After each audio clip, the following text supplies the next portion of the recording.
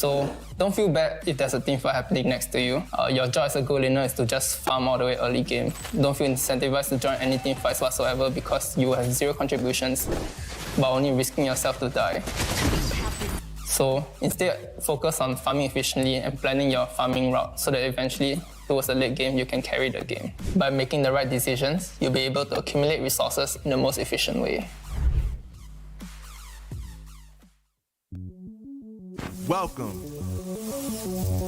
to the place where dreams come true, where everything you want can be yours, if and only if you're willing to work for them, you're willing to hurt for them, but most of all, you're willing to be first for them.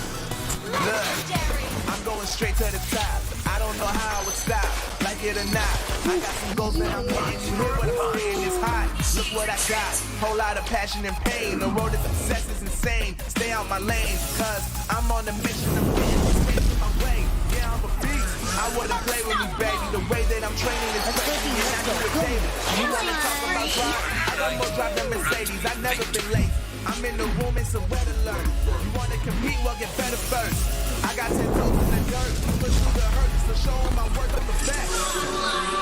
Yeah, I'm the best. I never stress. I know what's next. Yes, let's go. I'm who they test. Like we playing chess. Look, I don't want anyone's sympathy. I understand what it's meant for me. I give my focus and energy. If it's meant to be, then it's meant to be. But mentally, I'm undefeated. They hear that and say I'm conceited. Like there's no reason. Like I don't beat them and come back again just to teach them that when you work under pressure, you reach higher measures. This November, watch your heroes unleash their power. Through all the struggle and hurt, remember my worth, and that's why I gotta be first. To be the ultimate winner.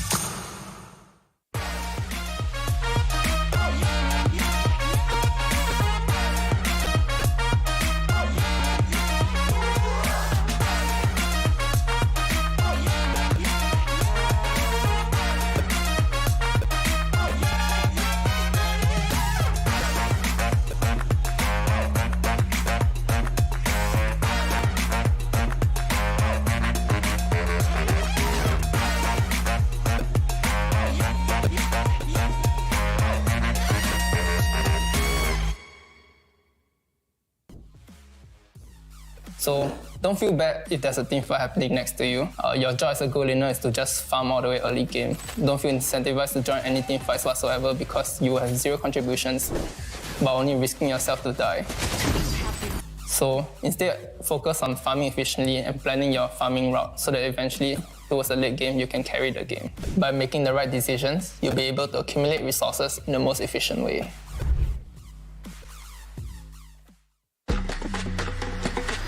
I play for me.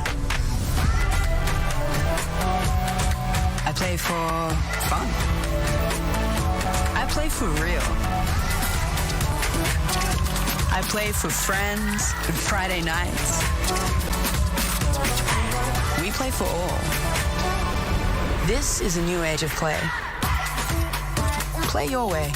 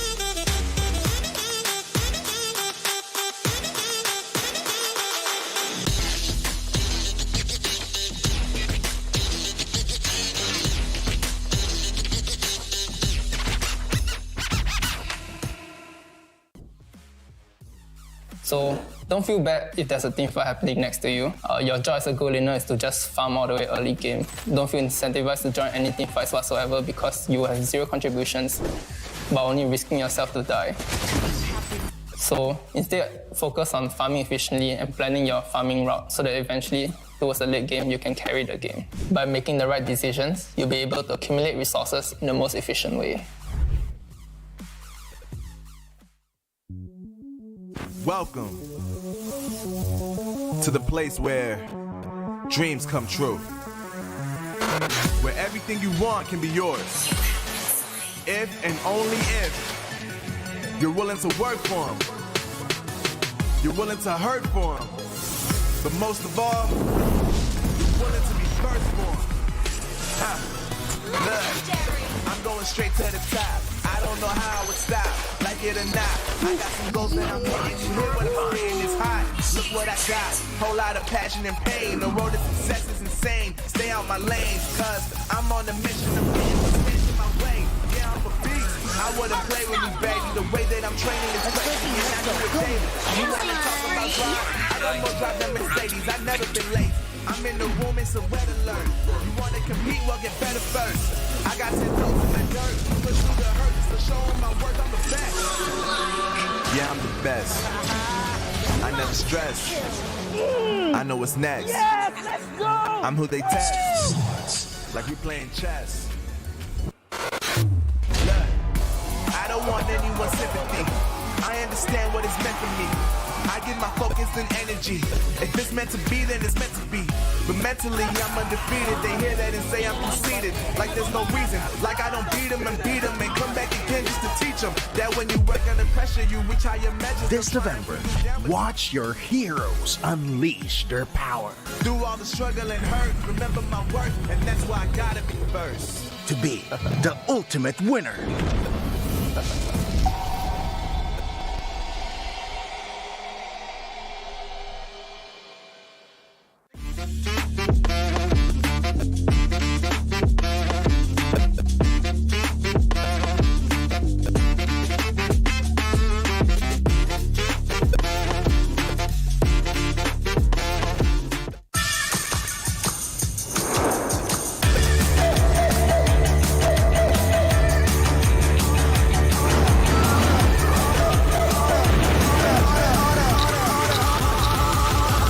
Play.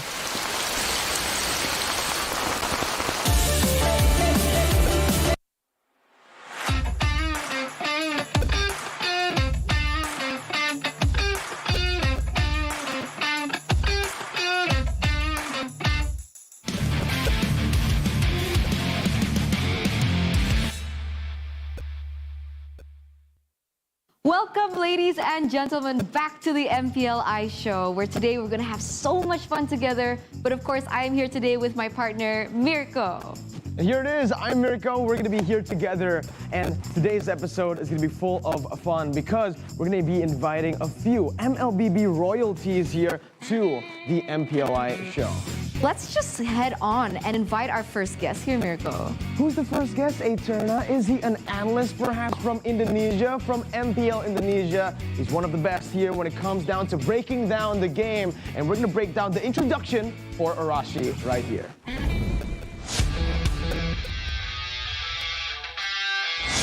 In all his glory, here he is. Arashi, what's up? Hi, Hi. How are you feeling? I'm very feel. He's very He's an analyst, right? He's gotta go with logic, and that's what, he's a robot. He's almost like just a computer, right? Yeah. He's an AI. So we gotta... Arashi intelligence. Arashi intelligence, oh, I like that, AI. Arashi intelligence, but hey, Turna, we have a few questions over to Arashi here. Arashi intelligence. Of course. Test his intelligence. Of course. I mean, before we test the intelligence, right, we want to know a little bit more about him, and I'm sure the viewers are excited to know how exactly did the great Arashi start his career as a caster? Ooh, let's just break it down all the way. Break it down just like you do in the games. Well, it all started when, like, long ago in a land far away, right? I was playing a lot of different MOBAs. We shall not name them here for obvious reasons. But I was really into it. I was thinking that, well, initially I liked FPSs actually, but what seemed to be more active in Indonesia was the MOBA scene.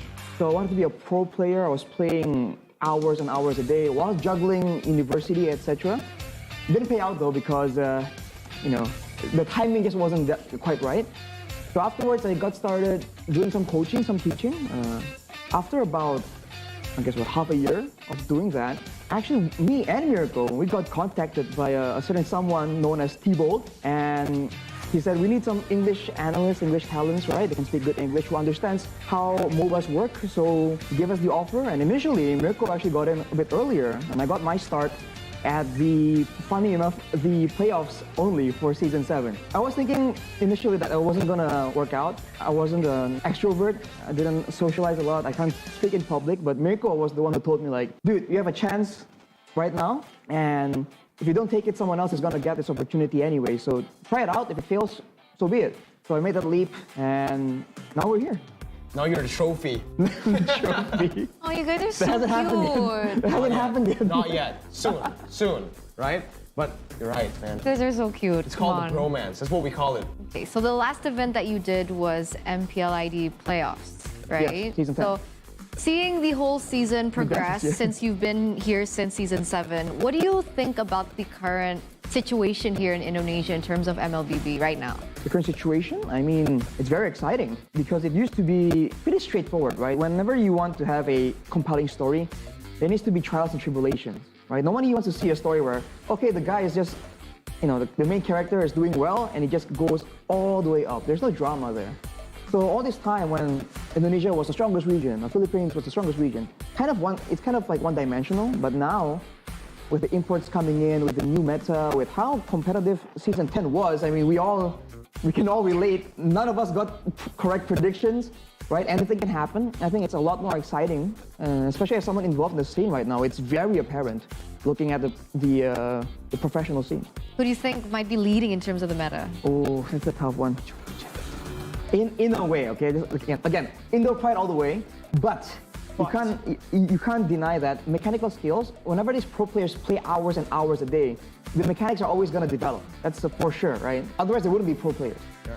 They need to have that kind of like talent, that kind of skill. The macro, though, is more of a learned kind of aspect.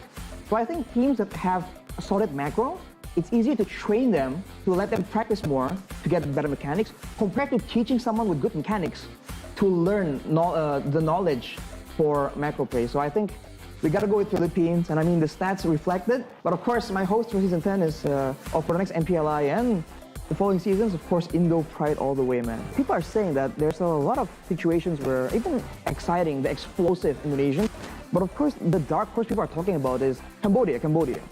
So many different names and. Right, so I think people are talking about Cambodia as well, and I think since we talk a lot, right? I've heard a lot about you saying that their strategies, they're kind of solid. I think it's exciting overall, but I must say, like always, it's not really a surprise, but Indonesia and Philippines will be the highlighted matchup. But watch out, because the other regions, Cambodia, they're gonna crash the party for sure. They've all definitely improved, right? Again, from last year's MPLI, we saw Cambodia, see you soon, actually take Todak down in the first round, which was a massive upset. And here in 2022, with all the teams improving already, it's going to be another crazy MPLI. But on that note, I do have a question. Since we're talking about the teams, we were talking about the regions earlier, let's talk about one or a few teams that you think have the best chance at cracking that title, getting this trophy that you see right here for MPL Invitational 2022. I think going by stats, you gotta have Blacklist up there. Number one? Number one. From what I've seen, right, which is, full disclaimer, quite limited, you must say ONIC, man. ONIC ID. They're looking so good. I think we've talked endlessly about this on broadcast and off broadcast.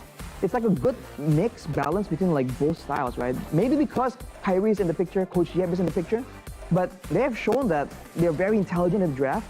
They're very cerebral, right? They're very smart in how they approach the game, right? They problem solve on the fly, and when they need to be dynamic, explosive, you see it as well. And not only for one player, because usually there'll be one guy that just goes crazy, right, with killer instinct. That team, anyone you like overlook is gonna completely like shut down the game. Like anyone can do it. Boots can do it. We've seen Suns deal the highest damage. Kyrie as well. So as Keyboy even making the plays happen. So I think they're close second. I have high hopes. They have my support, as always. Let's see. Let's see if that comes true in MPLI 2022. Today we are going to be conversing with two very special teams that are going to be our guests for today. And that is our MPLI 2020 champions as well as the MPL 2021 champions. Please welcome Alter Ego and ONIC Esports.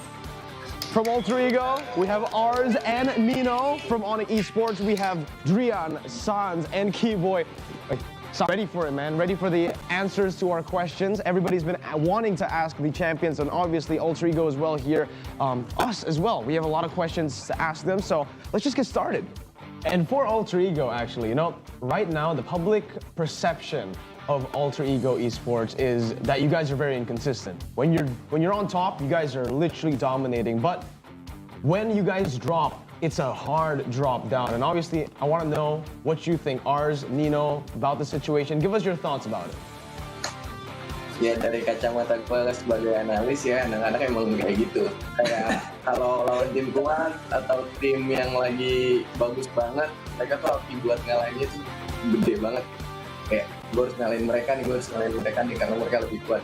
Tapi kalau on paper musuhnya lebih lemah atau lagi kurang, api anak-anak tuh kayak mau ngalahinnya tuh kayak biasa aja, santai aja gitu, kayak kurang semangatnya. Whose stream do you keep watching to maybe get some info or entertain yourself?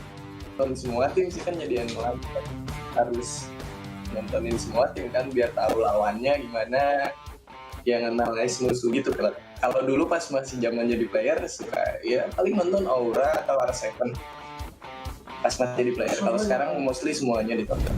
Paling aku yang sering nonton ini sih kayak dari tim-tim BH sih, kalau lagi ada turnamen-turnamen gitu aku nontonin, cari ilmunya, cari sih ilmunya aja sih. Which team are you guys most interested in MPLI 2022? You guys are going to be facing up against a lot of strong teams, but I want to know, for ONIC Esports, for Alter Ego, we'll start with ONIC Esports. Who do you think is the strongest team that you want to go up against? Kayak memang kuat banget sih Evos, kayak kemarin dia juara Stol tuh, wah ini tim kuat banget sih, bisa melebihi WoW, bisa mencetak sejarah baru mungkin. Iya, oke. Terima kasih ONIC Esports. Terima kasih Keyboy, Drian, Sans. Coba dari Alter Ego, apakah Evos juga atau mungkin beda nih timnya? Enggak Evos, pengennya ketemu negara Filipina sih, paling blacklist lah. Penasaran banget. Kayak ada alasan tertentu nggak? Gara-gara junglernya juga sih, Wise itu yang bisa main hero apa aja kan, tapi menang gamenya lebih kayak orang dia kan win streak gitu kan, dari regular sampai playoff dia sampai juara gitu kan, jadi penasaran aja kenapa orang-orang nggak bisa ngalahin blacklist gitu loh. Pengen decode blacklist lagi. Berarti kalau untuk decode pastinya analisnya yang harus decode dong. Ya. Dari hero-nya juga. Nah, coach, pasti stres nih kalau mikirin blacklist ya. Jadi kalau lu mungkin mau lawan blacklist juga, memang mau tantangan itu? Iya. Soalnya kita di scrim ngelawan, maksudnya kayak di scrim tuh jarang kita kalah sama blacklist. Nah, itu dia. Jadinya pengen ketemu di turnamen mereka gimana sih, kayak di scrim atau enggak gitu. Karena si Venus di interviewnya pernah bilang dia pengen banget ketemu Aura dan Alter Ego. Jadi emang bakal menarik banget sih nih MPLI untuk lihat gimana tim-tim ini itu lawan blacklist. Let's see. What's this fun match? It's gonna be Arashi joining in with the Alter Ego members, Ars and Nino. They're gonna be facing off against 3 pro players, Sans, Keyboy, and Drian. I'd say it's unlucky for ONIC because they're up against the best player in the world, we call. And whoever gets 3 kills first is the winner. What heroes are they gonna be using? It's gonna be picked up randomly. Power pick? Oh, it's a random pick. Out of a fishbowl. This is great against Braun, man. We have 2 analysts on Alter Ego. Hey, but there's only gonna be fighter. On yesterday. Yes. Okay, we're gonna show you 3, 2, 1. The first hero is Cho. Okay. Next one though, I'm gonna go right now. Arashi, you should be the one on the Cho. You're the most mechanically gifted player on this team. That's not true. I'm trying to find it, guys. Cho is Freya. Freya. Oh, okay. wow. Cho, Freya. Final one, Eterna, go ahead. You do the honors, you do the honors. I'll do the honors. I'll pick this one. This spoke to me right here. Okay. So, you We'll open peek it first. up. We'll peek first. Let's see. Ladies and gentlemen, the final hero. Oh. All right, this is going to be an interesting 3v3. Okay. The last hero is Bane. What? So it's Bane, Cho, and Freya. Okay? For whose team? For both. You guys are going to be playing the same heroes. Alter Ego, Cho, Bane, Oh, it's a and mirror. Okay. Yeah. Freya. Same goes for ONIC Esports. So let's just get into the game, right? Let's go. Look at the battle spell. Drian. Cho is high and dry, even though they're going to be 3v3ing in the mid lane. That's interesting. So they're never going to be 1v1ing. Or he's going to isolate a member, perhaps. Oh, maybe. Right? We never know. Oh, Tar is actually winning in the trade. Never mind, because they can't see each other, but maybe it's a sound cues, right? The sun is wrecking me right now. It's ridiculous. Nino's wrecking them. Oh my god. Oh, boy, he jumps in, gets the damage. Oh my god, it's so close. Still able to flicker out right now, right? It's so okay, close. that's so close. Both of these teams are so low at this point. It's really difficult, right? It all comes back down to who's gonna be able to make that first outplay. Someone still has the flicker. I'm Someone. just gonna say that. Someone has still flicker. has the flicker. Oh, there's a little toss-up here between Keyboy as well as ours. But Keyboy is still able to get away at this point. In the bush, they're trying to sneak on ONIC, but Arashi is like, nah. I'm playing in the mid lane, in front of them all. Arashi's full health again. I know he's looking for that freestyle play. He should be reaching it very soon. Uh-oh. San's gonna get caught out in the way of Dragon, but look at the discipline coming from Arashi. First blood over, goes down. No. It's a 2-for-0, Arashi. Oh no. The man, the myth, the legend. Can you save your team? Sorry, ooh. Sorry, ooh. All right, the emotes as well. They're vicious, man. They're not giving Alter Ego room to play. Look at the rough waves, though. Only onto the minions. But it's fine. They're getting that clear. Coming in. Oh. Ars with the play, bringing Drian back. That's 1 kill over. No, they need one more. 2-1. It's 3-1. Oh, no. GG. Congratulations, Team ONIC. You have won this fun match against Alter Ego as well as Arashi. Alter Nice Ego try. couldn't do it. They lost in the couldn't do fun it. games. They lost in the fun match as well. It's unfortunate, but hey, an L for Alter Ego isn't a loss. It's a learn for them. They're going to be learning a lot from this loss. And obviously, they're going to be learning a lot from Arashi. Keyboy, Drian, Sans, you've won the ultimate trophy. Station is free here, Arashi, so maybe perhaps you want to join in. We got to train Arashi for the next fun match. After that performance, yeah, a lot of training in order, Brent. You guys can obviously show your might as well here in battlefy.com/OneEsports. But what a crazy day already with Alter Ego and ONIC. ONIC, they just really like that scoreline. It has to be them winning and giving over 1 point to the enemy team. Always. The mercy Anything point. less is not enough. No. They want to win just everything. Man, it's been such a great time conversing with you guys as well. A really good fun match, fun game as well. But unfortunately, our time is up. Our day has come to an end. So we just want to first of all say thank you to Alter Ego. Thank you, Nino. Thank you, Ars, for coming here. Thanks, guys. Thank you, ONIC Esports. Thank you, Keyboy, Sans, as well as Drian, for coming here today and sharing your time with us, of course. And obviously, thank you, Arashi, as well, the guest star we have right here, for showing up, for participating and helping Alter Ego secure 1 kill. Helping. Yes, it was all Arashi. But thank you so much for watching as well. Obviously, all you guys right now who are watching, who are tuning in to MPLI's show, don't forget to subscribe, like, comment, and share this content with everyone you know, especially Alter Ego and ONIC Esports fans. Because Eterna, we also have a few social media accounts. Yeah, don't forget to check us out on YouTube, Instagram, Twitter, Facebook, TikTok, as well as Discord. There's going to be a lot of crazy discussions on all the social media platforms. But without further ado, ladies and gentlemen, unfortunately, the show must come to an end. But don't worry, there's going to be more in the future. It's been Mirko. Eterna. And we'll see you in next time.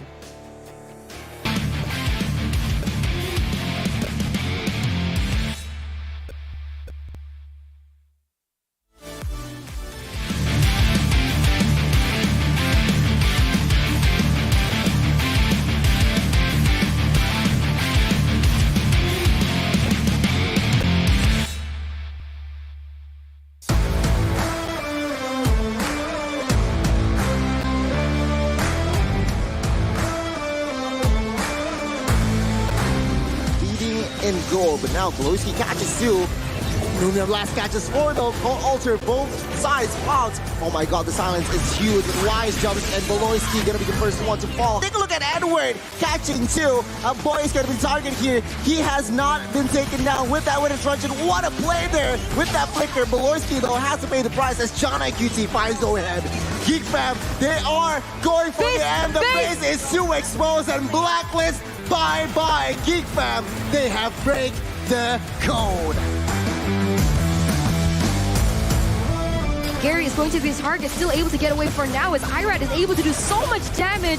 Mon goes down first. You can see the Blazing Duet happening as well as he goes in for the backside Naps with a falling star mode. Triple kill secured by Martis. The turtle has already spawned, but oh my god, Light goes in for an engage and there you go, wreaking havoc. The Blazing Duet trying to go away with his life, but the passive from Nana is not going to be enough as he's going to be taken away. Bodies is dropping on towards the floor. Base. The base limit to expose, and RSG will move on towards the next round. Congratulations, the Filipinos. They are now celebrating. Jumping in, what will happen? Luminon Blast gonna be cancelled out there. Kyrie getting the retribution, but the Blazing Duet comes into the back line with a Petrify as well to lock Kyrie down. Popping in a sprint, looking for the hunt down to CW, but he gets sniped down. CW falls though. Again, Samo melted down by Kyle, sliced to pieces, but it's gonna be shut down to CW's massive with a Blazing Duet onto the back. From the side of Red, but the Nomadic Blast, another setup from the side of Onyx, and Super Marco is not easily be open for the side of Onyx, from the side of Red. Red Esports out of MPL Invitational 2022, and they break the champion curse in MPLI. Oh my god! Movement. What? He just jumps in with winning nature as well as he's so much damage, Chico! My goodness gracious! Oh my lord! What an absolute menace! Rival looking for the pin. Baby Cake's gonna be pinned down, and that damage comes through. Chico with the way of the world, doing so much. But Chico will lose the call. Ultra HP in the back lines. Baby Cake still able to kite away, but not for long as Momo is able to find the kill. That's a shutdown by Chico. That's a double for Chico. Baby Cakes is not showing up, and here you go. I think Todak will secure this game with 2-0 on their hand. A huge comeback coming from the side of Todak.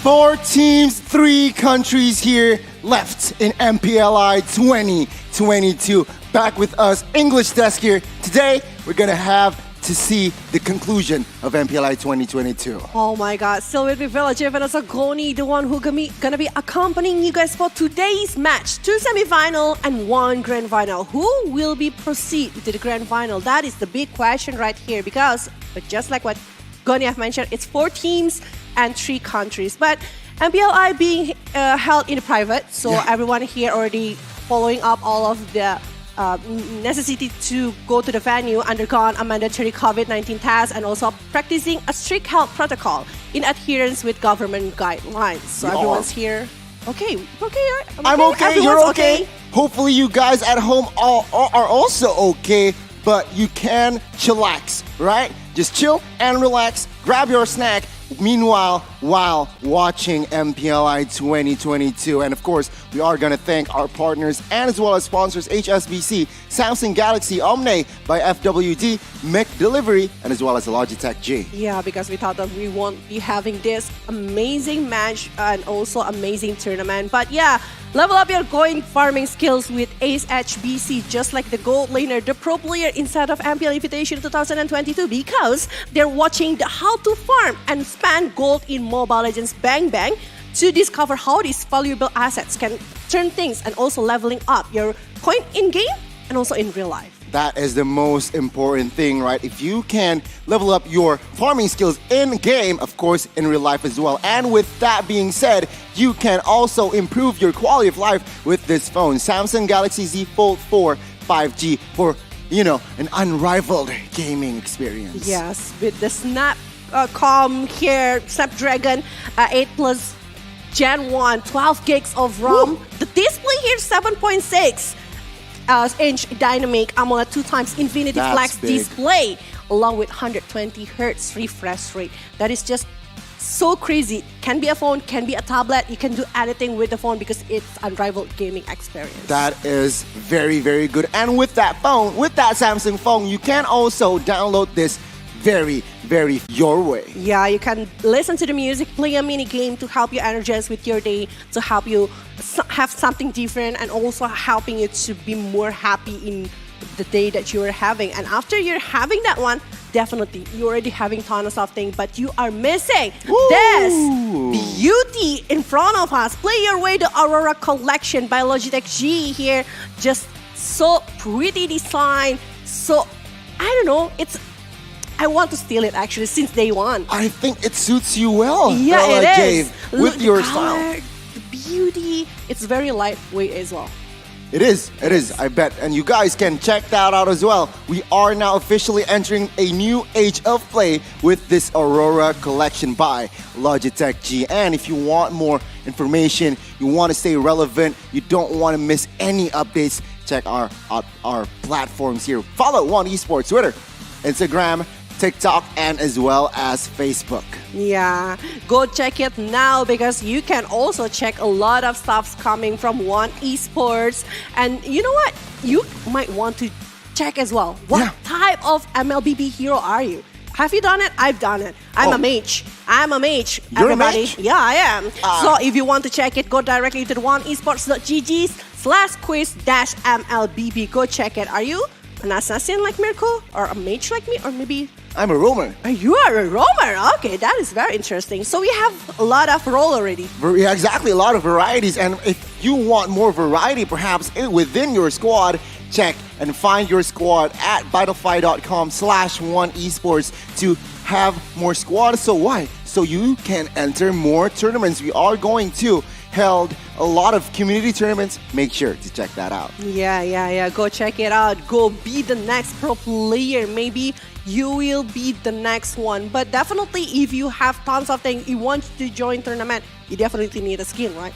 Exactly. You definitely need a I skin. need a skins. You I need need skins. a skin. So directly, you can join the flash sale, the biggest mega sale here from Mobile Legends Bang Bang, the 11/11 mega sale. You can get the hero skin for just 1 diamond, for the golden diamond. So every day you can log in, you can play with your friends and claim more diamonds every single day, and you can get that skin for only 1 diamond. Go get it now because the event is still happening until the 8th of November. You can definitely check and redeem that 1 diamond for skins or even heroes. So let's just go and log in MLBB every day. And on that note, Bella Jave, let's take a look at today's schedule because this is going to be the final day of MPL 2022.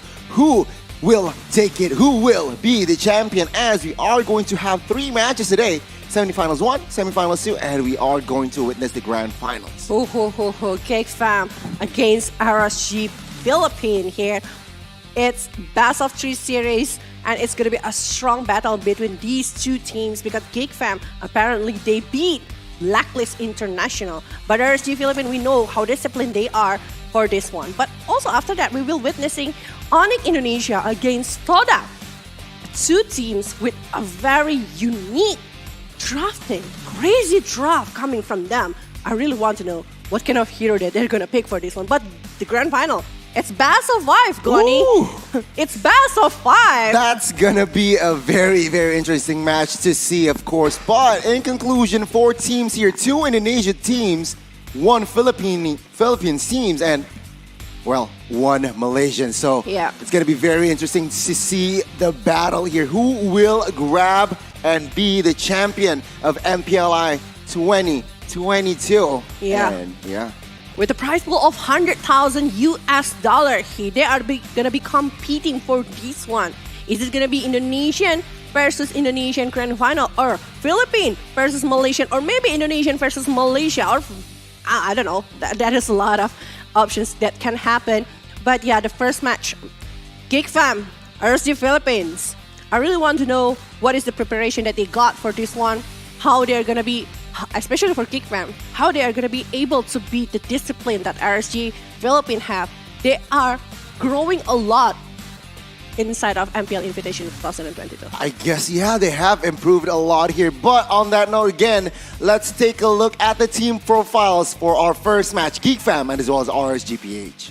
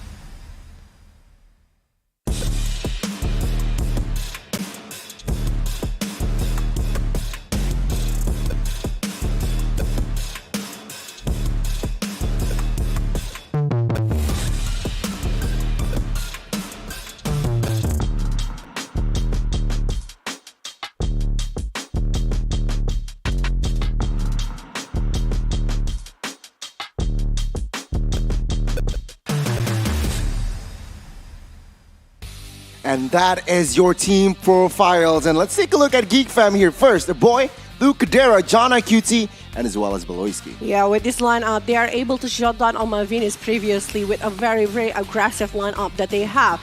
John QT playing Amon, which is so crazy. Look at the kill and also the assist that they got. They really love to play aggressively. And 21 hero pool. Even Luke has been seen using the Grok in the XP lane, which is very interesting draft coming from Geek Fam. An absolute aggressive gameplay that they can show with Beloyski on their lineup. So definitely want to see more coming from Geek Fam because the opponent is quite hard one to be penetrate inside of the early game because it's going to be going against RSG Philippines with all of the lineup that they have.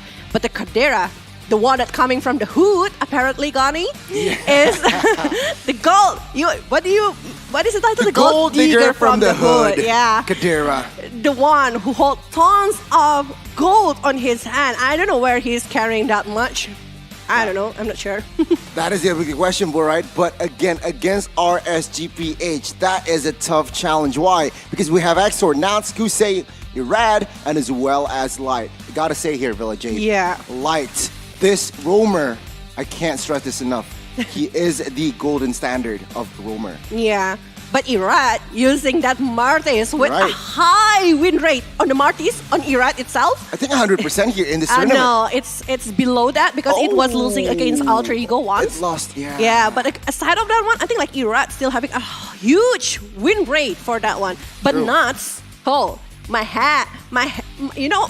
if I can put my money on somebody, Nuts is the person that I'm gonna go for because how his gameplay with the Paquito, how he is playing with the Benedetta, it's just like out of the league. He's just so talented to do it. He knows what he needs to do, how he needs to be the one who pick up somebody or maybe need to do the split push. His dash vision is just like so huge, so Nuts. I want to see the matchup later on the laning phase coming from Nuts going against Luke, but also gonna be seeing Exort going against Jenna Cutie. There's a lot of matchup. We were gonna see in Cadera with Kosei as well.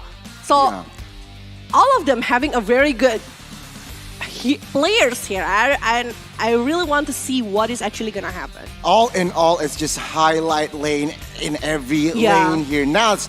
I don't mean to compare, but he really reminds me of Anti-Mage, right? Prime Anti-Mage. Nats is mechanically so good, and macro-wise, he is up there. But let's talk about the head-to-head here between Cadera and as well as Kusei. Because Cadera, he is now really, he is shining. He is a raw player, but then again, Kusei on the other side, also a promising one from the Philippines. It is, with the game win rate of 85%. And also against Cadera, who is only like 75% win rate. It's lower, but we can see most of the data here showing that actually the tower first rate is on the hand of Geek Fam because back again, they really want to play aggressive. They want to try to control the mid-game and also early game situation here. That's why they are having tons of things. But sometimes they are losing in the Lord, objective kind of in the Lord, in Turtle, so they really need to make sure that they are controlling that one, because then Acuity going against Irad that is playing so objectively to that particular things is just not an easy option. Again, are they going to be letting the Martis to be on the hand of Irad? Because I feel like that is the most comfortable pick coming from Irad for this MPL Invitational 2022. Well, I expect that to happen, right? Yeah. Comes out of Geek Fam. They need to respect the artists. But let's take a look at the gaming house situation here for Geek Fam. It seems like they're very focused, but let's talk about the man in front here, Beloyski. This guy, his impact within this team. I mean, Ruben said it himself, the coach. Beloyski's impact within the team is huge. It's massive. It is. So against Lights, it's going to be very interesting to see here, the battle of the roamers here. But back again, Beloyski have tons of information for the RSG Philippines, since he is also like Filipinos before. He was playing a lot against them, and I do feel like the information is going to be an advantage for Geek Fam to go against them right now. But with the improvement that always been shown inside of the RSG Philippines, how they are reset things, how they are able to step up their movement after making a mistake, how they are moving as a team. The symphony over their movement is just too much. Yeah. I do feel like the team that have this kind of symphony is only coming from RSG Philippines so far. The one who moves without need to be cued or anything. They're showing a really good movement right here coming from RSG Philippines. But yeah, Geek Fam, I was so surprised how they are able to give so much pressure for the early game situation. So if they can do that early movement and try to finish the game earlier, I think it's going to be better on the side of Geek Fam. But if it's a long game, I don't think it's going to be an easy one. Yeah, I agree. I do see your point here, and I think for the most part, why they can control the early game here, I think it's because of Boy. Boy is again, he debuted with Geek Fam here in MPLI 2022, and I personally feel like is more comfortable than Ozura. We saw Ozura in MPLID, but in MPLI here, man, a Boy really stepped up, bringing new colors, and I guess winning is the thing here now for Geek Fam. Yeah, boy. I do feel like he is showing a lot of things, that he is proving so much, but ban and peak pace gonna happen. And right now, Geek Fam will be... Oh, that is the thing, bro. Going against Irad and directly Martins, Leobord, Cho. They're opening up tons of hero. Akai is still available. Valentina is there. I do feel Valentina gonna be picked though. Yeah. Oh, bro, I don't expect this one. Exactly here. A lot of respects from the side of Geek, who will have the blue side here. RSGPH, 3 heroes, Paramis, Fanny, and as well as One has been banned. And Geek Fam, they will take that Valentina, no doubt. RSGPH, you're right. Kai is still open, and perhaps a hero here. Paramis is out. Paramis is out. Akai and... Gushin! You're right. Gushin gonna be dealing tons of damage, but it's not. It's actually Gushin plus somebody else here. I think it's what? Leslie? Something? I think so. I think they might secure a marksman here, but Beatrix. Beatrix can be one of the hero that is gonna be very good for them, but I'm not really sure though. Let's see how it is going to be. The Vendetta, and as well as Gushin here. So technically 2 assassins, 2 assassins. One deals magic, one deals physical here. Geek Fam, they can definitely pick up the Kai. Gushin, Benedetta. And Amon. Yeah, I mean like, oh no, they're not. They're Fredrin. Fredrin, Amon. Fredrin and Amon here. So no Akai just yet. Why? Perhaps they might be scared of that Diggy, but then again, I guess Jana doesn't really play a lot of Akais. That's quite fair. RSG though, with the 2 assassins already in play, what are they going to close out here in the first phase? I do feel like they want to give a surprise, I think, from the side of Geek Fam. I mean, like, they're not going for the roamer, the jungle Akai, even going against 2 assassin, which is actually one of the hero that is going to be very good for doing that. But with the Amon that is present coming from the side of Geek Fam, I do feel that they want something to play more aggressive and give me a target. That is gonna be a marksman. That is gonna be locked up by the side of RSG Philippines. They want to have someone who can carry them with the Leslie right now, denying pick for the Cloud, and also giving so much impact with knowing the position from the opponent by the ultimate coming from Leslie. But 3 heroes that is going too squishy with Amon on the side of Geek Fam. Is it a wise choice to go for that kind of situation, Gon? Is it a wise choice? That is a very good question here. Leslie picked up. So I guess what they want is a marksman that can slowly disengage during team fights, but can deal a lot of damage in the late game here. So let's see. Second phase, RSGPH. What are they going to ban here? Perhaps they might go for a target ban towards Beloyski.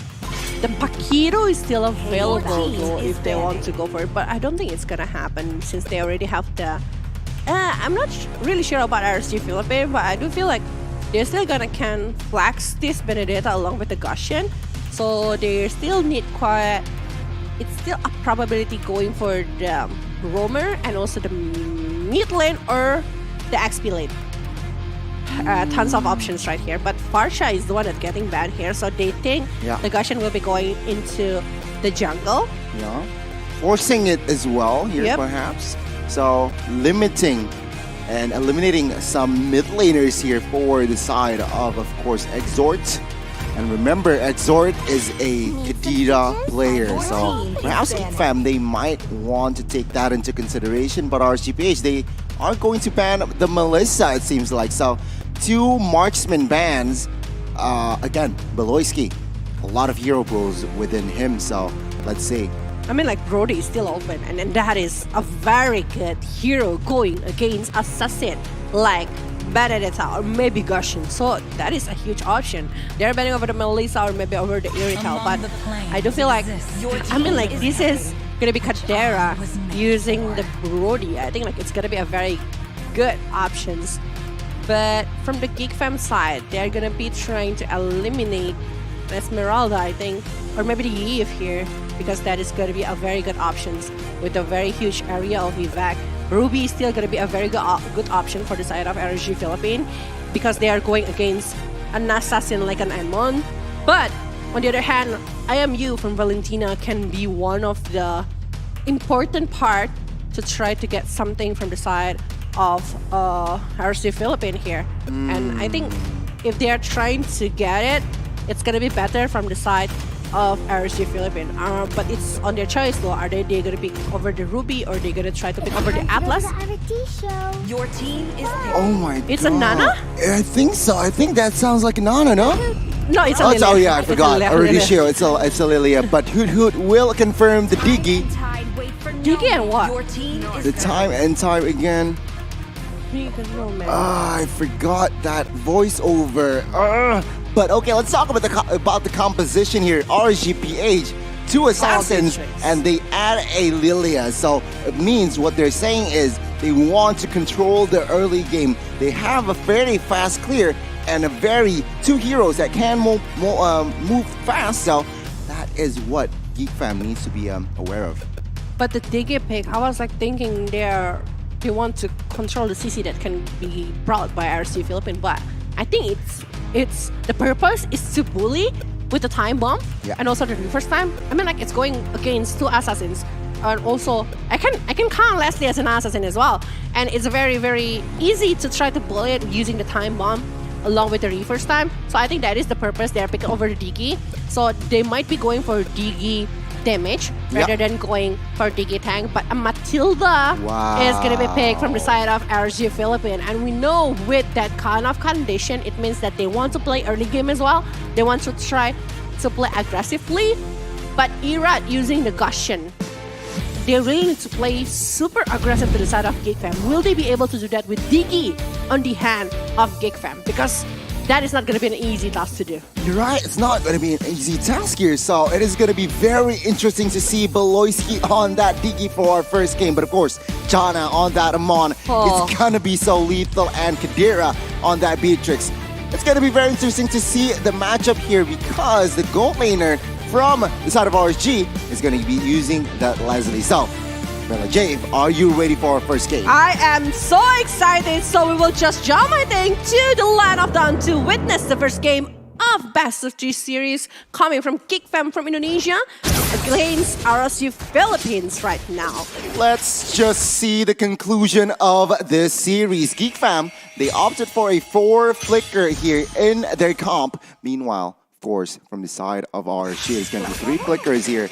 We're going to Exhort, Shusei, and as well as Light. But emblem-wise, I got to say, nothing too significant. Beloyski will have that Impure Rage, so it's going to be a Diggy damage, but now it's going to be on that Festival of Blood. But RSG already forcing Luke with that flicker early. Look at that one. That is the advantage of having the Diggy on the hand of Beloyski. They can try to bully and put up the time bomb, so the probability to try to punish something, but in the bottom lane, actually Nuts will be done. Oh no, it's not. He's still using the Burn Eye to avoid things, but Kosei having a very hard time right now. But Kadira. Oh my god, Kadira top side here, forced to use the flicker early. Survived, but man, what a solo kill bot side. Nats with that Petrify managed to catch Luke off guard. That's again, I mean, like, it's nuts. He is one of the strong XP laner that can show something, but Irad waiting for a perfect moment to go with incandescence towards Beloyski, but a really good flicker to avoid the damage that can be given by Irad right there. RSG Philippines actually the one who handled the early game situation, while Geek Fam, based on the draft, they're supposed to be the one who do things like that. They're supposed to be the one who handle this kind of situation. Yeah, I mean, if we're talking about spells here, already 3 flickers burns from side of Geek Fam, which means RSGPH, no flickers burns, so they can contest the turtle well. Light here will go on towards Beloyski, 1 HP. With that reverse time, still surviving that one, but now the reinforcements Light forced to use the flicker, terrified, and a boy finds the kill. And as well, meanwhile, RSG though will collect the first neutral objective. Yeah, they are going for more objective gameplay rather than going for a war right now. But the Gushian, they need to do something. They need to try to point out the damage that can be given by the side of Gushian to the Beatrix, I think, because the Beatrix, again, it's trying to level up the coin farming skills with Ace HPC in the top lane, accompanied by the Diggy try to push up the limit over the Kosei with the Leslie itself, but Amoy already securing the Black Shoes. He wants to do more aggressive gameplay, but the Black Shoes can help with the aggressive movement. But in the top lane...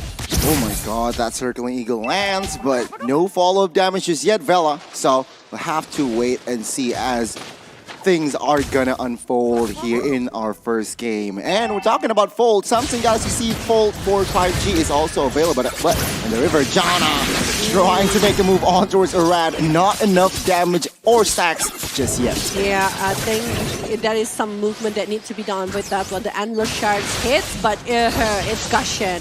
It's supposed to be bursting it down, but it's not. Maybe the stack is not enough, just like when Goni have mentioned. But it's 40 seconds before the second turtle appear inside of the lineup. But Kosei already finishing up this Berserker Fury. It means that the critical will be increasing from the side of RSG Philippines. But will they be able to initiate, to dive in to the side of Geek Fam? Because once again, with the 4 flickers on their hand, the dashing that they have, along with the Beloyski time journey, it's not going to be very easy to try to drive in because they don't have CC. What is the CC that they have? Petrify from the Nuts? Yeah. What's the other thing? Circling Eagle? After you dive into the turrets, it's not going to be an easy thing to do.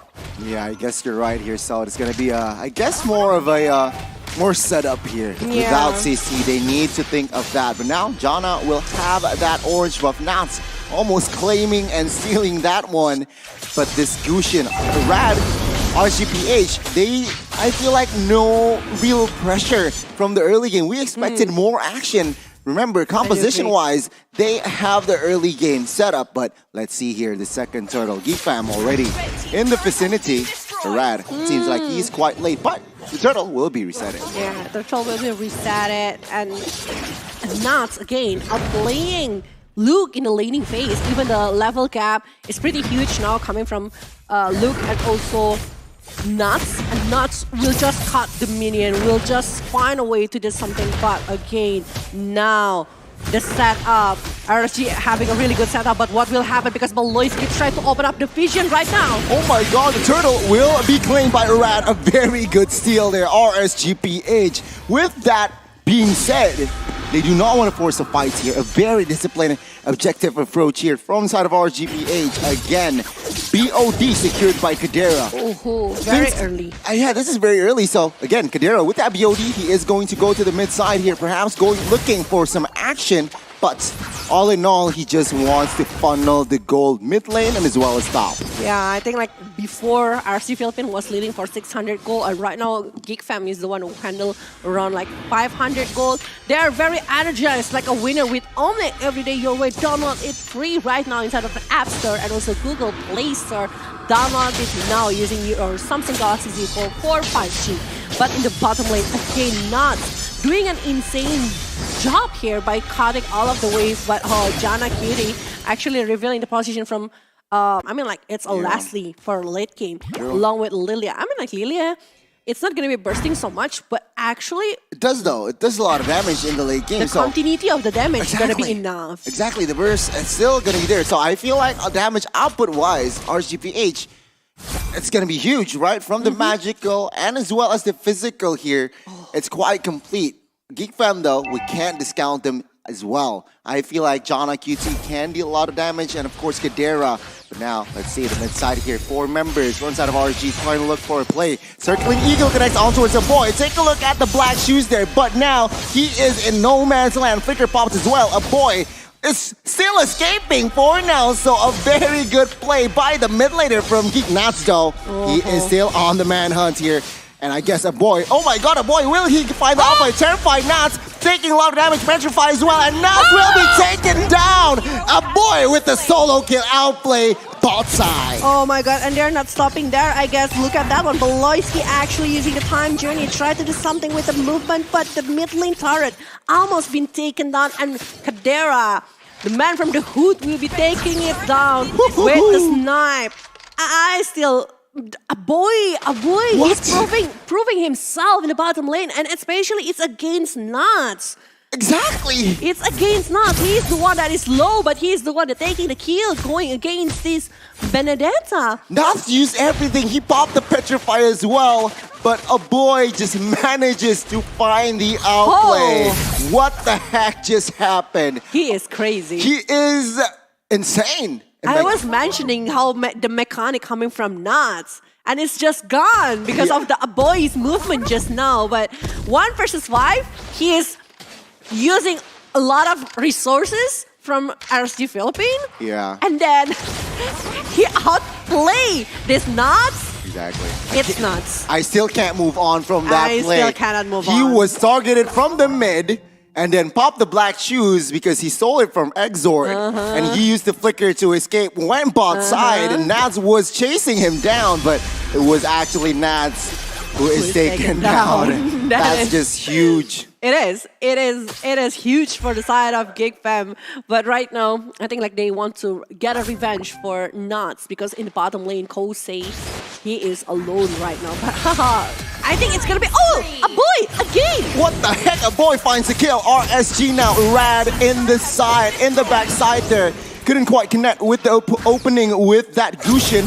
Yeah, the dagger does not find its mark, but take a look at the disengage from the side of RSG as the first Lord will spawn. Oh my god, a boy. You are crazy, really. The movement again, he is taking down Kosei. He is just like sliding in, using his first ability to get it. And again, he is taking the Lord. Now, exactly. He is actually much more like carrying his team at the moment. The early situation, Geek Fam, they have 4,000 right now in the 10 minutes game. While from the side of RC Philippines with the Gushin, with the Matilda, I thought they're back again. They want to do something. They want to play aggressively, but they don't have CC. They don't have it. even Geek Fam prepare if the last pick gonna be a Ruby or something else by picking over Diggy. But there is not. There is none. They were picking over Matilda. They thought with the guiding wind, the circling eagle, they can try to combo it with the Gushion. But it's not happening. Even Geek Fam is the one that controlling the movement from RSG Philippines. And the dashes that they have and the flicker choice, I think it's super wise coming from Geek Fam. It is super wise here. I mean, that Diggy pick really somehow anticipate if RSU wants to pick a heavy crowd control hero. So a very smart move from the side of Geek Fam, which just left RSG now. You're right, crowd control-less. They can't. It's quite hard to find a good engage when you have little to no CC. But when you do have the crowd control, I mean, there's that Diggy with that time journey that can just nullify your crowd control. So a very good draft coming from side of Geek Fam. And also we see that actually how Baloyski using the flicker not only as a defensive movement but also as an offensive movement by flickering in, using the time bomb or reverse time, try to pick off somebody, try to at least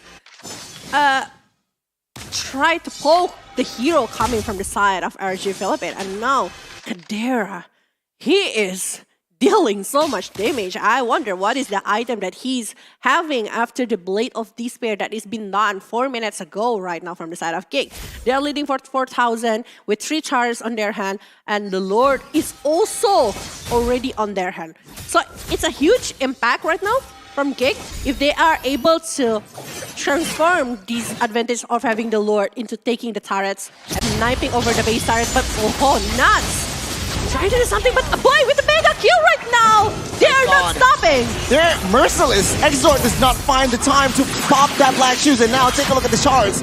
Nas with a good juke now. The base is going to be chunked here. Nas trying to find the play, but he gets melted down. Boy, take a look at this guy. He is unstoppable. He is unstoppable with mega kill right now. 5-0.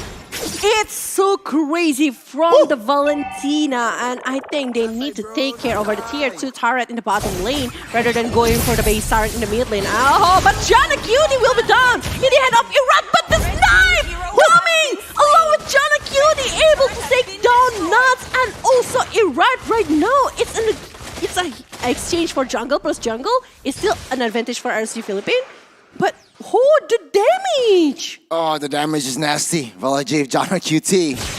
Yikes. Not a good display there from side of RGPH.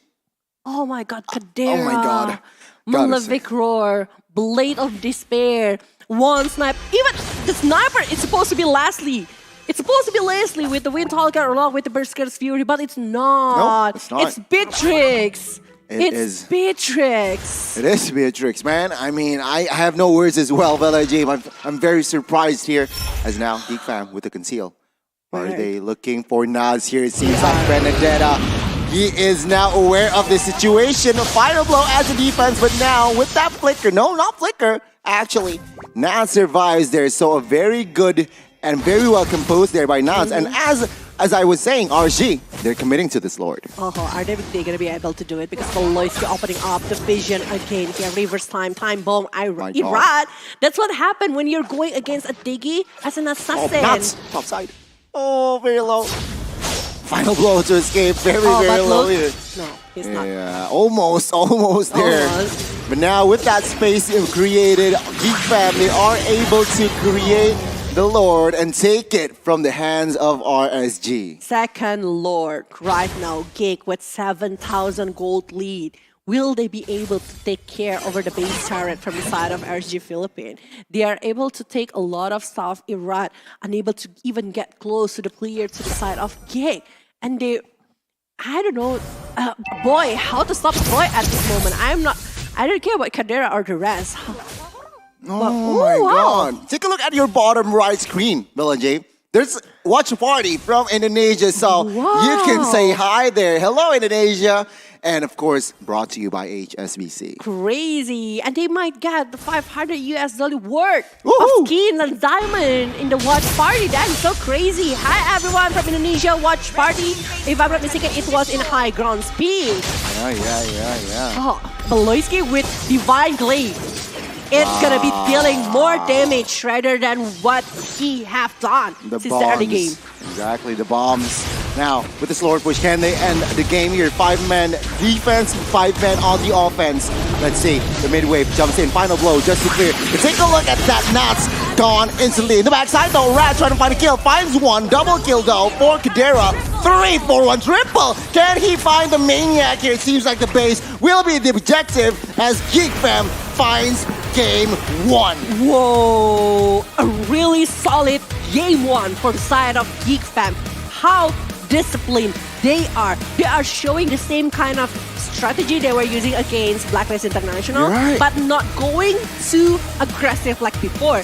They are trying to poking up, try to slowing down the goal process coming from RSG Philippines, and it's working. The level gap coming from Leslie and also the Beatrix is also already a huge thing. The rotation from Gushin, they want to take something, but they are unable to do it. They are just, they can't do anything here, Vela J. A boy. Big shout out. A boy for the first game. The Valentina. That it will be a huge highlight. Yeah. Valentina against Nuts Benedetta. I mean, I guess they have to ban that Valentina now in the second game. I mean, remember, it was the first pick from the side of Geek Fam. And boy, the impact that a boy created for this team is just massive. Again, game 1, congratulations, Geek Fam. Nice try, RSG, but the job is not done. The series is not over here. Well, Vela J, if I personally feel like I need to know more, I can't explain game 1. I need to. So, I think, Arashi, please explain what happened game 1. Walk us through it, man.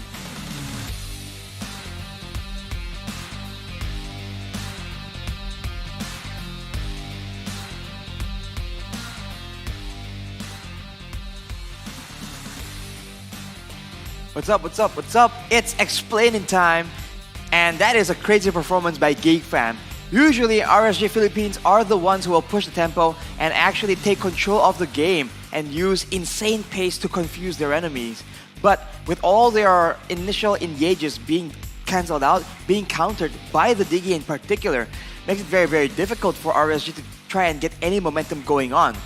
Early in the game, they do have a Lilia, a Mathilda, as well as a Gushin. So the triple mid-area combination is already very, very strong, but Geek Fam did a very good job in denying most of the early game plays, early game kills from RSG, and in that mid-game, having the Diggy as a definite cancel is just so good. And obviously, as Vela and Goni mentioned, you can't forget about the Valentina and about Kadera on the Beatrix, as well as a boy on the Valentina, right? Insane amounts of damage, and considering that both of them are very strong snowballing heroes, and both of them have opposite kinds of damage, physical and magical, RSG Philippines, they are just bewildered. They have no idea how to itemize, how to adjust to try and stall the game even longer. Take a look at the items here. For a boy, already straight up to a Holy Crystal, knowing that there's no real big, hard, solid regen tank on the side of RSG Philippines, having a Divine Glaive, as well as the Genius one, is enough to melt through the majority of that magical defense. So going for the Holy Crystal ensures that in a 1v1 situation, in times where they can get a pick-off, the burst damage will ensure that it seals the deal. On the other hand, Kadera, going in for a full burst damage build, BOD, Hunter Strike, Malefic Roar. He goes for the Has Claws because regen and sustainability is a big factor in the current state of games. And of course, I think he's building towards a Rose Gold Meteor just in case the burst damage comes in, because Exhort and Irad, both main threats for Kadera, have a lot of burst magic damage. And of course, Janna already on full build with the Windtalker as well for definite DPS and application of his passive. Overall, it's a very smart game plan from Geek Fam. It absolutely paid off. And for RSG, it's just a very different look, something that they don't usually do as often. A kite distance management kind of composition, wherein they usually are the aggressors that want to engage and do crazy things in game. If you look at Geek Fam though, in the post-game stats, all the turrets, all the lords and turtles, well not all the turtles, but all the lords, and the damage coming in from a boy is insane. But look at Baloyski. That Diggy with the Impure Rage, that's a lot of damage, even more than Kadira, who was having a bit of a tough time in the early game. But he absolutely catches up. He is still the rich guy, knowing the best when to try and get resources and when it's time to actually join the fight. And some of those snipes are just impressive. So for Geek Fam overall, there's going to be plenty of highlights, but the MVP, it's your boy, a boy, 5-0-1 with a 60% kill participation. Very solid all the way from the early game. And he's very aggressively using the black shoes he can steal from the Lilia to try and actually go aggressively instead with that extra measure of security. And of course, as Villa mentioned, the 1v1 play against Nats. There's been so many talks about Nats being so good, so dominant, and Aboy was able to outplay him. Of course, because he was winning, because he's snowballing as well, but still, full credit because it was very, very close. And he was on such a low amount of HP, and he made it work somehow. So, we'll see in the highlights here what exactly was the problem, because obviously RSG wanted to get control, they wanted to use all these tools to actually be aggressive instead, but Geek Fam denies every single bit of that, and once the ball gets rolling, once they got several kills, all their heroes, the Beatrix, the Valentina, and the Amon, they all snowball really well, and Geek Fam has been playing very, very disciplined, and this is a scary look for a lot of teams, because now, if you fall behind against Geek Fam, that is a risky, risky situation. Started here with the replay, the highlights from the 2-minute mark, where a boy is able to get that kill. And early on, RSG was very content going for those turtles, but here's that insane 1v1 from Nats. He eventually uses the Petrify, but too little too late, and with the extra bit of regen, a boy gets the advantage. Now in the late game, you can see that Irad has damage, has the mechanics to pull it off, but who exactly is he supposed to target? The only realistic target is going to be the Diggy, and even then, after Diggy is gone, what exactly is the plan after that? And if they go in one by one like this, they are the ones prone to getting picked off because they don't really have a trigger, like a definite skill they can use as a signal to jump in. And if they are waiting for an opportunity, Geek Fams are the ones with the taunt coming in from Luke, with the fear, the Terrify coming in from Oboy, and with the pullback coming in from Baloyski as well. So this is a very respectable play coming from Irad, but that snipe from Kadera, of course with the extra bit of burn coming in from Jenna QD, it's just so dangerous and so much burst damage. And considering, again, the fact that RSG Philippines, they don't have a very solid front line that can take the initial burst. So every single member on their team, literally every single one, including Light on the Matilda, is susceptible to getting completely bursted down due to just the sheer amount available on the side of Geek Fam. So in the next game here, adjustments need to be made for sure. RSG likes playing for high tempo. They want to engage using Light. Light is a very aggressive playmaker, so they need to try and make sure that he has the tools available. And Geek Fam, they can just go with the same thing. So Goni and Villa, game number 2, let's go.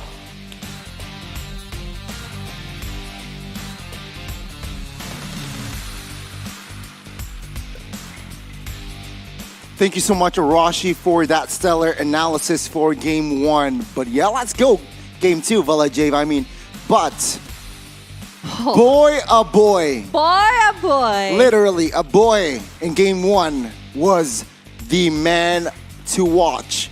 That Valentina pick just came through for Geek Fam, and RSGPH, he can't do anything by that just one play that the outplay against Nats downstairs. That play was just amazing. I can't move on from that play. It is so crazy. But I do think like RSG Philippines want to have the same tempo for this one. If you want, just like what RSG mentioned, they want to have like fast tempo, high tempo for the first game, but it doesn't work. So are they going to be trying a slower tempo, or at least secure a big CC on their hand, eliminating Valentina or maybe Diggy later on with CC on their hand? It's going to be a very huge and better options, I guess, rather than going for something in 2 assassins, 4 squishy hero. It's not really worth it, I think. But the ban that is coming from Geek Fam, respecting hero from Irad, it's changing the gameplay coming from RSG Philippines. They are not really comfortable without any Leomord, any Martes that is showing a huge potential from the side of RG Philippines. Are they going to be banning the same hero for the second game? That is the question, though. Personally, I feel if you're a Geek fan, right, game one, they dominated. So if it ain't broke, don't fix it. They will perhaps go for the same bans here. Again, targeting Arad in the early phase. Leomord, Martis, and as well as that Cho were the bans coming from the side of Geek fam. So I suppose if they are still on that blue side, you might see that one again. But the question is now, from the side of RSG, they need to respect the Valentina. They need to also respect that Diggy because Light, he likes heroes. He shines on heroes that have a massive CC. But the question again, are they going to be staying in the red side just like before or blue side like before? Right. Because if they are changing the sides and they're banning over Martis, Leomord, or even Cho, it means the hero like a Vanny, like Varamis, or 1-1 might be open and might be picked by the side of RSG Philippines. Right. Even though the change can be from Akai or anything else, just like what happened before.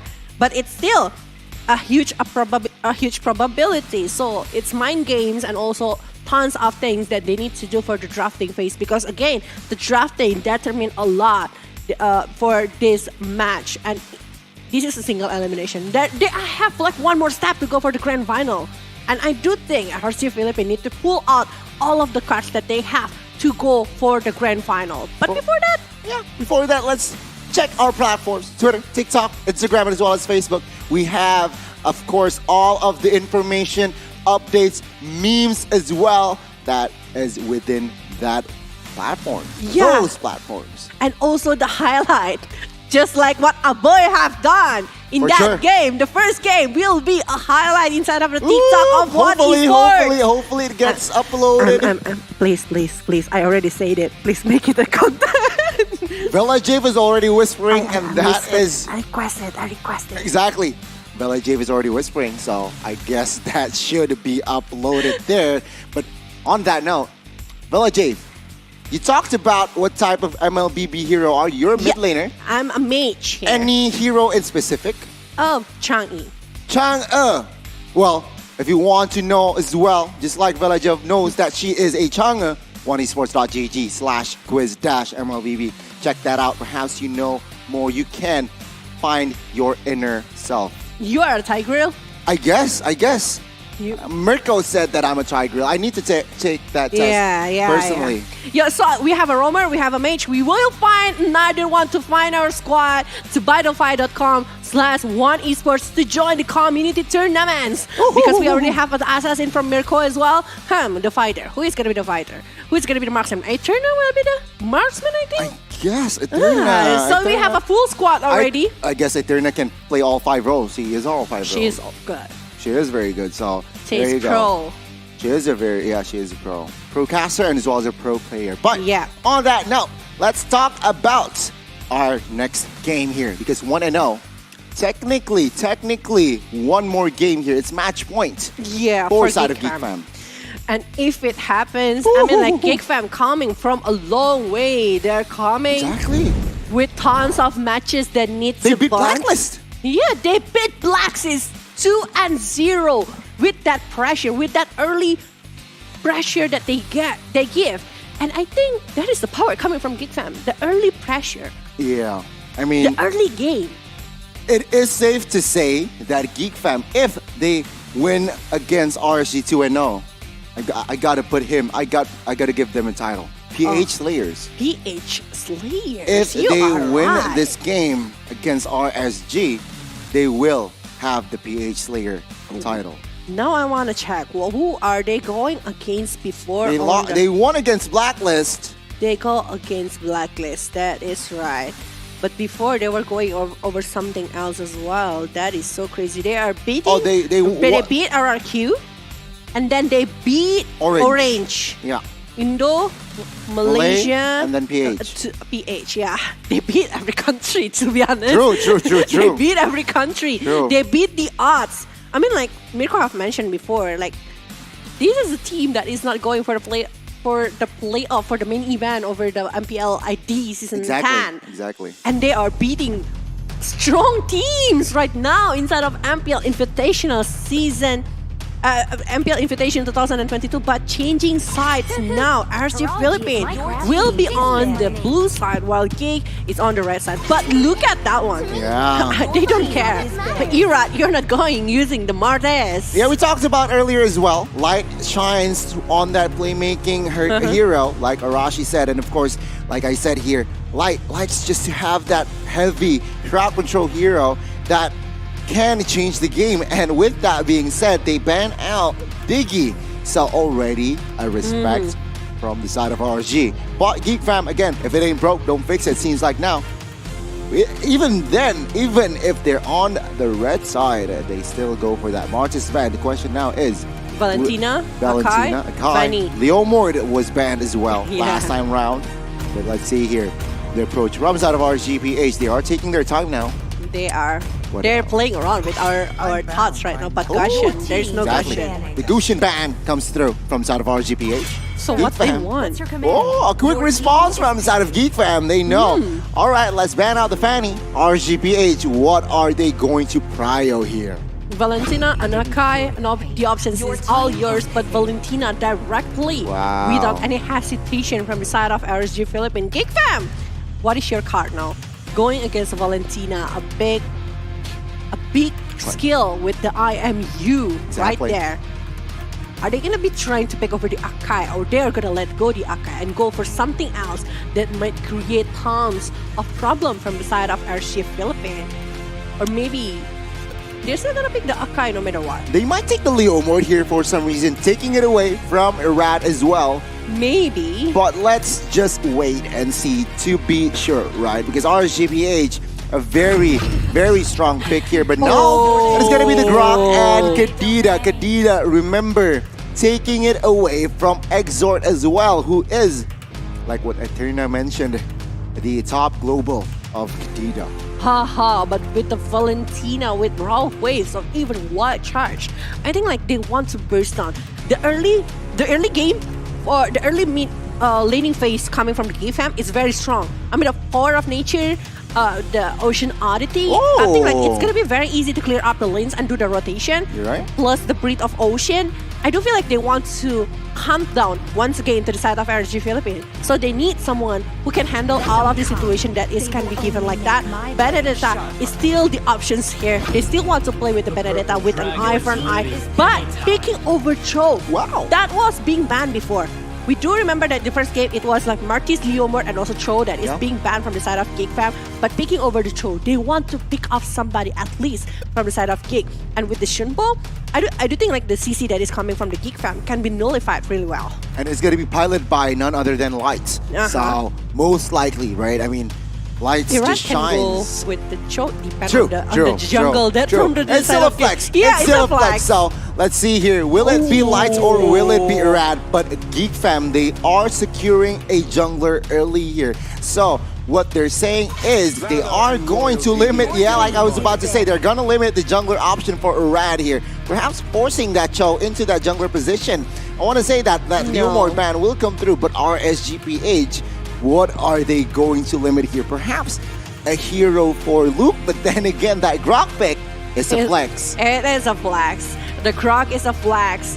The Karina directly going for the jungle, but this is two flex picks as well coming from RSG Philippines, like Benedetta along with the Cho, but I do feel like they are forced to pick somebody else for the jungle aside of this Cho, but banning over the Phoveus. They want to go for the assassin. Is that why they are banning over the Phoveus for that one? That's why Hayabusa is directly being banned as a respawn coming from the Geek fam side. Yeah, perhaps, right? I mean, take a look at the bans from side of Geek fam. Hayabusa, Leomord, Fanny, and as well as Martis. So 4 heroes are targeted here for the side of Irad. So Geek fam there, they know their game plan. They want to pressure Irad here, forcing him to play in a uncomfortable hero. But RCPH, they respond with an Irithal ban here, limiting Kadera's options. But the options still very wide though for Kadera right now. If he wants to go for a Brody, if he wants to go for a Beatrix, just like the first game, it's still a very good option. But a Cloud, I think like it's still going to be very good from the side of RSG Philippines if they wants to go for it. But they need somebody to burst on this Karina. I was thinking about something else that can melt down easily. Lunox jungle. I don't know. It's still blunt to be saying that they need, but they need someone because Grok plus Karina. Yep. I do feel like it's very tough if you don't have enough damage. I mean, Valentina is having a huge damage, but it's continuous damage. It's not burst. True, true. So let's see here. RCPH, what are they going for? Remember, this Grok is a flex. It can fall to the hands of Luke, but RSG will complete their draft with a Claude and as well as Atlas. Now, Geek fam, they can't pick up the Diggy because now it's banned, so it's gonna be very interesting. So it's confirmed, right? Yeah. It is gonna be confirmed that this Cho is gonna be in the jungle position because I feel like Naz should play the Vendetta. I'm not sure though. Yeah, it's still a possibility for Cho or maybe for the Benedetta, but Lilia right now. All right. Ooh, okay, so it's a Grok. It's a Grok XP, just like what you mentioned before. Yeah, it's a flex. It's a flex. I mean, Beloyski will play the role right here, but a boy will have that Lilia. So what they're saying here, from the side of Geek Fam, they have heavy burst. They are. They have heavy burst. Beatrix can burst with that physical damage, and Lilia, Kadita, and perhaps that Grok with that high and dry. Last time around, Luke uses that high and dry, so a lot of burst from the side of Geek It's Fam. a Cho jungle. It is a Cho jungle. It is a Cho jungle now. Okay, this is very, very unique coming from the side of Geek RSG Philippines. They want to burst on Jana Cutie, the one that is using Karina with that assassin. What is actually gonna happen inside of the land of Dawn? Goni, that is the question. I can't wait. Match point 4 side of Geek Fam. Can RSGPH equalize here? Let's just jump to the land of Dawn to witness game numero dos. Numero dos. Not, is it gonna be numero tres? That's the question right here, ladies and gentlemen. But Kadera, early aggression coming from the side of RSG right now, and not going against Luke. I mean, I have mentioned it before. Power of nature, especially with high and dry, just like what Goniav mentioned. It's gonna be dealing tons of damage. But Cloud, they're securing late game, just like what we have talked before. Like the early potential coming from Geek is just so huge. They are always winning the game with early game. So they are trying to bring it out for the late game with the presence coming from...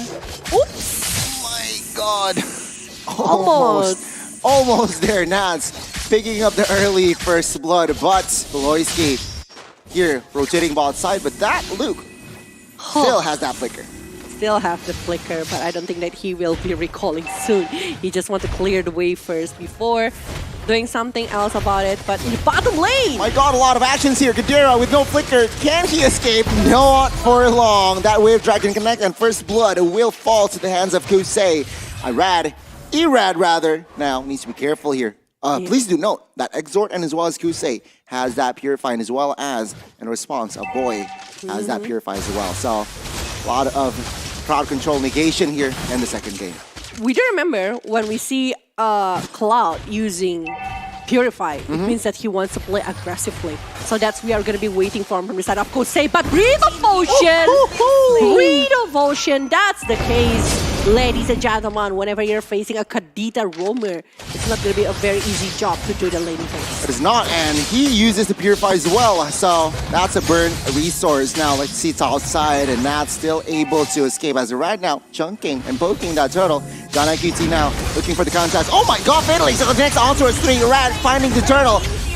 Naz now looking to wreak havoc as 3 members in the river gets taken down. RSGPH, what the heck was that initiation, my guy? It is just so crazy. The exchange is just so huge. By the way of Dragon being opened up again. A boy, not having the lectures and will be down in the hand of Light. But Light, he will be down as well, got it. He will have to pay the price there at the end of the day. But man, a boy and friends, they got wrecked in that turtle. I mean, RSG, again, we can't stress this enough, how Light is just his impact on this type of heroes, right? 213, 100% KP as of now. You know, top time.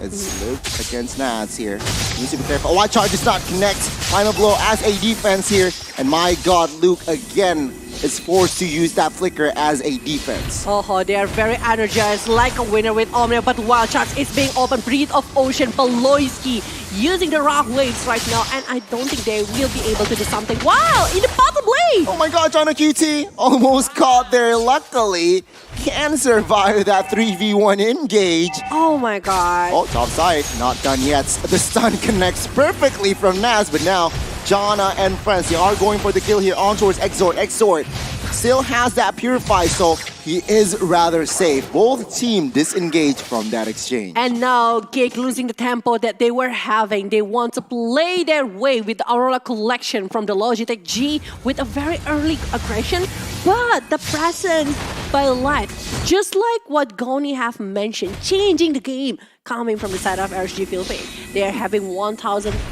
gold lead right now, the first 4 minutes, 5 kills against Geek Fam that only claiming 3 kills so far. And Kadera, he is having a hard time to even farm on his lane. He's already been shot down once, and the turtle will determine a lot. I'd say Light here still has a Fatal Ace. No, he does not flicker as a defense here. Exort trying to deal damage, and Jana finds the kill on towards the Atlas. Beloyski though will be taken down as well. Roars GPH, they managed to find the trade topside action. Luke, again, he has no flicker, nowhere to go. Nats with the solo kill. Nats trying to be notch here, just showing the quality over the Benedetta that he is always using, and I think RSG Philippines will be securing the neutral objective right now. They will take the turtle with another contest coming from the side of Geek Fam, and the gold lead will be rising higher and higher again from the side of RSG Philippines. And the Cloud, I don't feel like the Cloud farming pretty well, despite it's having against Kadita. Oh my god, here, you can see here in the engage, Light is going to be target petrified next, but take a look at Jana. He was the recipient of the Way of Dragon, and he gets insta-deleted here as Light now needs to be careful, has no flicker, but he gets taken down. Black Shoes pops as well here. Good calculations from a boy, but that jumps in from the flanks, wreaking havoc, dealing damage, eliminating a boy in the mid side. A lot of action here in minute number 5 as Luke looks for the trade, does not quite get it. He is not gonna be able to go try to pick off over Nats that is trying so much using the Phantom Slash and eye for an eye, and maybe I'd like to find a blow from outing from this situation, but Jana Cutie is actually below farming right now. It's only level 8. Well, we see that Irat is already reaching level 9, that is going for level 10 right now. And the gold difference is rising higher and higher even, but Nats, oh, god charge. 1 versus 3 in the top lane, but they are not committing to go to Nats. Oh my god, no connection, and actually now's with the outplays offside, and on the mid side, off camera, a boy was taken down, and now 2v1 action. Oh no! Kadita almost taken down, still with the passive here. That's just going crazy on this Benedetta. No one can stop this guy as 3 members finally petrified. Oh my god, before he gets taken down, he finds Beloyski. This guy in this game is unstoppable. He is enraged. He is shining back again. That is 1 versus 3, and he got 2 players done. If there is no Kadera to try to shut him down, I don't think he will be able to be taken down in the head of Geek Fam. I don't know, RSG Philippines, they are back to the track right now. They are still leading with 3,000 gold lead right now. And the turtle, I do feel like Kosei already dealing so much damage. The blazing duet, the movement that he is doing, and the Valentina taking over the wild charge. It means that they want to dive, and now mirroring happens from the side, from the bottom lane to the top lane. They want to exchange over the turret, but I do feel like Geek Fam, RSG Philippines still on the lead because they are securing the turtle.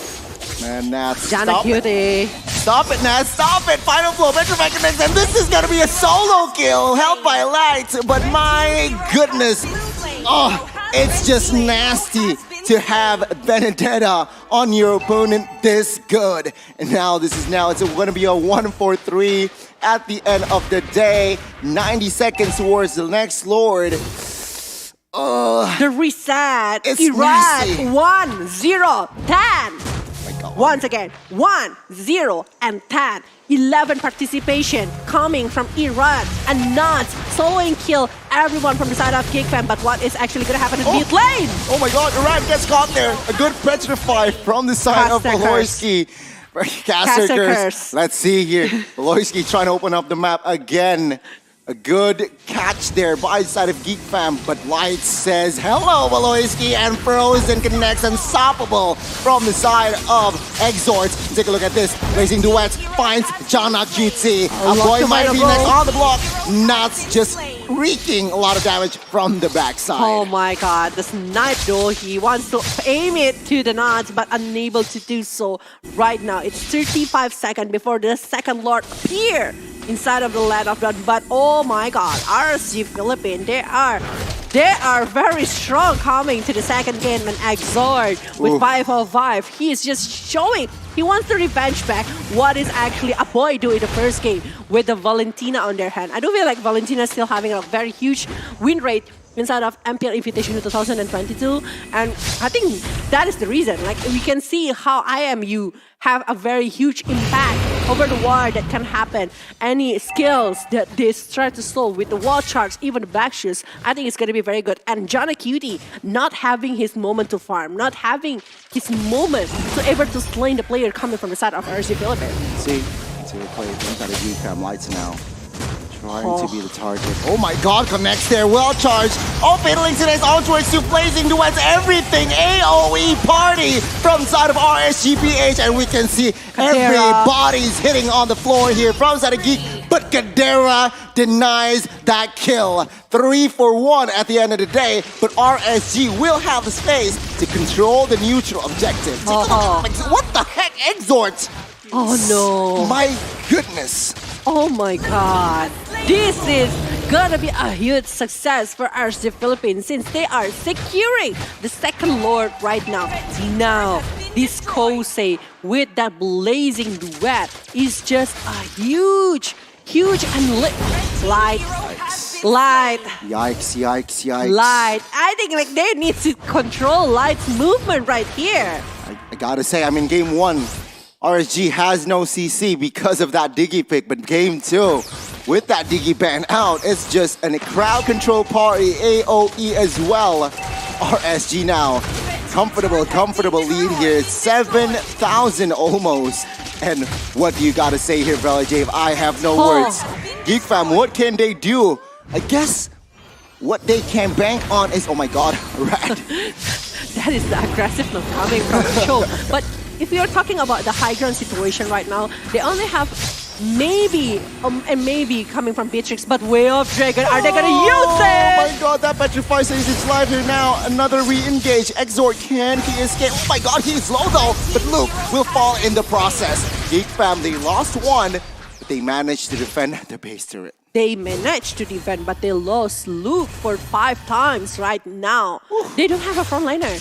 Who they are expecting to be a frontliner? They expect Luke, but Luke is going over the damage with the half assist along with the BOD. Yeah. That's why they don't have anyone to try to open up the situation. They want to use Voloisky, but Voloisky always been pinned down using that Fight Fatally? Way of Dragon, they use all of the resources. They use all of the possible movement to stop the Voloisky or maybe a Luke's movement. That's why they're being caught most of the time. And a boy cannot even shine with the Magic Shockwave or anything with the skills that he is having. Only Kadera, because he is staying, his position is just like doing really well on the back line. But Light, opening up the visions over and over. That's why Geek Fam, whenever they want to give a surprise is coming from the ambush, they want to give a surprise movement, it's not happening. Because Light, over and over, I don't know, man, usually whenever we see an Atlas game, they will be not really confident to open up the ambush because whenever they dive in, they lose like 50% of HP, but it's not happening coming from Light. He's just like sustained. He's sustained. He is leading with the XP as well. Look at him. He's level 12. Luke is level 11. Yeah. The level gap is just too huge right now. Yeah, I mean, oh my god, Beloyski again. 2 offside here perhaps. Wrong calculation. Light picks up the kill. It's going to be a 5v4 here. Oh, right. Trying to find a look away. Dragon finds it. Fatalix as well. It's a combo. AoE Blazing Wedge jumps in here as Luke will force to use the flicker defense. A boy in the bot side. Low HP almost gets taken down as it's just going to be Beloy here. The only casualty. But again, RSGPH timed it perfectly. Now, they can go for the Lord. They will go for the Lord. John Acuity doesn't have retribution. Along with Iran, apparently. Who will be taking the Lord? That is the biggest question right now, Gani. Oh my god, bang, bang, bang here with Dragon. Next onto is Luke. No flicker this time, and this is gonna be a disaster. He gets taken down by Exort. Again, placing duet, pop side and backside, a shutdown. Double for Exort, and it's just bodies hitting the floor. A boy next on the chopping block. Nothing much that he can do. Beloyski now, he was the sole casualty. Now he is the sole survival. 9-0, 11, 20 participation coming from Exort. I mean, like, everyone just shine coming from RSG Philippines. Exort, Nuts, Light, Kosei, and now Beloyski is also down. I think this is going to be the end from the side of Geek for the second game because the base is open. Oh my god, the base, you're right. Villa Jave, RSGPA strikes back in game 2, and it is officially 1-1. RSG and Geek Fam, we're not done yet. We are definitely not done yet. RSG Philippines, how they are changing the game, how they are reset coming from the first game to the second game is just too much. And the draft, I might say it's a very clever draft coming from the side of RSG Philippines. Very clever how they are able now to secure heroes that they are using before, that the opponent used before, Valentina and the Chopik for Irat. I mean, remember they banned out the Diggy in the first phase as well, so that is huge. That the counter, the crowd control heroes can just move freely here, and also to add to that, only a boy uses Purify, so I guess it was relatively easy to catch the members right from the side of Geek Fam, and which they do once the mid game strikes here. Once Claude gets those item spikes, they just went in and looked for fights, pickups. They do. They don't care, and why? Because they have a lot of engage tool, that crowd control, that fatal links, that perfect match as well, and of course from Irad, that Wave Dragon, if lands, will be it's gonna be a good time. It is, and Geek Fam doesn't have a front liner to actually proper handle up the damage that is given by the side of RSG Philippines. The Grok have to say is BOD. And let's just ask Arashi what is actually his thought for the second game. Arashi, where are you? Take it away.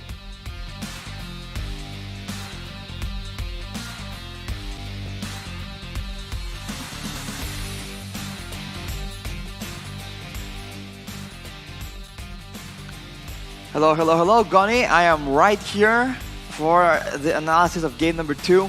And RSG, I mean, what can you say? This is more like it. This is their playstyle, and you can see that when things line up for them, that is an absolutely dominant and almost disgusting performance. Like, wow. Nats is unreal. Dude, I'm just gonna say it. Like, he was 1v3, 1v4, doesn't even matter. This is what happens when you let him get the Benedetta and you don't put him up against a counter matchup. Luke was having an absolutely difficult time. And look at his items. Only the Haptoses and BOD, as typical you would expect from a Grok, but after that, he was just getting destroyed with 1v1. Off the back of Nats, I think getting 1 kill and getting the Bloodlust Axe. Once he got that, it was just out of control the whole time. And as Vela and Goni was mentioning, this is the problem here. If you look at Geek Fam, no real frontline, and Grok doesn't really counter a Benedetta as well. So in the end, the decision to actually flex out that Grok into the XP lane was quite costly for them. And RSG, we talked about the fact that they can't engage. They can't pick their engagements the way they want to in game number 1. In game number 2, they say, sure, we can't do engages in game number 1. Let's get double the engages in game number 2. They go with the Electro Final Blue Petrify from Nats. They can go with the Jade Kundo with the Dragon from Irad. And Light was also engaging. So it's a full engage composition. And as you can see, they are so smart and they are so aggressive, knowing exactly when they can fight. And once they see an opportunity, I've said this before in the previous matches, they just keep going. And unless you have a really good solution, a real good threat, they don't fear you at all. They will chase you all the way into the base, and that is what Geek had to contend with. It's a very tough situation considering that they have a Kadita and a Grok who usually would use their crowd controls in a more aggressive fashion. If you take a look at the Lords, only one turret available for Geek and the damage coming in from Exhort and Nats. Usually we talk about the Valentina doing a lot of damage and it's low-key. In this game, and to be fair, in the previous game, the Valentinas have been very, very devastating. You can see the burst damage, but what's even more crazy is the fact that Nats is able to match that high-profile Valentina damage on this Benedetta. It is unreal. I'll say it again. He knows when to engage, he knows when to pull people away from objectives, and with his mechanics, man, it's just so annoying to see that it shouldn't be working out. 1v4, it logically is not the right play. It shouldn't be possible. It shouldn't be allowed. But Nats does not care. He makes that play happen, and we can see some of that in the highlights after this. But before that, I think the adjustments need to be made for sure. Geekfam cannot allow Nats the space and the time to actually get his plays in because he is the MVP for game number 2. 9-4 and 5, 47% kill participation, but if you think about it, his deaths, I think 3 or 2 of those deaths were 1v3 plays, and it was taken by Geekfam at the cost of losing 2 members themselves. It is unreal. And when everyone is this aggressive and this dangerous, like Nats and a boy on the Nats and the Valentina, right? If you're Kadera, the main damage dealer on Geekfam, that is too much damage for you to try and maneuver around and skirt around. And you can see that Kadera was having an absolutely difficult time trying to even be relevant, trying to deal damage in the game. So adjustments for sure need to be made. The Benedetta needs to be respected, banned out, or countered. And after that, respect the engage potential. If you can't get a Diggy, get something that you can use to at least threaten the re-engage. Something like a Lolita, something like, maybe if earlier they picked up the Atlas, a Ruby maybe? Something that can just crowd control multiple people when they try and go in, because speed and momentum is what RSG likes to play around with. If you can stop the momentum and stall a bit, they can get better results. You take a look at the highlights here, starting from the 1 minute and 30-second mark, where Kadera gets absolutely bombarded. And then afterwards, look at this, they group together and the Fatal links into the Electro Final Blow. The amount of AoE that they have on the roster of RSG Philippines is just way too strong. And this is how they like to play, when they have combos like this and they have certain surefire ways on ensuring that the combo lands. It's just so good. And look at mechanics, man. The I4-9 to just outplay Voloisky, pushing everyone back. And he's not even done. He keeps going again and again, pulling everyone away. Look at the space on the map that he is making for RSG. They can do whatever they want. There's no contest at all. This is the power of a dominant, strong EXP lane who is absolutely snowballing. Nobody is safe. And of course, he gets taken out several times. But the results, the benefits of his deaths is undeniable. And into that late game, you can see here, Luke goes for the engage, tries to attempt a pickoff because they're in such a tough situation. But all that gets done is allowing RSG to go for a double counter engage because of the sheer amount of tools available to them. Kadera is able to take him out here, but in the grand scheme of things, it's not nearly enough at all. Look at Exhort in this fight though, just spraying down, dealing all that DPS and burst damage. And with Luke being a damage Grok who has not finished his items, his defensive items after the BOD and the Heptases, who is supposed to go in the front? The only realistic member that can check the bushes is going to be Voloisky, abusing the Blessing of the Ocean. But even then, he gets taken out way too easily. And with how dominant that game was for RSG, they just ended and it wasn't even close. Like, you can see it coming from a mile away. So adjustments must be made from both these teams. Goni and Vela take us to the final game for this match.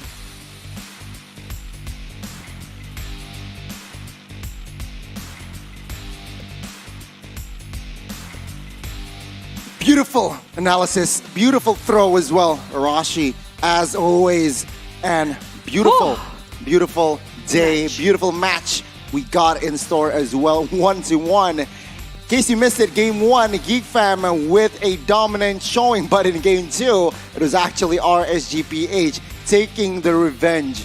Now let's I can't wait game 3 because one team, this team, the team that wins this game will enter and The secure grand final. the first grand final spot. How they gonna be resetting from this one is what gonna change things. I mean, like RSG, how fast they adapt from the first game to the second game is just like so crazy. But Geek fam, will they be able to do that? Like before, they are beating tons of teams and they are beating the odds to be in these semifinals already. They are showing a really good quality. But for the third game, will they go for the same kind of play style, or they are gonna be showing a different kind of movement, or maybe the drop again, blue and red side? I do feel like right now for today, I do feel like blue side is still having a quite huge momentum with the drafting phase, and also like denying pick over the Cho, Martes, or maybe Leo Mort is still a high things need to be done by the side of Geek fam, because Irad back again. He's Cho. I mean, like I do feel like Light have his way using the Atlas, the Valentina, the Exhort, the Nuts play with the Benedetta. Are they gonna ban the Benedetta? That is a big deal though. I mean, like if you're going against Nuts, you need to respect his Benedetta as well. Unless you have an answer for that one.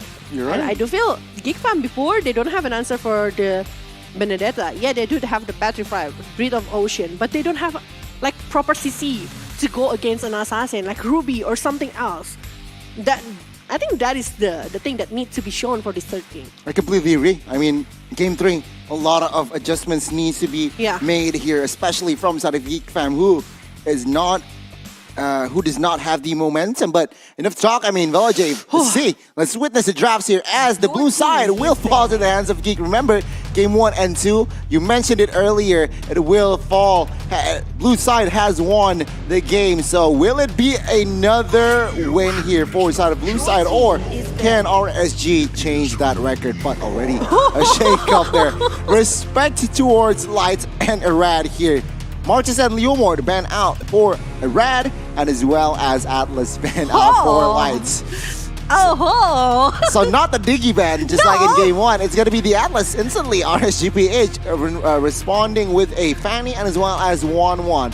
Now, Valentina also is still at 100% today. Please, ladies and gentlemen, it's not allowed to be shown inside of Land of the Damage.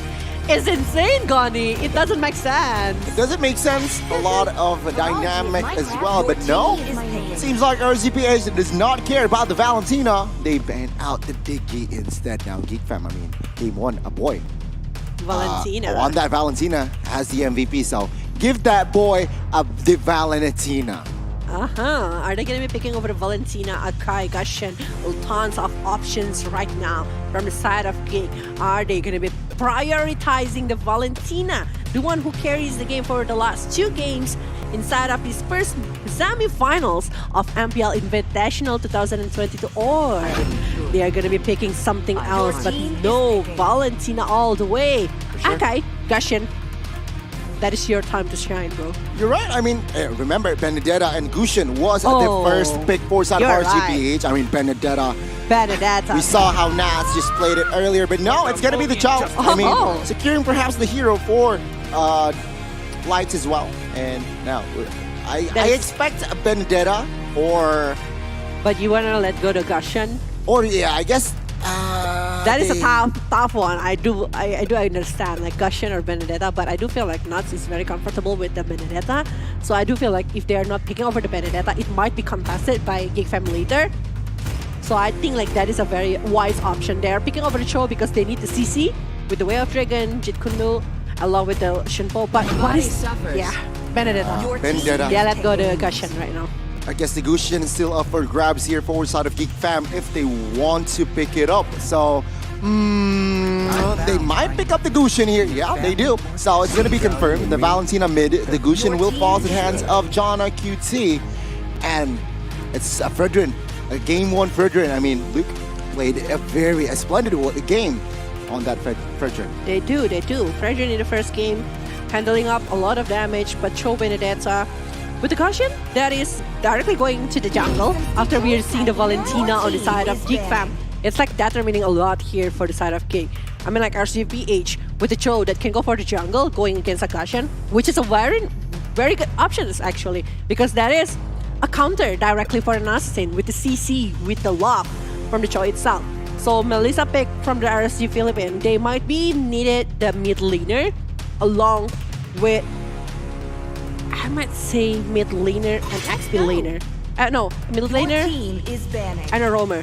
Perhaps, I mean, this Cho is a flexible pick, right? It can go to the hands of Rod, and it can go also to the hands of Light. But what RSGPH is doing is limiting the options for Kadera, Erythel, and perhaps the ban towards Claude might come last. Yeah. But Geek Fam may respond with the Beloy ban here. Geek Fam responding with a mid lane ban here with that Kadira. And yeah, that Claude ban comes through. And a very fast ban, Kadira, and as well as Fairness here comes through. RSG. I guess Lilia is still open. I do prefer if they are taking over, but it's a game-changing skills. Like Farsha or Yves gotta be very good because they need to handle or if they want to burst down the Guardian, they can go for something bursty to the side of Guardian itself. So whenever Guardian dive in, they can lock it out. Something with the CZ as well, gotta be very good. But I do think like they still lack of the magical damage, so I'm still wondering what kind of things that they are going to be doing. No, it's going to be Yves actually. Yeah, because I think it is better for a big setup. They need it because they don't have any kind of high ground movement if they're taking over the Melissa only. But Beatrix, Matilda. They don't Beatrix, care. Matilda, yeah. I mean, remember in the first game, they opted for that Beatrix, went crazy. We'll see here. Last pick, RC Philippines. What do they need? Is it going to be Hero for Light or Rad here is the question. If they want, Ruby is still a very good one. First, second, I do feel like they need more CC in the hand of RC Philippines or someone to set up Lolita? Or no, it's a Paquito, so it's a Cho as a roamer. Cho roamer here for Light. Or who is gonna be going with the Paquito? Is it gonna be Nuts or gonna be Irad? I think now, yeah, it's gonna be Irad, so it's confirmed here. Irad will play that Paquito. And as for side of Geek, no changes, no switches. So this is it, ladies and gentlemen. The last game, one team will move on to the grand finals. One team will fall short. Who do you support here? Hashtag once a geek, always a fam, or hashtag GGRSG. Oh ho ho! Please give your support in the comment section below, or you can go for hashtag Indo Pride and also hashtag Philippine Pride right now for this third game. This is gonna determine who is going to the grand final of MPL Invitational 2022. Land of Dawn, here we go. Game 3 between Geek Fam and as well as RSGPH will begin now. Oh, this is gonna be a very important matchup. Remember, this is gonna be an Irad using a Paquito that can dive in. I mean, like both of them have a dive composition on their hands, but choosing over the killing spree, Irad, he really wants to go for a fight here. He really wants to go for a battle that can be done to the side of Geek. They want to try to contest the early situation, but also in the mid lane. Boy. I mean, again, the mid lane as well as Rome going crazy in the mid side here, early game. And as you know, Lights on this Joe is just amazing. But let's talk about the rotations here. Light already chunks quite low here. He needs to be careful. He needs to back off. Yeah, it will be a reset here. They will try to recall first, go back again. But I do feel like later, Nuts also gonna determining a lot for RSG Philippines. Just like what Arashi has mentioned in the side of analysis section. How like Nuts, despite he is get taken down, but all of the focus coming from the side of Geek is focusing on him, and he is able to take down some on the as a compensation on his death is already a huge moment for the side of Geek Fam. RSG Philippines. So Geek Fam, they need to handle that kind of situation. The split push can be done by Nuts. The contest of the war also gonna be very good. The snowball that he's giving is just too much. Irad. Oh my god, here Irad 3v1 setup and he gets taken down. A good first blood here from Geek Fam. RSGPH, Rad caught red-handed there. Yeah. It's a very huge first blood, actually, because it's a jungler and it's a Paquito that's supposed to play more aggressively to the side of Geek Fam. I told you, like, the draft that they are having, they want to try to dive and they want to try the dive composition just like what RSG Geek Fam tried to do in the first game. But so far, with Aboy having the Way of Dragon, is actually helping up to set up for the side of Geek Fam. So remember, I am you here. Gonna be creating a lot of contacts to the side of RSG, and if they don't handle the situation really well without anti-CC on their hand, it's gonna be very heavy. It is gonna be very tough here. As you can see here, the turtle now already pumped. Oh my god, Way of Dragon, Flicker connects, and take a look at that. Responded back with a boy, but now Exor finds the turtle. Oh my god, Beloyski now without Flicker. Can he escape this one? Seems like no casualties, but Luke moves in all towards light. Is this the right call here? It seems like no. Luke will pay the price as RSG will grab the turtle and finds the kill on towards Luke. It is a huge success on the war just now for the side of RSG Philippines. The guiding wing is actually being opened by the side of Voloisky, try to save up for this Luke, but I think like he wants to try to eliminate one player coming from the side of RSG Philippines, try to distract them, so the rest of the player won't be chasing Jana Cutie because they need space for Jana. They want Jana to try to snowball, try to drag the game for the side of Geek Fam. So yeah, so far the gold difference is not too far, still 300 gold. But I think like the movement coming from RSG Philippines coming really well so far. It depends on Irat. Will he able to do something with the movement? But Light, yeah, be careful here. Every resource is on this guy. But take a look at the go away by Kusei. It does not save himself, it also saved life, but at the end of the day, a boy finds a kill. Luke in the mid side will have to pay the price as well. The dive potential from Nats finding the kill without Petrify, but Geek Fam stepping a little here on the gas bot side. We want to clear and find the turret bot side. Gold Shield turret is done. They are stealing the turret. The lead was on the RC Philippines, but now Geek Fam will be securing their first turret. It's supposed to be Melissa that is bullying the Beatrix, but the movement from a boy, Beloyski, they are focusing into the bottom lane and they might be winning the objective again here. They're focusing on that side, you know? That's true. They need to be careful, but Kadera... Light is there. The setup, boom! Oh my god, the chain Kudo misses, but take a look at the flicker where Dragon connects, and of course the damage output will be there. A very good setup once again by Light, finding the equalize there bot side. Losing one moment right there for Kadera, left behind after trying to clear one wave of minion. It's a huge success again for SC Philippines. They're turning back the table again on their hand. They're having the lead again here, but the turtle, I think it's going to be able to be secured by the side of Geek with a contest coming from RC Philippines. And I think right now, they need to try to do something here with the pick-off movement, since like Nas, again, he is creating so much space, you know, to try to push back to the side of Geek. And Geek, with the presence coming from the Eve, and also Light is just like so huge. And Light doesn't want to refill his position when he is facing over Valentina because he knows it's not going to be that easy to burst down this player. And the mobility is also very high. Exactly, mobility is going to be very high here. So let's see, RSGPH, they are now rotating a little bit towards the top side area. So no opening just yet. Oh my god, flicker there. But bottom lane again, Goni. They are focusing on the bottom lane. Exactly. I mean, no compensations offside, and Geek Fam will grab and steal that turret. So another structure for the side of Geek Fam here to be taken down. It's gonna be a very interesting matchup here. RSGPH getting out macroed, but again, let's see. They are losing in terms of building here, structure. And now Kadera rotating to the top lane along with a boy and also Beloyski that is ready for them. Kosei is also rotating, but Light almost get caught right there. Needs to be careful here. No proper engages just yet. No proper openings here as Geek Fam, they are rotating mid-side. He needs to respond here, but take a look at the items here. I mean, Kadera with that BOD secured, and as well, I guess Gusei is also on its way to a very healthy farm. Yeah, so far so good. I mean, by both of them, but a boy going for the genius one perhaps to have more penetration damage. While for the side of Janaki, the glowing one might be the answer here. He needs to burst on a player coming from RSG Philippines, and with the glowing one, the burst percentage will be very huge. But not again with his play. He's just distracting player from Geek Fam and focusing over him.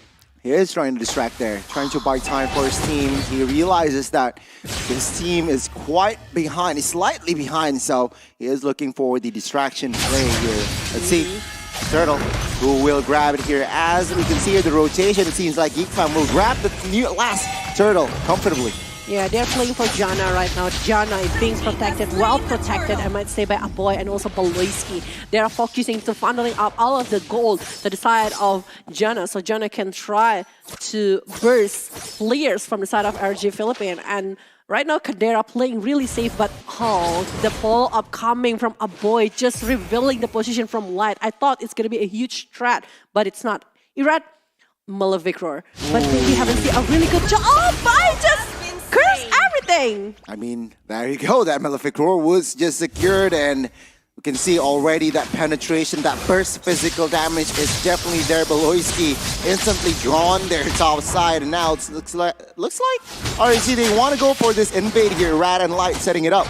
No, with that retribution, Geek Fam, they are winning that trade for Rad though, setting up for Kadera here. Let's see. Will Kadera making this mistake? Oh my god, Kadera getting the burst down. Oh, he misses it.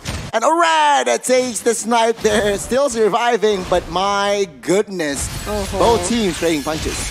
Yeah, and they are diving in. Luke is also there. Look at that one, actually. That is a huge compensation from the diving that is brought by the side of Irad right now. Geek is leading with 1,000 gold. It's not too far, but they are not going to be able to clear one wave from the top lane. Yeah, I mean, a good response there. A good punish. Rad overcommitted on towards that play. And instantly, Geek Fam with the fast response to punish that fact. Now let's see, and engage in the mid side here. The mid turret will fall here. Real world population pops and Lights. Every 3 members is now stuck. Light it's going to be the first one to go down as Exort is forced to use that flicker to escape. Now RSG, who were just leading, now they're behind here as Geek Fam, they are in the jungles of RSG. Now, trying so hard to distract players from Geek Fam again, but I do feel Kadera needs to have the win of nature over the dive that can be brought by the side of RSG Philippines, because so far, not again with the play! Oh my god, the Terrify was huge! Kadera picking up the kill, real world population from Exort now, trying to find the kill. The Lord though, retribution will fall to the hands of Jana QT comfortably. Real world population back, Arad cannot escape. He gets taken down. Now Lights is the next on the chopping block. With a lot of crowd control there, he isn't able to escape. Geek Fam with the Lord and the 3 kills. Oh my god, everyone from the watch party brought to you by Ace HPZ inside of Indonesia. High ground pick. How do you feel about this game? This is a lot back and forth happened from RSG Philippines along with Geek Fam right now, but Geek Fam leading by 5,000 gold, and the Lord that is marching from the bottom lane that is going to the side of RSG Philippines. Even the jungle right now, it's all on the hand of Geek and Divine Glaive. That is the thing that Jana needs to burst down the players from RSG Philippines. For real, man. Let's take a look at this. Light trying to find the right opening, but is in the middle of 5 members of Geek. He will not be able to find the right engage there. Traded the kill for nothing. Let's see. Can they take the base third bot side? And they will. Geek Fam, they are now in the base of RSG. Irad tried to cut off from the other side of the lane, but the real world manipulation versus real world manipulation! Oh my god, let's see the backside Knights though. Exort finds Zing. He gets taken down. Now it's 1 HP. Will get taken down as well as the mega kill will be secured. This is not good for RSG Geek Fam. They are going for that kill here. Oh my god, the backside Lights gets taken down here, but Kusei dealing a lot of damage here, But now it is going to be a 4 versus 1 here as the double for Kadera. Now the base is at a quarter HP, and take a look at Geek Fam as they will secure the first grand final spots Congratulations, Geek Fam. Nice try, RSG. Nice try, RSG Philippines, but the game, Beloyski, boy, how you make the space for Jana alone for Kadira is just so big right now. Big play coming from Baloy and also Aboy. How he is able to, I thought like they are overextending because it's like one, but it's a Melissa full HP that can rotate back and they are lower rather than 30% of HP, but the burst coming from Jana is just too huge already to be handled by the side of Melissa, and they end the game really well. How they are disciplinedly trying to back from the bad condition and try to re-engage again. It's just so good, so good. And I think like Valentina, they should not let go of the Valentina. I mean, it is confirmed that based on this series, the blue side is still at 100% win rate. With Valentina also picked up first pick. Yeah. Still 100% as well. I mean, 100%. my goodness, what a display from Geek Fam for most of the part. I mean, they just managed to find and get a hold of the mid game, and it's so hard for side of RSG to find the right engage. Nats, good effort. Go for the back line. I mean, he does the job, but it wasn't enough. They were too behind. No one really support Nats to find that distraction play. So it was just Geek Fam again with the composure, with the control. But I guess, you know what, Bella J, Arashi has a lot of things to say. What happened in Game 3, Arashi? Tell us, and also the viewers.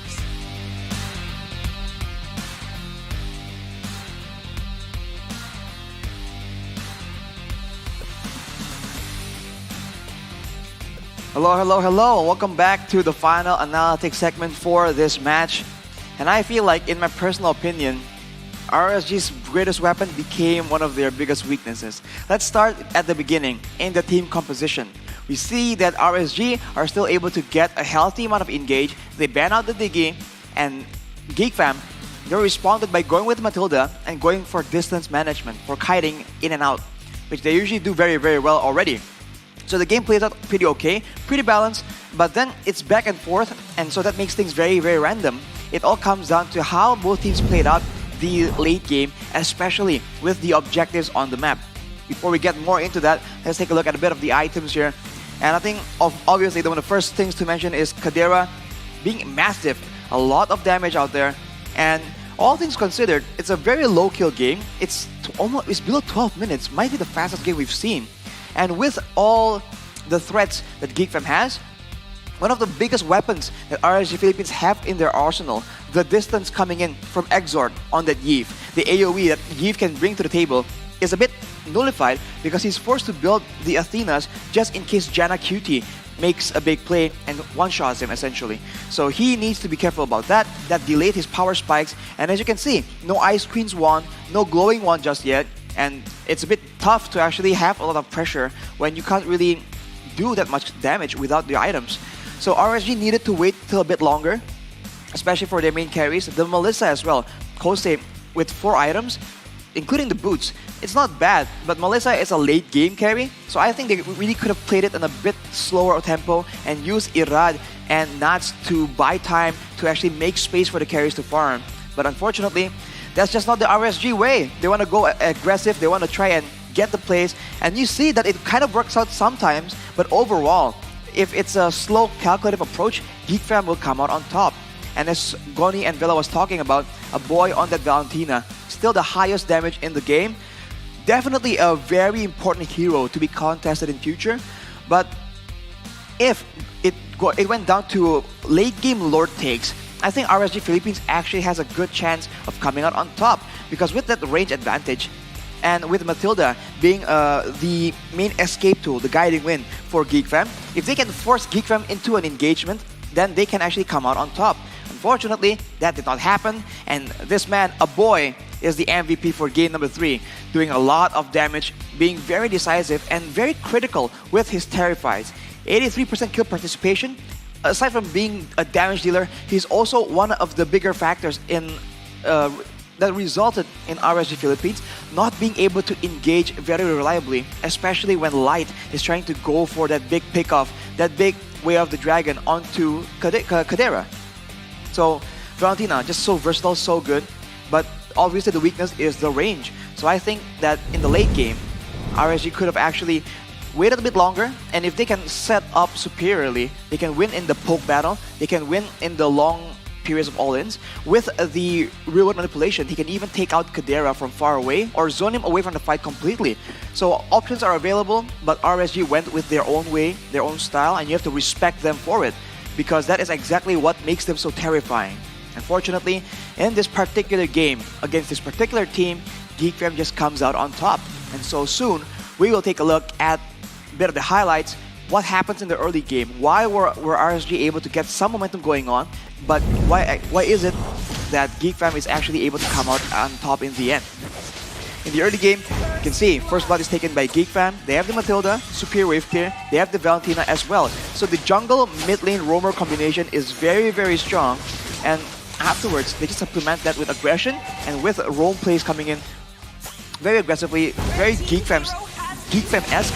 And in the mid side, you see that RSG, they're trying to clap back, they're trying to do their own plays, get their own pickoffs. But overall, the speed, the mobility coming in from Geek Fam with the Matilda is just a bit too difficult for them to deal with. And then afterwards, you can see that at every time, a boy has a better time using the real-world manipulation compared to Exort himself because of the amount of threat that the members of Geek Fam are able to put onto him. And with the power spikes, you do see that eventually the members of RSG can't really stay in the same place. They get pressured back, and once they start falling behind, their composition isn't really good for kiting backwards. It's good for going forward or holding their ground. And if they can't do either of that, then they just slowly but surely get over pressured. And you can see that Luke is very active, being one of the main sources of spammable crowd control on the side of Geek Fam. So they played that very well, rationing their crowd control to the members that actually matter. Light when he's going in, Irad when he's trying to go for those big, huge plays, and Kadera, as always, is solid.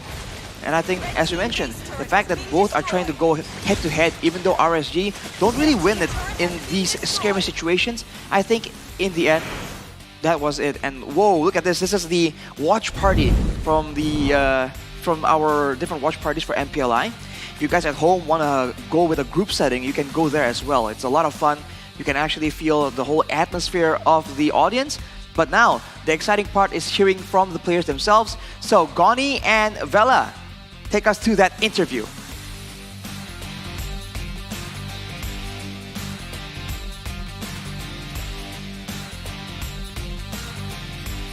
Thank you so much, Arashi, again for the very, very beautiful analysis. But Bella Jave, yeah, on towards the next segment. We are going to have an interview.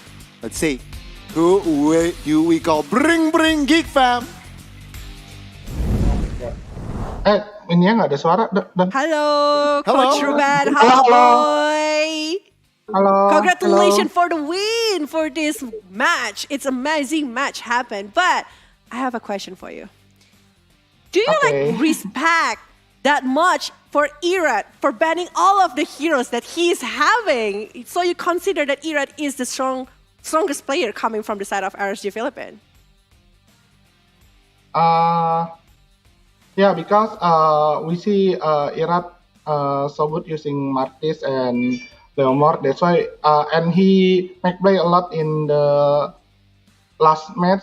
So we considering to ban all his camp pool. Oh, so there you go. The game plan, the preparation already is cooked by Ruben and friends. But let's shift our focus to this guy who grabbed the MVP in game 1 and 3. A boy. I got a question for you. How does it feel like to play in your debuting in MPLI, an international scene? Gimana perasaan lo main di international scene di MPLI? Oh, seneng lah, soalnya kan pertama kali join MPL tim gitu. Sebelumnya MDL. He said he very happy can playing in MPLI in international because before he play in MDL, right? And he very happy playing with the other. Okay, That's so very good. he does very good, but I do have another question for Aboy again. Do you guys already found the chemistry? Because remember, Elzura was the mid laner, right? So with this lineup, Coach Ruben, is this going to be the main lineup?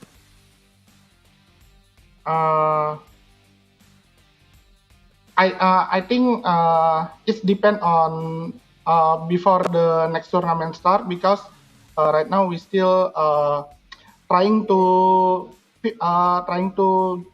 experiment, make the best team lah. We still keep trying for it, but Aboy really try hard for fit in team. That's why we give him a chance to play in MPLI. And he's showing a really good performance so far, Coach Ruben, right? But I have last question right here. The prediction. I want to ask for prediction. That is going to be ONIC Indonesia going against Todak. Who do you think will be going with you in the grand final? From me and Aboy, we think we will meet ONIC in grand final. Okay, it's going to be an all-Indo. But last shout out here, Coach Ruben, Aboy. Any shout outs for people who are supporting Geek Fam? Very quick. Thank you. Very quick. That is too quick, actually. Okay. That is too quick. That's But yeah, the thank shout you out. so much, Coach Ruben, And also, Aboy, bye-bye. And see you in the grand finals. Yeah. See you in the grand finals. Of course, prepare. You still have time. Goodbye. Thank My goodness. That is so I quick. think throughout the tournament, that is the most short. Thank you. Shout out. Thank you. 1 second. For everyone in this world who are watching MPLI, who are not watching MPLI as well, thank you. That is what Coach Ruben said. But my goodness, the first match is done. One team is already has secured that grand final spot. Now let's see here the battle between the Porcupine and as well as that Swordfish. Indonesia versus Malaysia with a crazy draft that can be brought by the side of ONIC and also Todak. Huge hero pool. Who is going to the mid lane? Who is going to be played inside of this match? But we will be back. Before that, we will take a short break, so don't go anywhere. Stay tuned inside MPL Invitational 2020.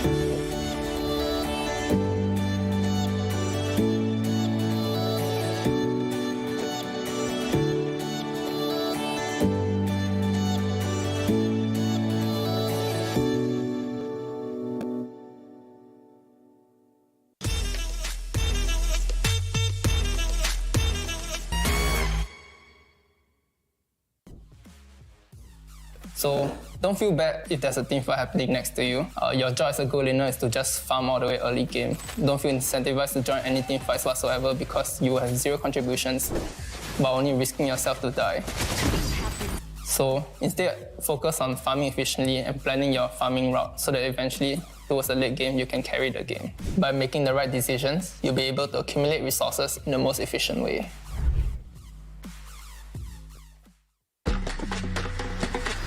I play for me.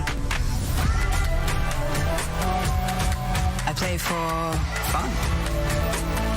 I play for real. I play for friends and Friday nights. We play for all. This is a new age of play. Play your way.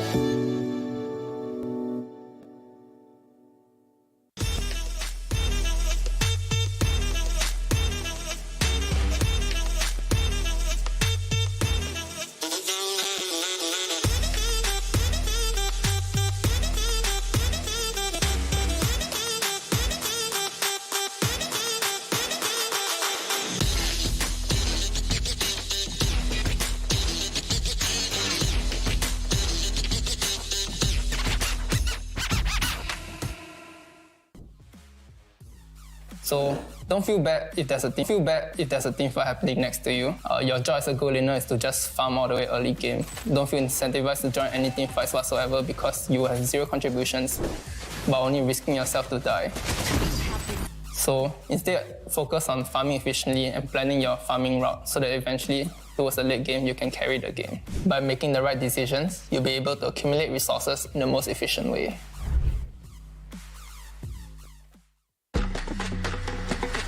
I play for me.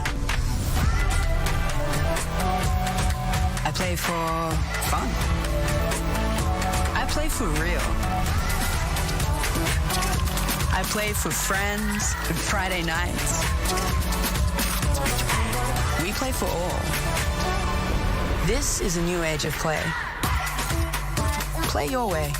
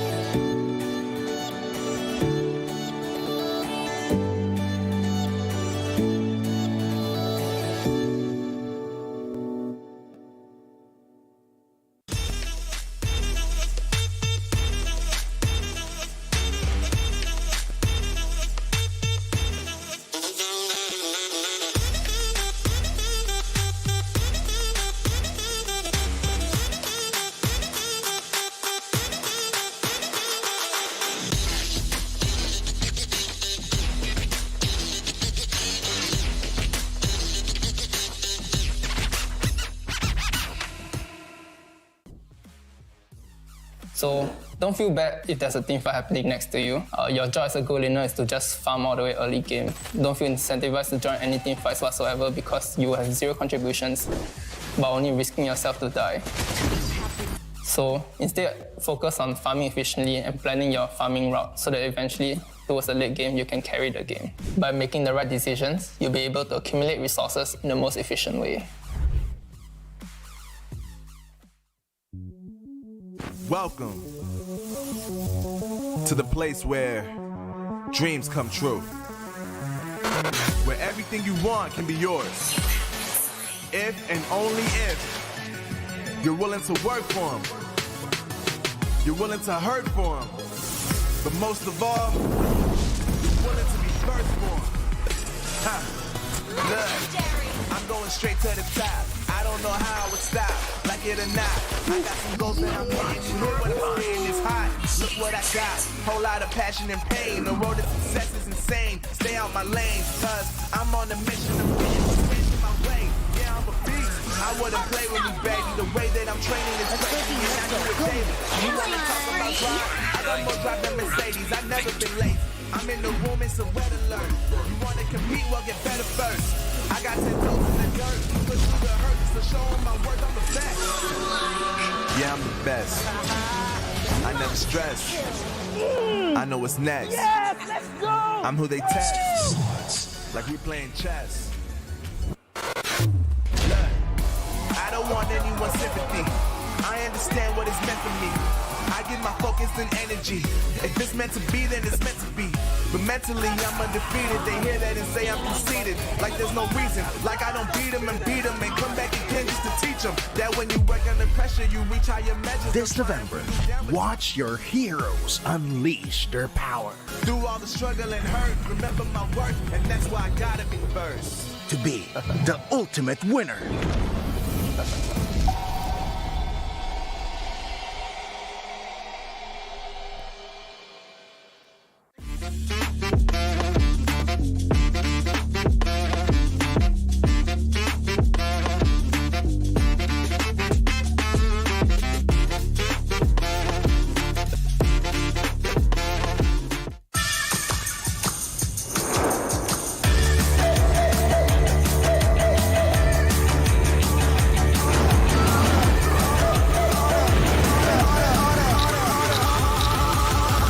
Play.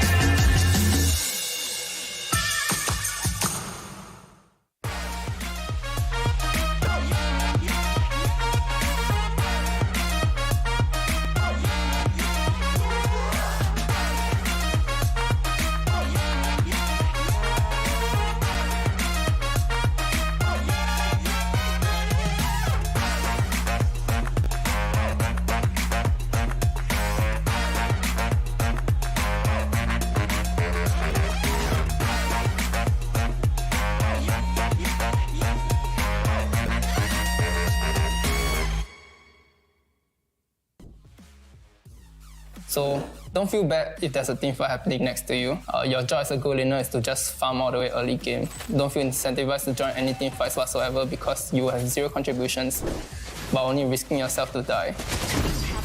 So instead, focus on farming efficiently and planning your farming route so that eventually, towards the late game, you can carry the game. By making the right decisions, you'll be able to accumulate resources in the most efficient way.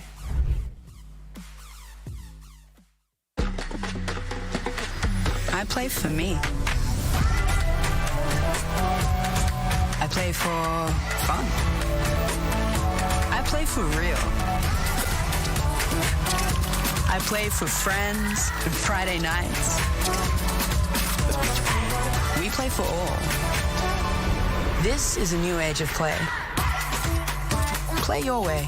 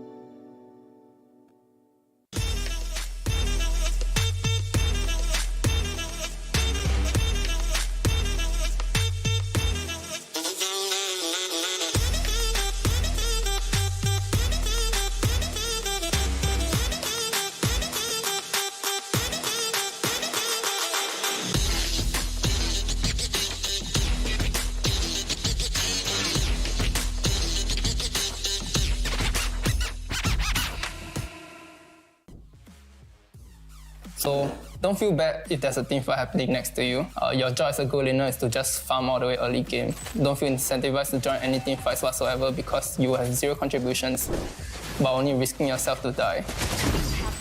So instead, focus on farming efficiently and planning your farming route so that eventually, towards the late game, you can carry the game. By making the right decisions, you'll be able to accumulate resources in the most efficient way.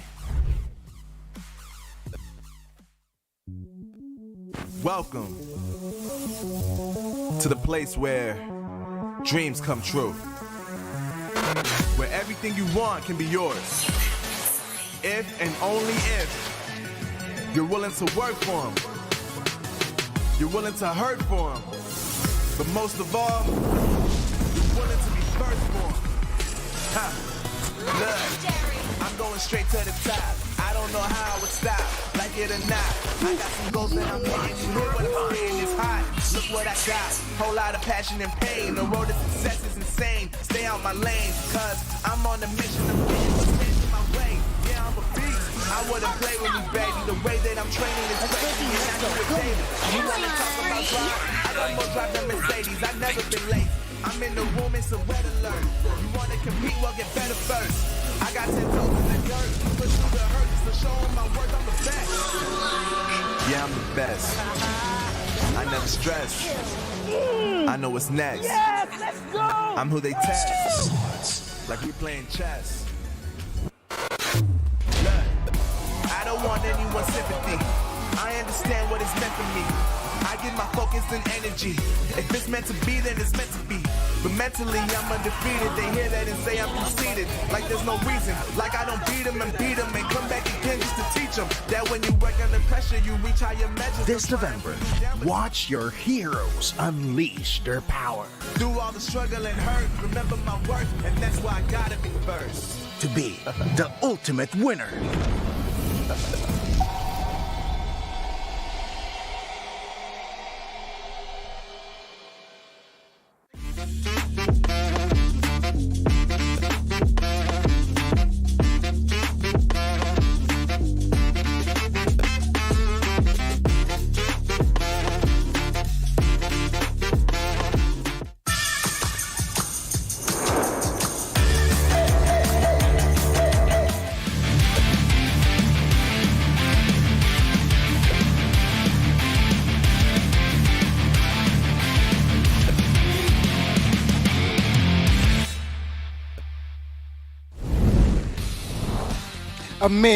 Amazing first match here. So Geek Fam, again, congratulations for securing the first grand final spot. On to the next one. Who will grab it next? Back with us, the English desk here, Goni, and as well as Eterna. Eterna, how are you feeling? I'm good. It's not Village Ave anymore. I have come in to, relay race this one out as we are going to go into the second semifinals of today to see who is going to make it into that grand final position. And so far, who's left? There's only Todak and there's only ONIC ID left. So either the other Indonesian representative or the Malaysian representative to come in. But before that, of course, Eterna, we have to thank our sponsors and partners. HSBC, Samsung Galaxy Omni by FWD, McDelivery, and as well as Logitech G. Thank you so much to all these sponsors down below, because without you, this event would not be possible. Nope. And of course, man, the stakes, everything has come down to this point. And when we're talking about points, when we're talking about farming coins as well, you guys can check out HSBC to level up your coin farming skills in and outside of the game. Exactly. Inside it, watch how to farm and spend gold in MLBB to also level up your finance game within the game, but also to implement that in real life. So you can add another product here within the Samsung Galaxy Z Fold 4 5G to have an unrivaled gaming experience. I mean, listen to these specs, right? Snapdragon 8 Plus Gen 1, 12GB RAM. You can take your mobile gaming to the next level. And of course, with a 120 Hertz refresh rate, that's even better than my monitor at home, Goni. My goodness, good specs, top level of quality, again, to have top level of outcome as well. But with this phone, you can do a lot of things. Good camera, good battery life as well. And as well, you can install a good app with this Omni app here. Be energized like a winner with Omni. Every day, your way. Download for free as you can get your hands on it in the App Store as well as the Play Store. So it's available to any type of user. So don't forget to check that out right now before we get into the second last match of the entire MPLI 2022. And the best way to listen to the next few matches is definitely play your way the Aurora Collection by Logitech. I mean, we have officially entered the new age of play with this collection right here, the Aurora Collection, by, of course, none other than Logitech G. Take a look at this design. Beautiful. Suits you very well, Eterna. You like white, and, well, this is white. I mean, I hope I can take one home, perhaps. But before we get into that, don't forget to follow One Esports on all our social media platforms, right? Because we have Twitter, we have TikTok, we have Instagram, and we also have Facebook. So whichever social media you prefer, we got you to give you the latest information around MPLI and even maybe tournaments to come. Exactly. Stay relevant with One Esports. And, of course, you want to stay relevant with yourself as well. Find, seek your inner self by taking this quiz. oneesports.gg/quiz-MLBB for what? For what? To check what type of MLBB hero are you. I mean, I did it just now. You did it? While you guys were casting. Apparently, I'm a mage. You're a mage. I'm a mage like Velajave. You're a mage like Velajave. Well, let's see here. What do you guys got? And to add to that, what do we have? We have community tournaments that are available for you, so don't forget to find your squad at battle.com/oneesports as you guys can flex your MLBB skills. Prove that you are not just a viewer, but you also have the skills to battle against the best of the best.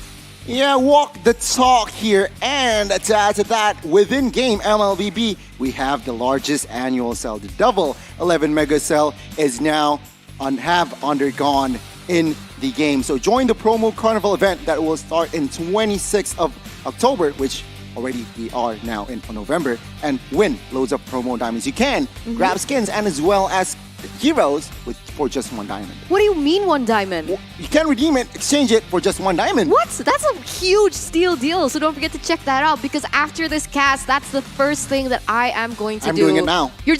Don't do it now. Don't do it now? Don't do it now. I got my Samsung phone right here. I know, the Z Fold, right? It's so unfair. I hope I get one as well after this cast. But, you know, stay in the moment, right? Stay in the moment. We still have a huge match ahead of us to see who exactly is going to get that second spot in the grand finals of MPLI 2022. And that is going to be the battle between the yellow porcupines as well as the swordfish from Malaysia. We're going to see the battle of the land and sea here in our second semifinals match. Well, let's see who will grab it. It was the Indonesian securing the first the first grand finalist. Will it be the same, or will Malaysia find their footing in the grand finals? Malaysian pride, right? Malaysian pride. We need to hear your support. We need to hear your voice right now because this is your last chance to make it into the grand finals. Your last team, Todak, the team that has time and time again showed up on the international level. They have proved that they have what it takes. And will they be able to gun it out against our own MPL ID champions of Season 10? Team profile, let's go for our second match.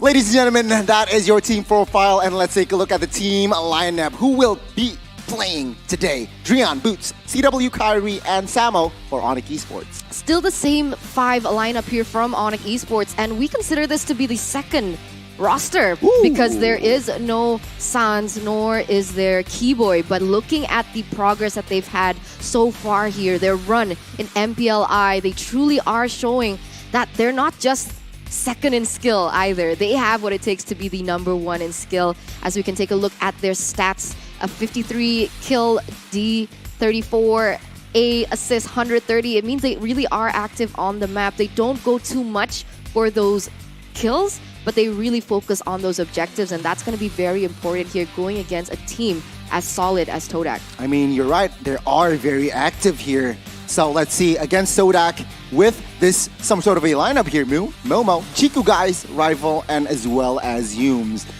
What stands out? Which player stands out here? Honestly, all of them, right? You're right. Because when we are talking about Todak, we have to talk about their versatility as a team. They're not just versatile in terms of those picks, but they're also versatile in terms of that role. Chiku guys can swap into several different roles, and so can the other members as well. And that is going to be a layer that ONIC Esports need to read on. A very interesting and diverse team we have with Todak, but we can say the same for ONIC Esports as well. I mean, Drian in that mid side can also play the fighters. We saw him multiple times with not mages, but let's see the lane prediction here for our second match. Yeah, we're going to see here which lane are we going to prioritize this time around. I think it's going to be very difficult to choose. All of these lanes are going to be very important, but when we're talking about ONIC Esports, I gotta say that mid lane control is huge, right? The fact that they were able to come out with the double roam strat. Can Todak figure out a way to outmaneuver that double roam? Because we saw the Akai going into the mid lane in the hands of Drian yesterday. Exactly. Again, both teams here very flexible, but let's talk about the gold lane. It's going to be CW taking on Chiku guys. I mean, they have the same playstyle.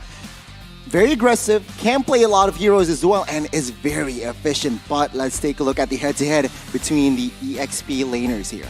Yeah, we're going to see here Boots as well as Momo, the highlight in that EXP lane. And you can see that the damage dealt actually is going to be in favor of Momo.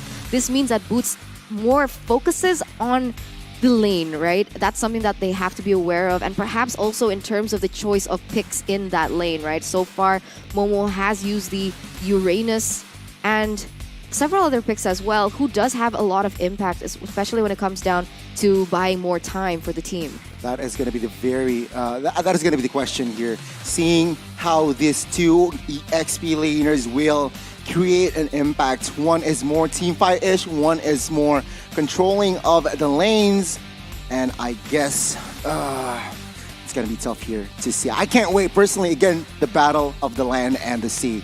Who will grab it? Who will take it? Who will secure the last and final grand final spot? I love that. The battle of the land and sea, because yellow porcupines for ONIC and of course the swordfish from Todak. Who is going to win it out is definitely the question. And I gotta say, we might expect like crazy picks this time around, right? I mean, ONIC Esports in Indonesia, they are known to be one of the teams with the highest hero pool. Can actually use anything in any lane. So it really comes back down to the coaches. What do they have in store for us, especially for the draft picks where everything is starting? I just can't wait here to see the coaches. Like, what are they going to draft? What are going to be the approaches? Because we can't stress this enough. The flexibility, the diversity that these two teams can bring to the table is a lot. It is. It's so high. And well, let's see. Let's see. Man, I just, all smiles from Returner right here today. Like, how many days have we gone through this tournament? What, 20 teams in total? Now there's 3. And we're down to 3. My goodness here. And yeah, I want to hear your support. Malaysia and as well as Indonesia. But let's take a look at the gaming house here from the side of ONIC. All smiles, all chillax. Chill and relaxed. Chill and relax is what Goni feels that when he sees ONIC Esports to be. But if we're looking at the gaming house from Todak all the way from Malaysia, it does seem like it's a similar type of atmosphere, right? Same. You can see that they're discussing perhaps on what they want to bring out, perhaps some pep talk before they get into the game. Because of course, other than the drafting, other than their micro and their macro, of course, mentality is also a very huge factor. here. Totality here. I mean, both teams here, fun fact, will go to the M4 championship as well. Wow. So let's see who will grab it the first game. That's the question. Who is going to grab it in the first game? I mean, both of these teams, veterans in their own right? So much experience. How many times have Todak represented Malaysia on the international scene? And one of the main things that I do feel is up for discussion, usually from the players themselves, is that up until this point, they have not yet been able to secure that international trophy, but that might change today as we're going straight into the drafting phase of game number 1 between ONIC Esports from Indonesia and, of course, Todak from Malaysia. A little fun fact as well here. Coach Aldo from the side of ONIC, he states that he is very interested in taking on Todak. Why? Because he feels like Todak is the kryptonite of ONIC ID. So let's see here. Will ONIC Esports bounce back? Or can Todak find the win again? Faramis and Fanny banned out here. ONIC Esports responding with an Akai ban or their second ban. You're right, but like this is a heated match, right? ONIC Esports, they want to prove that Todak, you're not our kryptonite. We're gonna win this. We're gonna take this back as a revenge ploy. And this is going to be a very interesting series, as now Todak has a chance to do the next ban in this game.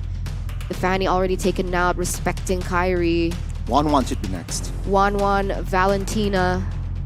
Yeah. And perhaps something else here on the board. I mean, we saw multiple diverse bans in the first phase. Sometimes Benedetta comes to the ban. So let's see here, Todak. They might. Oh, so Amon. So perhaps 1-1 might come into play here in our first game. This is what I love about MPLI. It doesn't seem like it's a prio ban no longer. It's just respect across the board. Anything can be prio depending on which team you're going against. And it does seem like Todak recognizes the fact that Kyrie is a huge driving force in ONIC ID right now, with 2 respect bans towards him.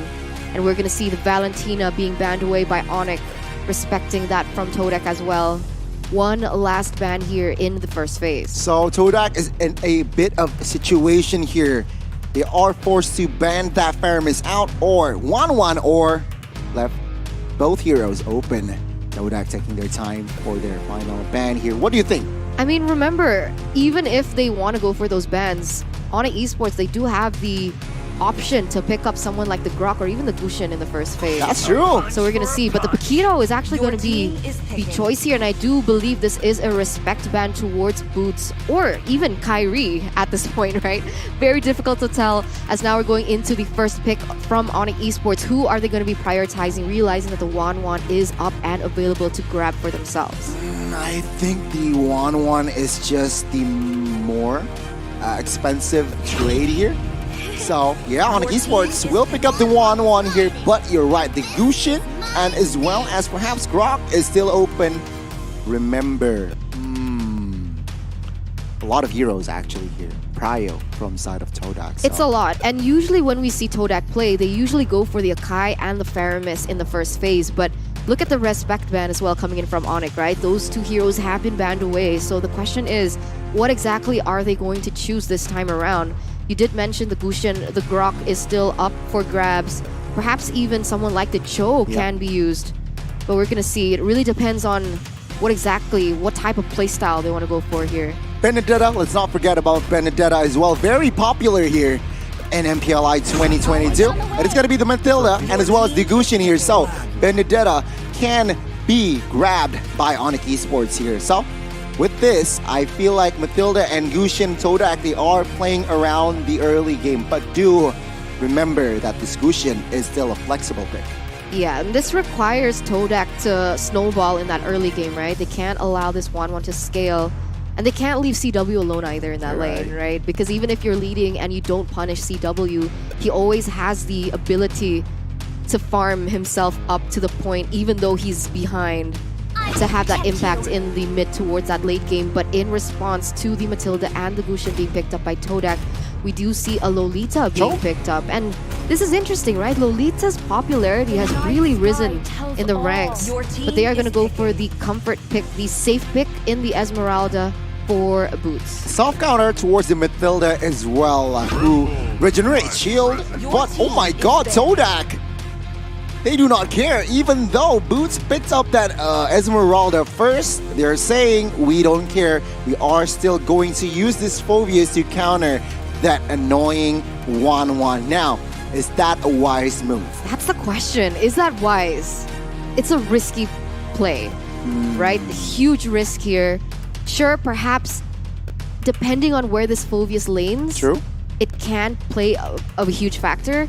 But against the Esmeralda in lane, that Phobius is going to just cry out of misery. Even so, right, if this Phobius is going to the gold lane, in the early game, it's a non-factor without the demonic force. So I guess, again, a risk here. Todak in putting, I guess, they want to gamble it in the first game on Esports. You're right, they're going to ban out the Irithel. I would have thought they picked up the Irithel for that third pick. Because that's what we commonly see, right? When you see a 1-1 being picked up in that first phase, the opponent usually picks up the Irithel to counter the 1-1 in lane to prevent that from scaling. Because we mentioned about CW scaling into that late game. But no, Todak goes for this choice. And we're going to see if this is going to be a good thing or a bad thing for the team, right? You see the Karina being banned away, once again respecting Kyrie. 4 bans, arguably, for the man himself. The Filipino representatives. And this is something that we were talking about off stream as well, right? Even though the Philippines have been knocked out of MPLI, they are still representatives of the Philippines, like Kyrie. We still have Kyrie from ONIC, and we still have Valoy and Jana for Geek fam. So again, PH viewers, don't go anywhere. Support your country. But ONIC Esports will commit to the gold laners here. Bruno as well as Irithel eliminated Todak. Chiku guys in particular, what is he gonna use? The hero that he's used in the past that has not been banned away is probably the Claude. But in this composition, do you think it'll work? With the Lolita, it's quite hard. It's going to be a challenge here for Claude. But again, not much option here. Not much choice for side of Chiku. But Martis, a very good and popular pick nowadays. Does this mean that the Gushan is a mid laner here? Most likely. Most likely. Let's see for the first and last pick. But ONIC Esports to complete their draft, they need magical burst here. So a hero perhaps for Drian, and I feel like against this comp, Lilia might work. I don't think it might. It works really well, in my opinion, right? I think this is the hero that is the safest pick as well for ONIC in particular. And because Martis was taken from Kyrie, they also need to choose what jungle they want to put in. So Lilia, like you mentioned, is going to be the choice for ONIC here for Drian. But who is Kyrie going to be playing? Yomort. Value in me. Nice. Oh, Fredrin. Oh, Fredrin. Oh, wait. So Fredrin jungler. Fredrin jungle or Esme jungle? I feel like Fredrin. I think Fredrin would be better, right? Because you need the Esmeralda to counter that Phobius in lane. True.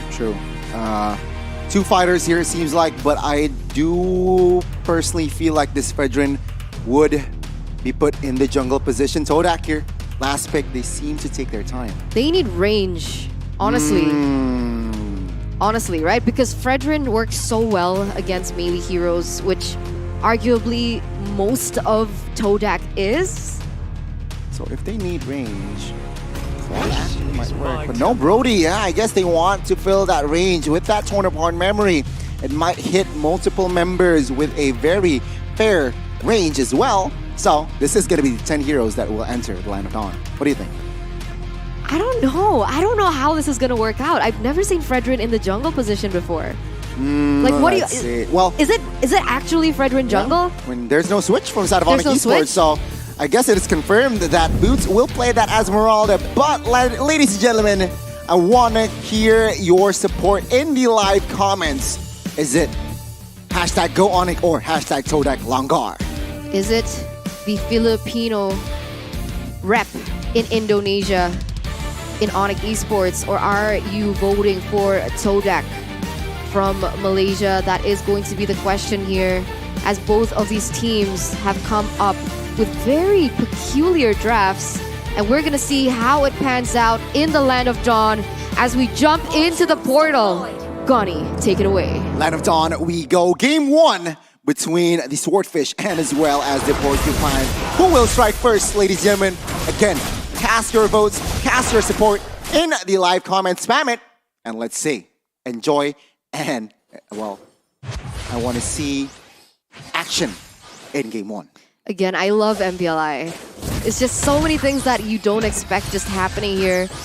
And you can see that both junglers, very peculiar junglers as well, both Martis and Fredrin have opted for that Demon Slayer emblem. So we're going to see who is going to be able to clear those jungles faster and rotate faster, because when we're talking about composition, I do believe that ONIC does have an upper edge, realizing that Drian is on Lilia, who isn't reliant on that level 4 to have fast clear. All right, so let's see here the approach. Oh, top side here, Chico. Just be careful here. Chico still has that flicker, still holding it in.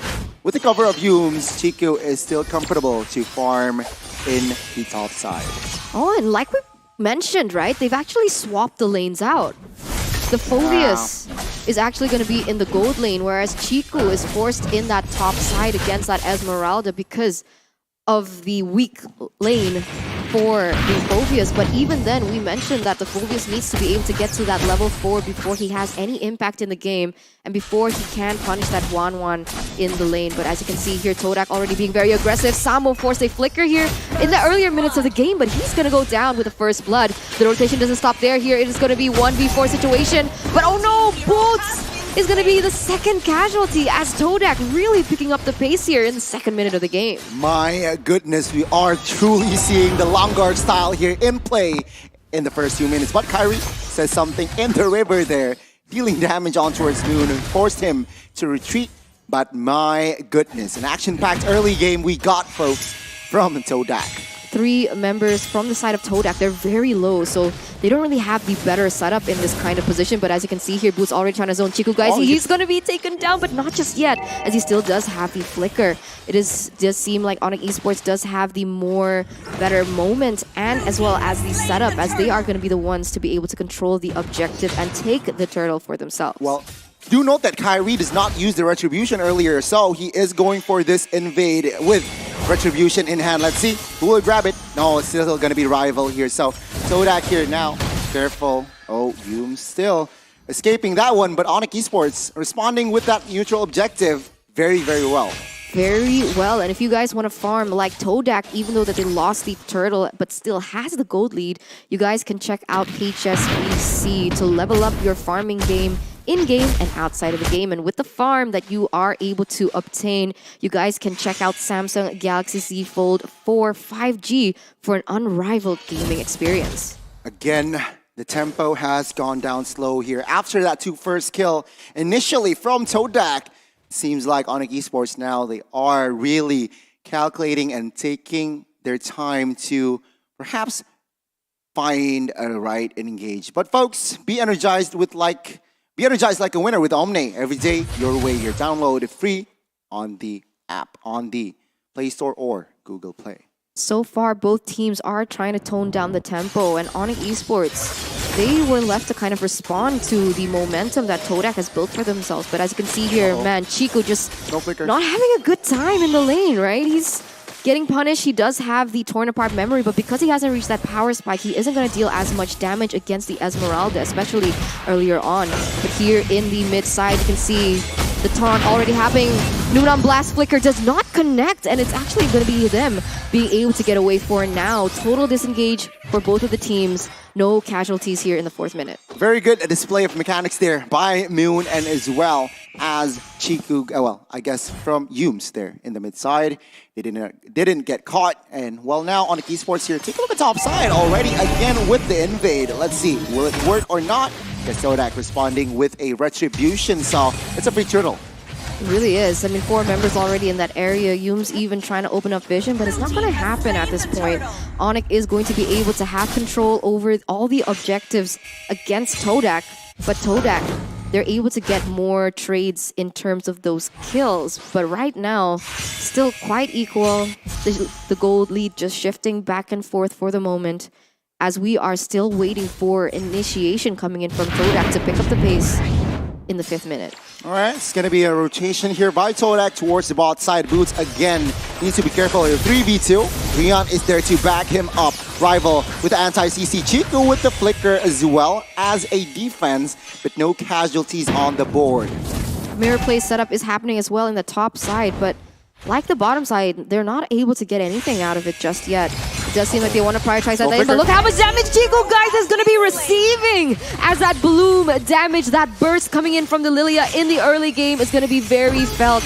We do see that Yums is trying to escape with his life, but in a 2v1 situation, he might get caught here. And as you can see, they're diving under the turret. They have to be careful. Still Black Shoes to deny the damage from the turret, and Yums is still able to get out with his life. But guess what? Todak responds back off camera, taking down CW. So it's a fair change. I mean, the Chiku guys went down bot side, CW went down top side. Again, we got a very, very even match here in our first game at Eterna. Let's take a look at the items here. Samo, realizing that a lot of magical damage is in the side of Todak, so he is going to opt for that Athena first item.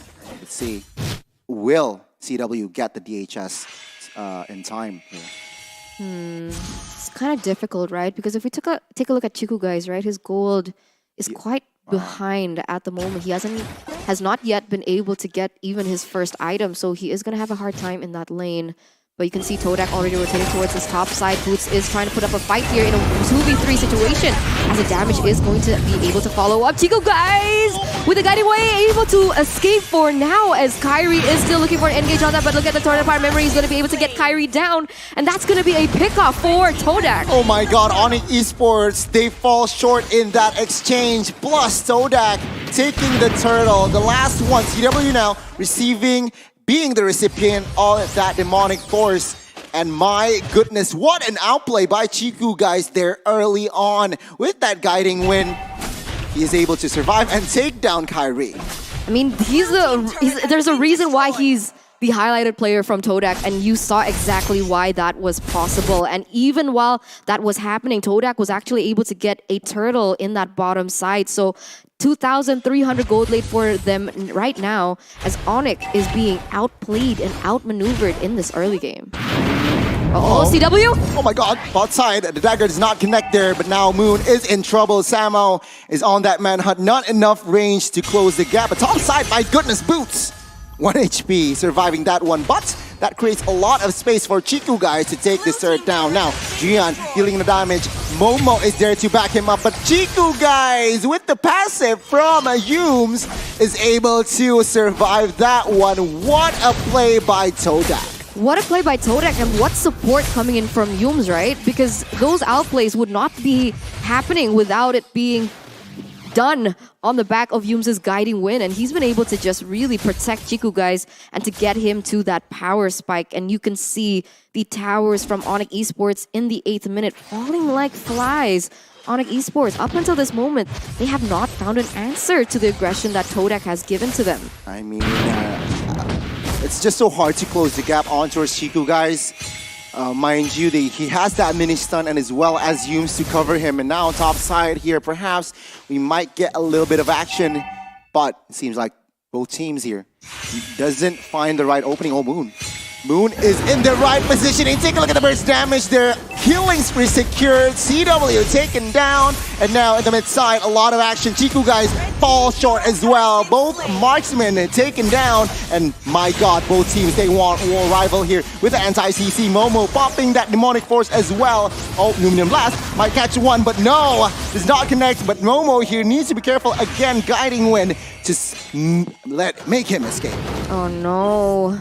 Are they going to commit onto this without their gold laners? But look at this, Boots goes in with his ultimate here on the 3 members. And that's going to force Moon to actually back away.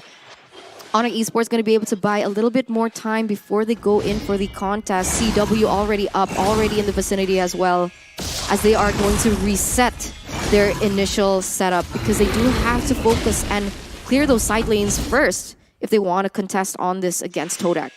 Goodness me. Todak here, they were ahead almost 3K, but somehow ONIC Esports decreasing the deficit here. Almost only a 1,000 gold lead now for the Malaysian side. Let's see though, CW is still focusing on farming, who is sitting at a 0-2-0, so not a fun game for CW. Right now, Todak is able to manipulate the lanes better in the bottom side. You can see that Brody is already pushing there. But all the while, ONIC being able to push that top side and actually get a turret out of it. So in that particular area, it does seem like ONIC has a little bit of an advantage. But we're going to see Boots forced to go to that bottom side to clear those lanes as well. As once again, they are going to have to reset this Lord. But it does seem like Rilo, he might commit onto this. Let's see here. Humes taking a lot of damage here. 13,000 HP for that Lord. Circling Eagle on towards Rian by Humes as well. And Chiku guys jumps in. Take a look at Samo taking the damage there. Low HP for him. And Momo jumps forward here. Jumps for the commit. Will he be taken down? Yes, he will. And now take a look at the river. You can see here a lot of action going on. Humes forced to flicker as a defense. Kyrie very low here. Gets taken down. But CW finds the marksman of Todak. At the end of the day, it's going to be 2v1. 2-for-1 Boots. Needs to be careful. Oh my goodness. ONIC Esports losing out on that trade. Yeah, 2-for-1 trade. And that's going to be the jungler as well. So Todak with rivals still standing, they're going to actually be able to get this Lord supposedly without contest. Of course, unless Rian and Boots has anything to say to this. But of course, it might be a little bit too much, too risky for them. They don't want to go in for that risk. So it's just going to be Todak with the first Lord secured with a 2,000 gold lead here in the 11th minute. It's looking very difficult for ONIC Esports unless they can find a moment for CW to pop that crossbow of Tang and take these members down. But Momo's having a really good time so far. It might not be as easy. I mean, Moon as well, 401 here on that Gusion. So again, his impact as an anchor in the mid lane is just very evident here. Meanwhile, Drian also with a 2-0 stat. I mean, both mid laners played a splendid game here so far. Let's see, Todak moving on towards the bot side.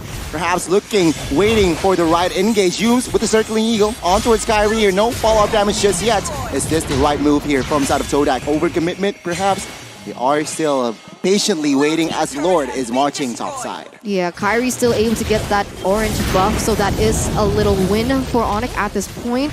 They're able to clear out the Lord as well in that top side, but Todak's gold lead is climbing up until this point. 4,000 already. And you can see the Radiant armor being built by Momo to anticipate the damage that Drian can have. And we're going to see exactly how this pans out. Who is going to have the option to get a pick-off? ONIC Esports trying to go on for Yums, but he's just uncatchable at this point. He is uncatchable here at this point. And, well, Todak with this lead, it seems like they might be able to Oh, Kyrie needs to be careful. Set up here by Boone and Yums. Well, a very disciplined play here as he waits for Chiku, guys, and then goes for the play. 3v1 is just too much here, Kyrie. Deleted in the Land of Dawn. Yeah, well, what is he trying to do? I guess he is trying to catch up with the gold disparity, but that's not the way to do it. I mean, no vision whatsoever. Most of his teammates were in the bottom side. How did he not expect them to be in the top side? He's overestimating how tanky he is on the Fredrin.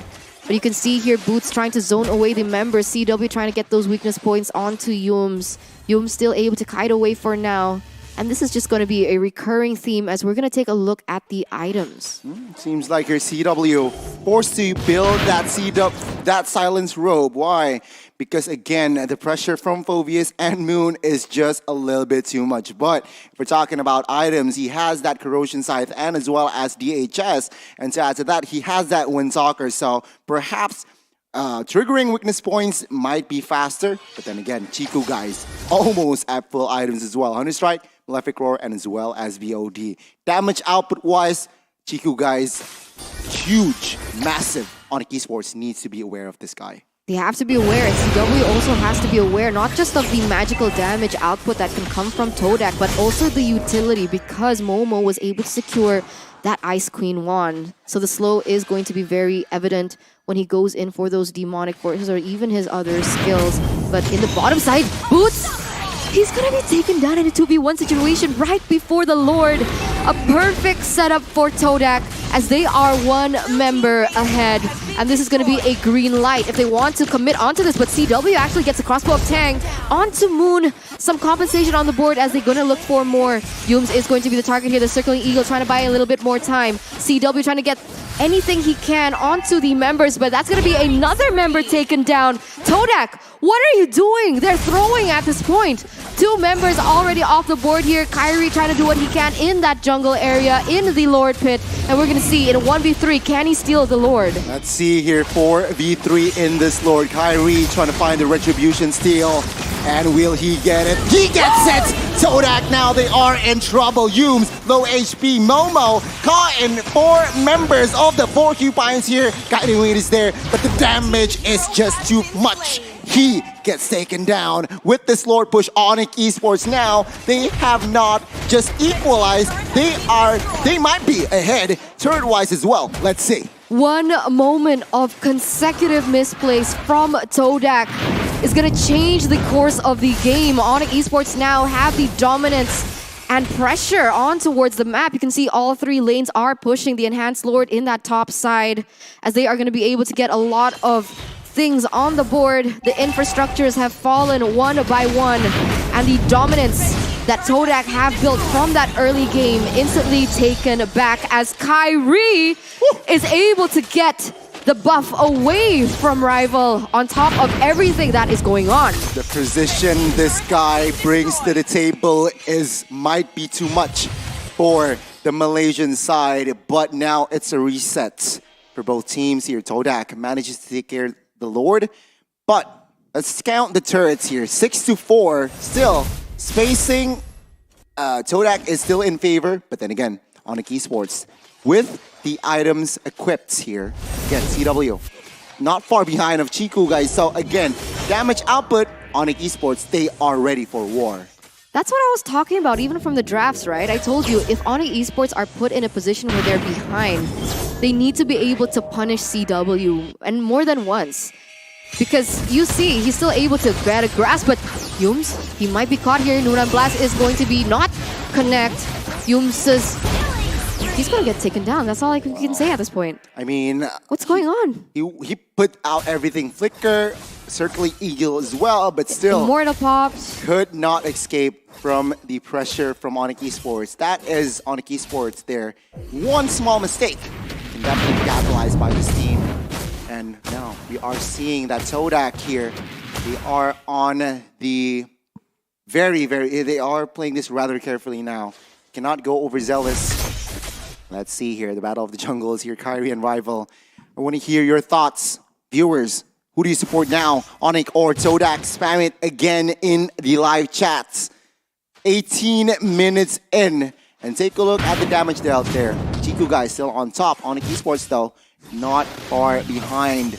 Oh my god. It's gonna be reset 20 seconds to the next Lord. Let's see. Yeah, Moon not far behind on the damage dealt, realizing he was able to get that Holy Crystal very earlier on as well. So the magic power definitely being felt. He also has the item for the penetration, and we saw time and time again that he was able to get a lot of pickups on the board. I mean, look at his KDA, 512 already, very positive. With as well the spell that he has opted to go for, which is the Petrify, additional CC when he goes in and tries to target his enemy. And there's a lot of heroes that actually he can target, but Moon? Oh my god, a slight misplay again. A cast circus perhaps. He went in on towards 2 members there.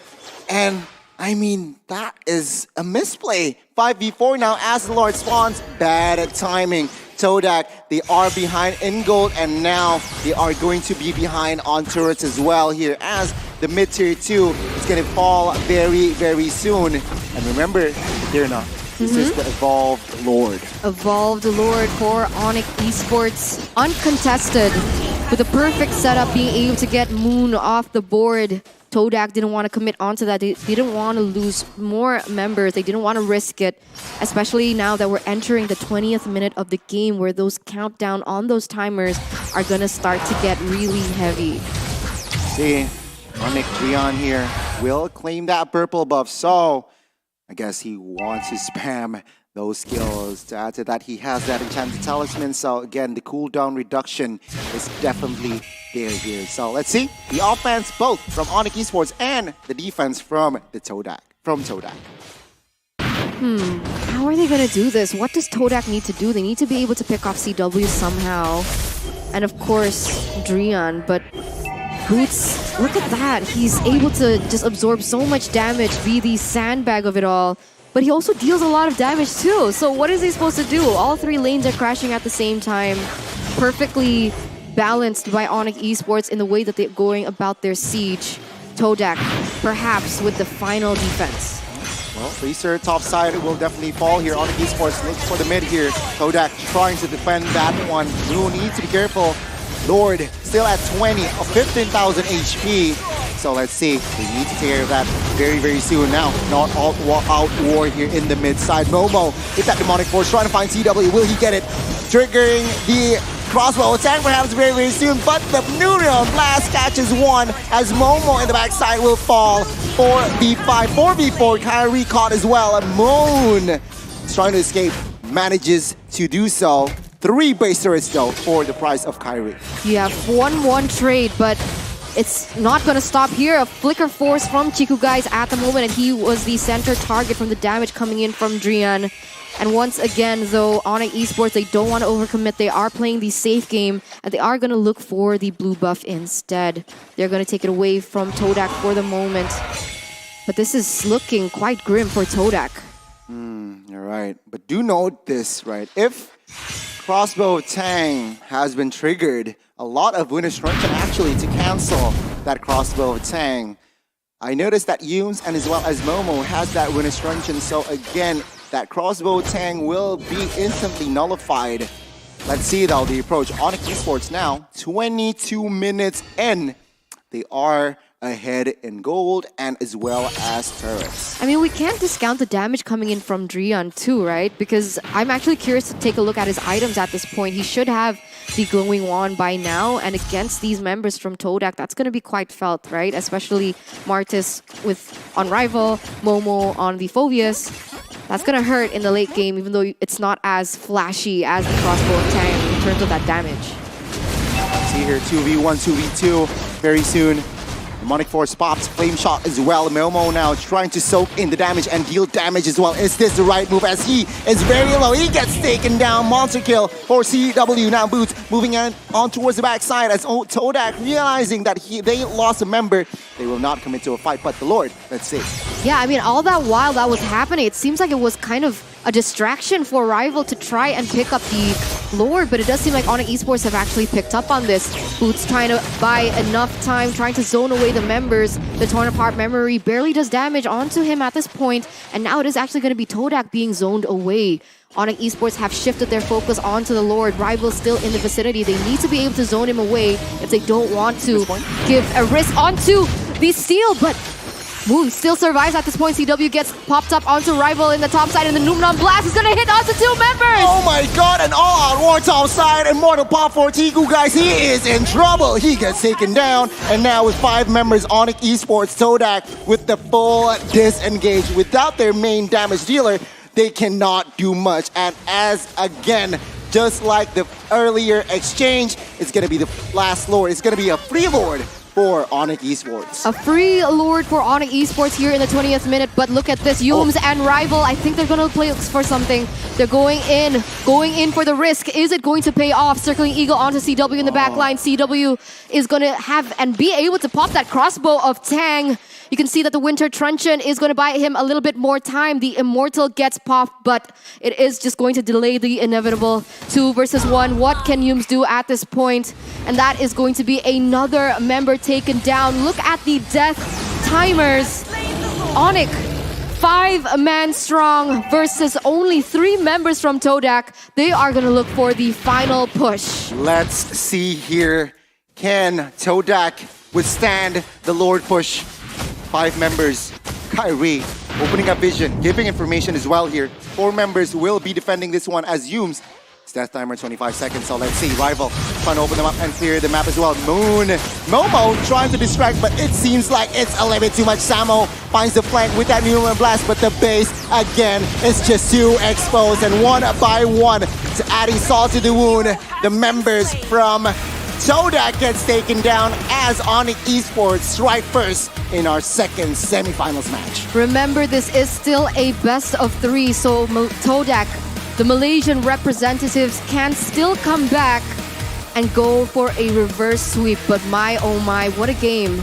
Initially, it was completely controlled by Todak, but just one moment was all it takes for ONIC to actually come back and punish the undisciplined nature of Todak. I gotta say, right, the first 13 minutes, it was actually Todak controlling the game. Exactly. They managed to find more turrets. They are staying proactive as well in the map with discipline. But you're right, that one mistake, the overcommitted one bot side, which just the dominating effect, of course, capitalized by ONIC Esports. They got the lore, they got the control of the game, and once the team from Indonesia, ONIC Esports, gain control in the map, it's just very hard for them to be taken down. It's so hard to find that window, and it seems like game 1, Todak has to accept defeat. Accept defeat and on a Fredrin jungle of all picks. So is this something new? Is this a new meta that can be used for the other teams as well? Is this something that we're going to expect for M4 perhaps?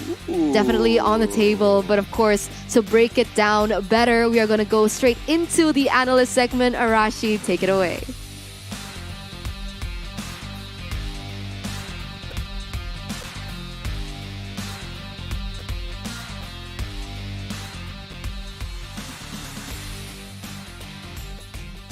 Hello, hello, hello. Welcome back to the analyst segment.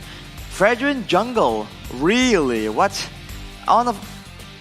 In the first place, you can tell that the late game is gonna heavily favor ONIC Esports, but of course, with Todak, they go all in with what they believe. That is their way of life almost. So you can't really blame it on them. It is what it is. They go for essentially that gamble, and it looked really good, but after a while, the inevitable does catch up with them. And credit to ONIC as well for surviving the aggression and that really confusing, really bewildering playstyle coming in from Todak. So it's just a difficult situation for both teams, and it all comes down to the drafting phase. The fact that so many comfortable heroes from both these teams have been banned away and they are forced into weird picks is a one thing, but the Fredrin Jungle, we're talking about it like it's a new amazing thing. I think what it was is that ONIC really want to do something surprising, and the only way they can do so is by moving that Fredrin somewhere else. And in theory, it's a tanky jungle. It's strong enough to withstand a lot of damage. It has decent damage as well. So in a way, in theory, the kit of Fredrin works in the jungle. It's not amazing, but it's definitely possible to make it work out. And considering that there's a lot of dive heroes, a lot of aggressive heroes on the side of Todak, Fredrin is usually used as a counter. But in this situation, the fact that there's a Mathilda, there's a Phoveus, and which, by the way, is picked into an Esmeralda, that's very, very tough for Todak. And now it's just very valuable to have an Esmeralda. So if they want that Fredrin, they have to put it in a different role. So they put it on Kyrie, and Kyrie is known to be very solid on those heroes. And you can tell that in the early game it's going to be a bit rough with an Esmeralda, Fredrin, as well as a Lolita. Samo on the Lolita is also absolutely solid. And with Drian on the Lilia, I think it's inevitable that they're going to wait for that late game. And now that the late game is here, 24 minutes, 25 almost, you can see the Ice Queen, all the ones, right? Ice Queen's one, Glowing one, and Genius one. A lot of cooldown reduction and a lot of damage. And with that Blood Wings, a measure of security, a measure of safety, and it allows him to have a lot of magical power. And with the Winter Truncheon, it also allows him to be relatively safe from the aggressive dives coming in from Todak. And that's the problem. Are they going to try and go for the 1-1 or the Lilia? Because both of them have enough DPS to actually be a huge threat. And they are so good at kiting away because Todak plays with that Mathilda. Look at the damage dealt here. can tell that the highest on the side of ONIC is a Drian on that Lilia, because of course it is. But from Todak, it actually is going to be Moon on the Gusion. Very solid hero and very strong right now, but unfortunately in that late game, not enough to solo carry. It's a source of burst damage, but not exactly damage that can actually destroy the whole team on his own, unless it's paired with a huge combo initiation that Todak don't really have right now. If maybe there's an Atlas, for example, with a Fatal Links, then maybe the burst damage coming from Moon's Gusion can actually destroy the whole team at the same time. We have seen that happen. But without those engages, no one is going to allow ONIC Esports, no one's going to force them to actually group together and clump together for that big engage. And as you can see, if you look at the objectives, I think ONIC Esports also are very good at that objective playstyle. Todak is good at going for the skirmishes, but when it comes to those objectives, ONIC is on top, and the man that's the MVP for game number 1 is going to be Drian on that Lilia. 3-0-6, 64% kill participation. 0 deaths in a game that's so long against a team that's so aggressive. Credit absolutely to Drian on this Lilia. And I think it's so good. Their composition can be so dynamic, and now Todak needs to find an answer. They can go for the same thing, but then they have to be aware that these are the solutions that ONIC has been using. Solid frontliners, crowd control, and laners that have a lot of outplay and security. The Black Shoes, the Crossbow of Tang. If they want to try and shut down ONIC and really crush them in the early game, they require some very strong initiation, some very solid heroes, and then afterwards, they need to make sure that ONIC does not have the measures of security. They don't have a hero that actually works really well against them, like the Esmeralda against a Phobius and a Matilda. So we'll see what adjustments need to be made. I think there's plenty to be done in the drafting phase. But even in the execution, you see that there are improvements that are available that can be made for both these teams. And we're going to see some of that in the highlights for game number 1. In the early game, as we mentioned, it's to be expected. You have a Phobius, you have a Matisse, and you have a Bushin, and even a Brody. That's so much early game damage. And if they have the control, Moon can absolutely just delete all the squishy members. And even the tankier members on the side of ONIC Esports, they can actually get bursted down as well if they are alone. You can see that the crowd here looking in anticipation, because it was looking quite grim for quite a while. And of course, later on, the longer the game goes, the tankier the members of ONIC become, the more DPS 1-1 and Lilia will do, and the more objectives become important. And when the objectives are contested, that is exactly where the members of ONIC can predict where will Todak be, because it makes sense. They're going to be in several locations, because if they're too far away, then it's ONIC's turn to just surprise them and go for the objective take. As you can see, if you guys want to join in this watch party, you can head on to our select locations, because for sure, these are the hottest matches heading towards the grand finals. And speaking of hot moments, Samo HT with the Numenor Blast also becomes a huge problem, because if Todak tries to go too aggressively, they get punished by that Numenor Blast. And this is what Samo has been able to do on his Olita. Blocking off damage, engaging, chasing potential kills, but also being a very solid initiate and counter engage as well. And like I said, if Todak wants to dive, they can dive, but they have to make sure that they have the right tools, and they deny the tools that ONIC can use against them. It all comes down to the draft, and of course it's easier said than done, because they are up against the Architect, Aldo from ONIC, but we'll see what Todak can do. Right now we're going straight into game number 2, and and Eterna will take us away.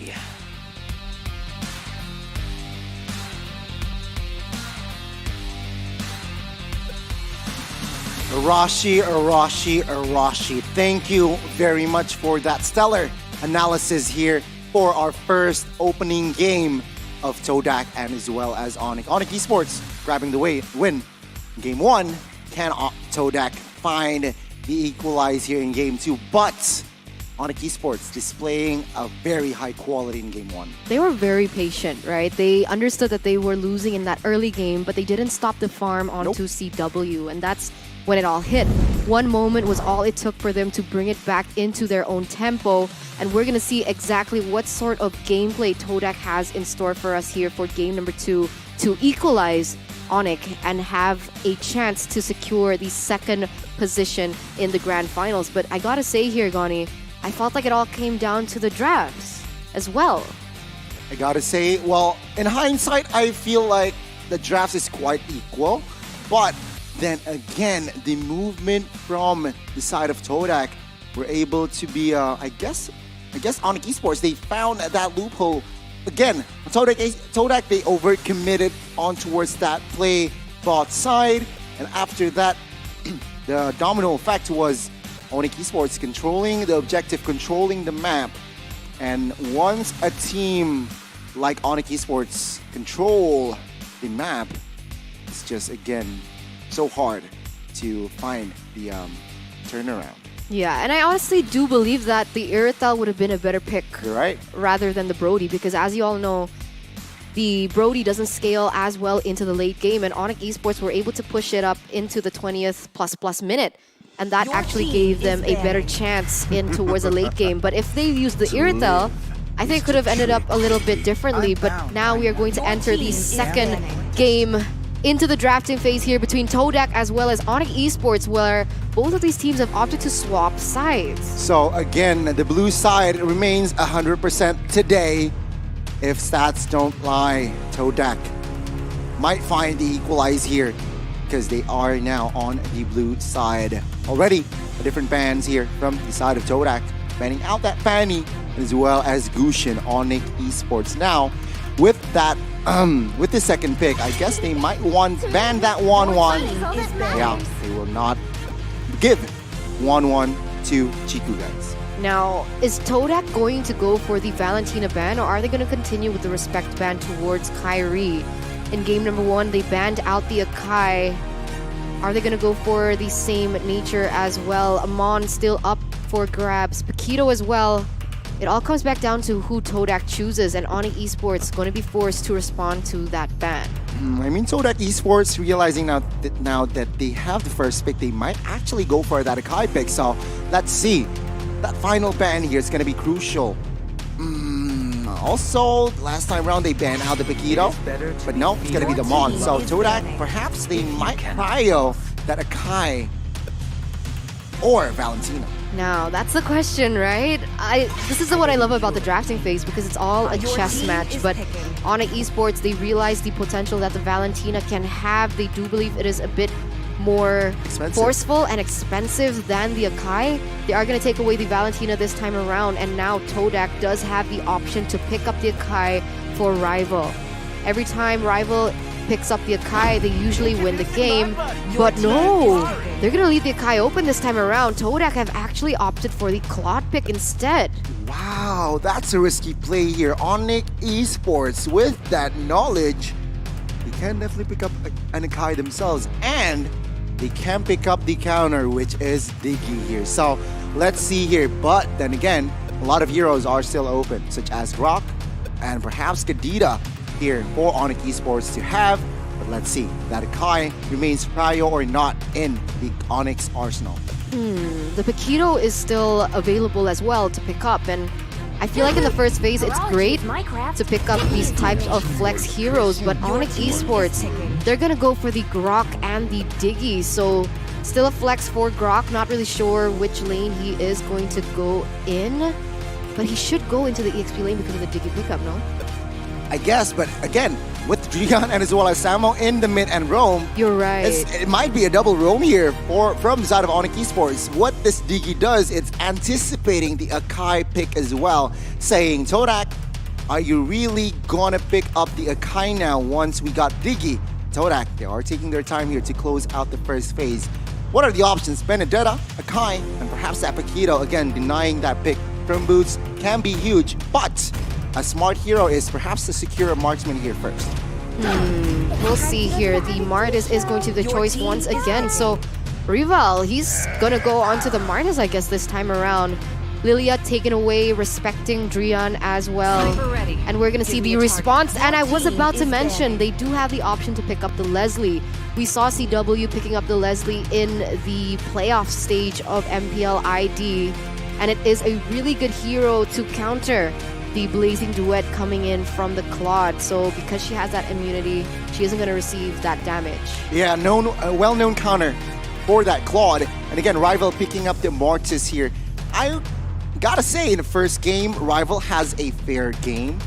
But then again, the pressure from ONIC Esports just got them. So let's see, ONIC Esports, second phase we go. Banning out and limiting the option for that roamer position. In response, Todak, they might go again, committing on towards full Kyrie. I mean, 3 heroes in the first phase is already for Kyrie. Target banning him, perhaps they might go for it again in the second phase. But remember, I mean, in this moment, ONIC, they do still have the ability to pick up the Paquito or even the Akai, so maybe those can be the options for Todak to take away here, denying it away, denying that pick, but it's actually going to be the Eve, man. So they're focusing onto Drian this time around, trying to eliminate his hero pool, but Drian is not an easy hero and not an easy person to target ban. He has such a wide hero pool. I think 2 seasons ago, he had the largest hero pool ever. Yeah. So we're gonna see here ONIC Esports with the next ban. ONIC Esports, again, they might go for a commit on towards Zooms here. He played an okay game with the Matilda, so perhaps, yeah, the Cho here. But remember, that Cho, even though it's going to be picked up, they have the Diggy to just nullify that way of Dragon. So, ONIC Esports, they might ban another support here. Perhaps the Rafaela, the Estes, might come through, but no, it's going to be the Masha coming through here for the last ban. Todak, they need to ban their Kai, I feel like. Yeah, I think that's a wise decision. You think Akai more than Paquito? Actually seeing their composition, a Paquito might just be more terrifying than the Akai here. So, I guess, no. Drian ban. Yeah. Okay, so they're trying to force perhaps the double roam.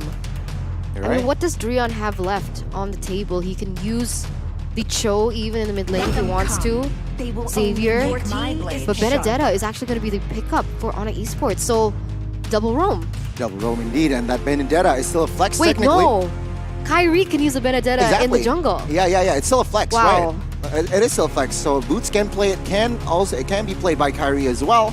So a very smart draft here. Again, the level of adaptability that ONIC can bring to the table can cause you, well, I guess can cause you harm in the drafts. Todak, 2 heroes to complete their draft. They have the magical burst. They have DPS physical. So they need a good engager. Oh my god, Paquito and Rafaela. Yeah, again, I spoke about Rafaela. I feel like they need to find a support here, realizing that ONIC Esports picked up a Diggy, so Rafaela picked up. Rafaela picked up, like you mentioned, and I also was wondering about the Paquito, why it was left open, but it turns out Todak is going to be the one to pick it up. So Paquito in the EXP lane now, right? Yeah, with this in mind, actually, should be. I think Atlas might work here for Samo. If he wants to go crazy again, forcing Lilia to use the Purify, Rock can be put in the EXP. Kyrie can play the Benedetta. Perhaps an Atlas might come through for that double roam meta, but no, it's gonna be a Cho. So again, I don't know. Kyrie will play the Cho. Yeah, it's gonna be a double roam setup. Rock and Diggy. Boots will play that Benedetta, and Cho will be played by Kyrie. I'm not really sure why they've opted for the Cho in the jungle. I mean, usually we see the Cho in the jungle when they're going against someone in the someone like an assassin from the opponent, right? Because he has a way of dragon to cancel whatever force that the assassin can have from the opponent when they go for those neutral objective takes. But with the Cho, especially against a Martis who has an anti-CC ability, I don't know. What do you think? I guess what this Cho does it can force Lilia on that Purify, or even Claude on the Purify. So again, just adding that extra crowd control can be the way to go. But enough talk. I want to hear your support. Go ONIC or Todak Langar. Land of Dawn we go. Match points for ONIC Esports. Can Todak equalize in this game? Let's see. We're going to see exactly how this pans out. Drian is on the Grok, so it is a double roamer meta or strategy like they exemplified yesterday in their match. And we're going to see who is going to be able to have the favorable trade when it comes down to the mid lane pressure. Moon is going to be able to clear a little bit faster, as you can see here. And Drian is actually going to be able to take a lot of damage. He's going to be forced to play a little less aggressive in this early game. Yeah, I mean, I predicted that Chiku and Moon might use the Purify because of Cho and as well as Rock. And there you go, 2 Purifies already on the board. So they're really respecting that crowd control. But with Purify, escapability might come into play. And Boots, oh my god, Petrify connects. And Moon, 1 HP literally survives the min gauge. My goodness, a good action early game in the mid side. Uh-oh, but in the top side here, Yums is going to get taken down really, really low here. And that's the annoying part of having Samo on the Diggy. This is one of his power picks as well in MPL ID. And you can see what an impact he has, especially in that game, in that lane as well, to be able to try and farm CW out to get his integral items, to get that power spike faster, perhaps, than Chiku guys. Oh my god, Chiku guys struggling to farm early on now without Flicker. Wave Dragon connects on towards Yums. Instead deleted. First blood falls in the hands of Pure Q Finds here as Chiku guys will use the BMI to escape the pressure topside. They understand that Chiku guys is one of the main winning conditions for Todak in this game, and you can see the pressure and the effort that ONIC has gone to, rotating 3 men to the top side, trying to zone him away, and for the moment it is working. You can see though, Chiku guys is going to be able to put so much damage on CW. The Blazing Duet already hit so hard, and look at that! CW instantly punished and Samo forced to retreat. My goodness, a slight miscalculation there, but bot side Petrify connects on towards Momo now. Momo, low HP, gets taken down in the hands of Drian. Rival popping that final blow, cancel the Boots. Oh, 1 HP as the Lord, and no, the turtle rather, will be claimed to the hands of Kyrie. ONIC Esports gonna have a little bit of a economy lead here in the second minute, almost 1,000. But Chiku guys, he's putting up a huge fight, and now Chiku is actually winning in that lane. CW still level 4, and his farming is just on point. And if you guys want to learn how to level up your farming skills like Chiku guys, go ahead and check out HSBC.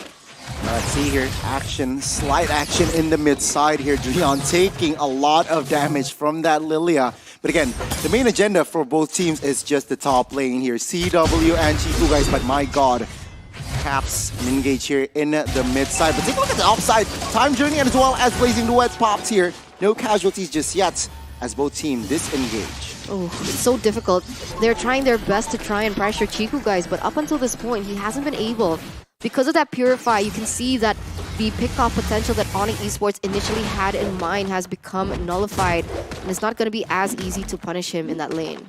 You can see here the movement from Boots already with the invade, so I guess that the purpose is just to give out information as well as cutting minions here, saying that there are no members here from side of Todak in the bot side. But in response, Paquito as well here, cutting the minion. Leon here, the recipient of multiple damage. One charge though, on time, and take a look at the assist, the layup, and there you go, the alley-oop connecting. Moon pop that black shoes used in the backside here, forced to use the flicker. Boots will not survive that engage.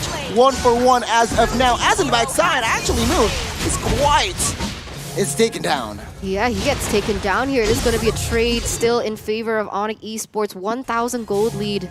And 7 seconds left on the next neutral objective. The turtle is going to spawn very, very soon. And this is what I was about to mention, right? Todak, they want to go in for that full dive with the composition they brought, right? Chiku guys with the Blazing Duet into the backside. We have Momo and Rival as well. And Moon, of course, in the backside, just dealing out that burst damage. But ONIC Esports, they have a few options to deal with this. They have the additional sustain coming in from Samo, of course, with the Time Journey, Kyrie with the Way of Dragon, and of course the Wild Charge from Drian. So it all depends on the execution, as both of these teams have started to center focus onto the next turtle here. Rival is not going to be able to get the turtle, but it actually was going to be taken down by Yums. A steal by Todak. What the heck just happened? Both junglers uses their retribution, but it is gonna fall to the hands of the Rafaela of all people. With that in mind though, Todak equalizing on the turtle take. Let's see here, they might engage top side here. Fair enough. For the moment here, once again, it is still quite equal in terms of that neutral objective take. I don't know what happened. They had the better setup, but it's actually going to be Todak being able to secure it. CW going to get caught quite low here, forced to retreat, forced to give away that turret uncontested towards Todak, and that is going to be another pickup for Todak on the map. Goodness me, Todak stepping full throttle here in the early stages of the game. But now, woo, Boots taking a chunk of damage outside. And it seems like now, Todak, they are gold-wise still behind here, so they need to find compensation. I feel like they need to be more proactive across the map, which is what they're doing outside. Uh-oh, Boots is going to be the focus from Rival here. He's going to be zoned away from his own buff. But look at this! Drian! What a perfect ultimate! Followed back up really well by CW. Time Judy popped up. Yums is going to be the casualty in that particular engage. And ONIC Esports still trying to give their best. Even though they are leading quite a bit, Chico, guys, has been farming up a storm. I mean, 5th minute, he was already able to get that golden staff, and the Blazing Duet is going to go into the backline. Samo is going to get taken down. CW still able to flicker away and escape with his life, but look at this, he has to be careful. Rival is going to be the one to fall in exchange, and that is going to be a trade again, once again on the map. Oh, bot side action does not stop happening here as another member, Momo, was caught red-handed under the turret. Taken down by Drian now. The last turtle has spawned here. No commitments on towards the turtle take just yet. But ONIC Esports says otherwise here. Yumes, Chico, guys, opening up the map. Take a look at the Petrify connects onto it too. And now let's see Yumes not gonna survive that one, as now with that being said, ONIC Esports will create a lot of space to take that last turtle. Man, oh man, I mean, ONIC Esports, these team fights, they're getting ahead a lot. Todak, for the moment, has not been able to find a solution to the aggressive nature, and that is the beauty of having so much CC in your composition. You have so many things to work around. You can go on into the engage that is brought up by Drian, or even Kyrie in particular. But the one thing that I'd like to note, even though ONIC Esports are leading in gold, look at Chico, right? Already DHS, already with the golden staff as well. He's actually already reached his power spike. Exactly, Wind of Nature coming up very, very soon as well. Take a look at CW also building up towards that item spike as well, power spike as well, Windtalker, and as well as Berserker's Fury here. So a very scary Leslie is going to come soon. But as of now, as it stands, ONIC Esports still with the slight gold lead. And well, start-wise, actually they are behind. Let's see. It's going to be so difficult, right? Because the way that ONIC Esports are playing, they're basically allowing the Leslie to do the range game. And the fact is, nobody is able to go into that backline unless Momo goes in for an engage and be behind movement. But so far it hasn't been possible. But look at this, Rian already looking for another engage. Jooms is going to be the casualty once again. Another pickup for ONIC Esports as Rival is forced to flee with his life. Moon is being taken back with the reverse time, but look at this. Rival is going to get caught. So much damage has been placed, but look at Tico, guys! He goes to the back with the Blazing Duet, but unfortunately he gets taken down. Boots comes to save the day. Moon is the only one left standing. 3v1 situation, what can he do? The answer is die into the hands of CW. Bang, bang, bang. CW finds the triple in minute number 9 here, as ONIC Esports is just in time to secure the first Lord. And take a look at the mid side. Yume, every member from the side of Todak is caught here as Momo gets taken down. Yume is gonna fall. No, never mind, not enough damage just yet. But ONIC Esports saying, this is our game. Man, 2,700 gold lead. A Lord on the way in the 9th minute. Todak has not been able to respond to how ONIC Esports are able to find these trades on the map. Even with 2 Purifies in their midst, on Chico and on Moon, it doesn't matter. ONIC, they're always able to find the proper opening. Exactly. I mean, their adaptability. And let's take a look at the replay here as, let's see, this is where I feel like CW and Drian CW flickers in to find the double, and Moon, well, he is in a no man's land to escape. No spells and as well as Black Shoes to save him. There you go, he gets taken down as CW earlier gets the triple. Oh, this is looking quite grim for Todak at this point, right? Because they need to be able to utilize Chiku, guys, but because of the composition that Onyx has brought, even though the Leslie hasn't bought the wand, it doesn't matter because of his immunity to the Blazing Duet that is going to occur.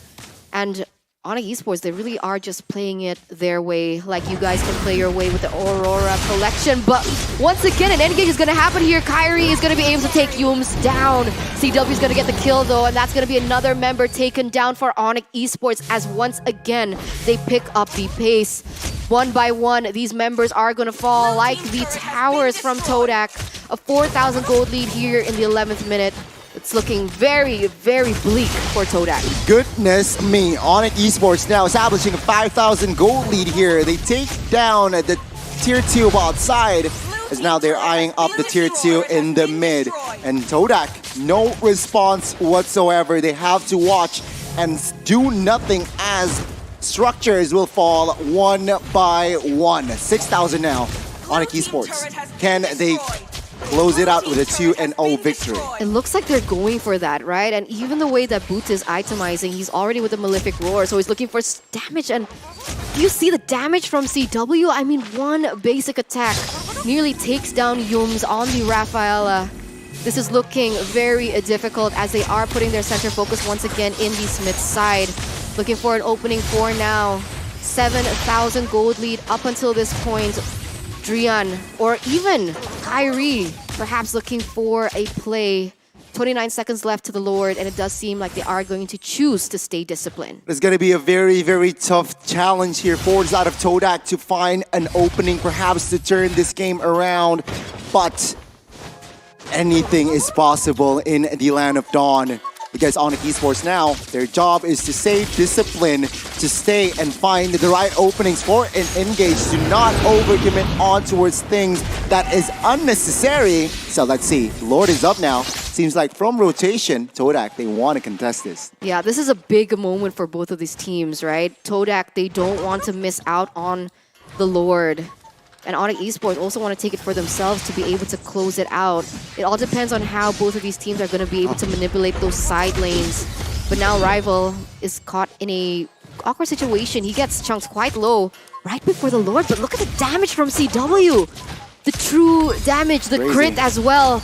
He's going to chunk it down in under 10 seconds. And that's an uncontested Lord for ONIC Esports. How do they manage to take the Lord? They managed to make Martis go back, right? With that in mind now, Boots in the river. Gotta recall as well here as Drian looks for the flag, finds it. Chiku, guys, now in trouble as every resource now given towards Chiku, but that guy survives now in the jungles. Moon needs to be careful here, still has the Black Shoes, but no casualties from the earlier exchange. Todak will focus on defense now. Oh, that was so close. That actually gave me a heart attack. Imagine if Chiku guys got taken down there. That would have been GG, right, at this point. They do still have a chance to defend, even though Moon was forced to use a resource in that Black Shoes. That's going to be something that ONIC Esports needs to pay attention to. But remember, Kairi and Samo also used their ultimates. We'll see who comes out on top here. Rival already getting so bursted down. Chiku guys with the Blazing Duet doesn't do so much damage. 2 members taken down already. And look at the engage coming in from ONIC. We can see so much happening right now. Moon is going to be the next one to fall. As once again, double kill has been secured. Samo gets taken down. A 1-for-3 trade for the moment, but it's not looking good for Todak at all. Is this going to be the final stand from the Malaysian representatives? As one by one, they fall like flies. Say goodbye to the Malaysian dream in MPLI 2022 as ONIC Esports dominate with a 2-0. It is going to be confirmed an all-Indo finals we have here in MPLI 2022. ONIC Esports with a very convincing win, 2-0 against the Swordfish from Malaysia. Again, for the 4th year in a row, ladies and gentlemen, MPLI 2022. It's going to be confirmed an Indo team, an Indo champion for 4 consecutive years. Wow, congratulations to ONIC Esports securing that second spot. So it's official, right? Grand Finals Geek Fam against ONIC Esports, and that's first and 8th place of MPL ID going head-to-head here in MPL. So it's gonna be very interesting. It is. A really good try though for Todak. Their run so far has been amazing.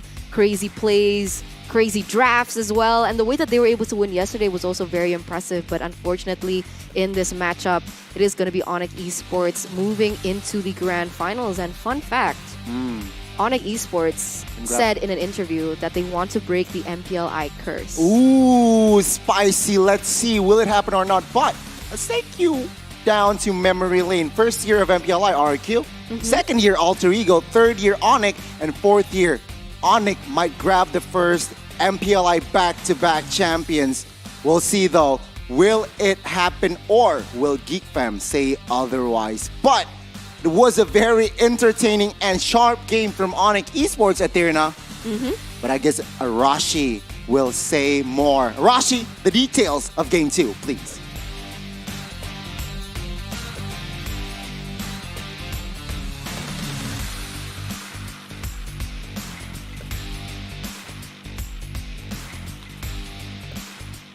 What's up, people? It's detailing time. And that was ONIC Esports just completely outclassing Todak. Unfortunately for you Todak supporters at home, they failed to actually deal with ONIC with the flexibility, the execution, the even solo outplays that you expect Todak to come out on top on.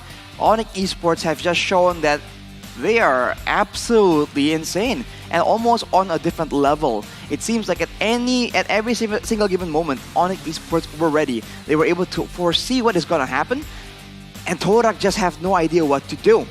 We saw that in the bans, respect was given to ONIC Esports, and they have tried to secure all the tools they require. They slowed down the engages from ONIC Esports. They try and deny most of the heroes that they think would be a problem, but overall, they still were unable to get a decisive finish. Take a look at the items right here, and Todak were quite behind, to say the least. Not even a glowing one in the hands of Moon, so not a lot of damage that can threaten all these different fighters.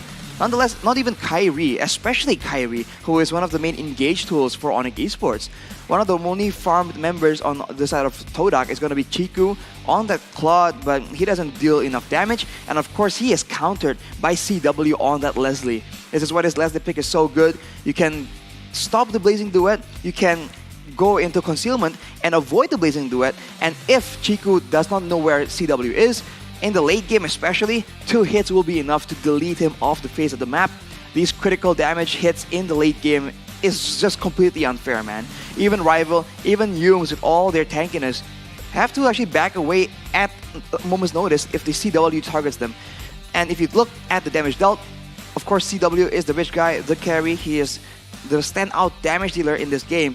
But Samo HT on that Diggy, picking up even a Holy Crystal, just showing again how annoying, how oppressive the Diggy can be given the right circumstances. And going with a double roam strategy, I think it's just a perfect opportunity for ONIC Esports to completely abuse the damage that this Diggy can have. Because there is a replacement in the front line in the role of the jungle and the roamer. So funny enough, the mixed amount of damage from magic and physical comes from the gold laner as well as the roamer. A very unique approach that is very surprising, but at the same time, seeing it done by ONIC, you're like, okay, makes sense. This is exactly why ONIC is so difficult to deal with. So many different strategies, so many flexible picks, and even if you ban out, even if you target ban one of the players with all 5 bans, they will find a way. They will find a pick that will make sense. And that flexibility is what allows the draft to be so difficult, and Todak, unfortunately, were unable to solve this problem.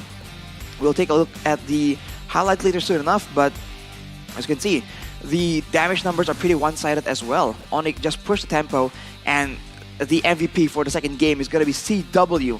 10, 1, and 5, 83% kill participation, able to outplay and get out of sticky situations. He wasn't playing super defensive. He was occasionally in between members of Todak, but he just knows exactly when to weave in and out of vision with the concealment, with the push. And then if required, he will flicker out or flicker forwards depending on what the team needs him to do. His flexible playstyle and his the hero mastery from this man is just insane. Knowing exactly what to do on so many different marksmen, I think it's a big skill in and of itself. And CW absolutely showed up today, and he's a problem because now you have to quite wonder what is the deal. How do you deal with this? And if you want to deal with ONIC, is it enough to shut down CW? If CW doesn't have a good game, will the rest of the team not pick up the slack and carry regardless? That is the main question that Geek Fam, I think, need to contend with later on. But as we mentioned, unfortunately for Todak, they were unable to get the victory in the first game, even though they tried to go all in the early game. And in the late game, going with a mixed approach, you can even argue that it's a bit... They have less success in that second game. So it was a nice try, it was a valiant effort. And of course, we're going to see in the highlights, maybe there's going to be some moments where Todak themselves were also making huge plays. But for ONIC Esports, it was solid. CW was the MVP, but Kyrie on that Cho, this man is just so flexible, and it's annoying to see that this guy can play so aggressively when he is playing those assassin, those damage dealer heroes. And then, if you put him on a utility hero, he completely enables his team as well. And same thing can be said about Samuel on that roam position. He needs to deal damage and stay in the back. He can do that. And let's see a bit of that in the highlights here. All the way in the early game, the crowd control and the damage and that combo, right? Pulling someone back and then kicking down with the Way of the Dragon. It's just so annoying, so oppressive, and it deceptively pulls you a longer distance than you would imagine. And afterwards, with the pickoff being done, with the main damage dealer not in the picture anymore, slowly but surely, ONIC just whittles down the HP bars, and they can take their time because they are ahead, and they will eventually out-damage the members of Todak. And occasionally, this is the outplays kind of that happen. There's some few moments where ONIC were just out-predicting, and here, even down in the bottom lane, Drian able to outplay Momo. And you can see that Todak was very desperate to try and get a winning play because they really require at least one or two of those plays to succeed to get an edge in the early game before ONIC take full control. Unfortunately, you can even say that that desperation, that urgency to try and make plays happen, make them overcommit, and they were falling too far behind. If you look at the gold lead, it's just way too far for Todak to do anything. And with the Lord, ONIC just go for the end, slow but surely, and that is just it. This is how ONIC plays. Calm, cool, collected, no real sense of urgency. They know what they have to do, they have it all lined up, and they execute. And even if you surprise them, they adjust, they improvise, they adapt, they overcome. So for ONIC Esports, this is a big problem, and Geek Fam is definitely scrambling to try and find something that works, try and conduct, I don't know, create a solution that would make sense. So now we have probably an interview with some of the members from ONIC. Goni and Eterna, take us away.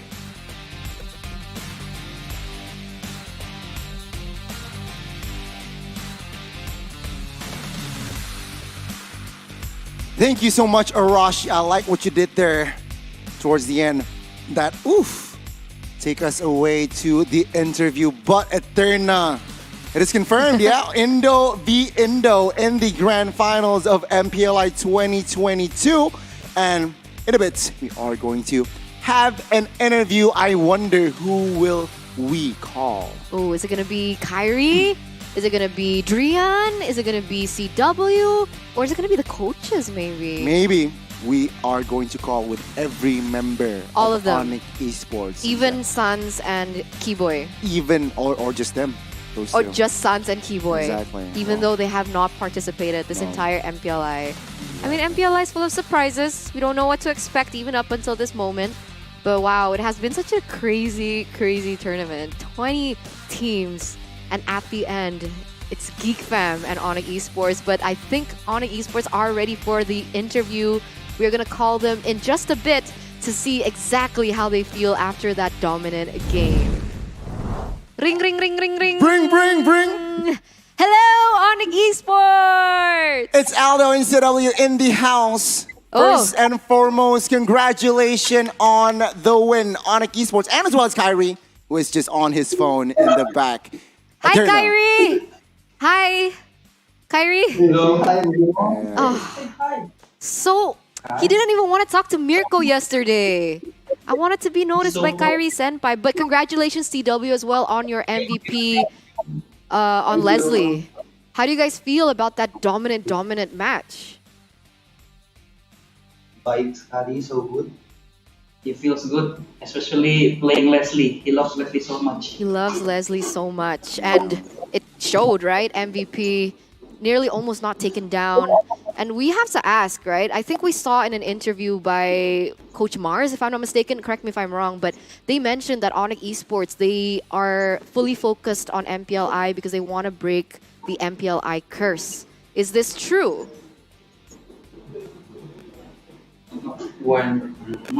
Of course, yeah. I think it's been like 2-3 MPLI that the winner of MPLI doesn't perform well in the M4 and doesn't win the M4, and I think it's a good time to break the curse. And hopefully, yeah, MPLI, yeah, we haven't win the MPLI, so yeah, we don't know yet. So yeah, but yeah, what Mar said is true. We are fully focused for this MPLI, and we don't take any tournament lightly. Okay, so with that being said, it is confirmed you are 100% confident in winning MPLI 2022.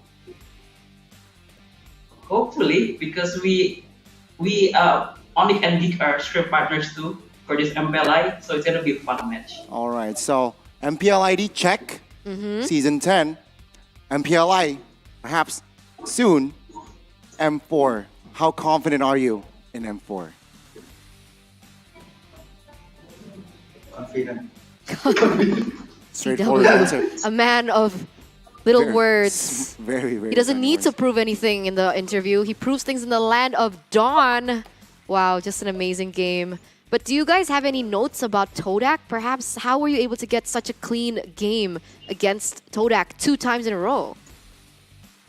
I think we just play with our style, and yeah, we expect the swap lane in the first game, and yeah, we just play with our game. We don't we just play confidently lah. We just be ourselves, and I think that's what it matters the most.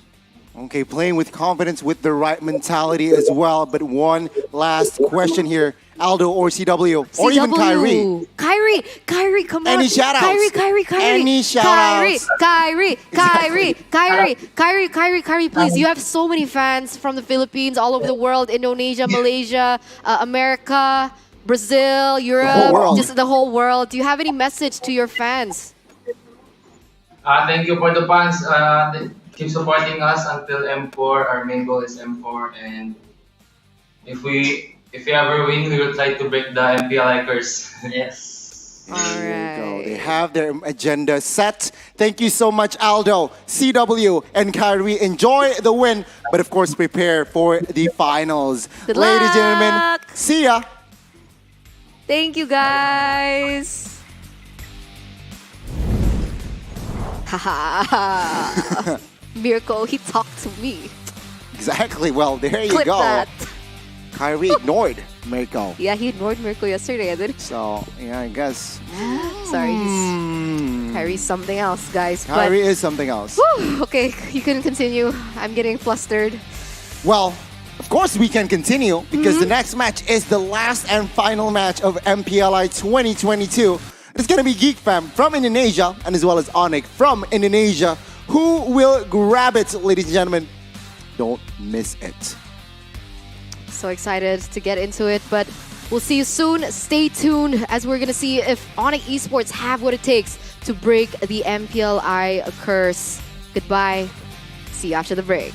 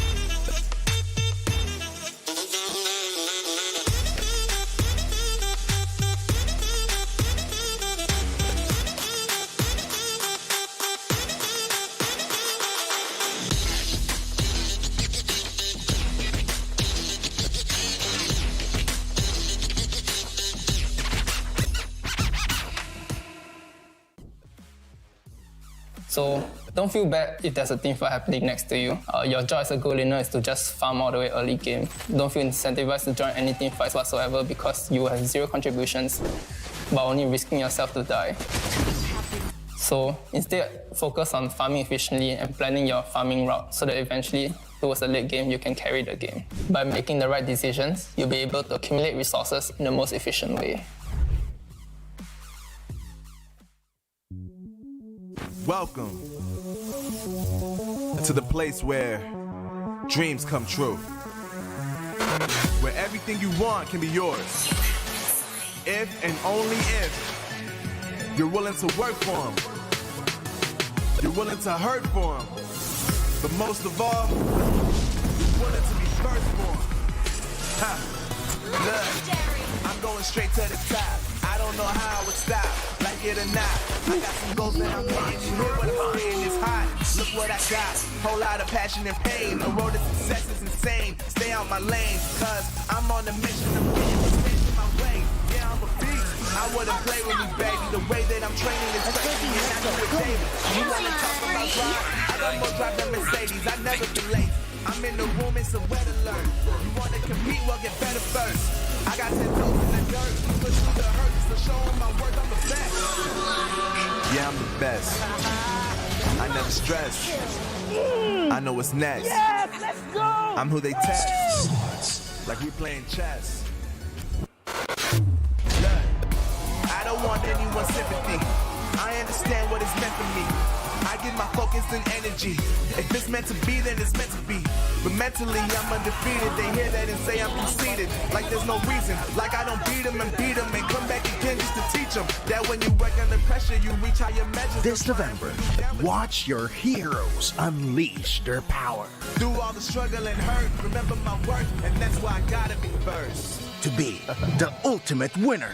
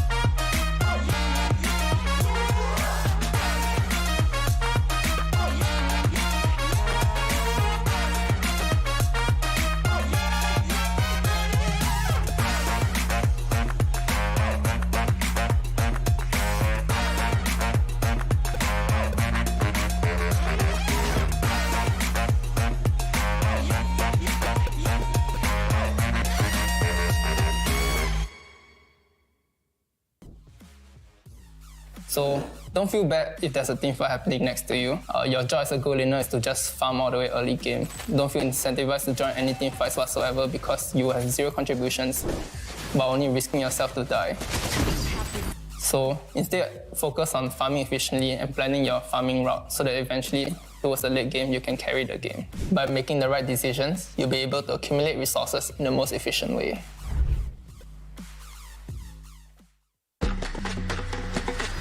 I play for me. I play for fun. I play for real. I play for friends and Friday nights. We play for all. This is a new age of play. Play your way.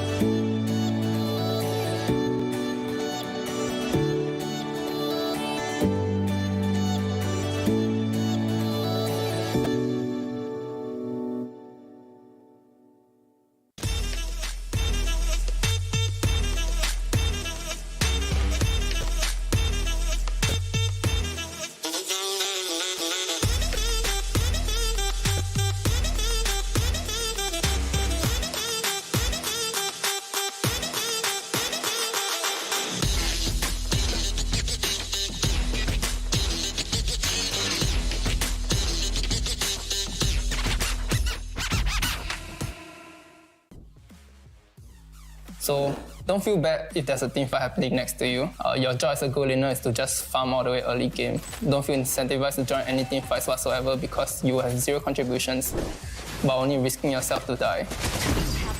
So instead, focus on farming efficiently and planning your farming route so that eventually, towards the late game, you can carry the game. By making the right decisions, you'll be able to accumulate resources in the most efficient way. Welcome to the place where dreams come true. Where everything you want can be yours. If and only if you're willing to work for them. You're willing to hurt for them. But most of all, you're willing to be first for them. Ha! Look, I'm going straight to the top. I don't know how I would stop, like it or not. I got some goals that I'm hitting. You hear what I'm saying? It's hot. Look what I got. Whole lot of passion and pain. The road to success is insane. Stay out my lane, cause I'm on a mission of getting what's in my way. Yeah, I'm a beast. I wouldn't play with me, baby. The way that I'm training is crazy. And I keep it daily. You wanna talk about drive? I got more drive than Mercedes. I've never been late. I'm in the room, it's a red alert. You wanna compete, well get better first. I got 10 toes in the dirt. Push up the hurt, so show them my work, I'm the best. Yeah, I'm the best. I never stress. I know what's next. Yes, let's go! I'm who they test. Like we playing chess. Look, I don't want anyone's sympathy. I understand what it's meant for me. I give my focus and energy. If it's meant to be, then it's meant to be. But mentally, I'm undefeated. They hear that and say I'm conceited. Like there's no reason. Like I don't beat them and come back again just to teach them that when you work under pressure, you reach higher measures. This November, watch your heroes unleash their power. Through all the struggle and hurt, remember my work, and that's why I gotta be first. To be the ultimate winner.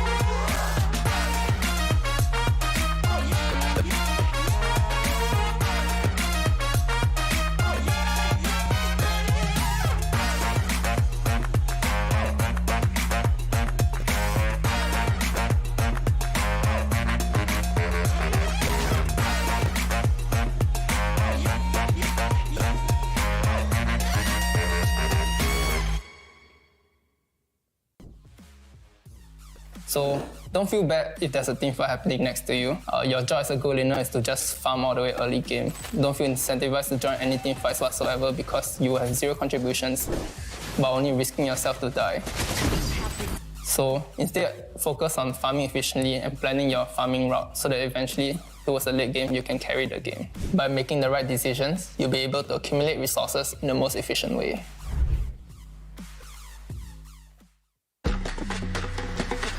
I play for me. I play for fun. I play for real. I play for friends and Friday nights. We play for all. This is a new age of play. Play your way.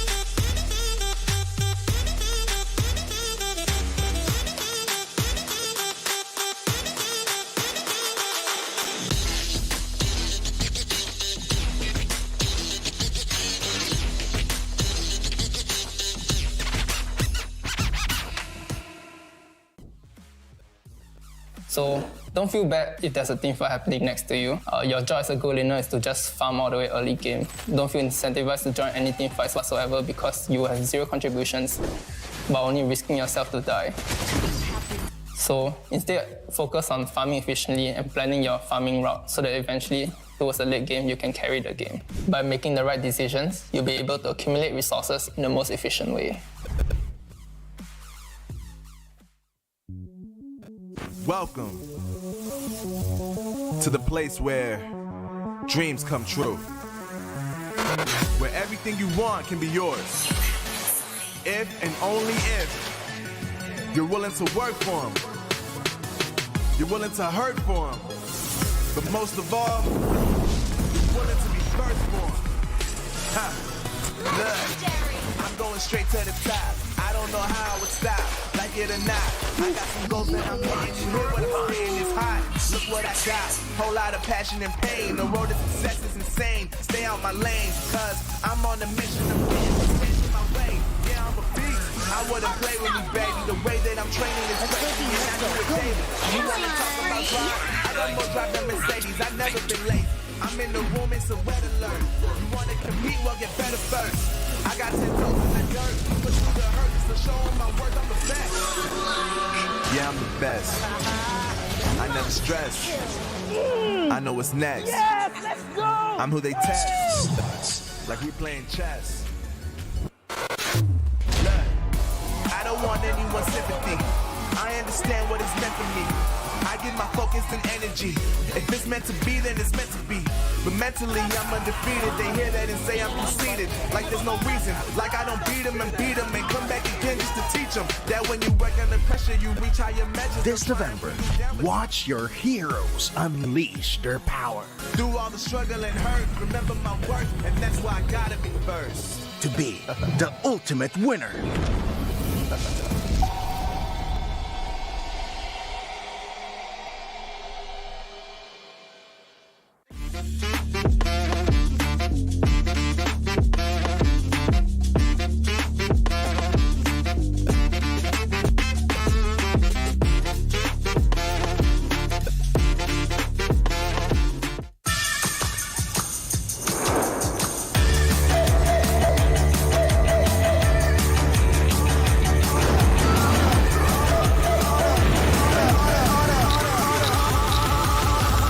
Play.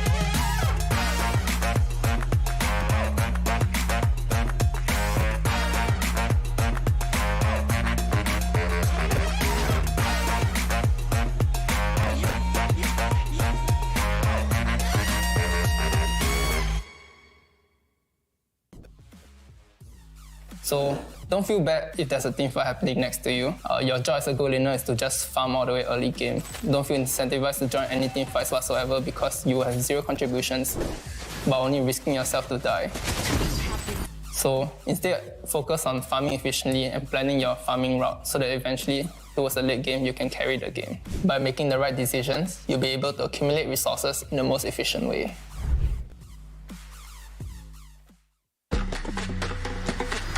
I play for me.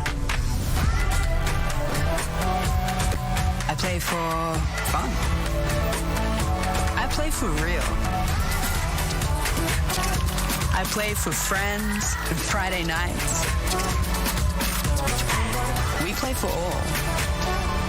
This is a new age of play. Play your way.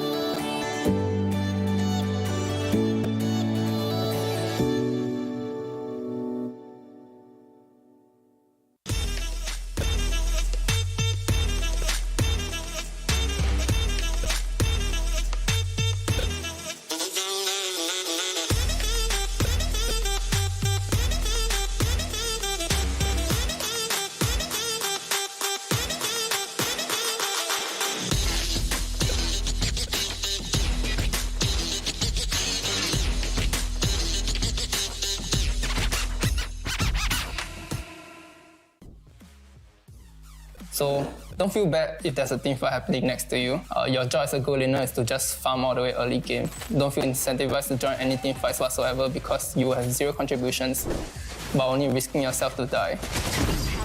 So instead, focus on farming efficiently and planning your farming route so that eventually, towards the late game, you can carry the game. By making the right decisions, you'll be able to accumulate resources in the most efficient way. Welcome to the place where dreams come true. Where everything you want can be yours. If and only if you're willing to work for them.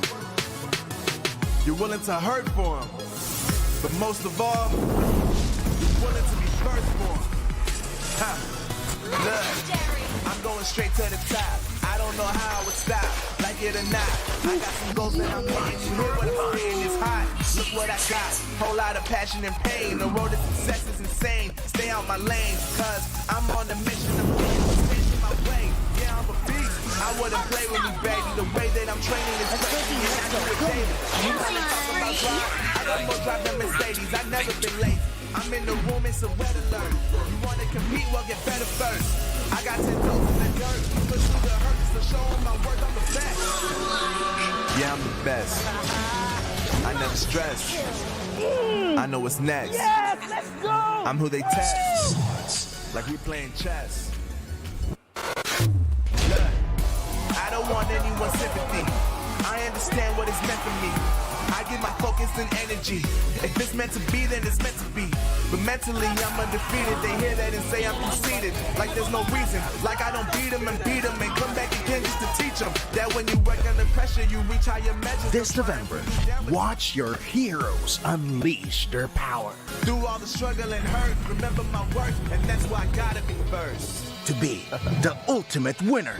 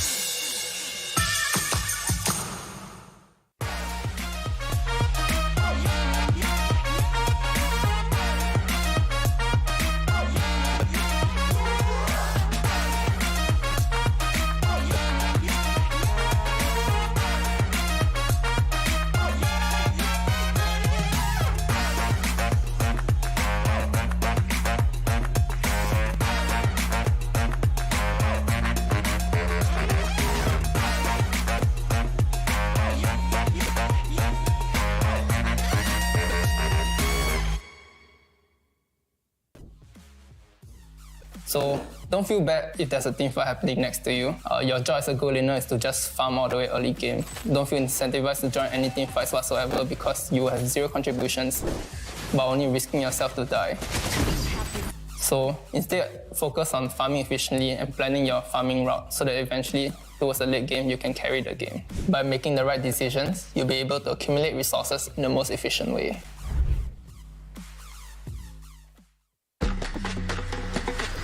I play for me. I play for fun. I play for real. I play for friends and Friday nights. We play for all. This is a new age of play. Play your way.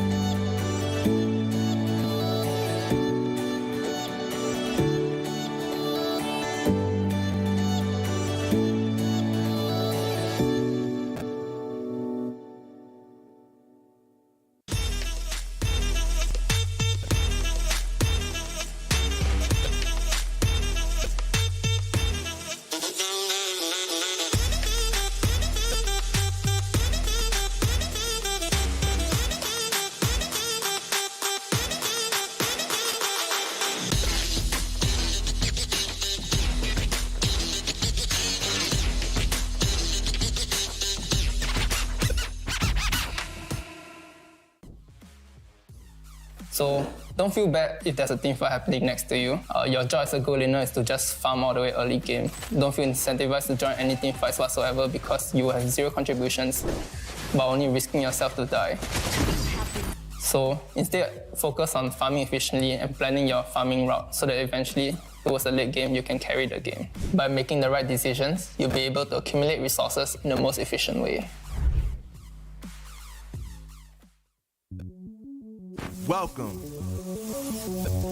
to the place where dreams come true. Where everything you want can be yours. If and only if you're willing to work for them. You're willing to hurt for them. But most of all, you're willing to be first for them. Look, I'm going straight to the top. I don't know how I would stop, like it or not. I got some goals that I'm hitting. You know what I'm saying is hot. Look what I got. Whole lot of passion and pain. The road to success is insane. Stay out my lane, cause I'm on a mission. I'm getting my way. Yeah, I'm a beast. I wouldn't play with me, baby. The way that I'm training is crazy. And I do it daily. You wanna talk about drive? I got more drive than Mercedes. I've never been late. I'm in the room, it's a red alert. You wanna compete, well get better first. I got 10 toes in the dirt, push through the hurt, just to show them my work, I'm the best. Yeah, I'm the best. I never stress. I know what's next. Yes, let's go!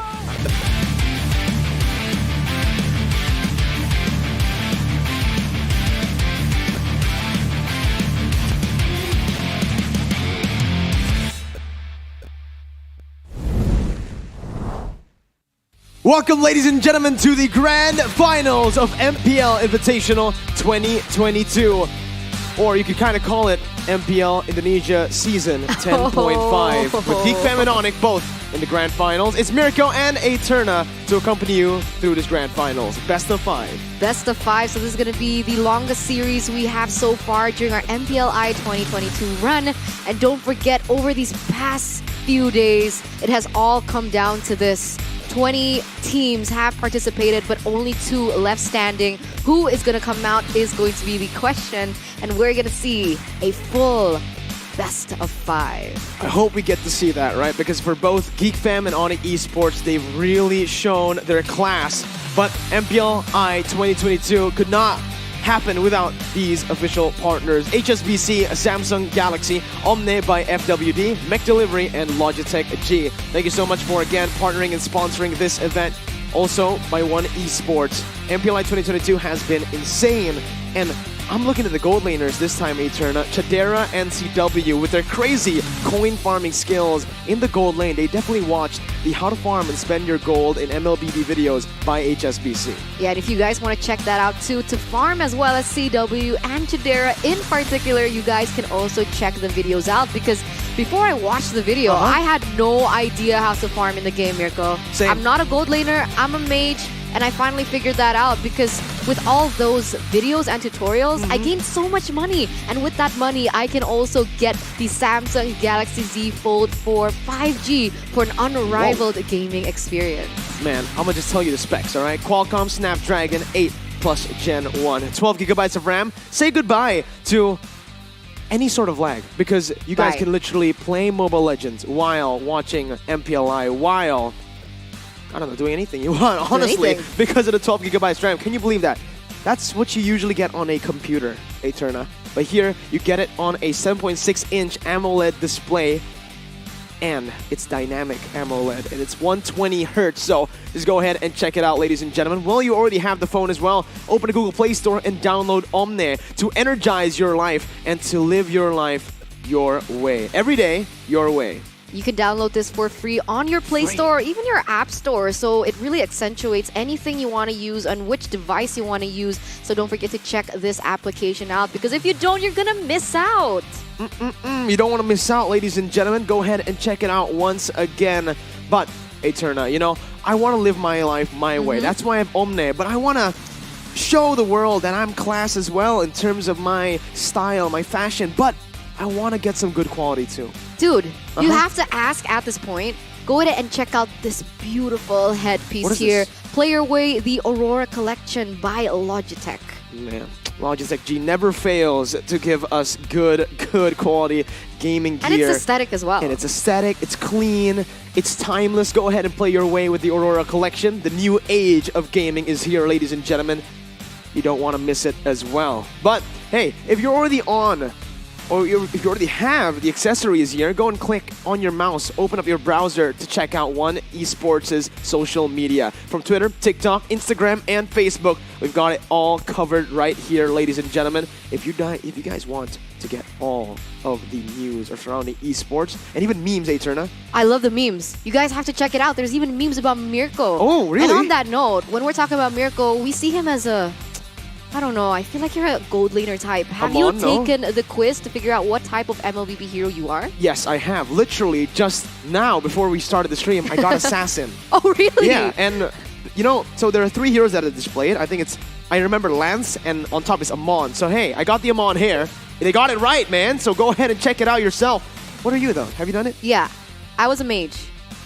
And you're a mage player. And I am a mage player. So if you guys accurate. want to check it out, you can go at oneesports.gg/MLBB-quiz to check it out. But of course, when you figure out what role you are, you can also go in and join in the fun in the community tournaments here, Mirko. It works, right? For all of us talents, all 5 of us right now, we all have different roles. We can actually jump in battlefight.com/oneesports. So go ahead, register. You might find us. You might compete against us for MLBB glory in the One Esports community tournament. So check it out, ladies and gentlemen. Show your skill and get to that spot by obviously starting from the amateur tournaments first. You can't just play in the MPL first, right? But what you can do is have skins just like the players you see on screen.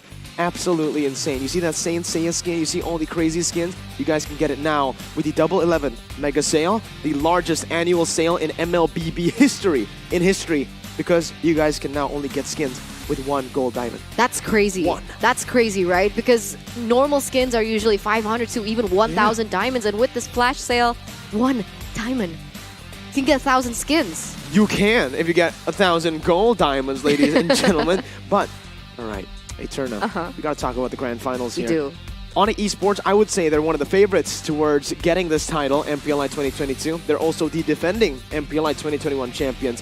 But what is crazy is Geek Fam.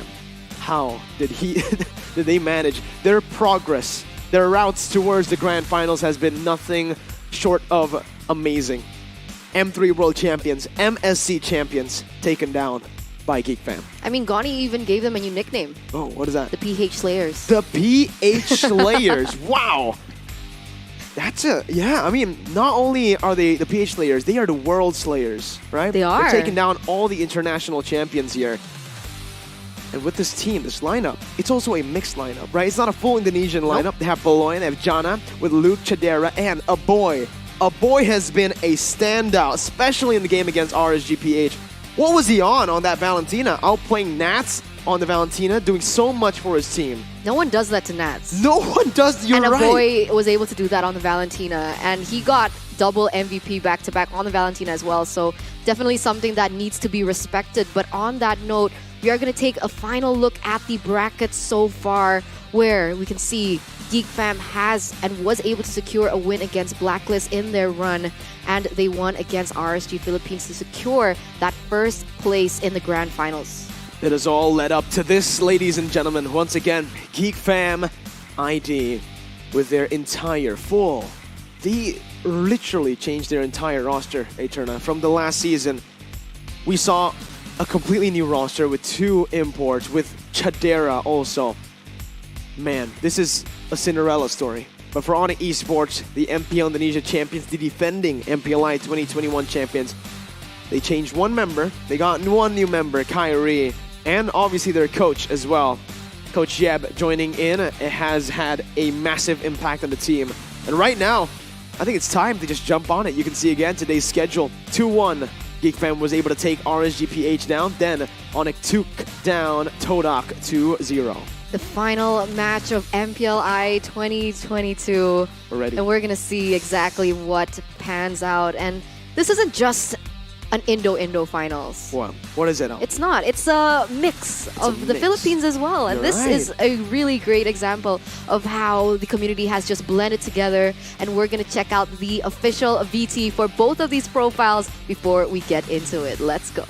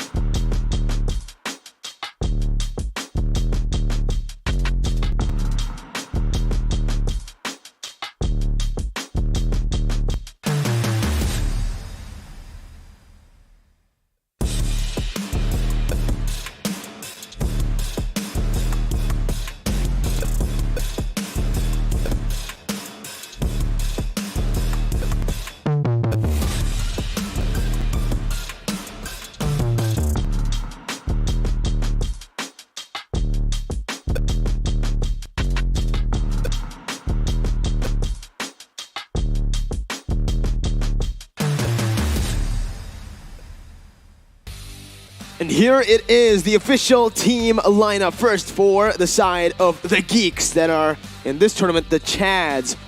A boy, Luke, Chadera, Jana QT, and Baloy. Gotta say it in a Lar Oi, Baloy! way. Oi, Baloy! That's how Lar called him. I miss Glarsky. I do. Yeah, I think we all do. But looking at these stats, you can see that they've had a lot of deaths over this moment. And then we can also see that it projects onto the way that they like to play the game.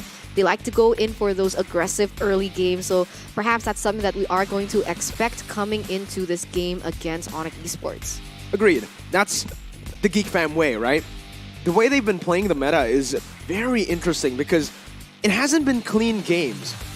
You take a look at ONIC Esports, it has been clean games, right? They've been able to dominate, get the enemy team into just very low kill points. But for Geek Fam, it's that crazy style where they're alright with taking some deaths. They're alright with taking some deaths as long as they're able to trade better on the map. But again, we're looking back at it on ONIC Esports with Dreon, Boots, CW, Kyrie, and Samo. Way less deaths compared to kills. So usually in their games, it's mostly one-sided.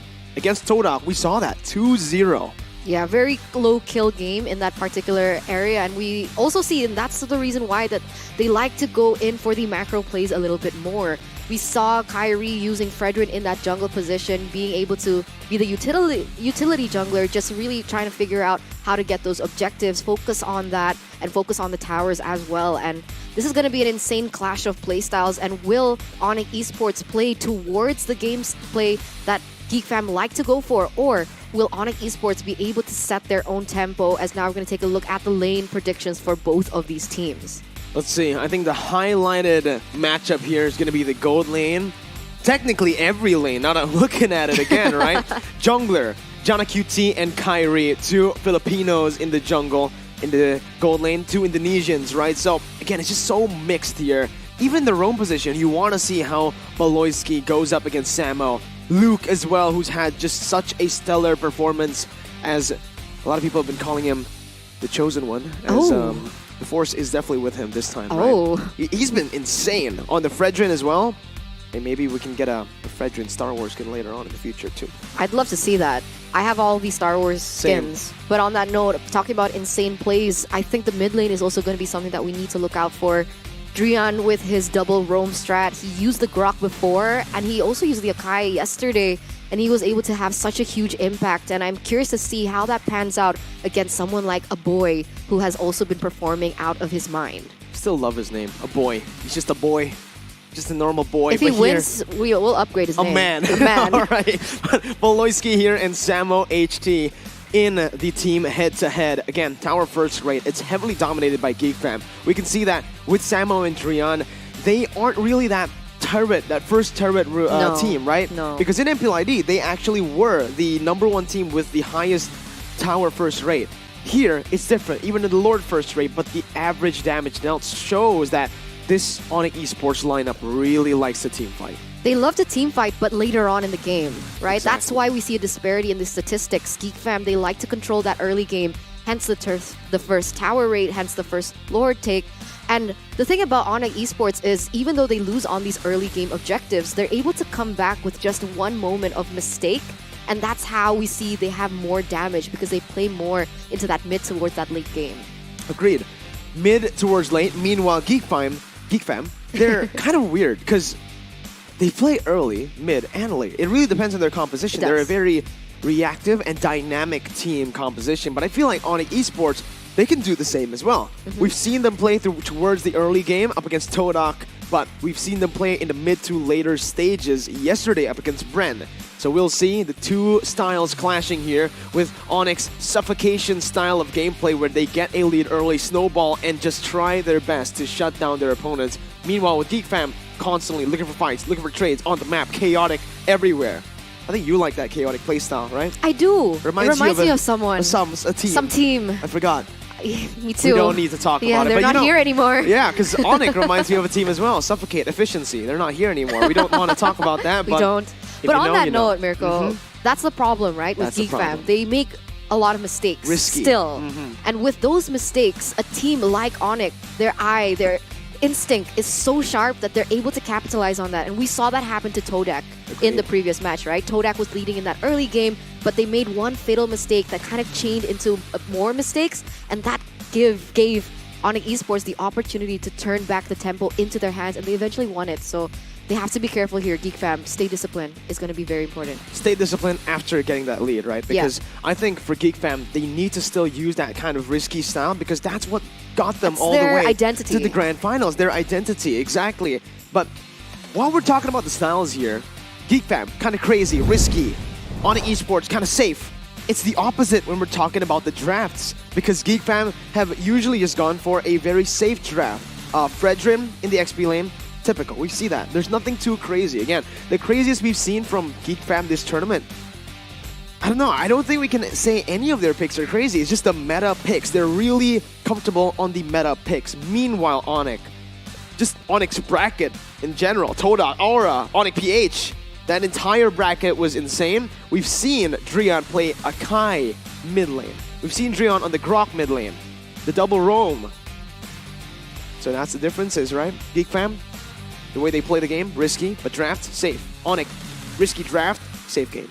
Clash and collide in playstyles. I think that's what we keep repeating over and over. And because of that, ONIC Esports does have an advantage in terms of that flexibility. And it is going to be easier to target ban Geek Fam this time around.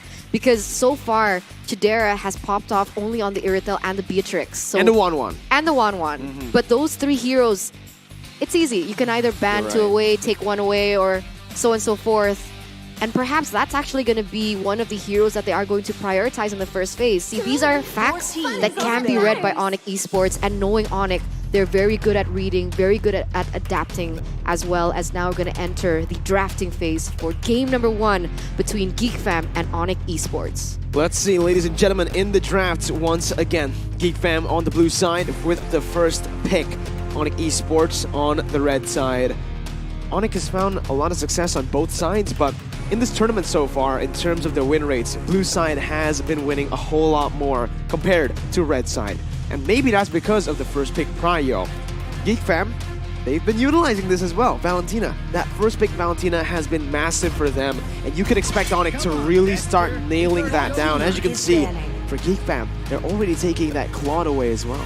Yeah, that's another slot taken for them to put ONIC Esports in a tough position where they're going to have to choose sooner or later. And in response, the Valentina definitely is going to be taken away, really respecting the potential that a boy has time and time again on the Valentina. How will Geek Fam respond to this? Well, I think a proper response would be to try to ban the Akai out.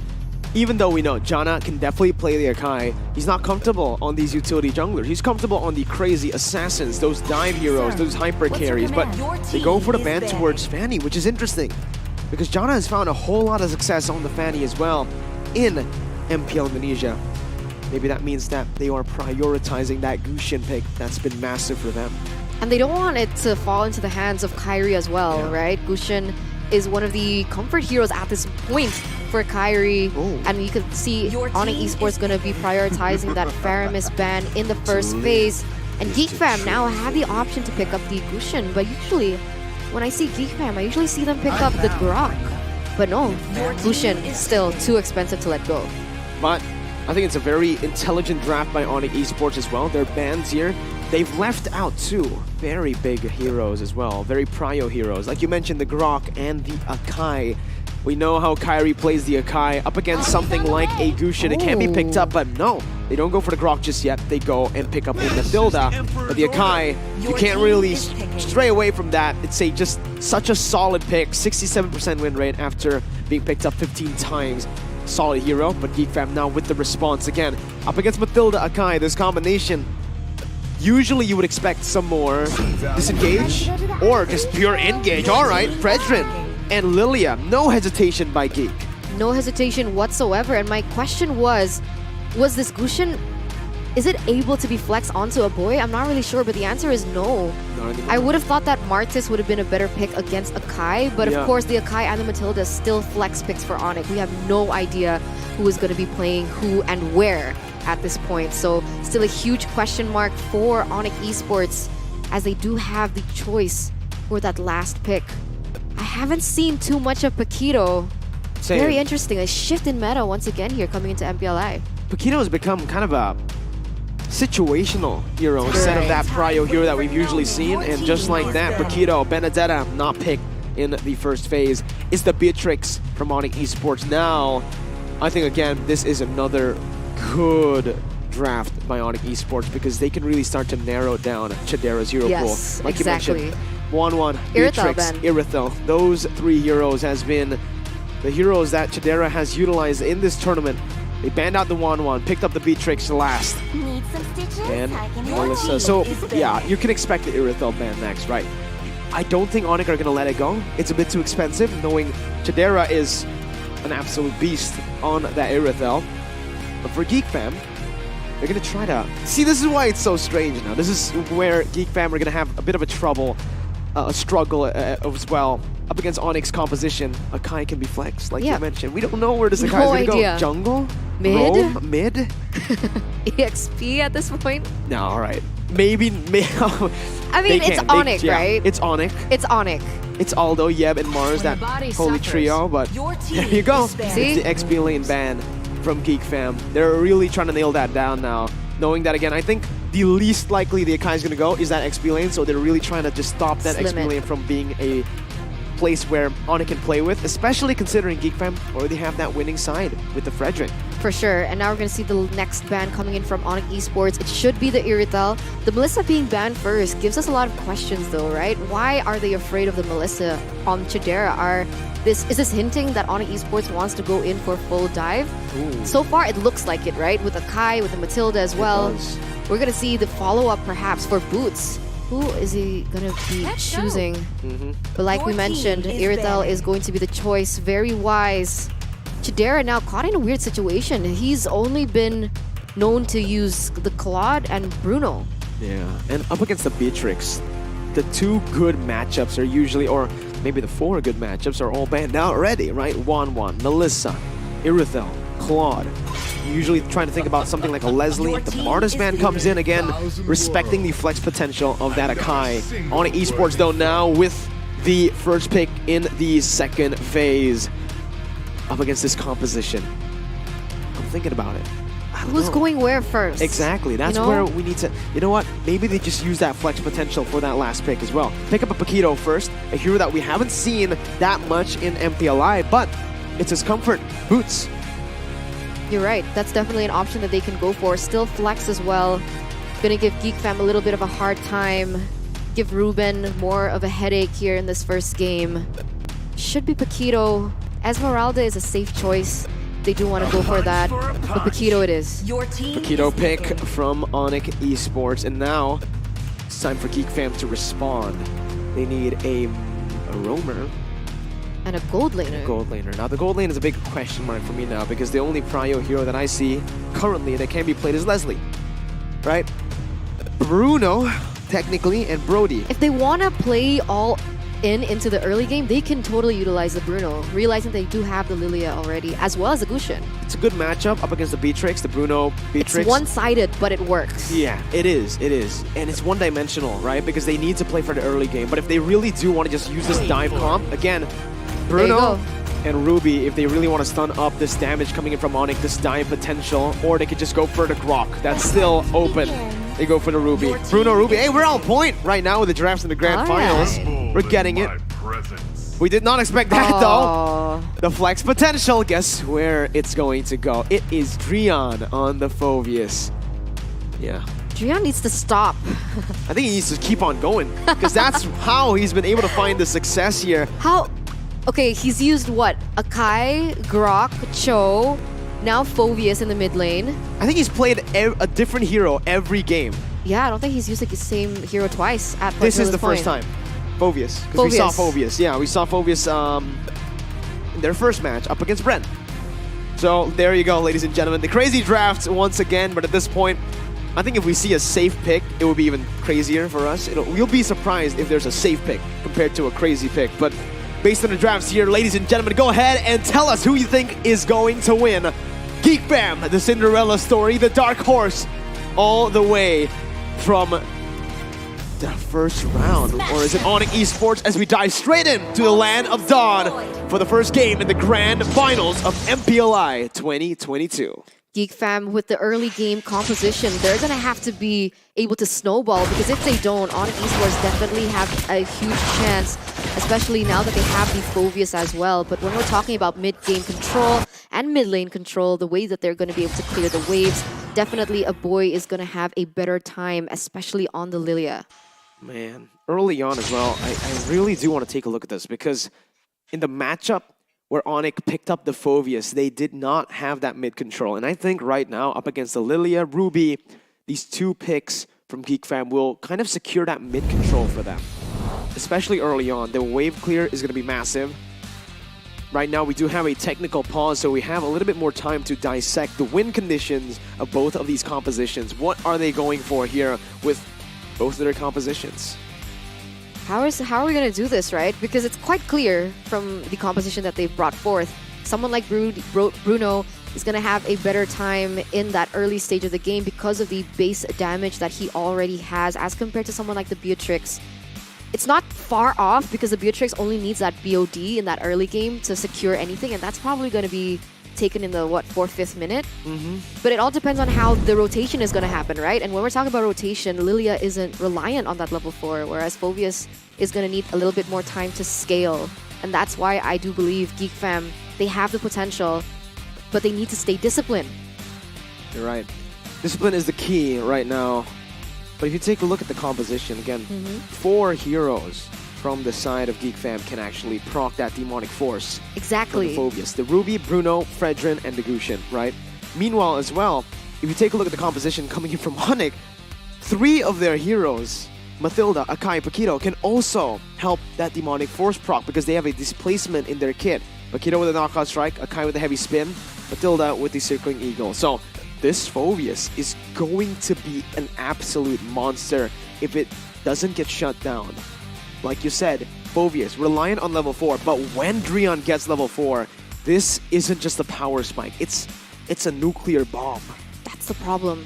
That's why Geek Fam, their window of opportunity is so slim that they have to play a perfect game basically here in the early game. And if they don't, it's going to be very easy for ONIC Esports to lead that mid towards that late game, even if it even gets to that point, right? It does. Man, all right. Looking at the composition again, though.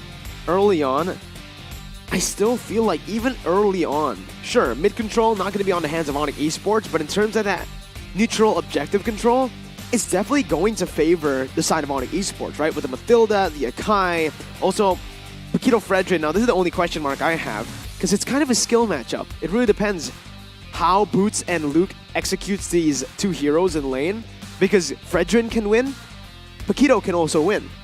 That's really going to determine who gets the first neutral objectives. And we'll see exactly that here as we jump into the game once again. Chidera in that gold lane. It's a 2v2 currently with Beloy rotating down below as well. Because in theory, shouldn't the Fredrin have a better time though against the Paquito? Should in be. theory. If he gets the taunt. That's Exactly. fine. It comes down to the execution in the lanes. And right now, if you take a look at the HP bars, it's Boots having a slight win in terms of the trading department. But we'll see. Again, it's just going to be so close as Kyrie's looking for that level 4. Looking for Beloy, his ex-teammate right now, but I don't think he's going to go for it this early on. Yeah, still very equal here for both of these teams. We do see that Geek Fam is responding a little faster because of the wave clear that they are able to utilize. But look at this, Beloy, he goes in. Drian is going to get caught out, taken down. First blood to the hands of Jana QT. Whoa, super aggressive by Beloy. Actually just flickering forward, getting that stun to lock him down for the damage to come through from the Gusion. Geek Fam, man, a lot of casters have said this, a lot of analysts as well, but they really have a good grasp on the meta currently. That first heavy playstyle, the pick heavy playstyle, has been really good for the side of Geek Fam. But now they're looking for this turtle fight once again, Eterna. And we are going to take another pause before we get into that turtle fight. ONIC Esports losing 1 kill, or losing a player in the mid lane, but they can certainly still come back. It's just the first 2 minutes of the game. It's as expected, right? We mentioned this. We mentioned that Geek Fam, they need to step on the pedal. In the early game, they were able to do that in the mid lane, get a pick onto Drian. And Drian was the one that needed to be punished. So on paper, everything is going according to how we predicted it. And we also mentioned, you also mentioned that Akai is going to have a better time in terms of that neutral objective control. And we saw him instantly go and gas on that turtle. I'm not really sure who's going to get it.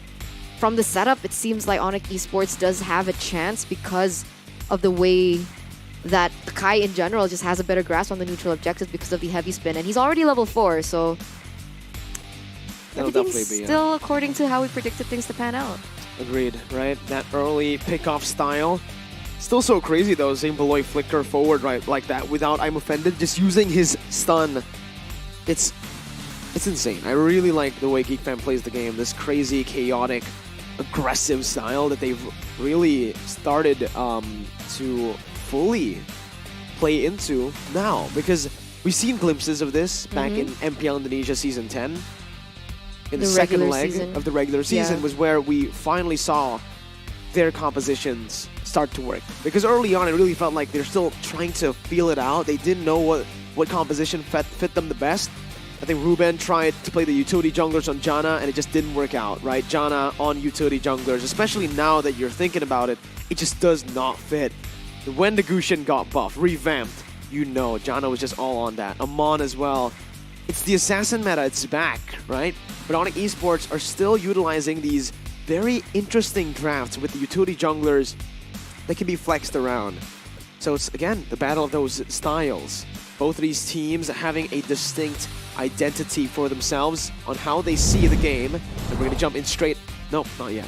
Not to the yet. player cams. Let's see how they're you doing. got Kyrie to answer you, I man. know! He answered me sad? too, but he no, did? he had a sore throat. That's what he said. Yeah, keep telling yourself that. He Mirko. told me that, man. Okay. He told me that, man. Okay. Right, Kyrie? He's Oh, ignoring see, you. there No, you he's go. No, ignoring he you moved, he again. moved. All right. He's Kyrie. allergic to your lies. Oh, God. All right, Kyrie, breathe. Or look up right now if I'm telling the truth. See, I told you guys. For the viewers at home, now you know that Mirko lies. All right, man. All right. All right. All right. Samuel heard you. He's like, no. But it's fine. Right now, we are still in a pause, ladies and gentlemen. Please be patient with us once again. Fair play is our #1 priority. We're going to give the teams enough time to resolve their problems, whether it is a connection issue, a lag issue, or just even in the communications, right? Because everything needs to be... Hey, Hi. Hi, what's up, guys? How are you all doing? Oh, they're laughing. Yeah. Good spirits. Good spirits. Boots and Drian were the only ones who laughed. The others are dead focused. They're focused on the game, man. They don't care.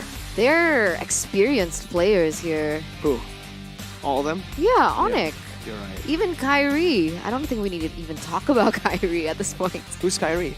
Joking. No, but yeah, Kyrie. Oh, come on, Mirko. M3 grand finalist, bro. No, you say you don't want to talk about them, so, take an extra mile and say that, we don't even know them, but... I really want to check out what's happening in Geek Fam. In Geek Fam. I agree. Because right now for ONIC, they're still all smiles. They're still waiting. Sam was trying to play the game. Doesn't get it though. Pause is still here. They're just chilling. They're just chilling, man. We're casting them chilling. Yeah, we are. You can see that Drian is looking at the table. That's a good table. It's a round table. For the first 2 minutes. It's the knight. They're the knights of the round table, right? Because when we're talking about ONIC Esports, we have so much to say because of how we followed them throughout their progress over the seasons, right? 4 seasons. Always top 3 finishes. Two. Top 2 finishes. Top 3. Top 2, yeah. Imagine that. Top 2 finishes, 4 seasons in a row. You're right. And that's why it's so uncanny that they're in the grand finals of MPLI against a new team. And they did it as well, last year. So it's just such a consistent team. Very consistent. Unfortunately, they haven't been able to translate that success into the international tournaments just yet. An MSC and M3. Might change. They're looking for that now as, again, the lineup you're seeing here isn't their main lineup. Which, I don't know now. Is it a question mark? Is it a big question for the team? Or is it scary? Because the question for ONIC Esports is Drian and Samo now better than Sans and Keyboy? Or are they not? Which, both of these answers are scary, right? If Samo and Drian are scarier, it's scary for everyone else. If Sans and Keyboy, the lineup they're hiding, is scarier, then people are in trouble. Uh-huh. They're a problem. They are a problem. But the problem has been resolved, ladies and gentlemen. We're going to get back into the game right now with a boy and Luke jumping in for the taunt coming in as well. Kyrie, Luke with a heavy spin, but has to kill over to Luke. Jana doesn't get it. Kyrie still so good on that retribution. Turtle secured by ONIC as ONIC tries to look for more, but it's just Geek getting that 1-for-1. 1-for-1, a kill over for a neutral objective. Like we predicted, this is going to be the way things pan out. So far, nothing has really strayed to that. But right now, ONIC Esports leading with a slight gold lead. It isn't too heavy at all. But ONIC, they still and will try to shut down Kadera, as it is going to be very important for this man to scale from that early game. Bruno already losing out on farm compared to CW and XP as well, which isn't good. Because usually on the Bruno, you're looking for the lead early on. You're looking to snowball with the lead that you're given. But here again, we are going to see another pause. Unfortunately, there is still a little bit of a problem. But speaking of problems, again, both teams are problems. I think Geek Fam's a problem. The Geek Fam is definitely a problem They're newly this season. formed, completely new roster, right?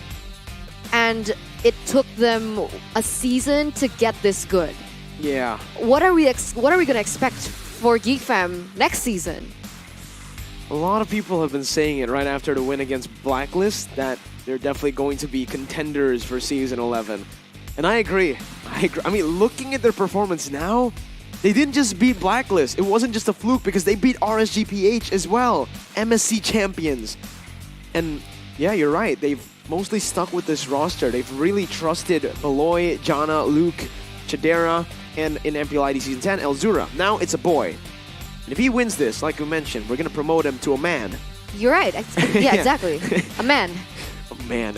I'm wondering, why did Elzura get swapped out? Maybe... I think for Geek Fam, the main answer should be maybe a boy just performs better, right? Because there's no hiding... They're not hiding any strategies for M4. This is it for them. They want to get this victory. So I feel like a boy has just been performing better in scrim for them. And right now we're back into the game, ladies and gentlemen. ONIC Esports with a 700 gold lead, still grasping onto that without having the 2-kill lead. And we're going to see here, Drian already level 5, so we can expect that he will start to have an impact. Remember, Phoveus needs those items to land, but Beloyski here is going to look for something. Drian gets caught. All right, Demonic Force as well there popped in, but both these teams know better than to look for an engage unnecessarily. 13 seconds left for the turtle to spawn. That's when they'll actually look for a massive or just a team fight in general. We're going to see here 2 seconds left on the clock here for the next turtle to spawn. Geek Fam already in the area, already opening up vision, already trying to set up here. Samo taken very low. This is quite good a small way to set up for the turtle, because when you're low, it means that you're dead, basically, when it goes in for those objective contests. Once again, it's Geek Fam now who have the control. Kyrie going to be taunted up by Lucas. Blitz looks for an opening. Does so much damage onto Beloy. Dreon getting chunked as well. Samo joins in. Jana looking for that retribution, but now with the help of the players coming in, look at that. It's going to be Kyrie once again who steals it away with a heavy spin. Luke caught, knocked up, airborne. Luke going to be falling into the hands of Dreon as he jumps under the turret, but he's going to be stunned up first. A double kill for the last Kage, and Geek Fam are going to lose out here. They do get a little bit of a trade down below though. Now, but that's not good, right? Because they lost the objective, they lost the kills as well, and the kills landed on Dreon, who we mentioned was not allowed to scale. And because he has a little bit more gold, he is going to be able to get that Clock of Destiny way, way earlier. And if you guys want to be able to level up your coin farming skills as well, you guys can always check out HSBC. Go and check it out, guys, because LY4 actually is in the video on the how to spend your gold and farm gold in MLBB. ONIC are doing a really good job. They definitely watched the video right now as Kyrie is going to his ex-teammate, just telling him to get out. It's my jungle, man. What are you doing? 2,400 gold lead. We expected this lead to come from Geek, but ONIC Esports, they are able to just play the game really well, shut down Geek Fam. They have to be careful on Chidera, right? Chidera has been left alone, still hasn't been taken down so far. And it doesn't seem he's too far behind CW in that regard. I think he already secured the Berserker Fury, so the critical damage is there. But on the flip side, BOD secured for CW the first power spike on Beatrix.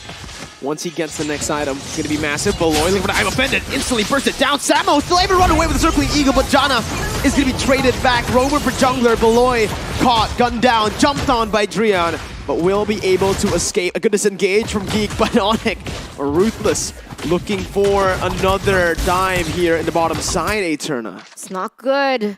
CW trying to look for something, trying to get some damage onto the turret. They definitely want to expand their space here as the heavy spin has already been popped up. I'm offended lands, but in a bad way. Okay. Snipe from CW, snipe from Dreon with a flame shot as well. Chidera has to back off now. Oh, Beloy's trying to read it out. ONIC looking for that top side now. It's looking like they want to contest for this turtle once again. As Luke jumps in, knocks Kyrie up. Unable to find it for now. Both teams looking for this, but Jana will probably just take this unless Kyrie has something to say. Jana, retreat, secure. Circling Eagle onto Jana. Demonic Force shutting him down, that killing spree. And we mentioned this, Dreon is so massive. It's going to be terrible. Every time they want to go for something, every time they want to look for an engage, sure, Jana QT is able to secure that turtle, but because Dreon is able to proc whatever landing that Geek Fam can do, it's going to really inhibit anything that they want to go for. The movement's going to be completely shut down, as now we are going to take a look at the items here in the 8th minute. Let's see. In terms of items, again, like you mentioned, with that BOD, he already has that item power spike, CW, and he's working towards that 100 strike or Heptaseas. I think Heptaseas is here right now, so he's really trying to utilize that Renner while he's ahead. And remember, Dreon already with the Clock of Destiny and the Oracle, so already very sustainable. But of course, Luke has the Dominance Ice, but Luke hasn't really participated too much in these team fights, so I do feel like additional anti-regen is going to be needed to counter this Dreon later on. Agreed, man. Dreon against such a monster, they can do this, right? Oh, but Samo might actually be punished here. Dove a bit too aggressively, still able to get out for a bit as a boy picks up a kill. Kyrie now taken very low. Beloy still acting as that front line as Jana is looking for that pinch down, but ONIC disengage. It's just the roamer who's taken down. Ooh, 3,000 gold lead for ONIC now in the 8th, 9th minute. We do see that ONIC Esports able to get a turret in that bottom side. So far, Geek Fam has not been able to push it back any further. Luke trying to do his best in that top lane, trying to trade, trying to look for anything, but Beloyski goes in for Dreon. Oh, I think Dreon actually wins this out, right? He's jumping in, 1v3. He's an absolute Chad. Chidera forced to back off. That's a problem for Geek Fam, but they are actually able to find a turret up top. Oh, damage as well here onto Samo. A bit of a miscommunication there as Luke actually flickered forward to look for CW. Really good setup now, though, that they can convert on to the next objective, which is the Lord. They do have a man advantage for the moment. They do have to be careful about CW.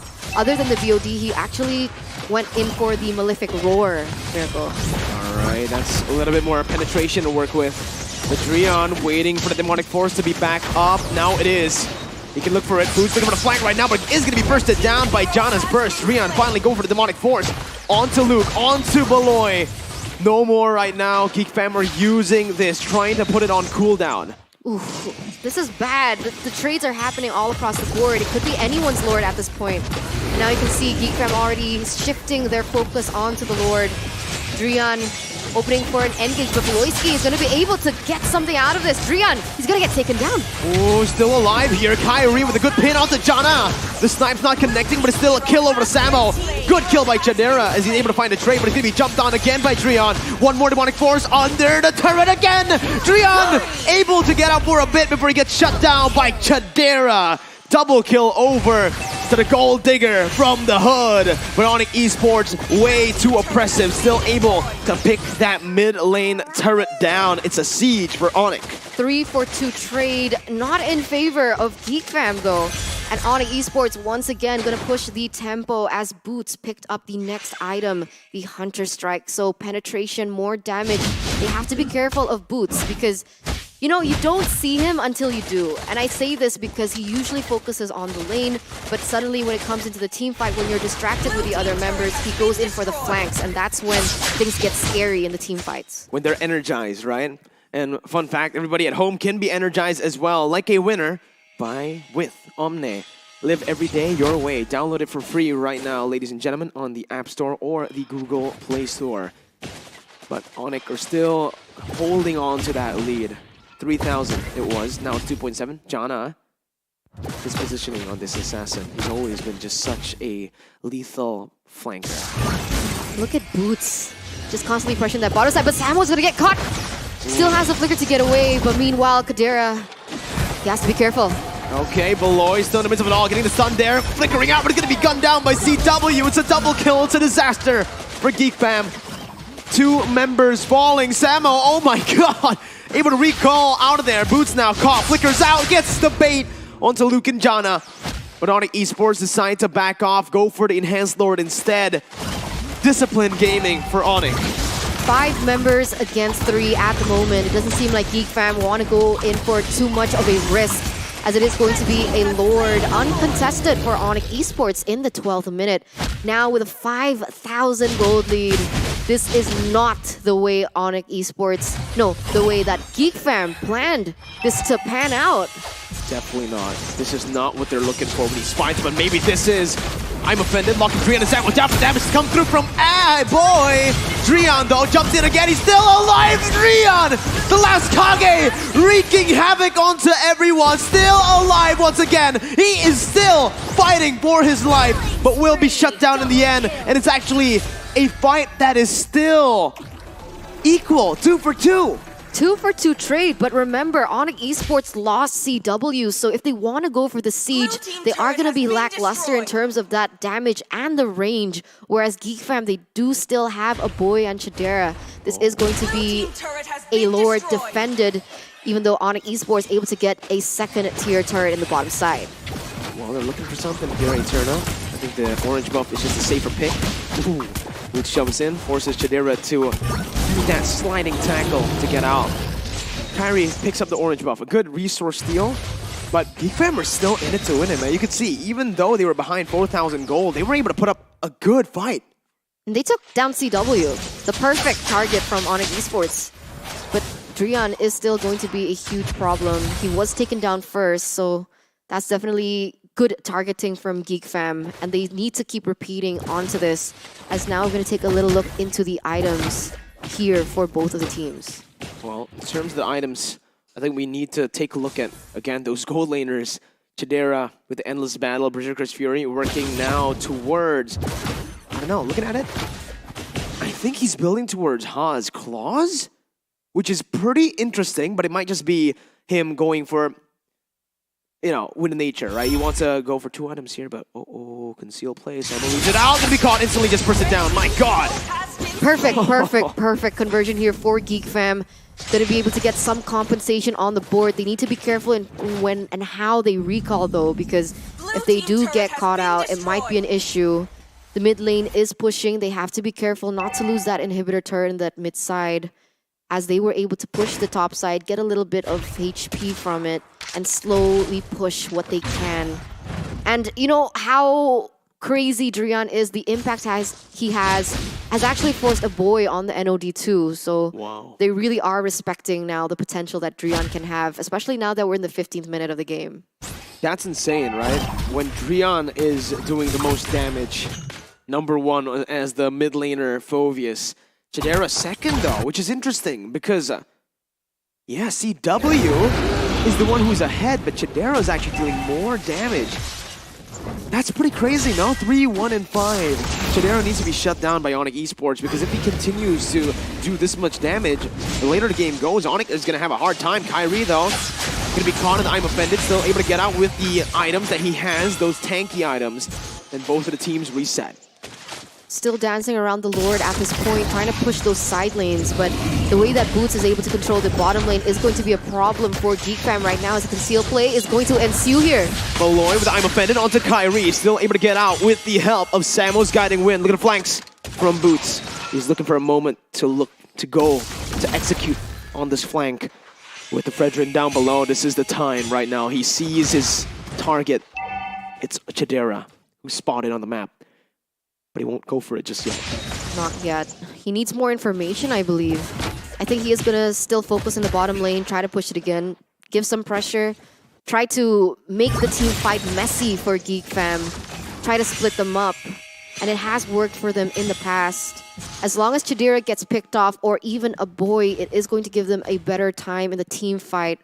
ONIC Esports still dancing, looking for the proper moment. Beloyski misses. Oh, taking a whole lot of damage as well. The snipe connecting. Oh, that final one, not just yet. Beloy, though, so low. Lord taken down to half HP. Like you mentioned, Eterna, this Lord dance is so good by ONIC, so well set up. Okay. Boots already rotating here, trying to look for a flank. Chidera needs to be careful in terms of that positioning. Janna QT gets sniffed out, but look at this, the engage is going to ensue. Drian with the Demonic Force, and look at Boots finally executing on his flank as Kyrie picks up the Lord. Drian with the Demonic Force, still surviving for now, but will be brought down to his knees by Chad Era. Luke looking for more, flickering forward with a taunt, but there's no follow-up. Luke all alone against CW. Luke almost getting the Appraiser's Wrath. Beloy stunning Kyrie up for the damage to come through. I'm a bit connecting. Beloy flickers backward, baiting Samo in. The knock-up as well with Wave of the World. But how did ONIC Esports disengage from that one? He survives as well. Beloyski with a very aggressive play, realizing the damage output that CW could actually have. He still made it out alive. They're actually one man up here, and they're going to be able to defend this. Unfortunately, they have to lose a base turret in the process, as ONIC Esports still able to extract the Lord quite well. Wow. Insane fights. Luke opening up the map once again, caught in the heavy spin, but that's a massive resource burnt out on the frontliner as Janna jumps into the back line, but will be kited back from CW gets out. It's just a kill on Kyrie, the utility jungler. ONIC now with a man advantage. Yeah, this is not good. Look at the death timers here, Miracle. 30 seconds left. They are 2 members down. You can see the minions crashing in the top side. In the mid side, it will come very, very soon. CW already doing so much damage. And this is going to be scary. Chidera already with the BOD, though. They need to respect his damage output as well. Although they do have better range for ONIC Esports. Oh. Jeez, that damage. Oh, the Wave of the World. Doing so much damage as well, though. CW and, who was it? Was it Samo? Were like right next to each other, and the Wave of the World took so much HP from them. But yeah, both teams again. Resetting CW with the Athena. See, so much damage. They're going full damage. Only one Wind of Nature for him. Endless Battle, BOD, Berserker Fury. And to top it all off, he has a Malefic Roar as well. So even if ONIC Esports itemize for the anti-physical, it's still gonna penetrate through. And look at Janna, right? Glass cannon. He doesn't care if he gets caught. He wants to be the one going for these high-risk, high-reward trades. 5-5-3. Genius won, Divine Glaive, Glowing won, then Holy Crystal. I think the last item will most probably be a defensive one, right? I think he's looking at a Winner's Truncheon, but if he goes for more burst, I don't know. Okay, It's there, risky. winner. He goes for a winner, so it's confirmed now. It's too risky. It I mean, is. at this moment, Drian is going to be so sticky. I say this because he also has the Ice Queen wand, so the slow is going to be very felt in terms of that team fight, especially when his skill, gets propped up. ONIC Esports, though, still with the gold lead. It shouldn't matter at a certain point because most of the members are going to be full items already as the Evolved Lord has finally spawned in the Land of Dawn. Oh, Kyrie as well. Oh, he actually stays out of vision. This is a good flank, but Kyrie unable to find anything. He's actually going to be chunked here. That's so much damage already onto Kyrie. He's at half HP. Beloy looking for the play, has the flicker as well. He can go for it. I'm offended onto Drian, locking him down. Now again, the meltdown from the rest of the members not there just yet. Boots trying to be that distraction for the rest of the ONIC members to back off, and they will be able to back off. Yeah, Geek fam, all they can do at the moment is kite, right? That's the kiting game that they need to do. But is it going to be enough? The way that ONIC Esports, they're playing it, they're trying to extract all the resources to be unleashed before they go in. And so far, Geek fam has not been able to kind of to engage on the aggression that ONIC Esports have brought to them. But look how fast the Lord is going to go down. They're looking for the 50-50. I'm offended onto two members right there. It's going to be Kyrie. You can put a high spin. Jana with the steal. He gets it. Now the damage from Chidera. He's looking for the damage to shut down as well. As he pops into the nature. Perfect timing. He's looking for the kite. He's looking for the damage. Once again, Drian jumps in. But Chidera out damages him. Chidera with a double. Gets out as well. It's a 3-4-1 for Geek Fam. And they get the Evolved Lord. And you know who got the Evolved Lord? Jana. Chidera. I think it was Jana, no? I think it was Chidera. I don't know. We Wow. have to see a replay maybe, but oh my, Geek fam, they played that so well. Once again, Chidera just performing out of his mind. And, you know, in the drafts, he got totally respected, right? Exactly. The Iritel was banned away, 1-1, Melissa, Claude, and even on the Bruno, he's able to perform to this level. And this is a Bruno in the 21st minute of the game. There's only one thing to say on the Bruno, man. See, as they go towards the base turrets. ONIC Esports with 3 members still down. Samo will lose his immortality. Boots looking for the knockout strike. Kyrie looking for the defense. Has the heavy spin, waiting for that moment, but Boots loses the immortality as well. Buys some Winner's Truncheon, buying some time. Heavy spin, baiting it out. Boots still able to get out with the help of the guiding wind. Kyrie bursted down, unstoppable on the hands of Chidera. Drian has the demonic force. Will he choose to go for it? He goes for it here. Chidera knocked down, immortality. Sold, buying the win of nature, but it's not enough right now. Beloy jumps in for the damage comes through once again for Jana. It's so much damage onto the back line. Immortality's all across the map, but Geek Fam will lose this fight. Jana losing his life. Luke as well towards Boots. Beloy, the only member left standing. Is it going to be a Maniac? No, they don't go for it. They have to clear the lanes first, and that was an insane prolonged fight. And in that prolonged fight, because of the sustainability and the region that ONIC had, they were able to outplay, especially because they were able to get Chidera down, the DPS source. And this is looking like a disaster for Geek Fam. ONIC Esports with these 2 members already marching down in the bottom lane. This might be the push that they need. 16 seconds left for Chidera to spawn. Beloy trying his best to buy some time here as he clears out the mini waves. He's successful at that, but ONIC Esports just crack the base open with that base turret in the mid lane and that bottom side. Look at the map. It's all equal now. Wow, what a moment here. The grand finals truly is that grand final material. Quality. Quality. Quality game here. Initially, Geek Fam was caught in a bad moment. They weren't able to snowball, but even without that winning condition, they were able to come back from it. And it really is all on the hands of Chidera able to come back. You know, it's quality when Arashi got baited to stand by already.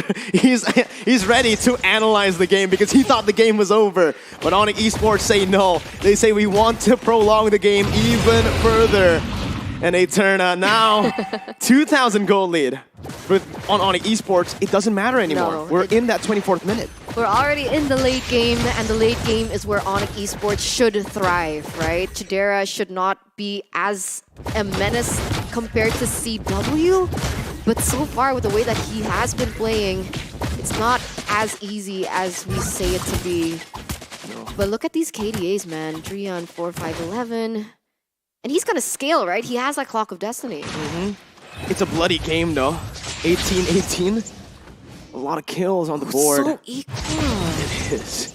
1,000 gold lead, like you mentioned, but it doesn't matter. What we're looking at here is the turrets. And both of these teams have 8 turrets. ONIC are winning in the Lord and the turtle department, but here it's Geek who actually have more control. I mean, at this point, it doesn't matter how many turtles you got, right? Because that was supposed to help in those early team fights, but in the late game, we're going to see who has the better advantage when it comes down to this Lord take. Once again, it has been said that Beloyski might be caught here, Mirko. Oh, wait a minute. What happened to Boots? Beloy traded in for Boots. That's a worth it trade, but Beloy's still able to survive. Demonic Force finally going at it. Chidera still on the back line, free hitting everyone. Again, the taunt comes in. Drian gonna fall. Look at the flanks from Jana. Kyrie with the heavy spin just to recover, but it's not enough. 3-4-1 out of nowhere. They find Boots, they find Kyrie and Drian, and now they're going for the Evolved Lord. They're going for the Evolved Lord, but look at that mid lane. It is going to be the next spawn on the minions, though, so they do have a little bit more time before it does connect onto their base. But wow, Geek Fam played that so well. Jana Cutie with the flanks, able to dish out that burst damage into the back line. And at the end, despite CW being the one not taken down, they weren't able to outmaneuver and out-aggress Geek Fam, and now they're looking for the end. 19 seconds left for the next ONIC member to spawn, and that's gonna be Boots. Will it be enough? Do they have enough time? They don't have the Evolved Lord yet, Eterna. I don't think they're gonna be able to do it here, but we'll see. CW able to get out now. The mini wave is still there. The mini wave is still there. No, it's gonna be Geek Fam who take it. What an amazing first game to start this best of 5. Geek Fam once again upsetting the odds. Leading the series. Terrifying, terrifying Geek Fam. We mentioned that their drafts was one-dimensional, but they were able to still make it work, Mirko. And this is starting to remind me of a particular team again. Oh.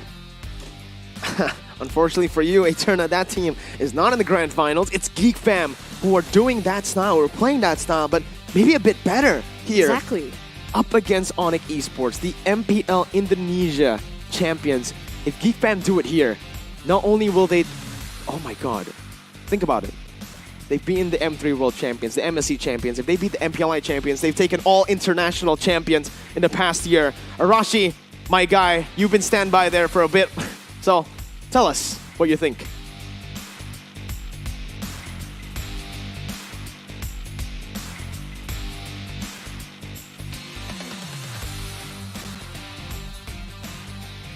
Well, that game was, what I think, Mirko, I think that game is absolutely crazy. At any point, you really don't really know what's going on. You can't really get a grasp on how things are developing because both teams are just so neck to neck against each other. And even when they win, even when early on we saw that there's a big takeoff or a big fight happens and one team loses 3 members, you kind of get the feel that somehow, some way, they will find a way to make it work. Both these teams. That is crazy. That's such a long game and such a back and forth. It's really something that we expect, but at the same time, can't help but be very impressed with. Let's take a look at a bit of the items here. Obviously, it's a very, very long game, 26 minutes, and everyone has shifted around several items, but one of the bigger items you have to pay attention to is Kadera's Win of Nature. I think that was critical in ensuring that they actually got the end. I thought that that was not over yet. CW was going to take Kadera out, and Kadera was going to be forced to back away, but he uses the Win of Nature that allows him to stay in the fight and deal that damage. That's crazy. It all came down to such a thin margin.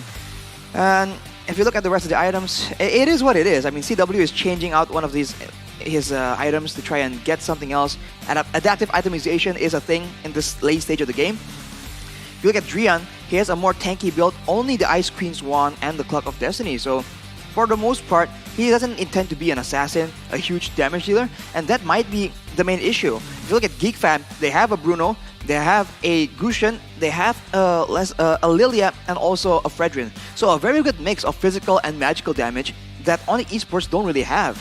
The only real source of magic damage is Samo HT and Drian. If you take a look at the itemization coming in from Geek Fam, it's Blade Armors along with Dominance Ices. So a lot of very easy ways of itemizing towards physical defense, especially against CW. And in the late game stage, with that build, right, the BOD, the Hunter Strike, the Malefic Roar, like we mentioned, you don't really have the same amount of DPS, but clearly doesn't matter. CW was the second highest damage dealer in this game, and even though, in a way, his item build was not suited to go up against tanks, it is very suited to go up against the squishier members, and you do see that Aboy and Kadera have to be constantly worried about how they're positioning in order for them to not get picked off, not get bursted down by the sheer amount of damage coming in from ONIC Esports. If you look at the damage dealt, almost what is it, about 60,000 damage more dealt by Geek Fam, because as we mentioned, they have a lot more DPS and ONIC Esports have a lot more tanky members. So ideally, ONIC Esports would have ended the game by bullying Geek Fam away with the beefier members they can abuse in the early game, but Geek Fam held on, and Kadera will be the MVP on that Bruno. Might be the first Bruno MVP, I don't quite recall. 9-2 and 9, 781 gold per minute and an 86% kill participation in the late game. If you don't focus this man down, if you don't pressure him, he will do a lot of damage. Bruno, with the balls available, it's just such high damage crits.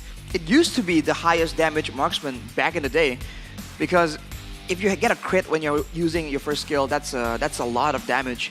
And considering that ONIC Esports, they rely on their beefiness on outlasting the damage coming in from Geek Fam, the fact that there's such a solid damage dealer in the side of Geek Fam allows them to essentially play defensively, protect Kadera, and if Kadera doesn't get taken out, it's simple. And to make things worse for ONIC Esports, the fact that Geek Fam has an assassin. There's a fighter in the side of ONIC Esports in the jungle, and for Geek Fam, it's Janna on the Gusion.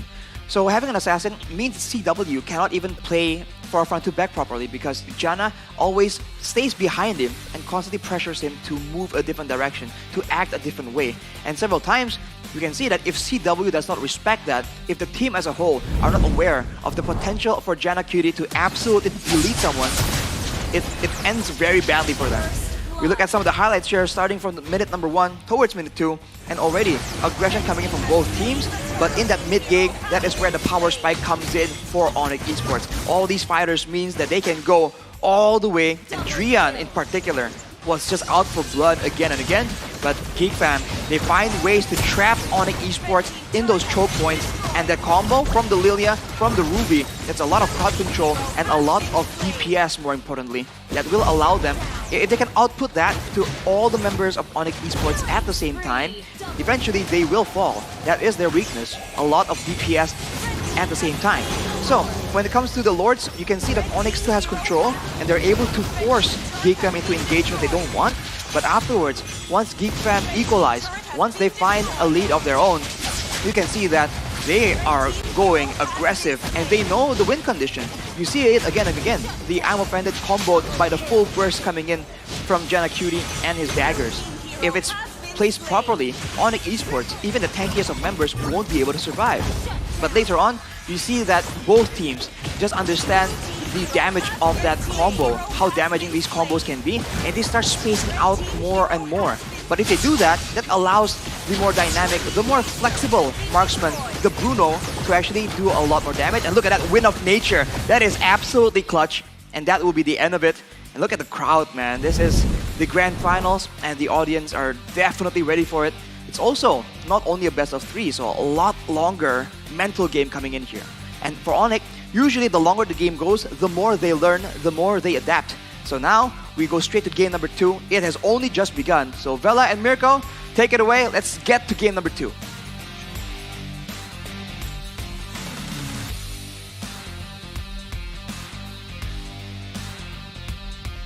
We're back, Arashi, with Mirko and Eterna here on the caster desk once again for game number 2. Game number 2.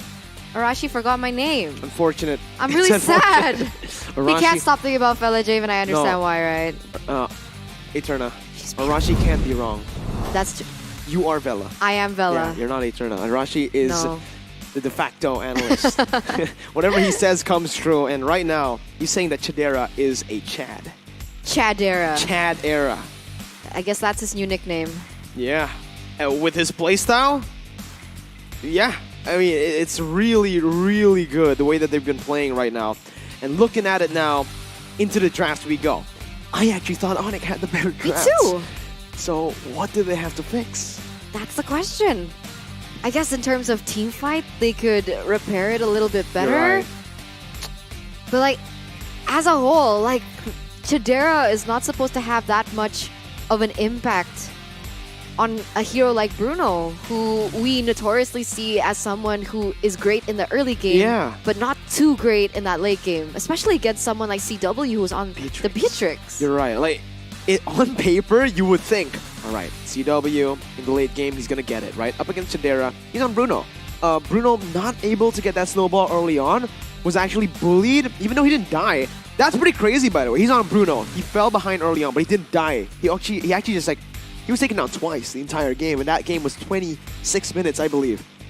So, ONIC are now in a position where they really need to start targeting Chadera down. But if they do that, they leave Jana, they leave Aboy, these two core members once again. They can also carry the game. What's your command? Heck, even Your Luke. team is So, banning. we're just gonna jump into the draft for game number 2. Ladies and gentlemen, ONIC Esports on the blue side.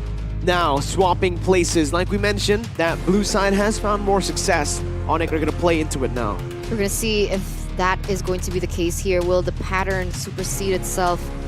1-1, Fanny has been banned from the side of Geek Fam, whereas Faramis, Fredrin, and Gushin now taken away. So a lot of respect here on the table as two of the heroes from Geek Fam in game number 1 taken away from them from game number 2.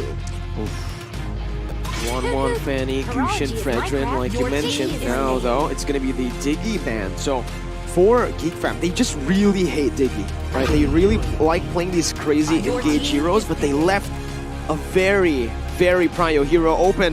The Valentina now to the hands of most likely Drian, unless ONIC play in the jungle.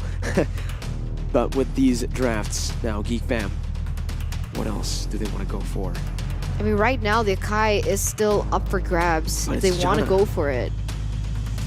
Loiski has used the Akai, but no, they are going to be prioritizing the Matilda and the Cho this time around. Flex picks all across the board here. As ONIC Esports now, they have the option to respond. Are they going to start limiting, perhaps, Chadera's heroes? They tried to do that in game number 1. It didn't work out. So what is the proper route to go for here? Grok, perhaps? Ooh, the Grok can definitely work here. But for Samo, this is, by the way, I just want to give it over to Geek Fam right now with the 2 picks. It's a really good setup for them, the Cho and the Mathilda, because both these heroes are comfort heroes for Samo. So they're taking it off the hands of Samo while picking it up for themselves as well. But ONIC, I think these are really good picks, but there you go, the Amon. These two teams are so decisive in the drafts of game 1 and 2. They're so quick to go for these picks. But for now, both gold laners aren't going to go for their heroes just yet. So maybe we'll see just a heavy emphasis on gold lane bans now in the second phase. Right now, the Martis is going to be the choice of ban, though, from the side of Geek Fam, taking it away from Kyrie to use. But once again, the Irithel is going to be respected. Taken away from Chadera. Are they gonna keep going into this pattern as perhaps the Melissa is open? Claude is still available, was banned in game number 1. Geek Fam now with the next ban, and it is going to be the Benedetta once again. Alright, Benedetta for Geek Fam, that ban. So they are really trying to just, they're basically saying, we're not gonna ban your gold lane. We think Chadera is gonna win in lane anyways. Right, maybe. But Irithel and Bruno, 2 bans towards Chadera. Wow, that's respect given over from ONIC, but Geek Fam can actually pick up the Claude. They go for the Beatrix, so leaving up the Claude for ONIC. And I think for Geek Fam, they are happy with that trade. They want ONIC to pick up the Claude because of how much lockdown they already have, so much single target damage. so much pick as well. And I think the Beatrix just suits Chidera really well, right? True. Because for the past run at MPLI, if he doesn't get the Irithel, he gets the Beatrix and he is still able to perform. But look at the way ONIC Esports respond. Okay. The Lancelot and the Melissa is going to be picked up, and it's beautiful against the dive coming in from the Matilda and the Cho as well. It is going to give the CW a bit more survivability. But Yves is going to be the next choice here for Geek Fam. Super fast draft, super, like literally. I think this is the fastest draft we've ever had in MPLI 2022. Both teams so decisive in what they want to pick up, but with these drafts here, Samsung Lance for Kyrie is comfort as well. We mentioned many times that Kyrie loves to play the utility jungler, is very good at it, but when it comes to comfort, Kyrie, you really have to put him on an assassin. And now on the Lancelot, up against the composition from the side of Geek Fam. I think they have proper setup to make this Lancelot work. The only problem, the only threat for that Lancelot is that Cho. I'd say Cho and Matilda, to be honest. A lot of CC from Geek Fam to try and inhibit the Samsung Lancelot for Kyrie as we're going straight into the land of Dawn here for game number 2, Miracle. Let's see once again, ONIC Esports down the game, looking to equalize. Meanwhile, Geek Fam have a chance to put themselves in a very comfortable position. Match point up against the MPLI 2021 champions, the defending MPLI champions. Sheesh! And Kyrie is on the assassin emblem, the killing spree, so No very Demon aggressive Slayers. choice here. Not going for the utility, he's going in for the damage and the team fight, as once again here, Beloyski is going to get caught really, really low. And remember, this is Drian on the Valentina. It is. That's scary. Very, right? Knowing now that we mentioned he's played different heroes almost every game he's played in MPLI shows that he has a lot of knowledge when it comes down to everyone's ultimate. And he's on the Valentina, so I don't know. It's a very scary hero to see Drian on, considering how much knowledge he has on the game, right? The way he rotates, but definitely the main lane we're going to be looking at is the gold lane. Ever since these gold minions came in, oh, Kyrie though, looking for some damage already. Paloy with a nice dodge to get out of that one. You can see here Kyrie trying to get that buff, but on the top side already a feud happening as well. So team fight all around, trading damage. Kyrie trying to look for some damage onto Jadera. He is still able to get away this time around. And when you talked about the gold lane matchup here, Melissa against Beatrix, who does it favor? 1v1, it should favor Melissa, especially in the all-ins, but it comes down to execution as well, honestly. It's still advantageous towards the Melissa, but if Chidera can dodge away, never mind, wait a minute, Kyrie to be locked down by all the damage here. First blood over to Jana QT, provided by Luke. Jana looking to run, Boots looking to find that kill, gets it, and Luke now will be forced to back off. 1 for 1, both junglers falling. And this is right before the turtle, so both of these teams can't identify or even concentrate on the turtle just yet. They need their respective junglers to respawn, and it's all going to come back down to the poke game. Beloyski gets caught really low, but so does Drian. And when we're talking about Drian, because he has the IMU, now he can choose, right? Does he want to go for the Circling Eagle, the Wave Dragon, or even the real-world manipulation, depending on the situation that it requires? ONIC Esports still here on the turtle. No contest from Geek Fam. Beloy going to be locked down, forced to flicker out. Free turtle over to ONIC, unless Beloy somehow, no, he gets out. Oh my god, Drian! Flickers forward, kicks Beloy in the head with the Way the Dragon. Drian has been extra aggressive here in the MPLI. He hasn't played as aggressive as this, and it's been insane. So many plays have been done on the back of his plays, and we're gonna see that exactly happen here. As Boomerang Blast is gonna get taken down. Jana will be taken down. ONIC are ferocious this game. They're not stopping. Every lane has been ganked here, and it's due to most probably their coin farming skills that they've leveled up with HSBC. Yeah, and I think I gotta check it out as well. The tutorial to farm in the game and perhaps implement it outside of the game. And with that in mind, exactly, Miracle.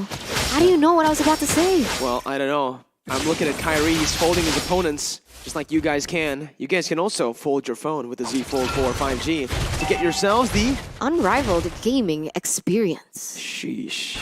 Unrivaled. Unrivaled right now. Drian is going to be able to have a better time in that mid lane, but wait a minute, Numeron Blast is going to connect onto the real world manipulation as well, and the combo is just going to delete Beloyski off the map. That was a super energized play, man. Almost like the plays you see on Omni, like a winner. Go ahead, play every day your way. Download it for free on the App Store or the Google Play Store. ONIC with a 1,000 gold lead now. Like you said, yeah. This isn't the normal Drian that we saw. This is a Drian that's playing his way with the Aurora collection. Definitely. Better comms, better communication as well, and he gets to do it in style. Have you seen how pretty the Logitech Aurora collection is? No, I don't think so. Of course, it's right in front of us here. Can't stop looking at it. You're right. I can't even look at the game. Oh, my bad. Beloy in the bottom lane now. There you go. But here, actually, funnily enough, we need to talk a little bit about the matchup in the gold lane, because Chidera has been doing pretty well in that gold lane. He's actually scaling like a monster. Boots! Oh my god, kick back towards the damage coming in. Beloy only one member there, caught in the Numeron Blast. 2 real world manipulations popped in, but Kyrie finds the turtle. It's a trade, 1 for 1. Turtle for kill. Turtle for kill for the moment. CW trying to land some damage onto Chidera. He is able to zone him away just a little bit, but in total, like you mentioned earlier, Chidera still able to get away, especially with the help of the guiding wind from Beloyski. Chidera is such a menace, man. I can't believe, even in this losing side, it should be called the losing side because of how much ONIC Esports have just been playing around his bottom side. And considering the matchup, Melissa Beatrix, he's still able to be at the same level in terms of clear farm, maybe even gold with CW. And they realize that. 3 members. Oh, Numeron Blast is going to be opened up. Wow. Even with the flicker, the guiding wind from Beloyski still able to get away. Man, Beloyski, we haven't been talking too much about Beloyski, but I gotta say, a lot of these things have happened. But on the top side, Boots, he's gonna get taken so low. Still able to get out with only a sliver of HP. Yeah, you were talking about Beloy. Boots as well, we haven't mentioned that much. Kyrie gets out, but Beloy is one of the main reasons why Chidera hasn't been picked off, why Chidera has been able to actually escape. And it's interesting to see because Geek are playing towards that top side, but they always send Beloy mostly towards that bottom side. So they're so good at playing the strong side with the kill pressure they have on the jungle, but also helping their weak side with the utility mid laner or roamer that they have. The point is they're everywhere on the map. They're everywhere on the map. on the map. Kyrie still not being able to land too much of kills right now. And I gotta say, it's gotta be because of the CC coming in from Geek Fam, right? Luke is a huge nuisance to any type of initiative plays that ONIC want to go for, and it has been very difficult for them to land any pickoffs on the board because of that. It feels like ONIC Esports have the grasp on the game with the lead that they have, with the 2 neutral objectives they have, but in terms of the fights, it feels so equal. ONIC Esports now looking for that mid control as Luke looks for the pick. Good timing, forcing Kyrie to actually dash out of that one. Conceal play being popped in. Beloy gonna be stunned up. But Geek Fam are on to the turtle. Circling Eagle to disengage. Kyrie looking for the steal. He gets it. Numeron Blast charged in now, but Luke is able to get out of range. Wow, what a steal by Kyrie. 2,000 gold lead. Just when we start to doubt Kyrie, the KDA does not reflect the mechanical prowess that this young kid has. I mean, being able to steal against all odds, against so much CC, he deserves some praise at this point. Definitely does. Kyrie, though, looking for the 3v1. Kyrie getting out. Gun down. Not by Chidera, by Beloy with the blooms right there. Boots trying to run away. Chidera clears out that bottom side. Gets the tier 1. Boots getting out. And ONIC Esports still holding on that gold lead. But Luke is going to be pinned down. Still able to escape. Oh, that flicker as well by Samo. CW flickers forward. Oh my god, the save! But he dashes forward again into CW. Jana now, Lumen Assassination goes on to CW, finds it. 1 for 1, XP for gold. Oh, so much damage coming in from Jana Cutie. The burst is definitely there. Plus, he also has that glowing wand, so more DPS in those spells. And the damage is just going to be a little too much for ONIC if they don't itemize for it. But you mentioned that ONIC has the gold lead, but look at the map pressure, right? They already are able to push that top side and even the bottom side. So Geek Fam, even though they are behind quote-unquote on paper, they're still able to alleviate whatever pressure that ONIC Esports initially had for them. Yeah, and we spoke about this. Geek Fam are doing so well despite losing in terms of goal, right? ONIC had a 1.7k goal lead at a point, but Geek Fam are able to just take these skirmishes again, and again. How? That's the question I have right now. How were they able to actually do that? Luke, in this XP lane as well, this should be a losing matchup, Eterna. The Cho up against Esme. But it's not. Luke's making it work. You're right. That should be like their tagline, Geek Fam. They're just able to make things work. Well, they are working on the Lord right now with Jana and Chidera, but they're just waiting on Esports to take this fight as they know Geek Fam wants to look for the fight. But I think in a 5v5, Geek Fam needs to look for that messy skirmish. Meanwhile, for ONIC, they can look for that just front to back. Especially because they have Melissa on CW, right? So they are going to be able to poke with the damage that she has. She has a better range as well, but remember when we're talking about range, a boy is going to be able to use that real-world manipulation to try and, you know, equal things out in terms of that poke. But once again, both teams are still dancing and circling around the Lord. Both of the lanes in the top side and the bottom side haven't been pushed, so this is actually quite interesting. Boots actually going to go in for the team fight, perhaps. ONIC Esports still having that goal lead. Geek Fam forcing ONIC with the response there. Oh my god, Luke! He finds away the dragon, and just like that, they go for the burst, and it's Chidera who finds the Lord. Now, Beloy gonna be caught, gonna be taken down. That's a boy, not Beloy. Luke gets out. It's a 1-for-1 in the end. A Lord for a kill onto the mid laner. Once again, always a trade here happening. Just when we thought things were one-sided, it isn't. We were trying to see here on Esports, they were looking for something more in that mid side. Unfortunately, not yet been able to commit onto this. Jana QT. OCW, he might be in trouble here. Oh! OCW! Big range Game plays. knowledge.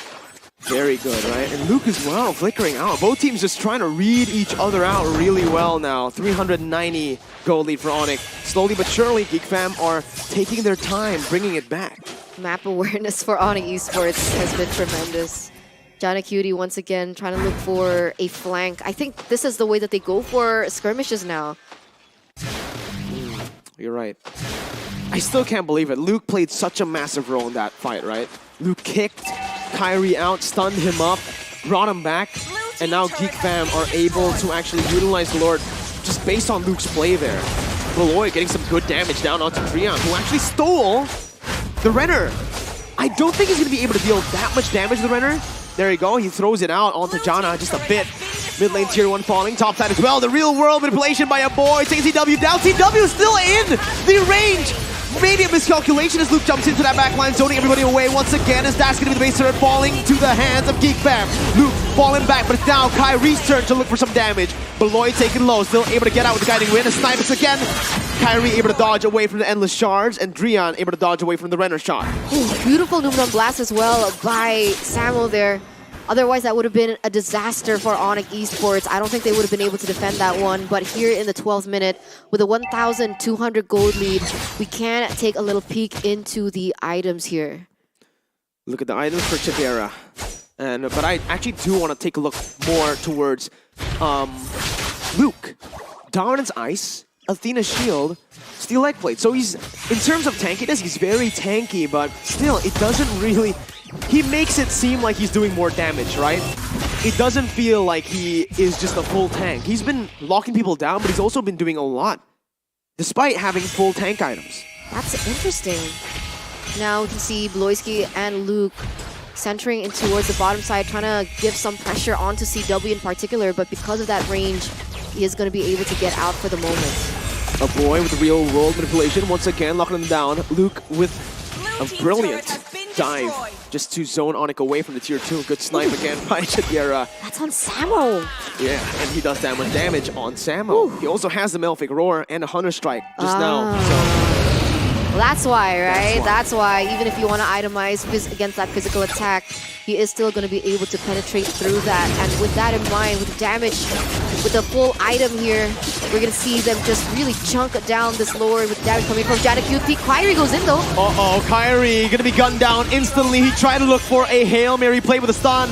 Samo getting 2, but it's only Beloy and Luke, the frontliners, as Geek Fam can now look for the re-engage. Real world manipulation, locking Samo down, but the viewer's passion to deal so much damage, but still able to get out. Geek Fam now can just play it disciplined, don't need to force any fights. Back off, they got the Lord. They got the Lord, they got the gold lead, and they got the pressure on the map. Look at all the 3 lanes just crashing onto Onyx. Onyx now, they need to look for a quick solution to the aggression and the damage coming in from Geek Fam. So far, it hasn't worked. Look at all the inhibitors fall as once again, Beloyski, very aggressive play. Base wide open for Geek Fam to take. Viewer's passion popped in. Samo doesn't have the flicker. Gonna be cancelled out. Luke with the play on the CW, bring it back, but CW with the go away. Still able to kite back now in the back line. Boots is doing so much for the team. Jana meanwhile versus Kyrie in the 1v1. Kyrie trying to run away, but Jana picks up the kill. Gonna be taken down by Drian. It's a 3-4-1, 3 for 2 in the top side. Chadera looking for the snipes. Getting Samo. Both Samo and Drian super low. Chadera and Beloy, the dynamic duo, not going to look for the end just yet. Wow, what a skirmish. Wow, 3-4-2 trade there in favor for Onyx. They are still able to defend this one, but their base got damaged a little bit here. They have to be careful. We can see that CW is trying to be a little bit more sustainable in the team fights, hence picking up that Has clause. So a little bit more lifesteal when it comes down to those prolonged fights, and especially the DPS and AoE damage that he has. It is going to be very useful. How crazy are Geek Fam right now, Eterna? They have taken down the M3 World Champions, MSC Champions. They're up against the defending MPLI Champions, and they are currently winning. I have no words. This is match point if they win. I have no words. You're right.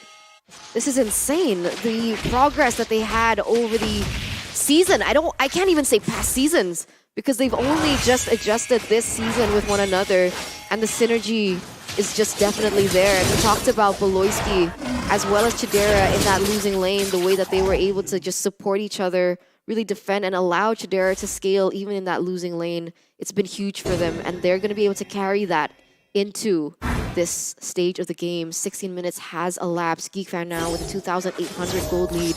They're the ones controlling the tempo. How are Onyx Esports going to go about this? They need to win a team fight. How are they going to do that though? So much CC and lockdown from Geek Fam. You see, I'm going to have to say it. I felt like Onyx had the better draft again. With the Valentina, with a solid front line. Fundamentals, right? Like we mentioned, it's a safe comp that does really well when they actually play towards that winning condition, but I don't understand how Geek Fam are able to find these picks constantly. Once again, on the Samo, bursting him down, Immortality popped out. That's the main frontliner, and he's lost all of his HP with Beloy once again, jumping forward. He actually flickered there for the damage. Geek Fam, though, have used 4 ultimates. This is the time for Onyx to punish Geek Fam. Luke, again, being that solid front line, zoning Drian away, but Drian now has that Way of the Dragon. Chidera got the buff away though, so that is going to be very important in this next team fight. The Lord already 19,000 in HP. Kyrie going in, looking for a steal, but look at Luke. Again, just threatening Kyrie and CW. Kyrie jumping in once again. They're looking for the 50-50 right now. Let's see who gets it here with the blast. It's CW! The stun does not connect onto anyone. Luke onto Drian right now. Chidera's going to be able to help him out. Jana finding Samo, finding Drian from Chidera. It's a 3-for-0. It doesn't matter that you get the Lord. It's Geek Fam who have the advantage now. Miracle, miracle, miracle. Boots and Kyrie are the only ones left standing from Onyx Esports. Oh, they don't have any waves crashing. They still have the time though. Look at the minion waves in the mid lane. Marching look down. At 20 seconds. 20 seconds on board for Onyx Esports to try to defend. Chidera already doing so much right now, but the real world of is going to be popped. And Luke instantly comes in, flickers forward, gets him out of there. As Geek Fam takes match point up against the defending MPLI champions. One more game and Geek Fam will secure the MPLI champion title. Wow. And this has been an unexpected run for Geek Fam, 2-0ing the MPL ID champions, the past MPLI champions of Onyx Esports. What is going on? Seriously, what's going on? Geek Fam, Chidera, Luke, how? It's the new era, man. It's the Chad era for Geek Fam. Doesn't feel like they're geeks with their playstyle, the way they're playing, right? It's a Chad playstyle. They go in, fight after fight after fight, constantly going and team fighting, skirmishing, even when the Lord was stolen. doesn't matter. I think ONIC Esports, they're playing too much into Geek Fam's playstyle. Right? Because when ONIC Esports are usually faced with very high aggression, they usually like calm down, Chill collect out. themselves, go in for those macro plays. But we don't see that being reflected in both of these games. I agree.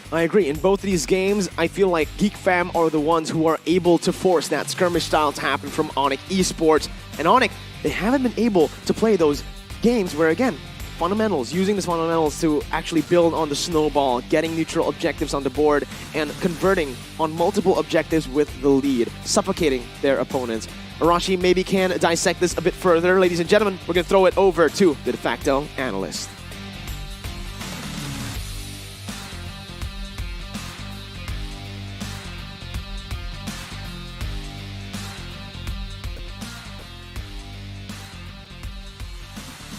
Hello, welcome back everyone. And this is the very difficult part of being in the analytical section because so many things are happening in that game. You almost feel overwhelmed by the amount of plays, the amount of different happenings in that game. The steals, the comebacks, the big team fights. We have to break it down later on once we see the actual footage because there's just so many, I have no idea where to even begin.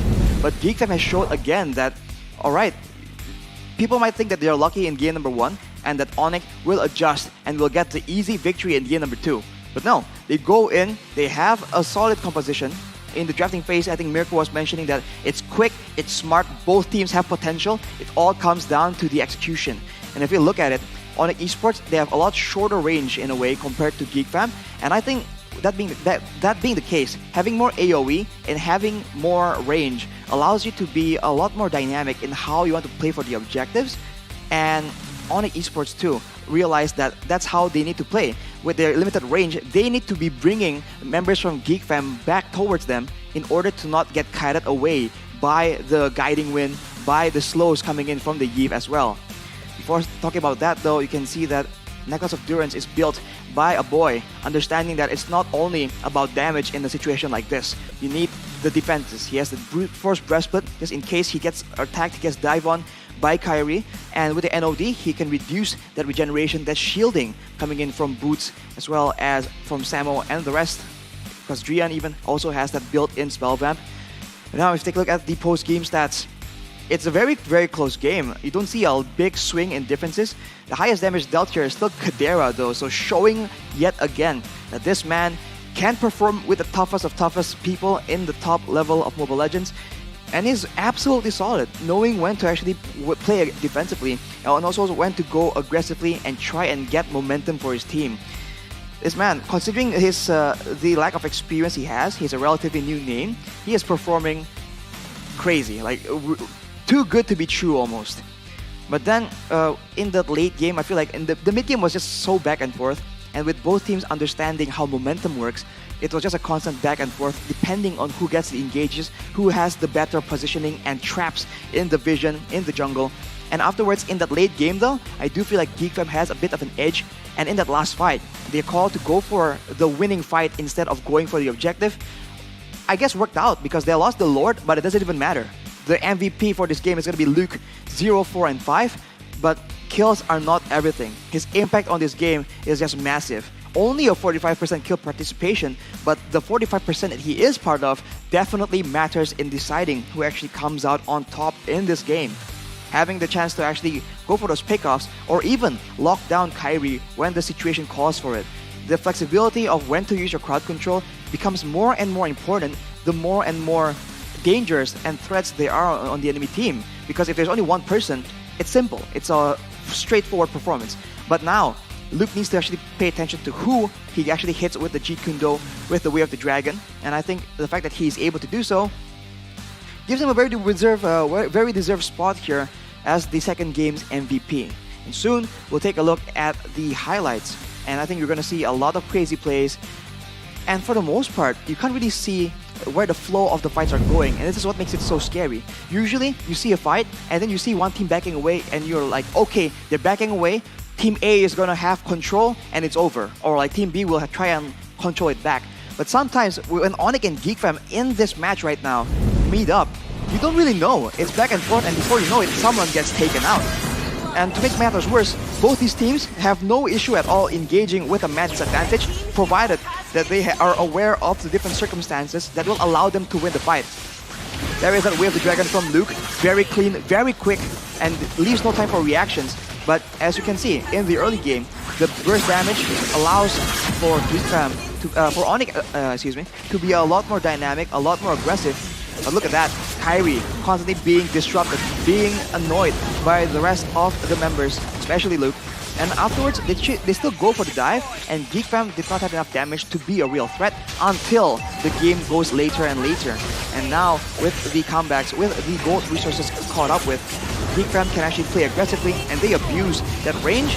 And still, they need to be careful because Samo can still land those insane Luminant blasts. And the amount of times both these teams clash, and yet not a single person gets taken out, that is testament to the high level of competition that we're seeing right now. Look at this, 14 minutes, only less than 10 kills on each team. That is unreal. It doesn't really make sense, but this is the top level of Mobile Legends. That is what you can expect, the actual unexpected. Afterwards though, you see that when it's a front-to-back situation, it does seem like Geek Fam has an edge due to the AoE. The Geef can do a lot more damage, a lot easier compared to the members on the side of ONIC Esports. And afterwards, despite having the Melissa on CW, having more DPS, more AoE that can be translated in these longer fights, they just don't come out on top due to how decisive and how fast Geek Fam try and play out those team fights. If ONIC wants to try and win this, something needs to change, man. We talked about ONIC being very solid in the drafting phase, but Geek Fam is matching them in the game plan, in the strategy department. And now ONIC, with their backs against the wall, they have to try and find something. So, for now, that's it from me. Throwing it back to you, Connie and Eterna.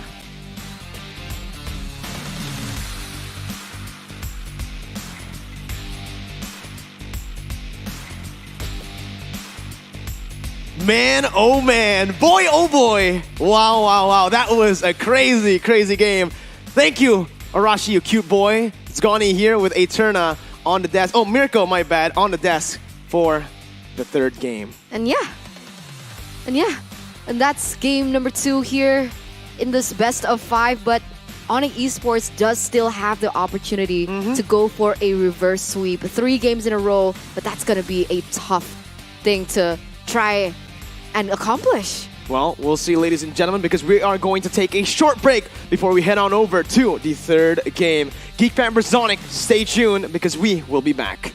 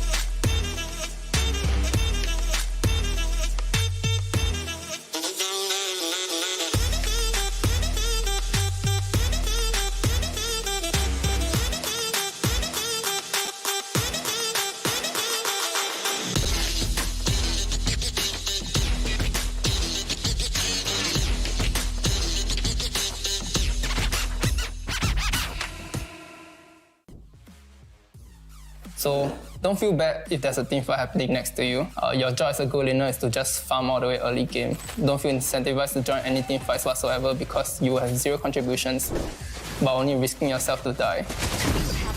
So instead, focus on farming efficiently and planning your farming route so that eventually, towards the late game, you can carry the game. By making the right decisions, you'll be able to accumulate resources in the most efficient way. Welcome to the place where dreams come true. Where everything you want can be yours. If and only if you're willing to work for them. You're willing to hurt for them. But most of all, you're willing to be first for them.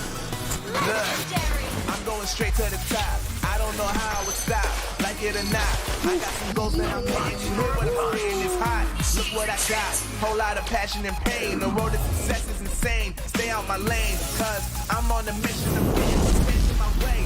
Yeah, I'm a beast. I wouldn't play with me, baby. The way that I'm training is crazy, and I know it daily. You wanna talk about drive? I got more drive than Mercedes. I've never been late. I'm in the room, it's a red alert. You wanna compete? Well, get better first. I got 10 toes in the dirt. Push through the hurt just to show them my worth. I'm the best. Yeah, I'm the best. I never stress.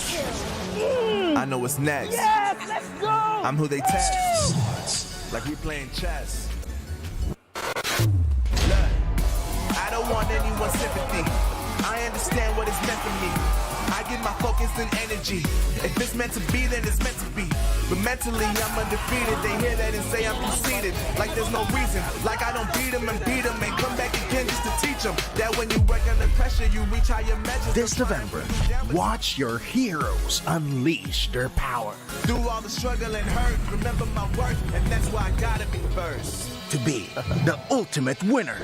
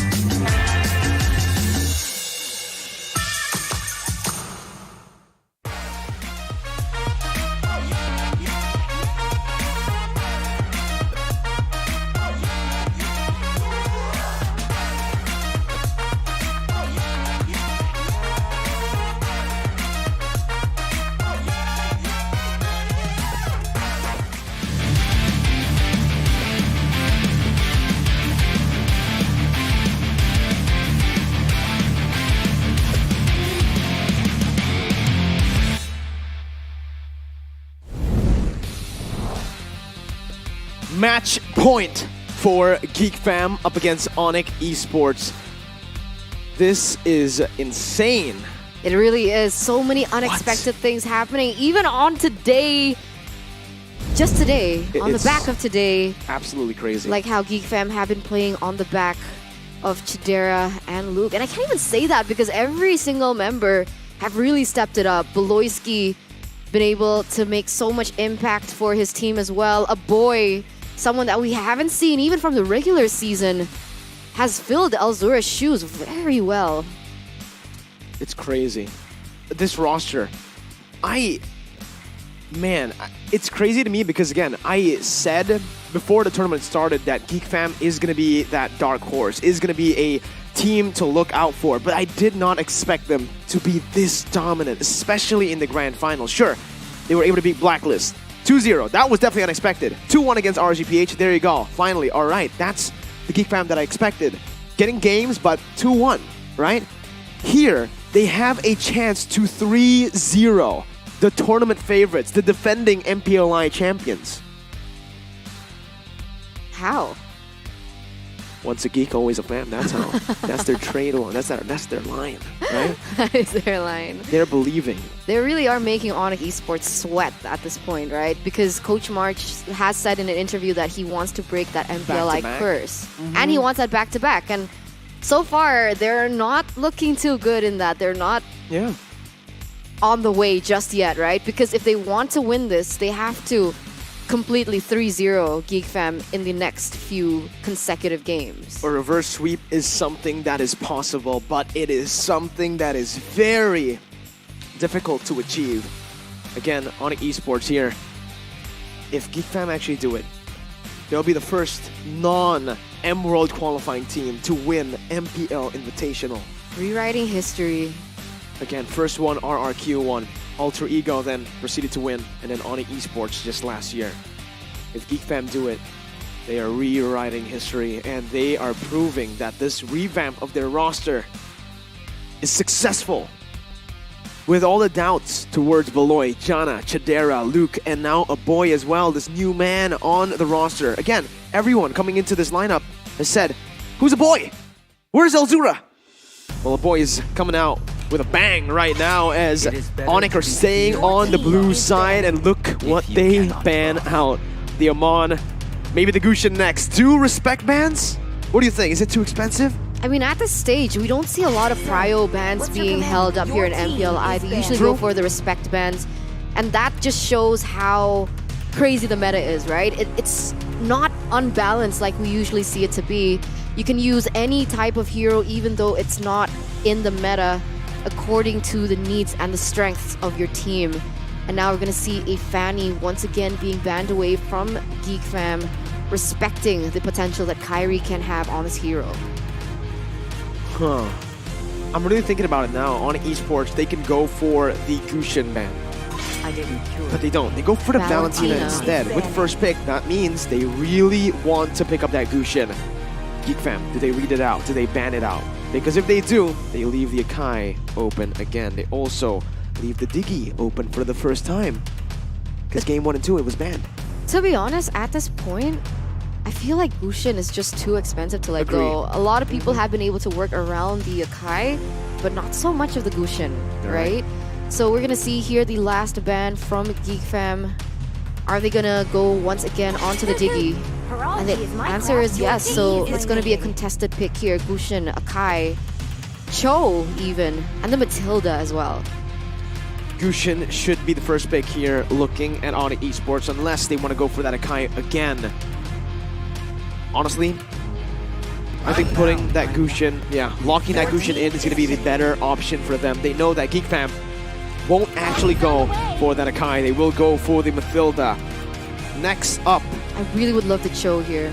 Why not, right? It worked out last game up against an Assassin on a Lancelot. Up against a Gushin, I think Gushin is a bit more easy to target down because he doesn't have those untargetable skills with the Phantom Mactution and obviously the Thorn Rose. But Geek Fam, they go first on to the Lilia. They don't want to pick up the Cho just yet. This obviously gives ONIC a chance to pick up that Cho. And honestly, this is looking like the identity for Geek Fam, right? If they don't get the Grok and the Matilda combo, they usually go in with the Lilia. Really fast clear in the mid lane. They want to go once again for that early game snowball. And so ONIC Esports, are they going to try and compete with that early game, or are they going to look for a different winning condition? It all is going to depend on these next 2 picks, and those next 2 picks are the Fredrin as well as the Claude. So I really did expect a Grok pick, honestly, and Geek Fam have responded with the Karina. Huh. The Karina pick up against the Gushin, that's something that you wouldn't usually expect, considering, again, Karina actually is pretty weak up against this matchup, right? The burst coming in from magic damage, but we'll see. Obviously, this Karina pick is to get more utility, more farm on the board, quicker. Usually, when we do see Jana on the Karina, he still opts to go for the Demon Slayer, doesn't go for the Mystery Shop, so he doesn't go for damage. But remember, up against RRQ, Senna, what did they do to Aether? They literally stopped him from getting any buff. Aether in that entire game was only able to get 2 purple buffs. And I think Geek Fam are trying to do that once again with very good mid control in the hands of Lilia and Matilda, with the strong jungler in terms of clear, the Karina. Karina is great. She also is going to be able to counter that basic attack coming in from CW when it comes down to it. But one of her weaknesses, I believe, is Ruby. And ONIC Esports, they still have the possibility of picking that up. We're going to see a respect ban once again onto Chidera here with the Iridal being banned away. We can expect another Bruno ban perhaps. And because the Bruno would work so well into the composition that Geek Fam have opted to go for here. Or, you know, Claude, I do like the Leslie, but I don't know, does Chidera like Leslie? We didn't know he liked Bruno up until game 1, so at this point, the real question is, what does Chidera not play? I want to see that happen, right? I want to see Geek Fam try to play something that maybe they're not comfortable with, because in these championship games, in these grand finals, that can be the breaker. For ONIC, that was the answer to how they were able to beat RRQ, the Leslie, the Mia in the grand finals of MPL Indonesia. I want to see Geek Fam go crazy, and right now, it's looking like exactly how we predicted it, how we tried to read it out. Matilda, Lilia, mid-control, Karina as well. That means they're, with the Grok and Jaw Headband, they're really looking for that mid-control to invade to the enemy jungle. And the Cho, yeah, okay, that's it. That's exactly what they're going for. They're taking every single mid-lane roamer that can actually help clear fast. Without the Cho, without the Jaw Head, without the Grok, and with the Matilda and Lilia picked up, ONIC Esports will have to respond with, again, something like a Yves here, high ground. And for the roam position, what do you pick? I think Ruby. Ruby would actually be solid here. I think that's the only choice you have. What else can you go for? You want to go for something crazy like the Atlas? Let's think Samo. I don't think it works as great against someone like the Cho as well. You're right. Samo. Franco, Kadita. Yes. Lolita. Franco could definitely be an option for ONIC. I think Franco. Atlas. Whoa. That's what I was thinking. Atlas. I don't like it though. Same. So the Atlas pick is going to come through for ONIC Esports here, and Geek Fam will respond with a Beatrix, not a Leslie. No. So still in comfort towards Chidera. We have seen it work in the past, but you're right, this is heavily leaning towards that early game. And ONIC Esports, they don't really have much to support the Gushan in that early game, right? Because Atlas, of course, as we all know, very reliant on the Fatal Links, is going to wait for that level 4. So below level 4, definitely a game for Geek Fam to utilize. In terms of mid-control though, I think ONIC Esports have drafted themselves a pretty good composition considering what was banned out. Atlas with the perfect, with the perfect match will actually be able to help Eve clear out the waves very fast early on. Might actually be able to match up against the Matilda Lilia, but I think overall, once we get to level 3, Matilda Lilia will have a little bit more of an edge. But ladies and gentlemen, once again, we're going to be diving into the Land of Dawn for game number 3. Match point for Geek Fam up against ONIC Esports. Will it be an upset victory here in MPLI Grand Finals today? It's all going to come down to how Geek Fam utilize this early game comp that they have. And we can see here, a boy is going to be able to clear a lot faster, definitely, like we expected. Wow. The clear, the damage, the poke from Beloyski as well is going to aid him in that venture. And you can see how the Cho is already just rotating around the map, trying to give Lucian a bit of a hard time. Already with a 3-man knockup, Luke able to deal some CC over to the side of ONIC Esports. Kyrie going to be forced to back off as Jana actually has level 3. Looking for more now. Luke needs to get out, gets knocked up, gets out. Jana, does he steal that one? A little creep. He's going to go for the orange buff here. Like I mentioned, this is the Geek Fam style. Kyrie jumping in, Jana taking low, but has that guiding wind to get out. They're looking for the retribution battle here, and it should favor Jana with a higher level. They're going to go for it right now. Jana looking for the steal, gets it here, but it will fall to the hands of Boots. Early on, so much action, but it's honestly, I feel, worth it for Geek Fam because Kyrie will not have that buff. What do you think? I don't know, 30 seconds left on the clock here, but wait a minute. If they get Kyrie, get taken low, and that's it. Now it's worth it. Now it's worth it, definitely. Geek Fam, very aggressive plays. It's going to work out in the end. 70 seconds left on the clock for the next neutral objective to spawn in that turtle. And Geek Fam have drafted a pretty good early game here and executed quite well. And meanwhile, Chidera just farming it up in that top lane. How good is Chidera? How did he get this lead so early on against the Claude? Wow, these snipes are landing like it's a basic attack when if it's not a skill shot, if it's Chidera apparently. Turtle as well. It's such a fast-paced game. Geek fam are not letting ONIC Esports breathe at all. A boy already in enemy jungle. Jana did not use the retry. Purple Bomb stolen. It's exactly the way they played up against RQ Senna, but Samo is looking for something here. Doesn't have anything, only the perfect match. Shadera up top, leaving the farm. Boots comes in with a knockup, but Samo will fall to the hands of Jana. They're looking for more. Oh my god, Eterna. What is this, Luke? Looking for the play, away the dragon, locking Boots down. They do not stop. They're not stopping now. Drian gonna be the next one on the chopping block, and that's gonna be 3 members taken down from ONIC Esports. A 2,000 gold lead. Jana Cutie with the next eye on the prize here, as the Fatal Links is gonna connect out to 2 members, but wait a minute, Kyrie is gonna be able to get the advantage here. 2 members taken down, not exactly a great moment here for Geek Fam, as they are gonna be able to start to equalize that gold gap with Geek Fam. Oh man, finally ONIC are able to find something on the board for Kyrie, right? But he's still 1 level below of Jana. And the way they're playing right now, Geek Fam will have neutral objective control for the next, I think, even 4 minutes, right? Turtles won't even be contestable for ONIC Esports. Looking at Jana right now, who's again invading the enemy jungle, ignoring his own side of the orange buff. Look at that, top side. His top side is completely up for him to take, but he's opting to go to the enemy jungle to take it first before he goes to his own jungle, just to again suffocate Kyrie in his own jungle as they're looking for a kill as well. Boots gonna be locked down here for the single target damage. Boots can definitely outplay the situation. Jumps in onto Luke. Shadow Saw popped in. Jana did not build damage. Meanwhile, top side, Killer Street popped up. Boots still able to sustain. Luke going for the damage once again. Jana picks the kill up with the passive. Top side, Malloy opening up the map. Samo needs to be careful. That damage coming in from the side of Chidera is so much, but they will not be able to get that kill. 4 minutes has elapsed and already 5 to 6 kills, a total of 11. That's how aggressive everyone is playing right now, and you're right here. We're gonna see Geek Fam gonna be able to get this next neutral objective unless Kyrie has something to say about this. And that's it, uncontested. Luke being able to zone away ONIC Esport members.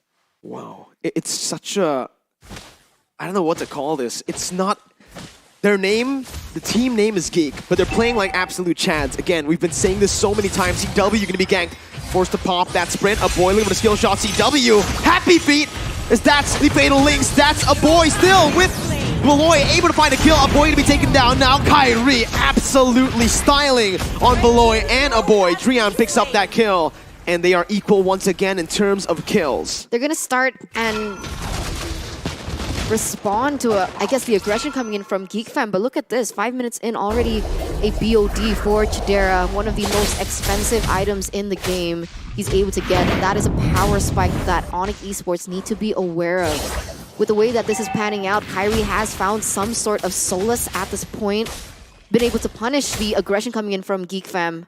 But in general, it's still 2,000 gold lead in this 5th minute, and they're looking for more. Oh my god, 2,000 gold lead in the first 5 minutes. ONIC Esports with their comp. Let's take a look at the scaling, right? Because ONIC Esports can definitely scale into the late game. But Beatrix and Lilia can do the same. Samo, look at a cover for... Whoa, whoa, whoa! They're going on to Kyrie! My goodness, that lockdown! Kyrie shut down, Luke to fall, but it's a worth trade. Jungler for XP. Real world inflation dealing the damage onto Jana, but Malloy gets out with the guiding wind, helping Jana as well. CW, the blazing duet now on to work. Chidera who's gonna get locked out, but Chidera is able to get out. Pops into Bennett Rage. A boy now caught, still able to maneuver. A boy, oh my goodness! How did he stay alive for that long? Geek Fam, they only lost 1. Are you serious right now? Man, I don't know. ONIC Esports, they're not winning in this skirmish game. 3 games consecutively. And it doesn't seem like they want to change anything just yet. They're still playing into the conditions of Geek Fam. They're still playing towards the strength of Geek Fam. And every time they go for it, they lose. And you can see here, Jana Cutie once again being able to get another turtle on the board as ONIC Esports looking for a trade in the bottom side. Beloyski still able to get out with a backup coming in from Chidera with the long-range snipes from that Bennett. That almost hit, right? It was just out of range. If that was the pre-nerf Beatrix, it would have actually connected. But let's take a look at the items. I want to focus actually on ONIC, not on Geek. ONIC now need to wait for CW to hit those item power spikes, as well as Kyrie. I think Kyrie right now, it's really tough for him because he's still wanting to build damage, but the fact that he's always just being shut down means that he might have to actually build defensive early on. Meanwhile, CW, he's still quite a bit away from hitting that golden staff. I think he'll get it in the 8th minute, which is not the natural timing, right? Usually, all things here, you want to get it in the 7th minute, around now. But considering how Geek Fam are playing, CW might actually get it in like the 9th, 10th minute. Yeah, that's not good at all. Chidera already with the BOD as well. On to the next item. It's really grim for ONIC Esports right now. Kyrie 3 levels behind of Jana Cutie for the moment, but I guess some solace in the fact that he is able to get that blue buff, finally. But Geek Fam, 4,000 gold lead, the pressure still in their hands. Woloiski opening up the map, giving some vision. It's not good, man. It's not good. Samo. No, they use it onto the roamer. Boy, oh my god, a boy. It's taken very low. Has the black shoes to get out. Now Jana onto the back lines. Boots able to cover so well. Knocks a boy up. Killing spree picked up by Jana though. CW looking for the damage once again onto Luke, who's going to be chained down with the CC from ONIC Esports. 4-4-1. ONIC are back on the board, and now they're looking for some objectives to convert on. Yeah, it seems like in game number 2, Geek Fam was able to get a lot of good things out of the skirmishes and the team fights because of the CC that they have. But in this game, ONIC Esports, they went all in on the Fatal Links coming in from Samo, and Geek Fam, not one of those members respected that, right? No Purify whatsoever. They did not opt for that spell. So in a 5v5, perhaps ONIC Esports has the upper edge. Samo with perfect match. Again, going to go on to Beloyski. That's all of it. Popped in, even the Blazing Duet. Oh no, ONIC Esports now has to back away. Jana with the Shadow Assault looking for the damage. CW has a Battle Mirror image. Jana gonna be targeted down. Shut down by Kyrie. Luke looking for the damage once again. Jumps in for the Geek no flicker combo, but will not be able to find anyone. He gets away the Dragon onto Kyrie, but it's Kyrie who picks up a triple kill. And they, ONIC Esports, are able to find the equalizer. Ooh, now they are the ones with the lead here. This is exactly what was scared about ONIC Esports. That's what we were terrified about, right? Then being able to find that comeback in that team fight. And Kyrie initially 3 levels behind. He's actually only 1 level behind of Jana QT at this point. They are going to have a Lord on the way here in that mid side. They're going to look for more. Looking for the push. Samo has the Fatalings, but not the flicker. And so Geek Fam, they are going to be able to defend this one earlier on. And what do you think? At this point, Geek Fam, do they still have the opportunity to come back and win it? I think they do, but they need to get a boy and Chidera into a safe spot, right? Safe place where they can actually free hit. ONIC Esports have been doing such a good job, actually, by targeting Beloy down. Sure, looking at it, on paper, you wouldn't think ONIC Esports should do that, right? Because that's so many resources, so much of your damage placed onto the roamer, Beloy. But in hindsight, actually, if you look at it again, if you replay that, without the help of Beloy, Chidera and Aboy cannot disengage. Jana, Luke, everyone can't disengage. Beloy has placed such a heavy emphasis on how they're able to play these team fights out.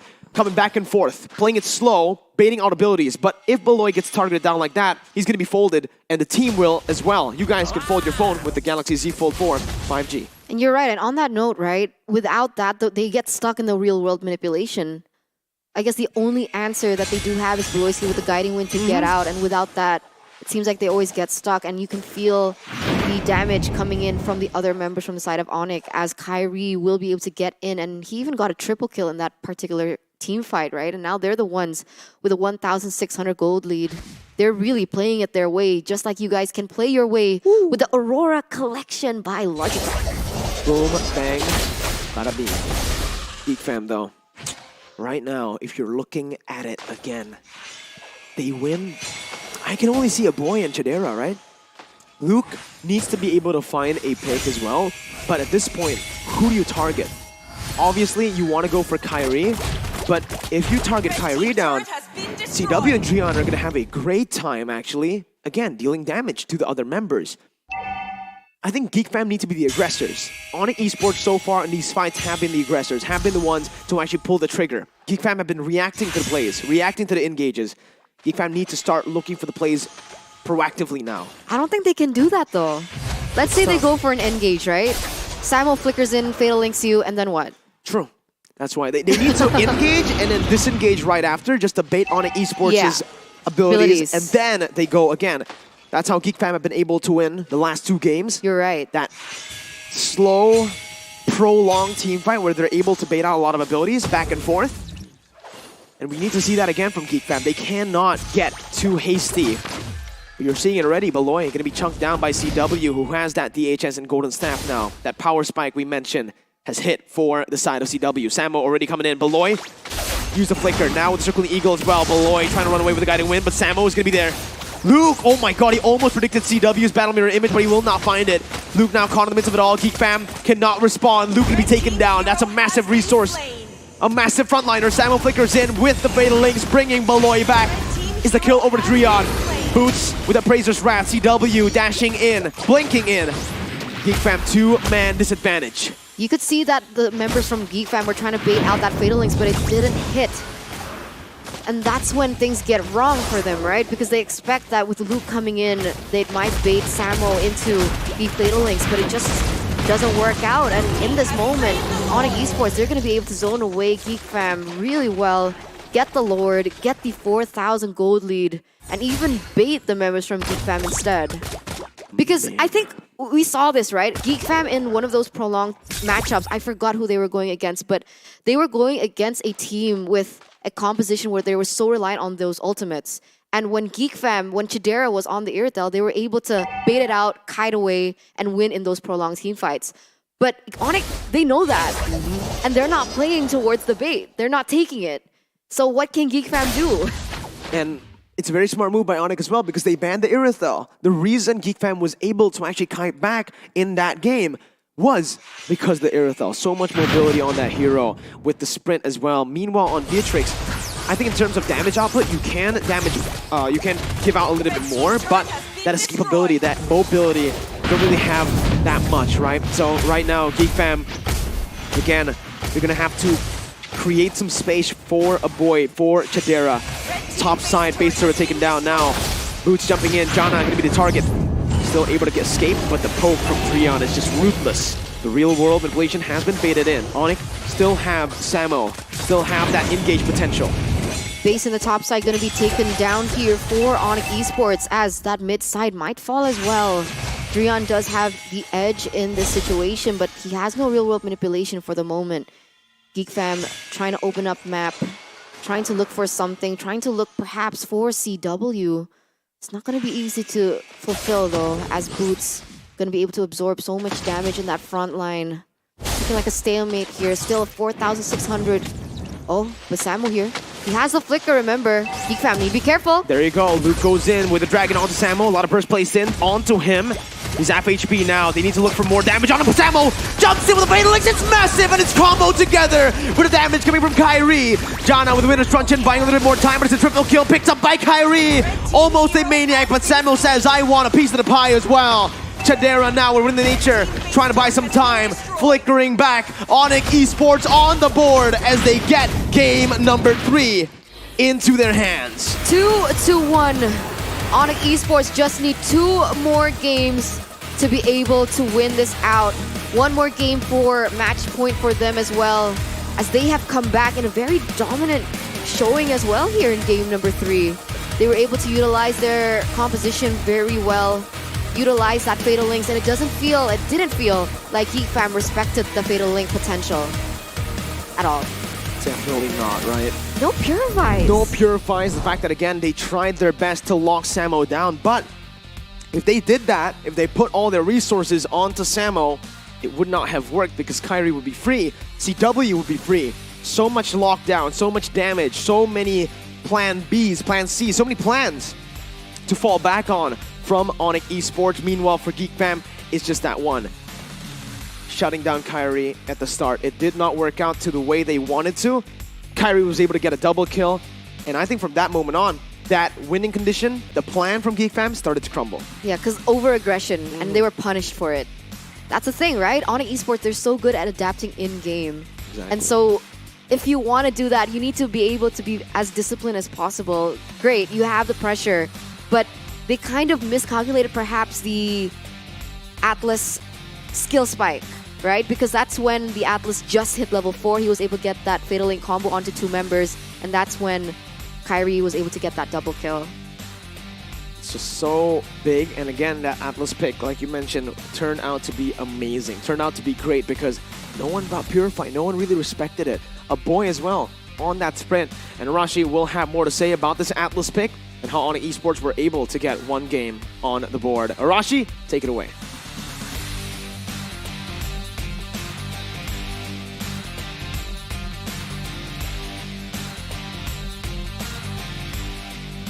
Welcome back, guys. That was an insane game.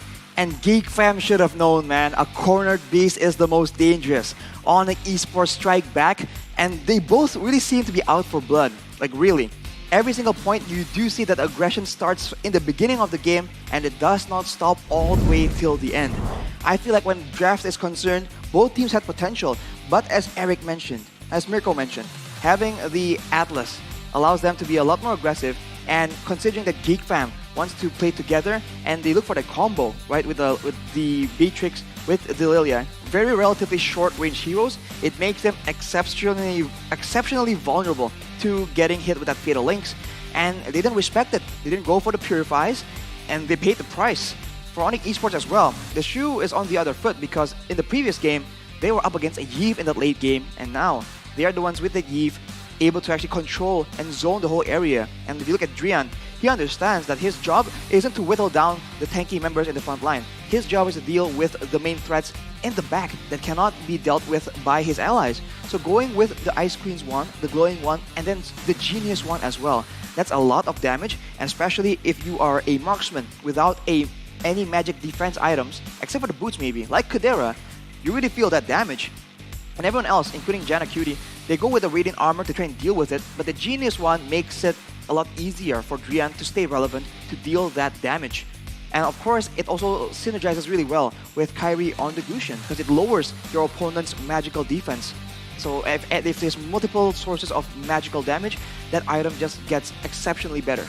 CW as well on the Claude really seems to be having a tough time, not exactly getting a snowball performance, but with Geek fam just having so much focus on him, the fact that he is able to survive with only 2 deaths is in itself an achievement for sure. And I think if you want to go and talk about the adjustments both teams can make, I think it's about the execution for the most part, right? Knowing that for Geek fam, they are the ones that now needs to be very careful near the Lord setup, because for ONIC Esports, they can use the Fredrin, they can use the Atlas and also the Yve to try and start things off, and CW can very easily follow up. They don't have any quick, reliable crowd control sources to deal with that potential, so they have to be very, very careful or draft differently.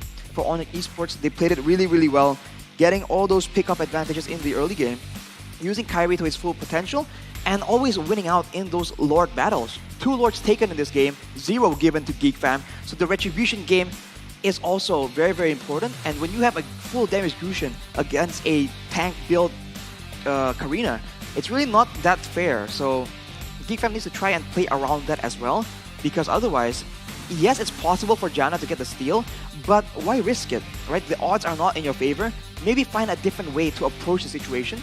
But since, as we mentioned, ONIC Esports are the ones with the proactive, with the initiative in the composition, Geek fam find it very difficult to try and get that advantage, especially because unlike other marksmen, they can actually deal damage very reliably while moving backwards, like an Irithel, like, for example, a Melissa as well, for example. They can't really kite back that easily, because of course a boy will be able to do a lot of damage, and he is the highest damage dealer on Geek fam.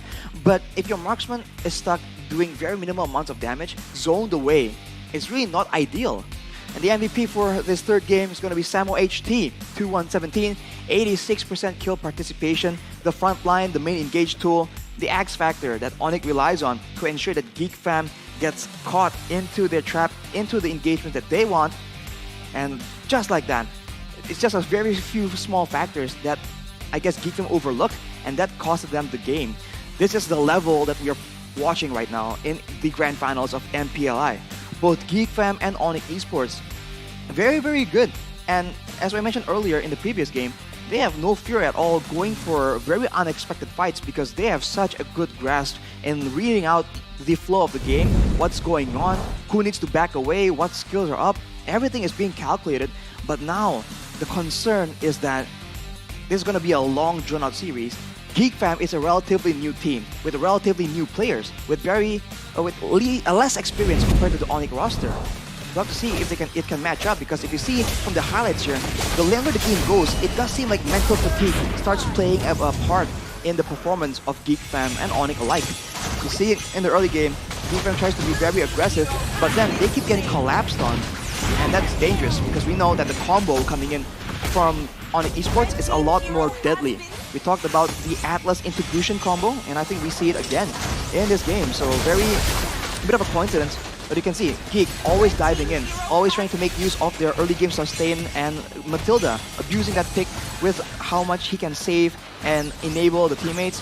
But unfortunately, ONIC were able to actually kite deck just enough and punish that aggression until they have an advantage. They go for the late game, and look at that. They have no concern at all, using 2 ultimates to make sure that they get the kill onto one person. That's how much they know, how sure they are in how they want to take the fight. Even if it's only one person, if they know it's the right target, it's the right opportunity, they will go for it without any hesitation, and that is what makes the game so scary, because both teams are doing this at any moment. Look at that. Ulti being popped up, and if it doesn't work out, it could be disastrous. But everything is done with intention, with plan, with calculation, and despite the best efforts from Geek Fam, they just don't have enough burst damage later on in the game. So these tankier members can go in front and look at that engage and the follow-up coming in from Kyrie. That is what we're talking about. Everyone stuck in the same location, taking multiple daggers at the same time. Very dominant showing, very dominant end of the game as well. So as we mentioned, adjustments need to be made, and Geek Fam, if this is a stamina thing, maybe they can try and manage this better, because it's dangerous, it's bad when you can't focus against a team as complicated as ONIC Esports. Well, it's time to go back to the game, so Eterna, take it away.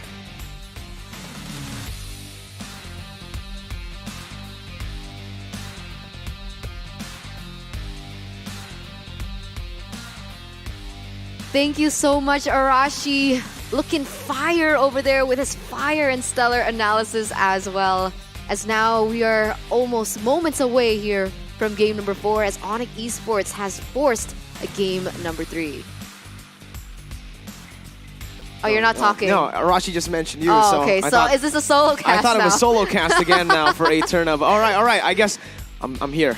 I'm still here, so it's fine. I thought I disappeared for a second. You want me to go there and call you out? Maybe Arashi next time, right? Maybe you can just call. I'll just swap out. Just maybe. You know, peek. We'll see, but for now, there's no swaps for both the teams, Geek Fam and ONIC Esports, as we get into game number 4. Wow. Geek Fam weren't able to end it in game number 3, and that Diggy ban they started came back to bite them with the Atlas pick from ONIC. Yeah, ONIC Esports once again very great at reading and adapting, and not just in game but also in the drafts as well. So coming into game number 4, more reparations need to happen, especially for Geek Fam here. And I really like the point that Arashi made in his analysis segment, right? He mentioned about lethargy and of course endurance of both of these teams.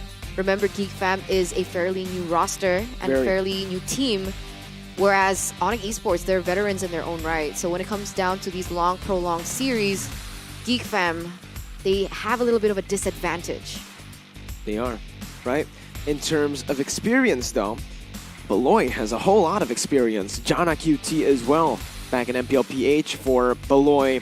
It's been all around. He's been playing for such a long time. Again, the M3 World Championship Grand Finals, he was able to get the first runner-up position, losing ultimately to Blacklist International, but now they've been able to beat Blacklist. So Beloy has gotten his revenge. He's trying to now beat his ex-teammate Kyrie on ONIC Esports. Geek Fam back on the blue side. And still with the Diggy ban.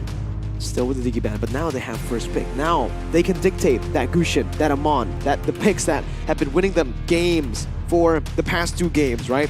Well, the first 2 games. It was Gusion, then Amon, these 2 brothers that are dominating Mobile Legends. Sir, what's your It's going to be the Fanny ban, though, once again from the side of Geek Fam, still respecting the potential of Kyrie. things are going to be the same as the previous games, we can expect Geek Fam to ban out the Wanwan, but we'll see here. ONIC Esports with the Valentina being banned away, Faramis should be next, and Faramis once again being banned away. So not a lot of changes here, but it might just change. As you mentioned, Geek Fam have the first pick. Geek Fam banned 1-1 in the second game. Now, do they want to ban 1-1 again, considering that they want to go for...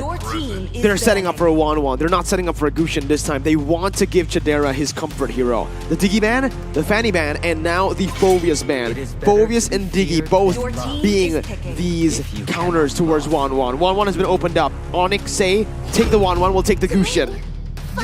They're contesting, they're trading. Onyx will pick the Gushin now. This is quite an obvious setup though. It is. It's quite obvious, right, for both of these teams. ONIC Esports, they are going to be able to pick that one up. And of course, the Irithel also can be used by ONIC Esports. You're right. If they want to counter this 1-1 in lane. They can also pick up a Lolita, a hero that's really good up against the 1-1, but they go for the Akai instead with the Gushin as well. And remember, they can flex both these heroes. Gushin can be played in the mid lane. Akai can be played in the mid lane. I can't believe I'm saying that, but yes, it can. Drian has played it before. Gushin and Akai. Wow, alright. Now, Geek Fam, Matilda. This hero has been so lethal for them, has been so good for them. But they might actually go for something else, right? What do you think they're going to go for? Honestly, at this point, Matilda Cho. Do they want to go for Fredrin? Ruby Cho. Fredrin is also an option. Geek Fam, they don't really experiment with their drafts, so we can't expect similar things from them. Martis? We haven't seen it from them, but... Oh, Eve and Fredrin. Okay, there you go. Eve. Up against Gushin and Akai though, that's such a hard matchup to go up against on the Eve. The Fredrin will help with the cover coming in, the 1-1 as well. The Eve is going to be able to act as kind of a bait for the dive from ONIC Esports for 1-1 to pick up her weakness points. But ONIC Esports now, I think Irithel, you need to pick it up now. Because if you don't pick it up now, it's going to be banned out by Geek Fam 100%. And ONIC know how to counter this 1-1. CW is #1 in Jakarta for MMR. He's top global on that 1-1. I think he wants to pick up that Irithel. I think it's too expensive to let the Irithel go. It's not Irithel though. Benedetta is going to be the choice here for ONIC Esports. Another flex, like you mentioned. So up until this point, we still don't know who is going in that jungle position, in the roam, in the XP, and even in the mid lane. Complete opposite, right? Because Geek Fam, you know exactly where those three heroes are going. But the interesting thing is, Geek Fam, they're now giving us a new gameplay. It's not exactly early game anymore. They're starting to adapt, perhaps, with a different sort of plan in mind, realizing that that early gameplay has already been read by ONIC Esports.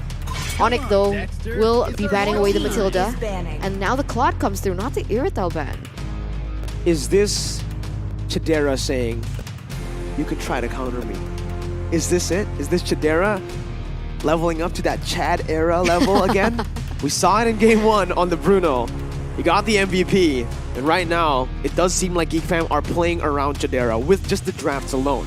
Meanwhile, ONIC Esports are trying to take Beloyski's heroes out. I think now it would be wise to ban out either the Grok or the Ruby, right? I like Grok. Oh, Ruby. No, Ruby's good. I think Ruby is a solid ban, to be honest. They go for Grok. They go for Grok. Okay, so the Grok is going to be the last ban here, coming in from ONIC Esports, realizing the potential in that early game as well. Geek Fam insta-respond with a Lolita ban, taking it away from Samo. And now ONIC Esports, they have the option to pick up the Irithel. You know why? Or they can leave it. They can leave it. They can just go for the last pick Irithel. Yeah. And you know why, ONIC? You know why I think Geek Fam have left the Irithel open? Oh, your team. It gets picked up. Ling. They want to try to just beat Irithel up with the Ling. We've seen this kind of response from Geek Fam multiple times, even in this tournament up against Orange Esports. Valens or Amelins was on the Irithel, and Geek Fam let it go. They used the Ling. It's also a signature pick for Jana QT. And then they need a roam. Okay, Ling Cho. Beloy Cho. You know, I believe in him. I believe in him too. The last time we saw it, he lost in MPL Indonesia, right? Maybe he can redeem himself here with a win. It will give them that championship status. I don't know, Selena? Kadira to counter the Irrital? Kadira! You're absolutely right, but it's so hard to pull that off. It's Franco Hayabusa! All right, no Ling, no Kadira, no Selena, not the Cho. Franco.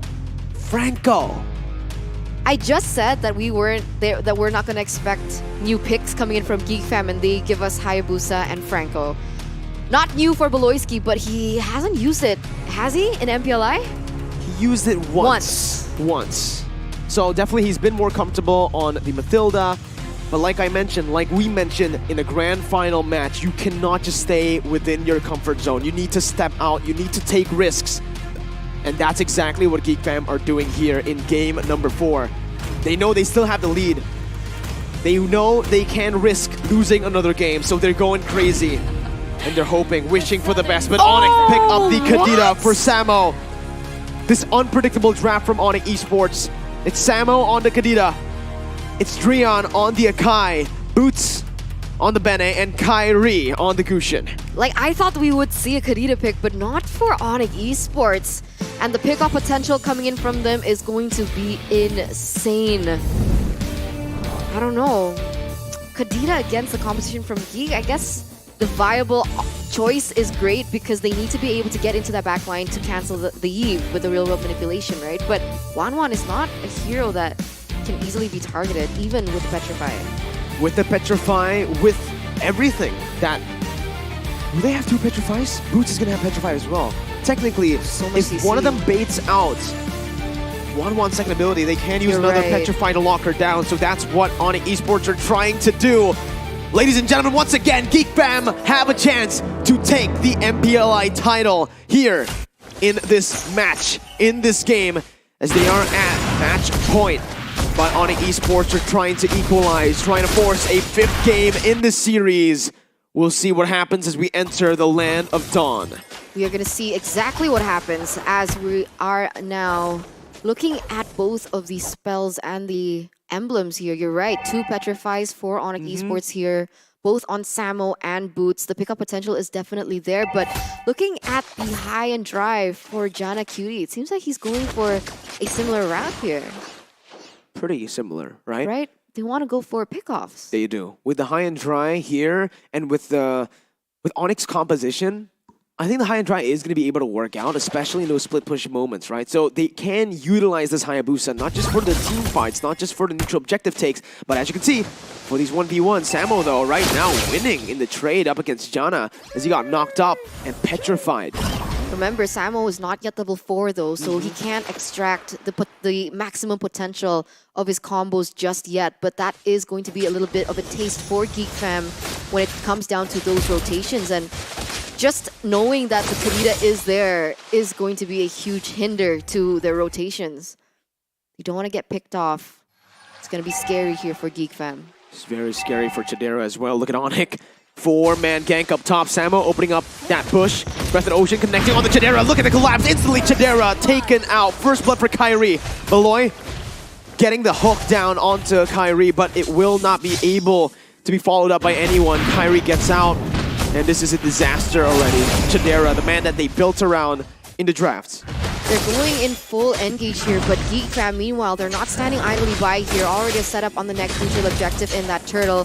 Boots opening up vision, but here we go. Samo already with the rough waves. Retribution on point by Jana right now as Beloy is able to find a hook onto Kyrie. Luke finds the kill right now, but he's going to be pinned down. A boy going to be taken down. Beloyski still able to run away, but Luke and Jana wreaking havoc in that back line. Samo now trying to run away. Gets the HP again from the passive. Jumps in with the oddity. Jana gets out with the help of the quad shadow.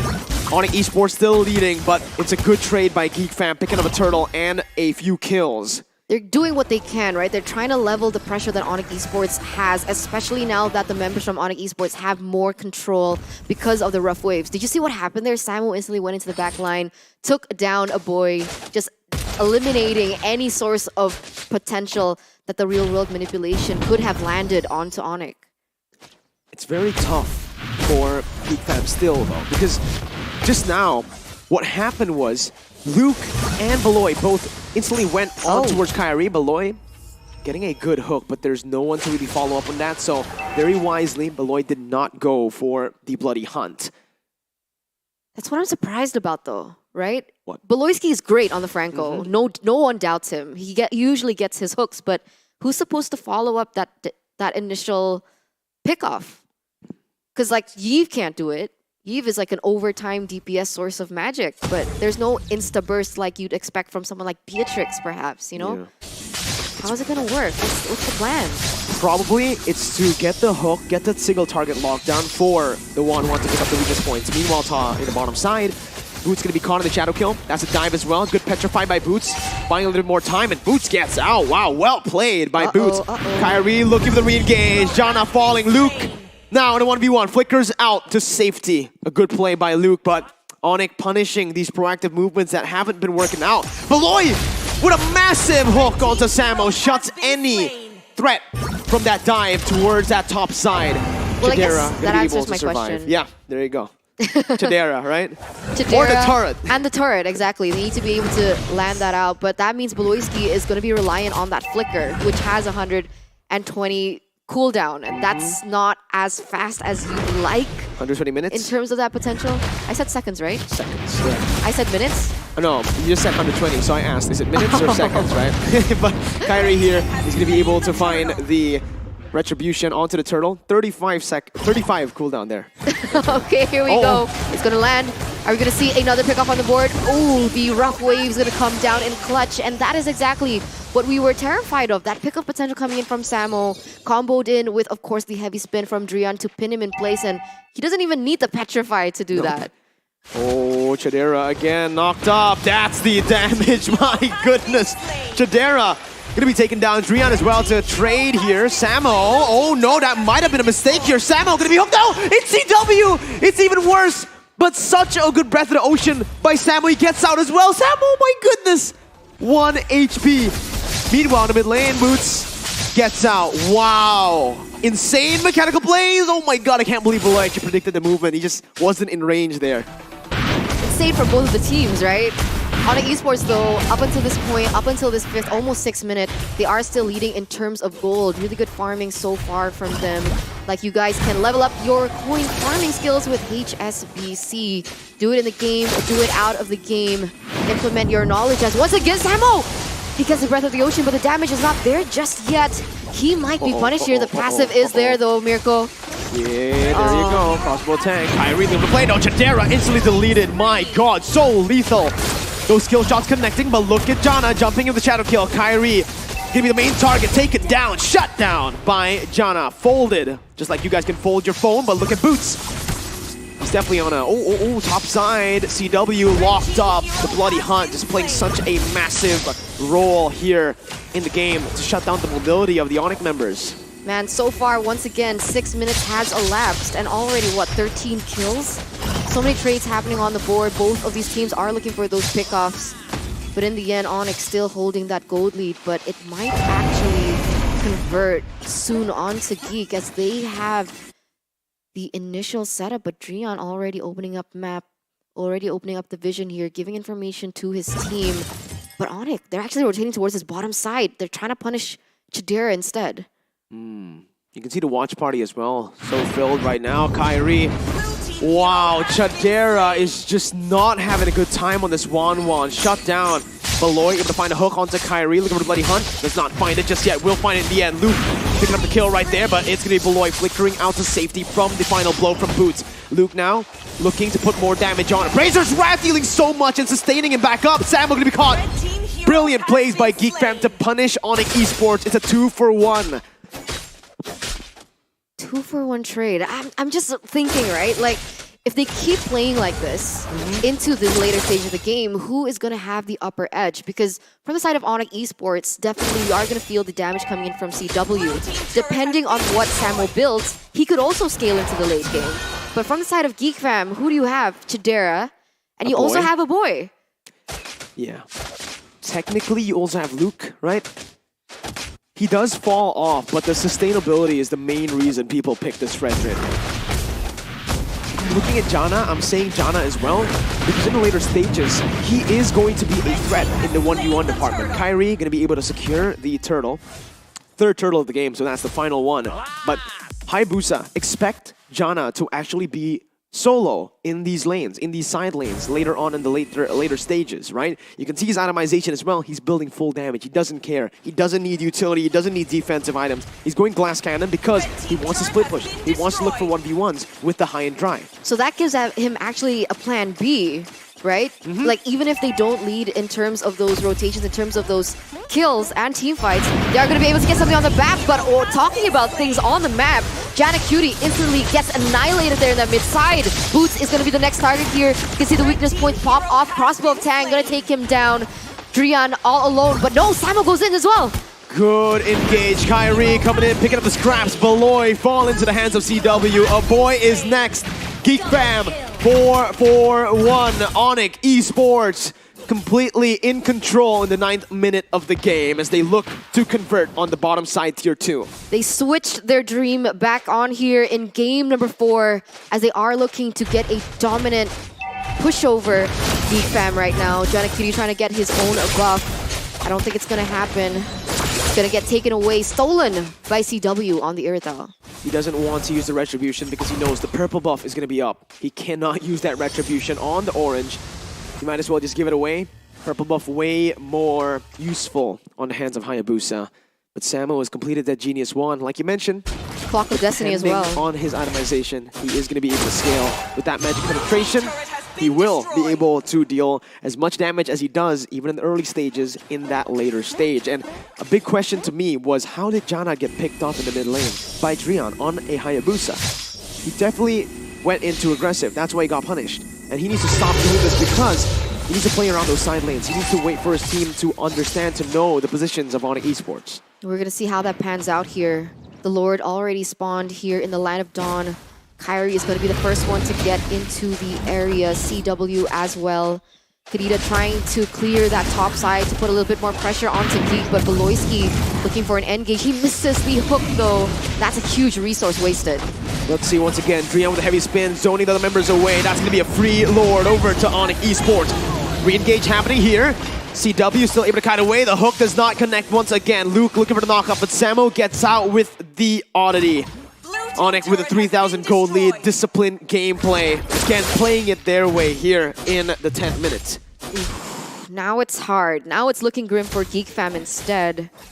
Luke trying to delay the Lord as much as he can in that top side.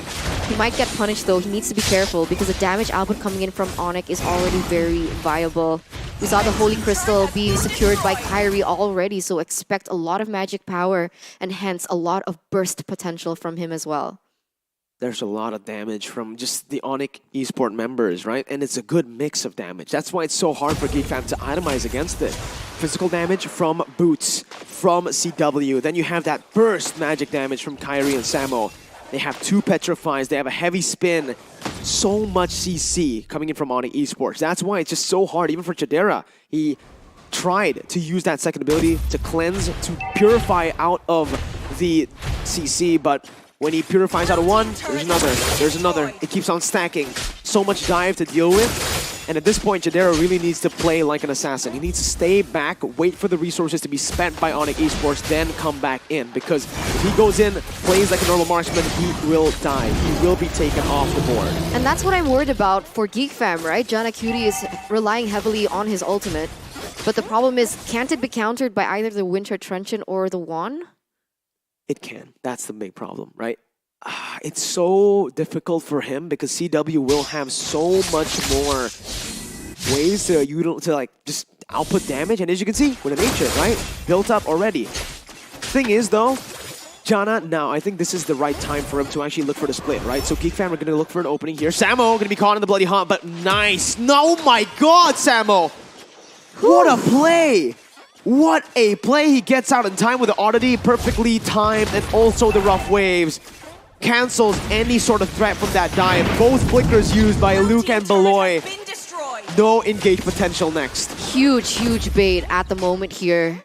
ONIC Esports being able to just do so much on the board. Drian gonna get caught, but he does still have the heavy spin. Not the target that you'd expect because, you know, even if he does and they are gonna be able to get Drian of all people, he just goes in, uses the heavy spin, and that's actually gonna be a hook in the favor of Onyx. True.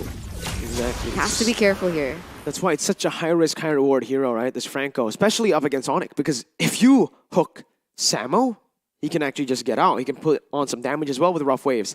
Hook Drian, like you mentioned, you're going to be pinned down. I think the only viable targets are Kyrie and CW. Even Boots has an eye for an eye, can get out of that. It's just going to be a wasteful resource placed onto these players from Onyx towards Onyx Esports from Geek Fam. As they're looking for play once again, that conceal popped in by Beloy. They regain control of the Lord's Pit, but look at Samo. That position. Beloy's going to be opening up that bush. They're going to be resetting this Lord. But just keep your eyes on Samo. This is not good. I've been watching it for the past like 30 seconds, I think. I saw him set up. He's waiting very patiently. And look at the item that he just got, the Divine Blade. More penetration. And that's going to be so much damage. Insta one shot for the members of Geek Fam if he gets it. Kyrie used his ability. He is forced to use that ultimate.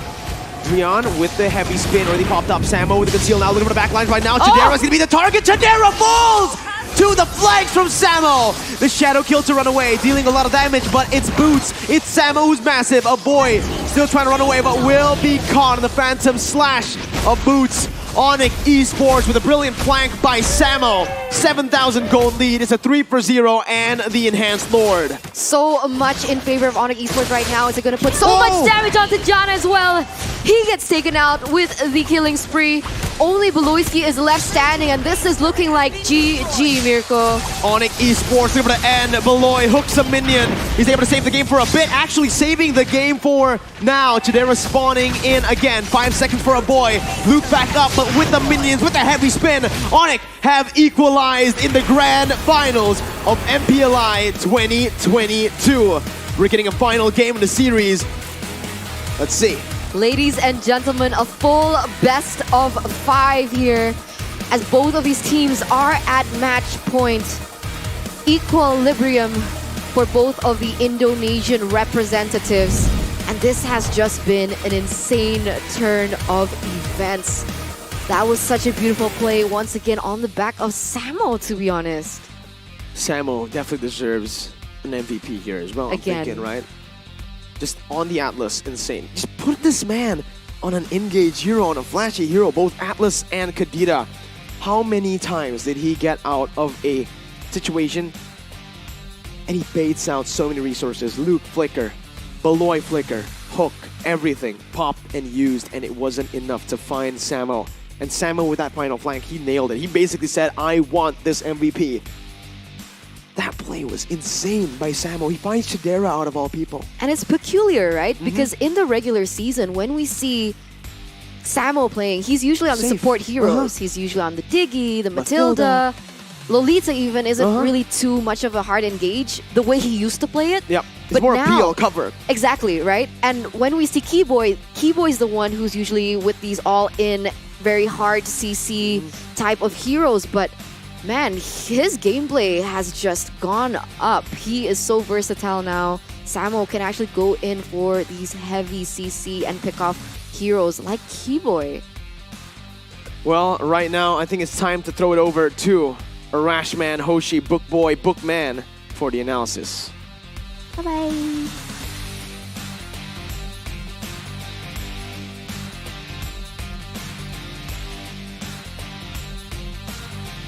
Man, boy, oh boy, everyone. It's a Rash Man and it's ration time.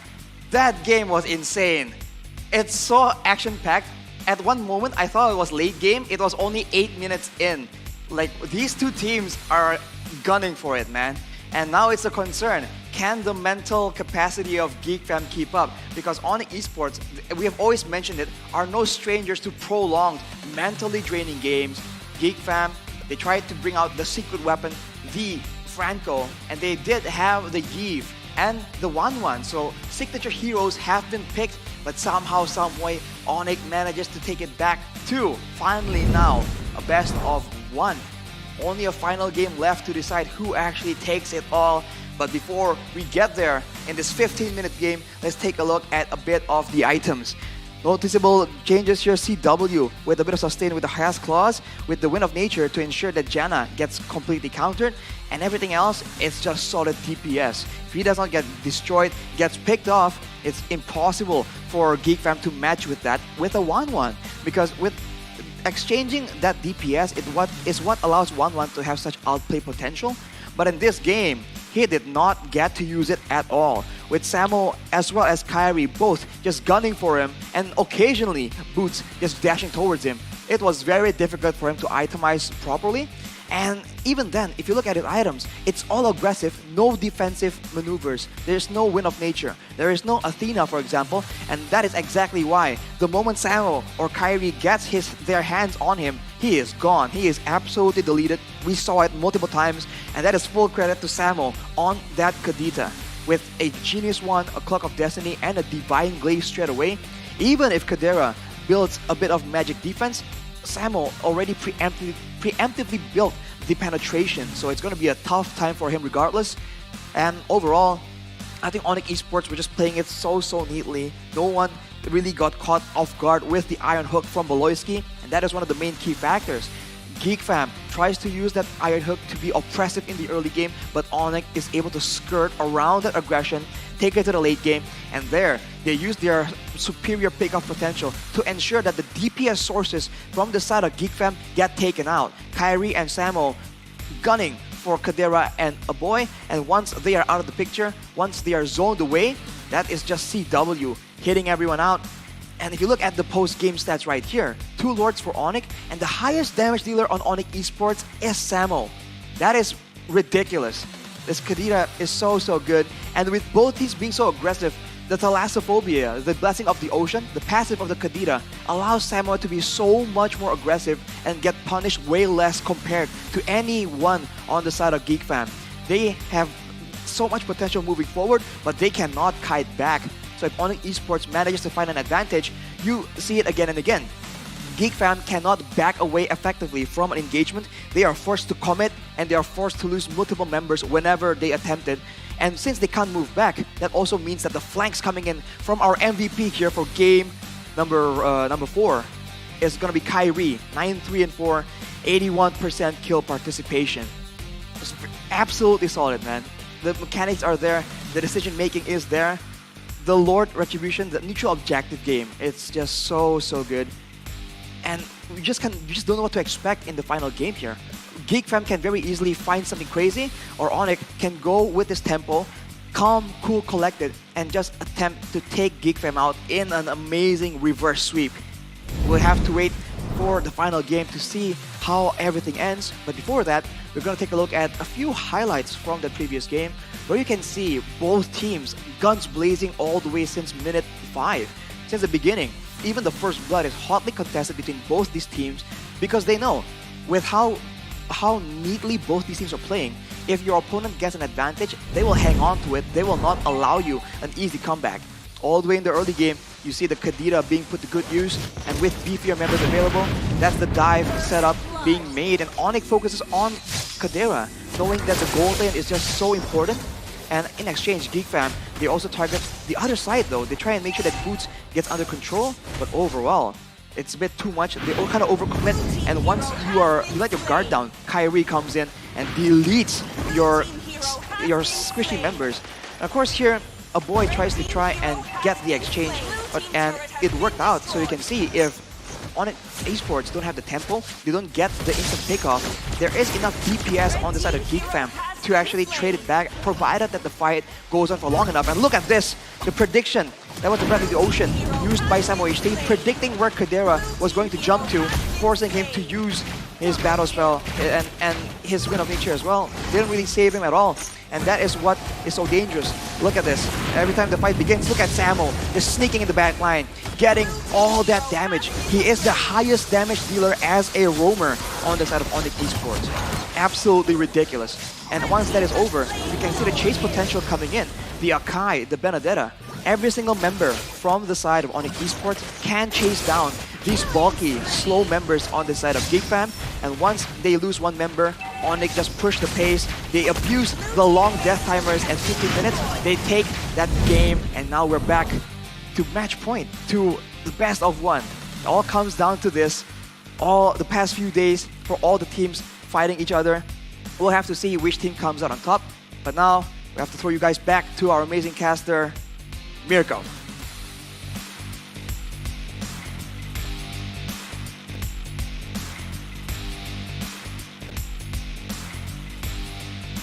What's up, Arashi? It's me here, just me. I'm alone. Thank you so much, Arashi, for the stellar analysis. Eterna's gonna be sleeping here, so we are gonna stay silent. But after that game, ladies and gentlemen, we are 2-2-2. Equalized. ONIC Esports and Geek Fam. Hey, you've woken up. I woke up from my long slumber. Welcome back. But we're gonna go to a break as well, so you can go back to your slumber. But stay tuned. Just in 5 minutes, we'll be back. Final.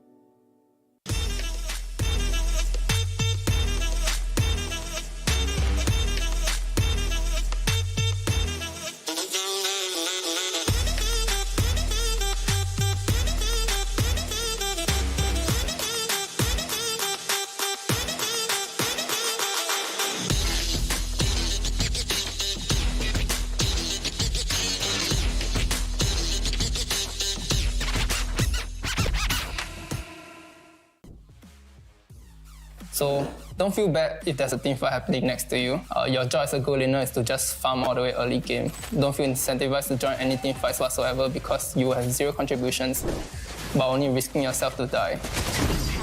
So instead, focus on farming efficiently and planning your farming route so that eventually, towards the late game, you can carry the game. By making the right decisions, you'll be able to accumulate resources in the most efficient way. Welcome to the place where dreams come true, where everything you want can be yours, if and only if you're willing to work for them, you're willing to hurt for them, but most of all, you're willing to be first for them. Look, I'm going straight to the top. I don't know how I would stop, like it or not. I got some goals that I'm hitting. You hear what I'm saying? It's hot. Look what I got. Whole lot of passion and pain. The road to success is insane. Stay out my lane, cause I'm on a mission of being in my way. Yeah, I'm a beast. I wouldn't play with me, baby. The way that I'm training is crazy. And I do it daily. You wanna talk about drive? I got more drive than Mercedes. I've never been late. I'm in the room, it's a red alert. You wanna compete, well get better first. I got 10 toes in the dirt. Push through the hurt just to show them my work. I'm the best. Yeah, I'm the best. I never stress. I know what's next. Yes, let's go! I'm who they test. Like we playing chess. Look, I don't want anyone's sympathy. I understand what is meant for me. I give my focus and energy. If it's meant to be, then it's meant to be. But mentally, I'm undefeated. They hear that and say I'm conceited. Like there's no reason. Like I don't beat them and come back again just to teach them that when you work under pressure, you reach higher measures. This November, watch your heroes unleash their power. Through all the struggle and hurt, remember my worth, and that's why I gotta be first. To be the ultimate winner.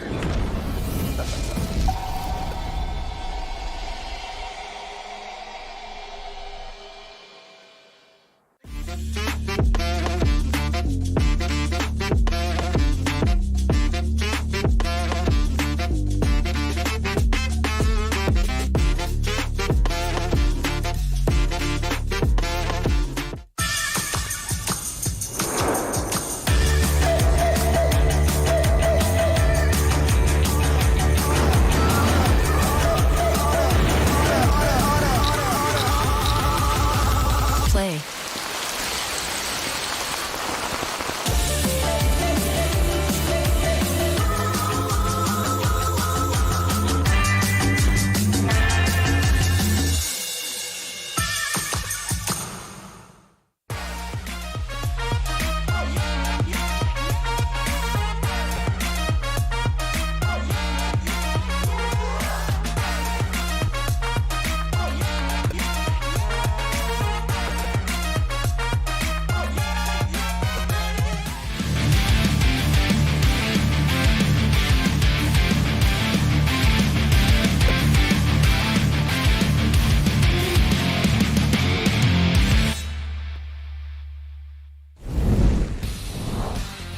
The reverse sweep is real, ladies and gentlemen. It's alive for ONIC Esports. But Geek Fam have a chance, one more, to seal the deal. A 2-0 start, now back again to 2-2. A best of 5, but now it's back to a best of 1. This game will be the final one. The deciding deciding game. The last game of MPLI 2022. The hype is real. Miracle, how are you feeling right now? Did you expect this outcome? I'm shaken. I expected it to go. No, I didn't expect it to go all the way, especially before MPLI started. Geek Fam, I said they were going to be dark horses. I said they would be stronger than they were in MPL Indonesia, but I did not expect them to be this strong. 2 games up against ONIC now in the 5th and final one. No. To answer you, no. I did not expect this. Yeah, I don't think anyone did. If anything, if we took a look at statistics or even the standings of MPL ID, we would have thought that this would be a 3-0 for ONIC, to be honest. Yeah. But Geek Fam really coming out on top here. But they are not holding the momentum right now, right? Because they had a really strong lead. But ONIC Esports were able to reverse sweep, and now it's going to come down to the 5th game, back to a best of 1. And so far, what do you think? Do you think it's more related towards the draft? What's happening here? The draft, definitely, right? It's the draft from ONIC Esports has just been so phenomenal from, again, the trio from ONIC, the coaching staff, Mars, Aldo, Yeb. Look at game number 4. I think this is the... Oh, this was just so good. So brilliant, Eternia. So brilliant. You know why? Because, firstly, they banned out the Valentina, the Faramis, and then the Amon. So they already knew that Geek Fam were trying to go for a trade. Either the 1-1 or the Gusion. Let's say ONIC Esports let the Gusion go. Geek Fam pick it up first pick. ONIC Esports are just going to be able to pick up that 1-1, which is a comfort pick towards CW. Either way, ONIC Esports win. Because Geek Fam are going to have a tough time. Remember, they had an Akai as well. They had a Benedetta. They had an Irithel. Oh, a Kadita as well. Everything there can counter the Gusion as well, right? They can go for single target lockdown. They can go for full team fights. And I think they just outdrafted them. Here, you can already see ONIC are doing the same thing. They're staying on the red side. Geek Fam on the blue. But you can see now that Geek Fam want to pick up that Gusion. ONIC, I don't think they're going to let them. ONIC are going to ban that Gusion last. And Geek Fam will be forced to pick the Amon first. If not, ONIC are going to be the ones to pick it up. Honestly, that's what I'm looking at right now. You can see it. Here, Geek Fam have banned the Akai as well. It might happen. It might happen. It might happen. It all depends on what ONIC Esports go for here in the last ban. Will it be the Amon? Will it be the... Oh, the Fanny's actually still open to use. Yes. So we're going to see here 3 seconds left to decide. I don't know, Amon, Gushin, Fanny. Who else is open? Depends. I mean, last time around, Geek Fam, they opted for the bans according to the playstyle that they wanted to go for, but here we go. ONIC Esports have actually opted to leave everything open, so Fanny is going to be the first pick here for Geek Fam. How are they going to fare? It is going to fall into the hands of Jana QT. Now, the interesting thing about Fanny is that it hasn't worked out too well in MPL ID in particular as the first pick, because there's so many options to be able to counter it, right? You have the Cho, you have the Franco for the single lockdown, and that's exactly what they go for, right? The Cho first pick, and of course the Gushin as that priority 4. Not really sure who yet, actually. Still a flex pick for both of these heroes. Man. Even in MPLI, Fanny's sitting at a 0% win rate. 0%. I think it's only been picked up by Kyle TZ, and they lost on the Fanny up against ONIC. And Kyrie was on the Gushin as well. Geek Fam though going to be picking up a signature pick for Luke as well. They want to play with comfort this time. Remember, they took a lot of risks in Game 4, in Game 3. Now, they're back to comfort picks. Fanny, Fredrin. Oh, and even the Matilda here. So, very interesting. They are still trying to get that early game lead, definitely with the Matilda being picked up as well. A lot more cover as well, and of course, if Fredrin wants to go in for the invade, they do have a good disengage with the guiding wind that the Matilda can offer. ONIC Esports will respond with a Benedetta pickup once again. This is starting to look grim. Geek Fam, because they took in... Actually, wait. Phoveus. Geek Fam can pick up Phoveus. If ONIC don't ban it out, right? That's a big if. Thing is, the Fredrin is going to go to the XP lane. We have never seen a boy play that Phoveus in the mid lane. He's usually just on the Valentina, the Lilia, the Yi. Just the standard mages. Do you really want to risk that much? At this point, go for it, right? That's my opinion on it. But again, it will rely heavily on ONIC Esports not banning it out. I think they might actually just go for the bans here. Irithel, again, to stop Chidera. They might just go for a ban towards... Ooh. I think Irithel Bruno. And then ONIC pick up a Claude. Ooh. But then, Geek Fam can pick up the Leslie. So We've never seen Chidera on Leslie. But we So haven't that's the thing. seen... Yeah, exactly, though. That's the thing. Oh, because he had the opportunity to do that, but he picked up the Beatrix instead, right? So maybe now ONIC are starting to understand, okay, now we finally know what Beloy, or not what Beloy, what Chidera is comfortable on. Without the Beatrix, well, technically just go for the Beatrix. I'll go for the Claude with this composition as well. Beatrix is not going to have a good time. The only hero that has a good time here up against... I don't know, Marksman, who has a good time up against this dive? Bene, Gushin, Cho. Melissa. Alright, so ONIC have a chance to ban that out. Irithel, Melissa, or Irithel, Bruno. I think you're right. Melissa stops this ONIC composition a bit better.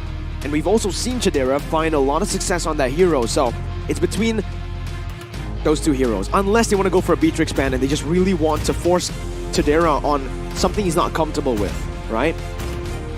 That's what they're thinking about. They go for the Bruno, as expected. There you go. Okay, with the Bruno being banned away, that does leave the opportunity for Geek Fam to pick up the Melissa, and I think that is a really good option for them to take, unless ONIC Esports want to pick up the Melissa first. Melissa is quite good against the Fanny, remember? Very good against the Fanny. Fanny will not be able to do much. The Cutthroat is the only ability that can actually go... that can actually be in range out of the go-away towards Melissa. And with the Cho as well, it just makes perfect sense. They can lock them down, lock the Fanny down, pin him down as well. Are Geek Fam going to pick up on this? Are they going to be banning out the Melissa? I think they need to. But if they don't ban the Melissa, ONIC. Remember when they went up against Kabuki's Fanny? Brody to lock him down. Moskov to lock him down. Atlas ban. 2 bans. 2 heroes. That was a problem for Geek Fam in game number 4 and 3. Let's see, Claude. I think the Claude is just the safest pick right now for ONIC Esports, unless they want to pick up a Beatrix. Both heroes are good. If ONIC pick up the Beatrix, you're forcing Chidera on a hero that he has performed on before, but is not as comfortable on it compared to the Beatrix. But remember, it's CW. Exactly. CW can use the Moskov. like you mentioned. If they do want to go for Moskov, last pick. There's no way they pick it here, right? We'll see. Yeah. Franco first. Oh my god, so much lockdown. Fanny is going to have a lot of trouble, Eterna. So much. Single target. Franco, Cho. Oh man. And who's going where still at this point? Cho can be mid, jungle. Can be jungle. Cho mid. It's going to be Drion on the Cho. Okay, Beatrix still. and the Lilia, and now ONIC. Are they going to go for something crazy? The Moskov, Eterna, that's I'd the love to question. see it. Me too. And right now, looking at Geek Fam. They don't have anything Oh my to god, lose, to they be honest. do! There you go. Moskov pick up here for man. ONIC Esports. We did and it that again. is literally almost all of these heroes countering the Fanny. Not a good No, Jana's not having a draft good here time. for Geek Fam, to be honest. If you look at just Geek Fam's side, it's a good draft. But then you look at Onyx draft and you say, oh wait, what is this? What is this, man? Drion on the Cho, mid, playing in that mid lane. Gonna be going for the double roam once again. No! Huh? Wait, It's what? What's wrong? What's Cho wrong? jungle. So it's not Drion on the Cho, it's Drion on the All right. Gusion. Ken. Ken, Makes sense. Makes sense, but we've never seen this. They're still risking something in the grand finals, in the final game. I love it. From both of the teams, it's the opposite. Well, it's exactly what we've known them for. Geek Fam with a solid draft. ONIC with a risky one. Ladies and gentlemen, the final game of MPLI 2022. As we jump into the land of dawn, ONIC Esports versus Geek Fam for the title. This is going to be a risky game, the last game of the series, the last game of the entire tournament run, and it's all going to come back down to the results of this best of one. As now we're going to see here, this is interesting, right? Because Jana QT is actually opted for the high and dry emblem, so he's going to look for pickoffs, but the question is, who is he going to pick off? Right? The Moskov does have a natural CC to push him back. You can see that the Moskov is also being babysitted by Samo on the Franco. I don't see how this is going to work out for Geek Fam, to be honest. It's going to be very tough, right? Very, very hard. Because, again, everyone can stop this Fanny. Everyone. It's a Fanny's nightmare here in this game. We'll see how they play around it, but Geek Fam surely have the bottom side control in the gold lane because of this matchup. Beatrix is going to be able to clear the waves faster with the help of Mathilda. And even in the kill pressure department, Samo can't really place that much on the Chidera with that guiding wind being available from Baloy. You know, at this point, Jana QT, what can he do? I guess he can try and bait the resources coming in from ONIC Esports. We have seen the Fanny do exactly that, right? Convert to the utility type. But now here, oh, he's gonna get caught. Gets the hook down. Jana with a cutthroat, gonna be kicked down now. Look at the damage coming in. Jana pinned down. No, the cable doesn't connect. Jana taken out. First blood to the hands of Kyrie. This composition, all three of the counters doing work against Jana. Already in from the early game. Under 1 minute, you can feel the pressure onto Jana QT. But you're right. When we go back out, third-person view here, kind of just zoom out, we can see that Geek Fam, they do have a boy and Beloyski in that mid lane who's gonna clear a lot faster as well.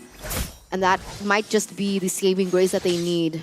But the neutral objective contest, I think it's a little too difficult. They need to focus their attention elsewhere.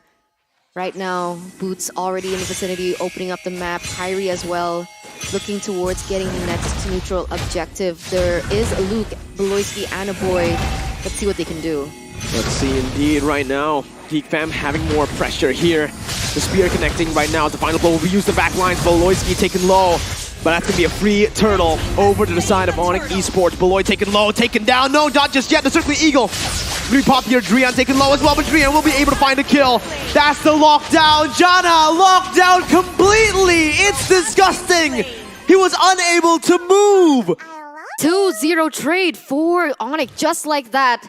And this is what we were fearing, because Jana Cutie forced with the Retribution, he can't go for a Purify, so how does he go anti-CC?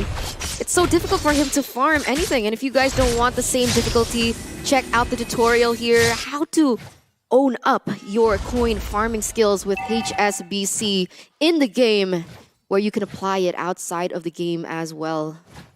It's so disgusting. It's so disgusting. If you're Jana right now, if I'm Jana, I'd be so frustrated. I'd be tilted, right? 3 heroes that counter you. These heroes that shouldn't be played in the... It's so annoying. ONIC Esports. This is why they let go of the Fanny. They know how to counter the Fanny. We saw this happen to Kabuki. It was unrivaled. And you guys can get the unrivaled gaming experience as well with the Z Fold 4 5G and be energized by downloading the app Omne on your Z Fold 4 5G right now in the Google Play Store. Every day, your way. Like Jana Cutie, he's not playing it his way. What he expected, definitely not what's on the table, but here we go! So much damage plays onto Beloyski here.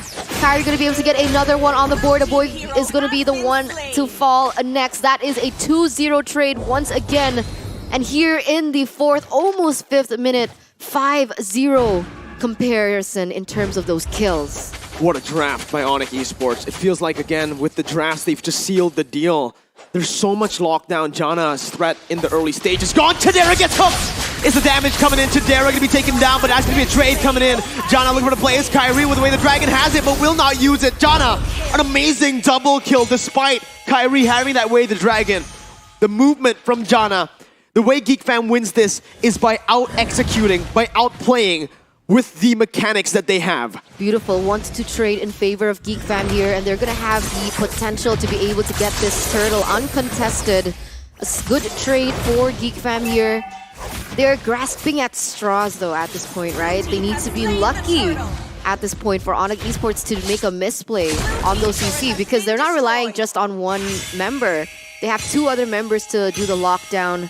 They really are playing it their way, like you guys can with the Aurora Collection Logitech. The best in the business. Beautiful headsets, crisp, clear communication as well. Jana QT equalizing already. He had 2 deaths early on, but now has 2 kills. Kyrie, though, not letting that happen. The purple buff was taken away by Jana now. Where the Dragon popped in to lock him down. Drian over the damage again. Jana trying to run, but the damage, the burst from Drian is too much. Flicker from Luke, final blow as well by Boost, petrifying them, but will not be able to save the last Kage. Drian falls, but Jana's been shut down. With everything being said, though, he's still able to equalize in terms of that level, right? Jana Cutie only 1 level behind, despite how punished he was in that early game, but here we go in the mid side. A boy and Beloyski trying to get what they can, trying to look for a trade, but oh my god, Beloyski! He's still able to get out, though. Whew. Wow. Good escape by Beloy there from the Iron Hook. I thought he was done for too. Samo had the Bloody Hunt available, but now looking at the items, CW has the Scarlet Phantom. It's not good with the Steel Leg Plates as well. Building towards the Berserker's Fury. Kyrie's looking for the play. Circling Eagle onto Kyrie right now, but look at the cut! The Petrify as well, locking a boy down. Meanwhile, the back line. My goodness, Beloy gets hooked, gets stunned. Suppressed down, Chidera unable to do anything. It's a 2-for-0, but Geek Fam were able to find the turret. Able to find the turret, but look at CW. He's farming up a storm there in that top side. Gonna be able to push even further.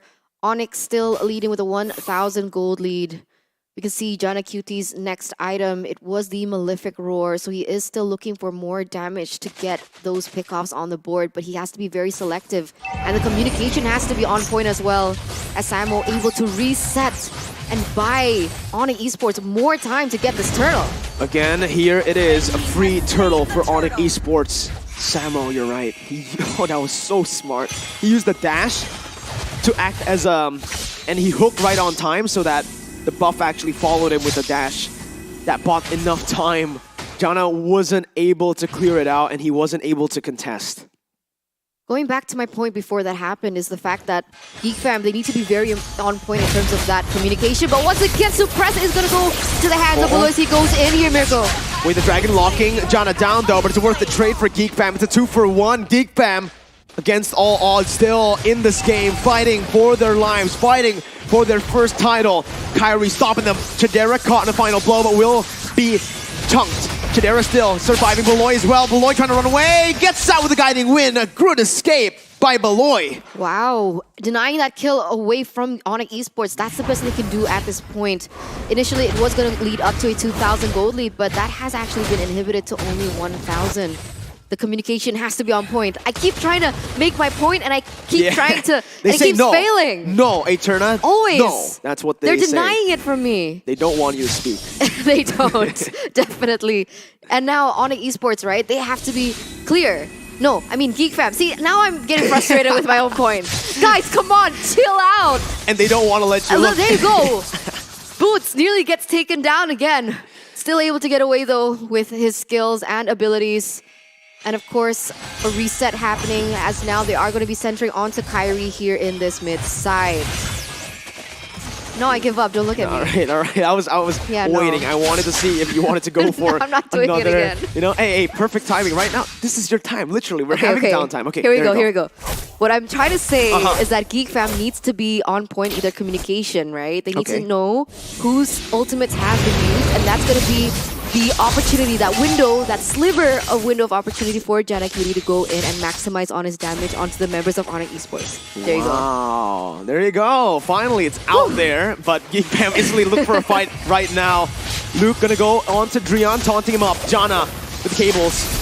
He's gotta be careful, man. Those hooks were thrown out by Samo. One hook, and it could be over. One way the dragon. Bloody Hunt as well. So much lockdown. Geek need to play around Jana, need to help him out. Drian looking for a flank at this point. Kyrie going for the Jikundo. Gonna be taunted up. Hook not connecting. Geek Fam still dancing around the Lord with the mid-pressure pushed in by ONIC Esports. They're looking for a find right now. Samo jumps in. He finds Chadera, and with the final blow, it's gonna be damage coming through. It is not even the Lord for Geek Fam. CW finds it. Drian goes frozen. Suppressed. He's still alive. Luke now caught again. Kyrie zoning them down. ONIC Esports with a 4,000 gold lead.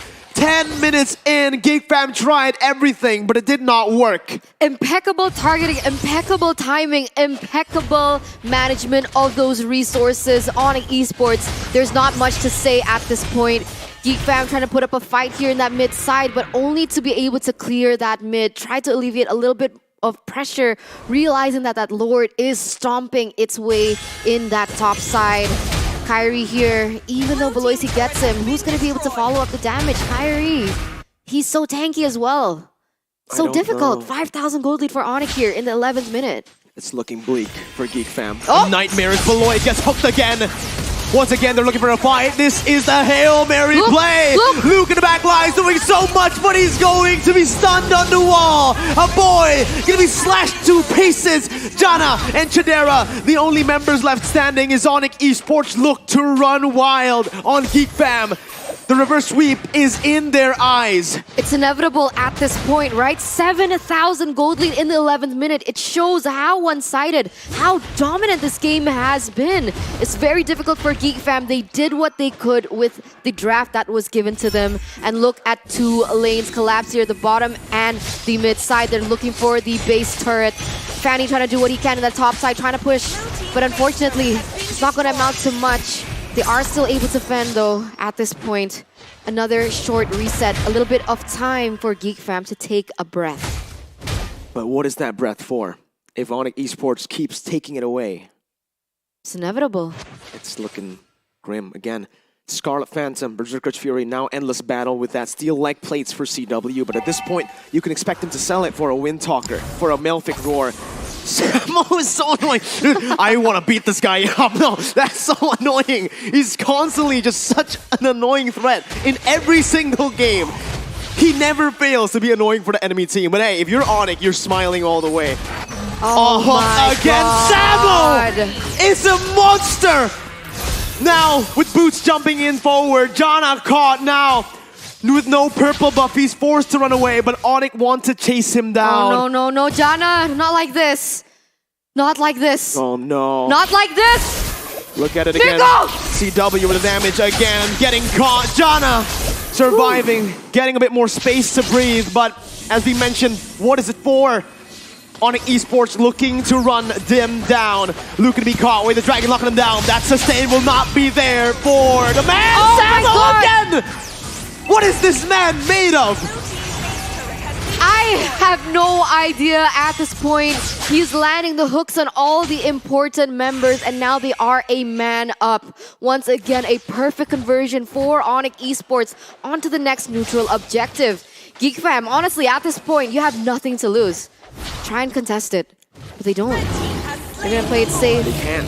8,700, 10,000 gold lead. Actually, here in the 13th minute, Lord on the way. 2 inhibitor turrets, 2 base turrets taken down. Very exposed base. They only have 1 base turret left in that top side. As this may be the final stand, the final run for Geek Fam here in MPLI. The journey to get here. 2-0 start. Everyone wrote them off, beating everyone to get to the grand finals, but this might be it for Geek Fam. As ONIC Esports make their way into the base slowly with the mid lane enhanced Lord marching. Top side going to be targeted by CW. Again, Chadera trying to do his best to clear it out. Is able to. Good defense from Geek Fam are able to stay in the game for a bit longer. ONIC Esports forced to back off. The miracle not over yet. Remember, Samo has that flicker and also has the Bloody Hunt and his first skill. Geek Fam, they need to be able to position very, very wisely, but Kyrie also is going to be a huge factor. As there you go, Drian goes in. Final blow, not connecting just yet. A boy backing out with black shoes once again. Jonathan for the plays, able to dash away, but a Petrify connects on the 3 members. Boots is massive, but Chidera is even bigger.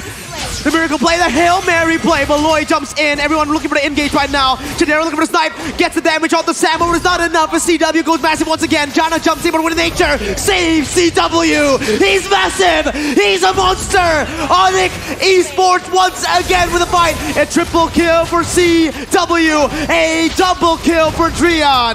Built from the past for the future. The new Kage era begins for ONIC Esports. A back-to-back MPLI award here for ONIC Esports as they have won with a very dominant fashion, going reverse sweep against Geek Fam. Initially, it was looking grim, Mirko. 2-0 already.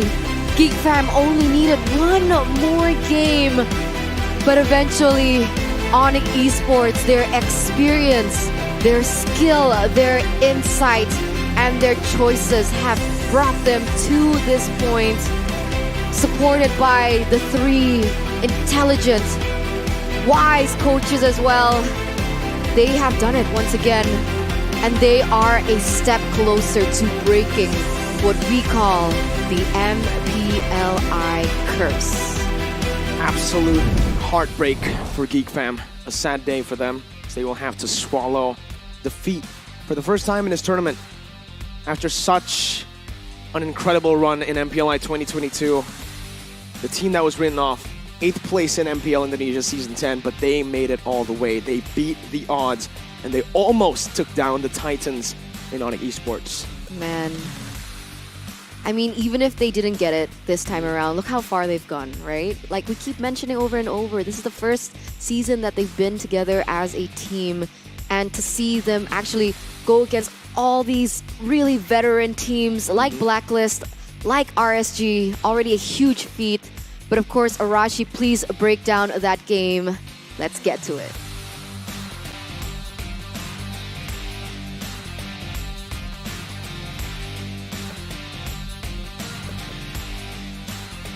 Definitely a bitter pill to swallow for the side of Geek Fam.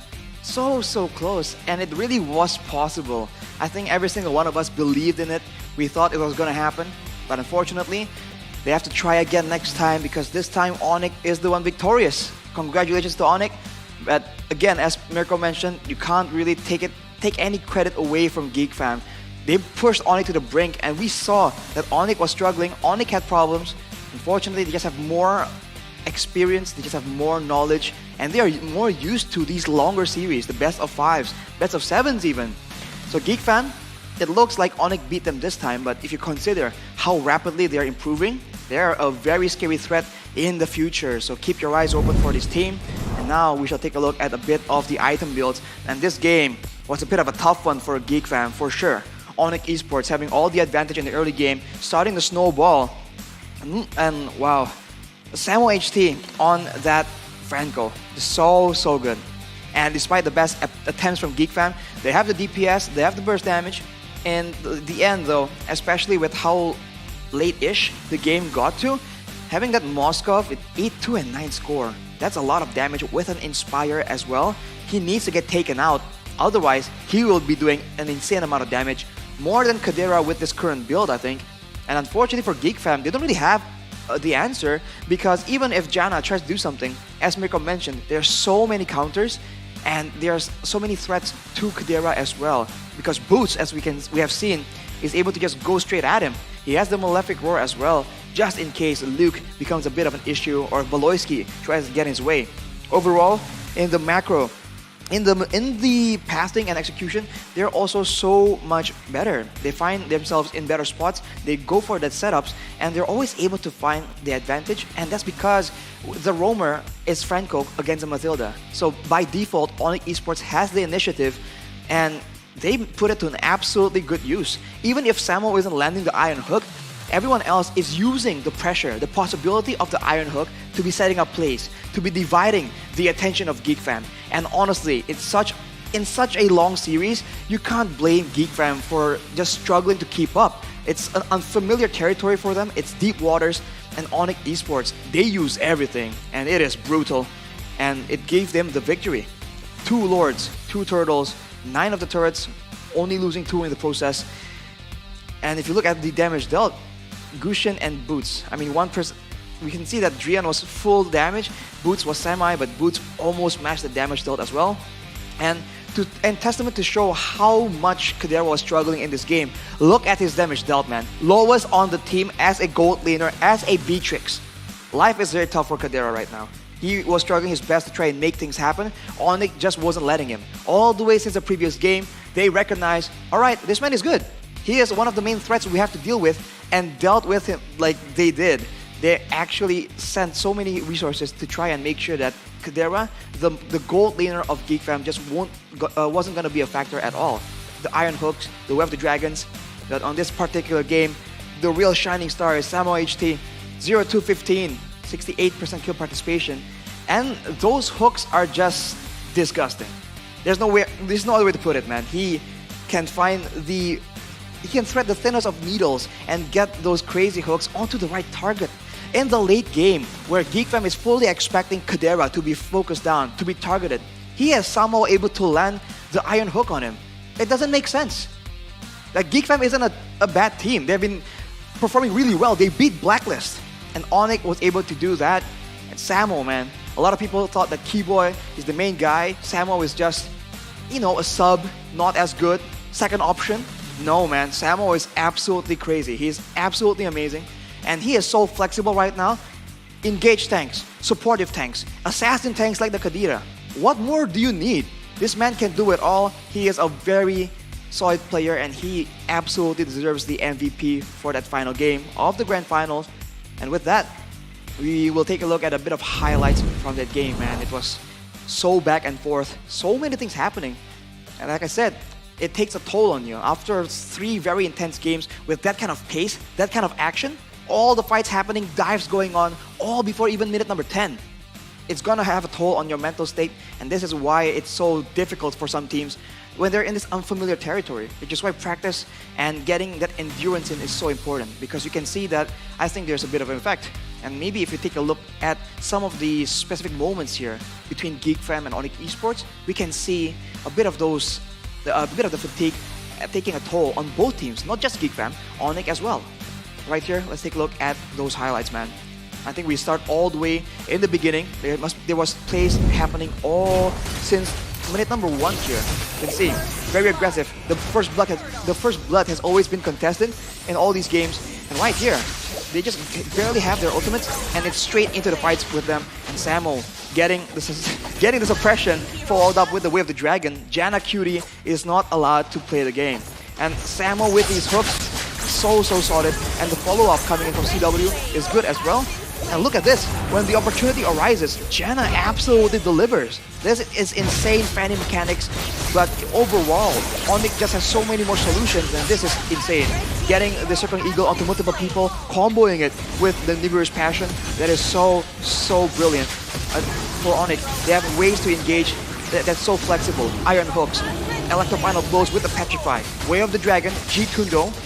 When you have so many possibilities, it's hard to keep track of which one is being used. And right here, I think, is where we see the hooks just so solid again and again. And it's so difficult because now Geek fam are occupied protecting their own backline. Look at CW. For the most part, CW has been able to just consistently, freely output damage in the middle of these team fights. And look at this hook onto Kadera, man. Of all people, Kadera with the insane reaction speed, the map knowledge, the crazy performances. He gets hooked and he gets taken out. And with him gone, it's just about the death timers being completely abused. ONIC push the pace, they shut down. Jana tries to make a play happen, but the utility, the counters, all available for ONIC Esports. All the way from the draft, it's just so well thought out. Every single issue, the DPS from Kadera, the play coming in from Jana Cutie, everything can be countered by ONIC Esports. They have prepared every single tool they require to come out on top, and that is the hallmark of an amazing draft. Full credit to the coaching staff of ONIC Esports. Congratulations yet again. Soon we'll have some interviews with the team itself. So get back to our very amazing casters, Mirko and Eterna.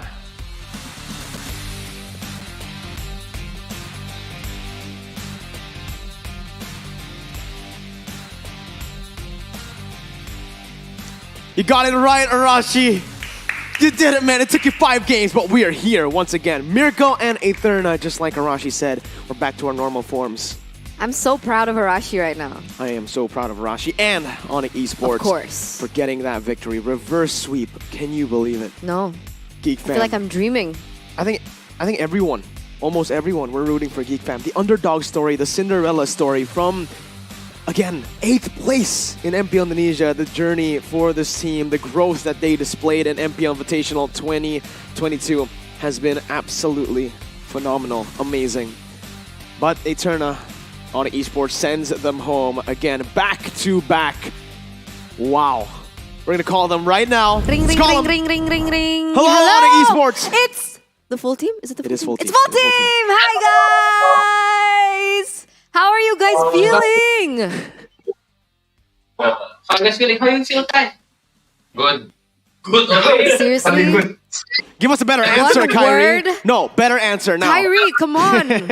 Ganda mo. Kyrie Lodi. You can. Feeling good. Yeah, we feel very good and we give our all because it's the last day of the job.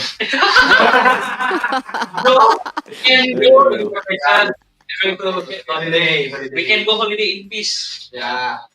Peaceful holidays for you guys, obviously. Back to back, man.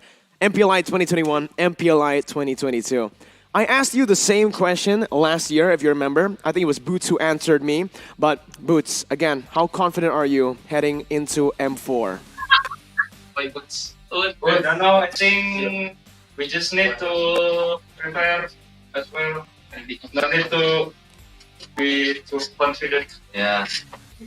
All right, we'll see. Just be consistent. Yeah, just be consistent. But we want to break the curse. Yeah. Consistency. Let's break the curse. Ooh, all right, there you go. You do have the chance to break the curse. You've already gone back to back. First time ever in MPLI history. But Eterna, you got a question to send over to the boys? I feel like CW and Driana are a little too quiet. We gotta ask them a question. Go ahead. They're not safe. Just because you're in the back, you're not safe here. We see you, man. All right? All right, CW, Drian, you guys are absolutely crazy, man. I don't understand. The picks, CW, you played the Mia, the Leslie in the MPL Indonesia Grand Finals. And Drian, what the heck, man? Akai mid, Gushin mid, you've played different heroes every single game. Now, did you guys practice this? Did you guys practice this, or was this just like a out of the blue thing? Kata-katanya you ask Aldo or me? You, Drian, you. Drian. Come on, Kage, come on, man. Kage. I don't know, I never used Akai before in screen just this last 1 week. But I think because before I am a Akai user, that's why I can use Akai properly. Wow. Right. So previously he was already an Akai user. so he has experience on it. But for CW, all right, we've seen the Moskov twice now. You played it against Kabuki in MPL Indonesia. Now you're playing it up against Geek Fam, right? So I'm just asking, when are you gonna pick the Layla, bro?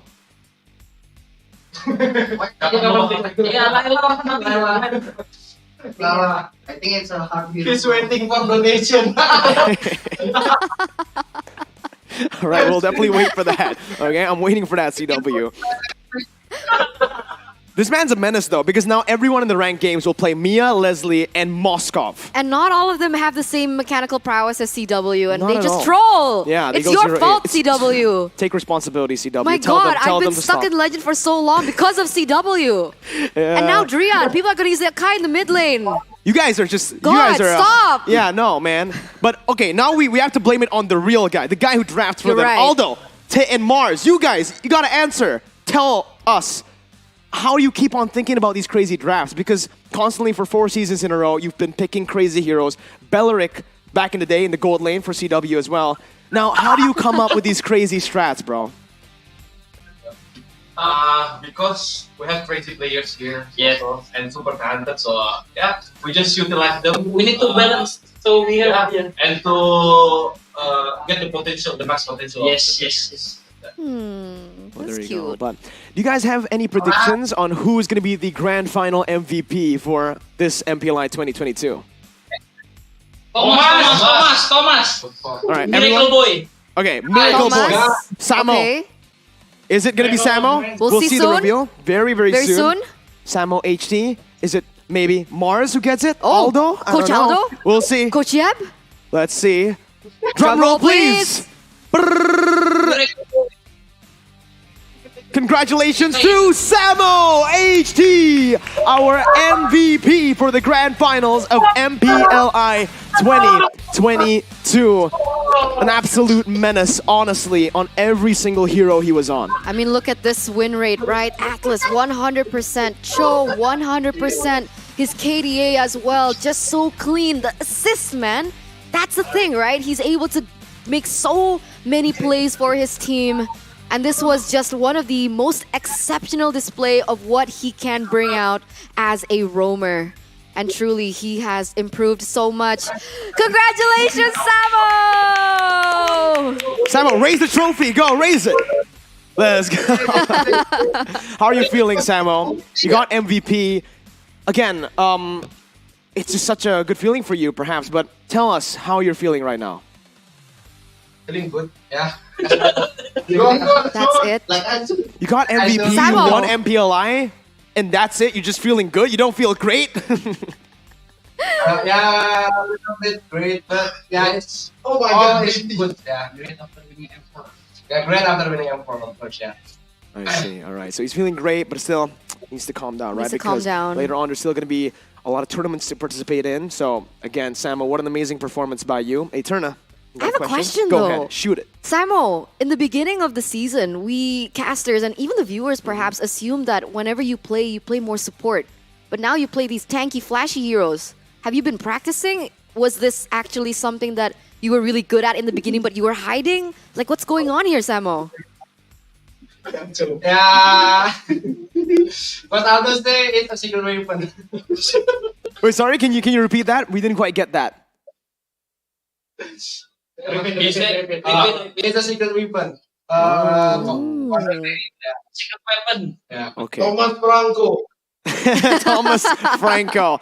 Well, you might as well call him Thomas the Tank Engine because he railed through his opponents today. That's Honestly. one way to put it, Mirko. But for the last question, obviously, you guys, you did it back to back. Any messages to maybe all your opponents for M4 or to everyone here? Maybe even a message towards Geek Fam, your opponents. Anyone? Match for Geek Fam, match for Kyrie, message to Beloy. I think Geek Fam they were very strong this tournament. I think they have balance since the MPL regular season. I mean a lot. So I hope to see them in season 11 playoffs, and I think they're gonna do very good next season. We'll see. For M4, we'll see. Good luck for all contenders. Wow. For Sonic, I just want to say thank you for for always supporting us. Yeah, just support us again later in M4. Yeah, and I got something for you guys. Oh, thank you, Samo. Wow. No, wow. Samo, Wow. I can't handle it. Well, I can't handle it. She can't, but I can. can't All right, handle I'll it. give it I back have to to you, hide. man. Samo, there you go. Can't handle it. Okay. Thank you so much for the interview, guys. We'll see you later on. But congratulations. Enjoy the trophy. Thank you so much, Onyx Esports. See you soon. See you. Wow. Oh, They've gotten louder Yeah, they did. They as a did. team, right? Because Every usually when single we member. interview Onyx, they're like, Yeah, it's a it's win. fine. It's a It's win. good. So how do you normal. feel about the game? No, it's fine. It's I good. mean, I guess we won, right?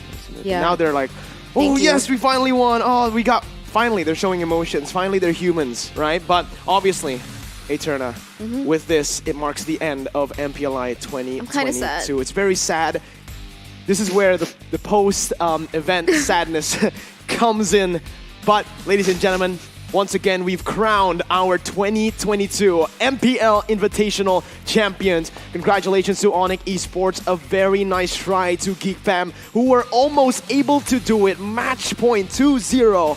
Nobody ever expected them to be this high up, but they destroyed all of our expectations. They made you guys and all of us here throw our expectations, our predictions on out the window. And ONIC have done it again. I mean, honorable mention as well to all the teams that participated from all the 5 regions, right?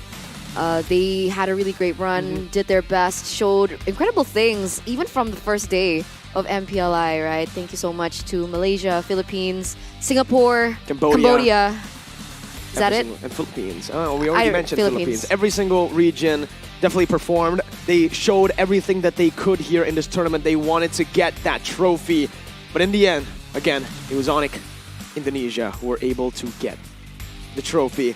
But soon enough, we might actually get into a call with all the other casters from all the other regions to get their opinions on what happened. I think the Indonesian casters will have a lot to say after Indo final. But we are going to get into the call right now, ladies and gentlemen, for every single region on the casters. Ring, Let's ring, ring, ring. ring it up, call them. Ring, ring, ring, ring. Untuk runner Hello, everybody! di mana ini benar-benar membuka mata semua pihak. Hello, Chantel Manjian from the Philippines. Adin Sith from Malaysia. Niker Mengli Mengli. Niker. Hello. Cornet KB. How y'all doing? All right. Firstly, Hello guys. I think all right. I think we need to ask firstly Cornet and KB because Okay. hey, Indo finals. Cornet KB, any thoughts? From you first. In my humble opinion, this is the dream final for us from Indonesia because we haven't seen for a while Indo versus Indo on the grand final. But bunch of respect for every single team from Philippines, from Malaysia, and also Cambodia because every single game we support our country. But again, fair play is number one of the rule for every single game. Beautiful. Beautifully Yeah. spoken by Kabe. Does Cornet have something else to say, perhaps? No, I just gonna say this is the true definition of the grand final. Best of 5 and 5 games in total. That's Agreed. true. Agreed. I think we can all Nice agree. game, nice match. Yeah. And funnily enough, fun fact, right? For both of the Indonesian teams, they had a Filipino import, Kyrie, Beloyski, and Jana. So we're gonna throw it over to PH right now with Chantel and Manjin. How do you feel about this grand final? For that grand finals, I was really happy to see a different kind of strategy from Yeah. ONIC. Yeah. Actually, my head aches because of that strategy from Yeah, them. I think that this is the new era right now of MLBB because of ONIC ID and of course because of Geek Fam. And Congratulations to Indonesia for winning their 4th MPLI. We were joking here. The I in MPLI stands for Indonesia. And look at that. Congratulations. Props to every team. We were low-key rooting for Todak actually to win the tournament. We were low-key rooting for them because we want them to win. They won our hearts out. Shout out to our friends as well. Shout outs to everyone, and of course, I think we will get you next time. We will try our best to study every strat. Yep. I know the Filipino people, I know the Filipino teams. We will get you next time, but this time we will now hide our faces. Ooh, okay. They literally, they disappeared. Where did they go? Shut down! Imagine! What happened? We will see you guys at Okay. We'll see you guys. Thank you so much. All right. Okay. And on that note, here you go, right? I like that one. But Okay. they mentioned In Todak. Indonesia, we call it as we are joined to cave, right? Oh, okay, yeah. Hiding in the cave. That's Hiding in what the we say in cave. Indonesia when we lose. But there you go from Philippines. They mentioned they were rooting for Todak, Adine, Sith. What do you think? I mean, we tried our best. Todak did try their best, but I mean, man, what can we do when ONIC is just too much for us, man? CW was just aggressive gameplay, man. And fun fact, the last pick by CW just now was called out by Sith. He called out the Moskov and it was picked up and we were like blown away, to be fair. And I'm pretty sure Mirko and Artuna, you guys called it as well. Yeah, we were all on it. Moskov or Bane? Oh, Bane! In the gold lane. Alright, by the way, thank you for Manjin for rooting for Todak. Yeah, but I think it's ONIC time and congratulations for them. And probably just see you guys on M4. We'll see how Todak and Team Hawk doing. All right. We will. Thank you so much, Adine and Sith. And you know what? They're talking about who they're rooting for. Honestly, I had a lot of expectations for Cambodia in particular. So let's just throw it over to them. Hi, guys. How are you guys feeling? Yeah. Hi, guys. Hello. Any thoughts about what happened? I would like to say we feel so bad. Yeah. Hi, can you hear me? Then first of all, I want to say like we feel so bad that but Flag can go through ONIC Esports, but it's okay. ONIC Esports is the 3rd place in Malaysia. Yes. Right. But for me, I expect that Blakely has been eliminated by Geek Fam in the first game. Yes. Yeah. That we expect that. I thought Blakely will be go again ONIC. Yes. At the grand final. Yeah. So by the way, congratulations to Indonesia that they have 2 teams to the grand final, Geek Fam and ONIC Esports. Yeah, congratulations to them. Yeah, that's all for me. There you go. So thank you. There you have it. Just humble from the side of Cambodia. They know, but it made them feel better because Blacklist lost as well. So it's like maybe they're hiding, right? They're strat still. We'll see. We'll see how that happens. Again, Chantal and Manjin kind of hinted at that too. They're gonna learn from their mistakes. So Cambodia, we got to be careful about them as well. And for that, ladies and gentlemen, again, thank you guys so much. Every single one of the regions here. Again, Chantal Manjin from Philippines, Cornet KB from ID, Adine Sith from Malaysia, Niker Mengli from Cambodia. Thank you guys so much. Thank you, It's been splendid. guys. Yeah. Love you all so much. Congratulations, guys. Love you guys. We'll get you next time. See you. Love you guys. Congrats. You guys are the best. You guys are the best. You're the best. No, you.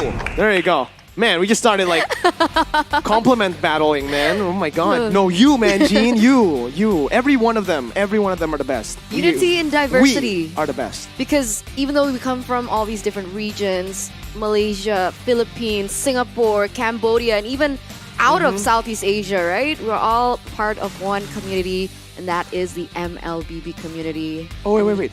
What's... Just like that, like Samo. There you go, ladies and gentlemen. I learned that from Samo. Thank you, Thomas.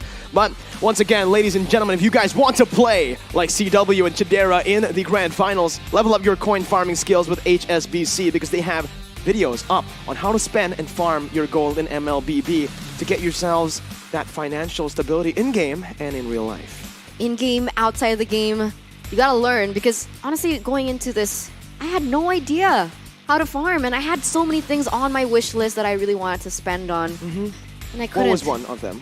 It's the Samsung Galaxy Fold, Z Fold. Oh, well, funnily enough, this is, here it is as well. Z Fold 4 5G, boom bang, bada bing, unrivaled gaming experience with the Qualcomm Snapdragon 8 Plus Gen 1 processor, 12 gigabytes of RAM, and a 7.6-inch dynamic AMOLED display with 120 Hz refresh rate. It's just, I cannot believe I said all those specs. Like, it is not a phone at this point. It is life. It's life. It's life. It's life. It's not even a gaming experience anymore. It's beyond that. It's the camera. It's transcended. Yeah. It's not just a gaming phone because it's a multitasking monster as well. You can watch MPLI 2022 while playing MLBB, while taking notes from the analyst, from Arashi, Bookman, Hoshi in the top analyst desk, right? What else? Well, you can do everything at this Take point. Pictures. Take pictures while you're doing that. Miracle, and download, save it. open Omne, right? That too. To stay energized and to live life your way with this app.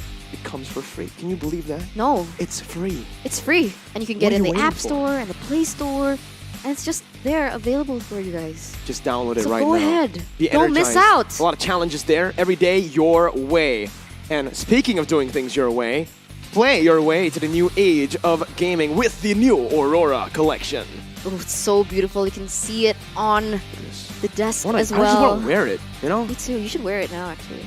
Unfortunately, then they won't It be matches able to your hear me. hair. You're right. Then maybe I won't have a headset. It doesn't feel like it's so cool. It's like a seamless. It is seamless, it is timeless, and it is absolutely incredible.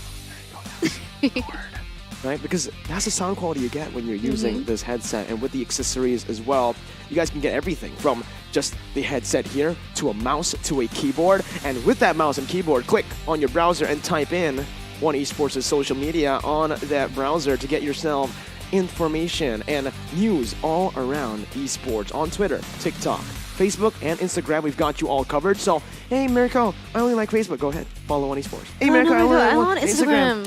We've got you, right? And we've also got you, if you guys are wondering, what type of hero you guys are. Eterna, what type of hero are you?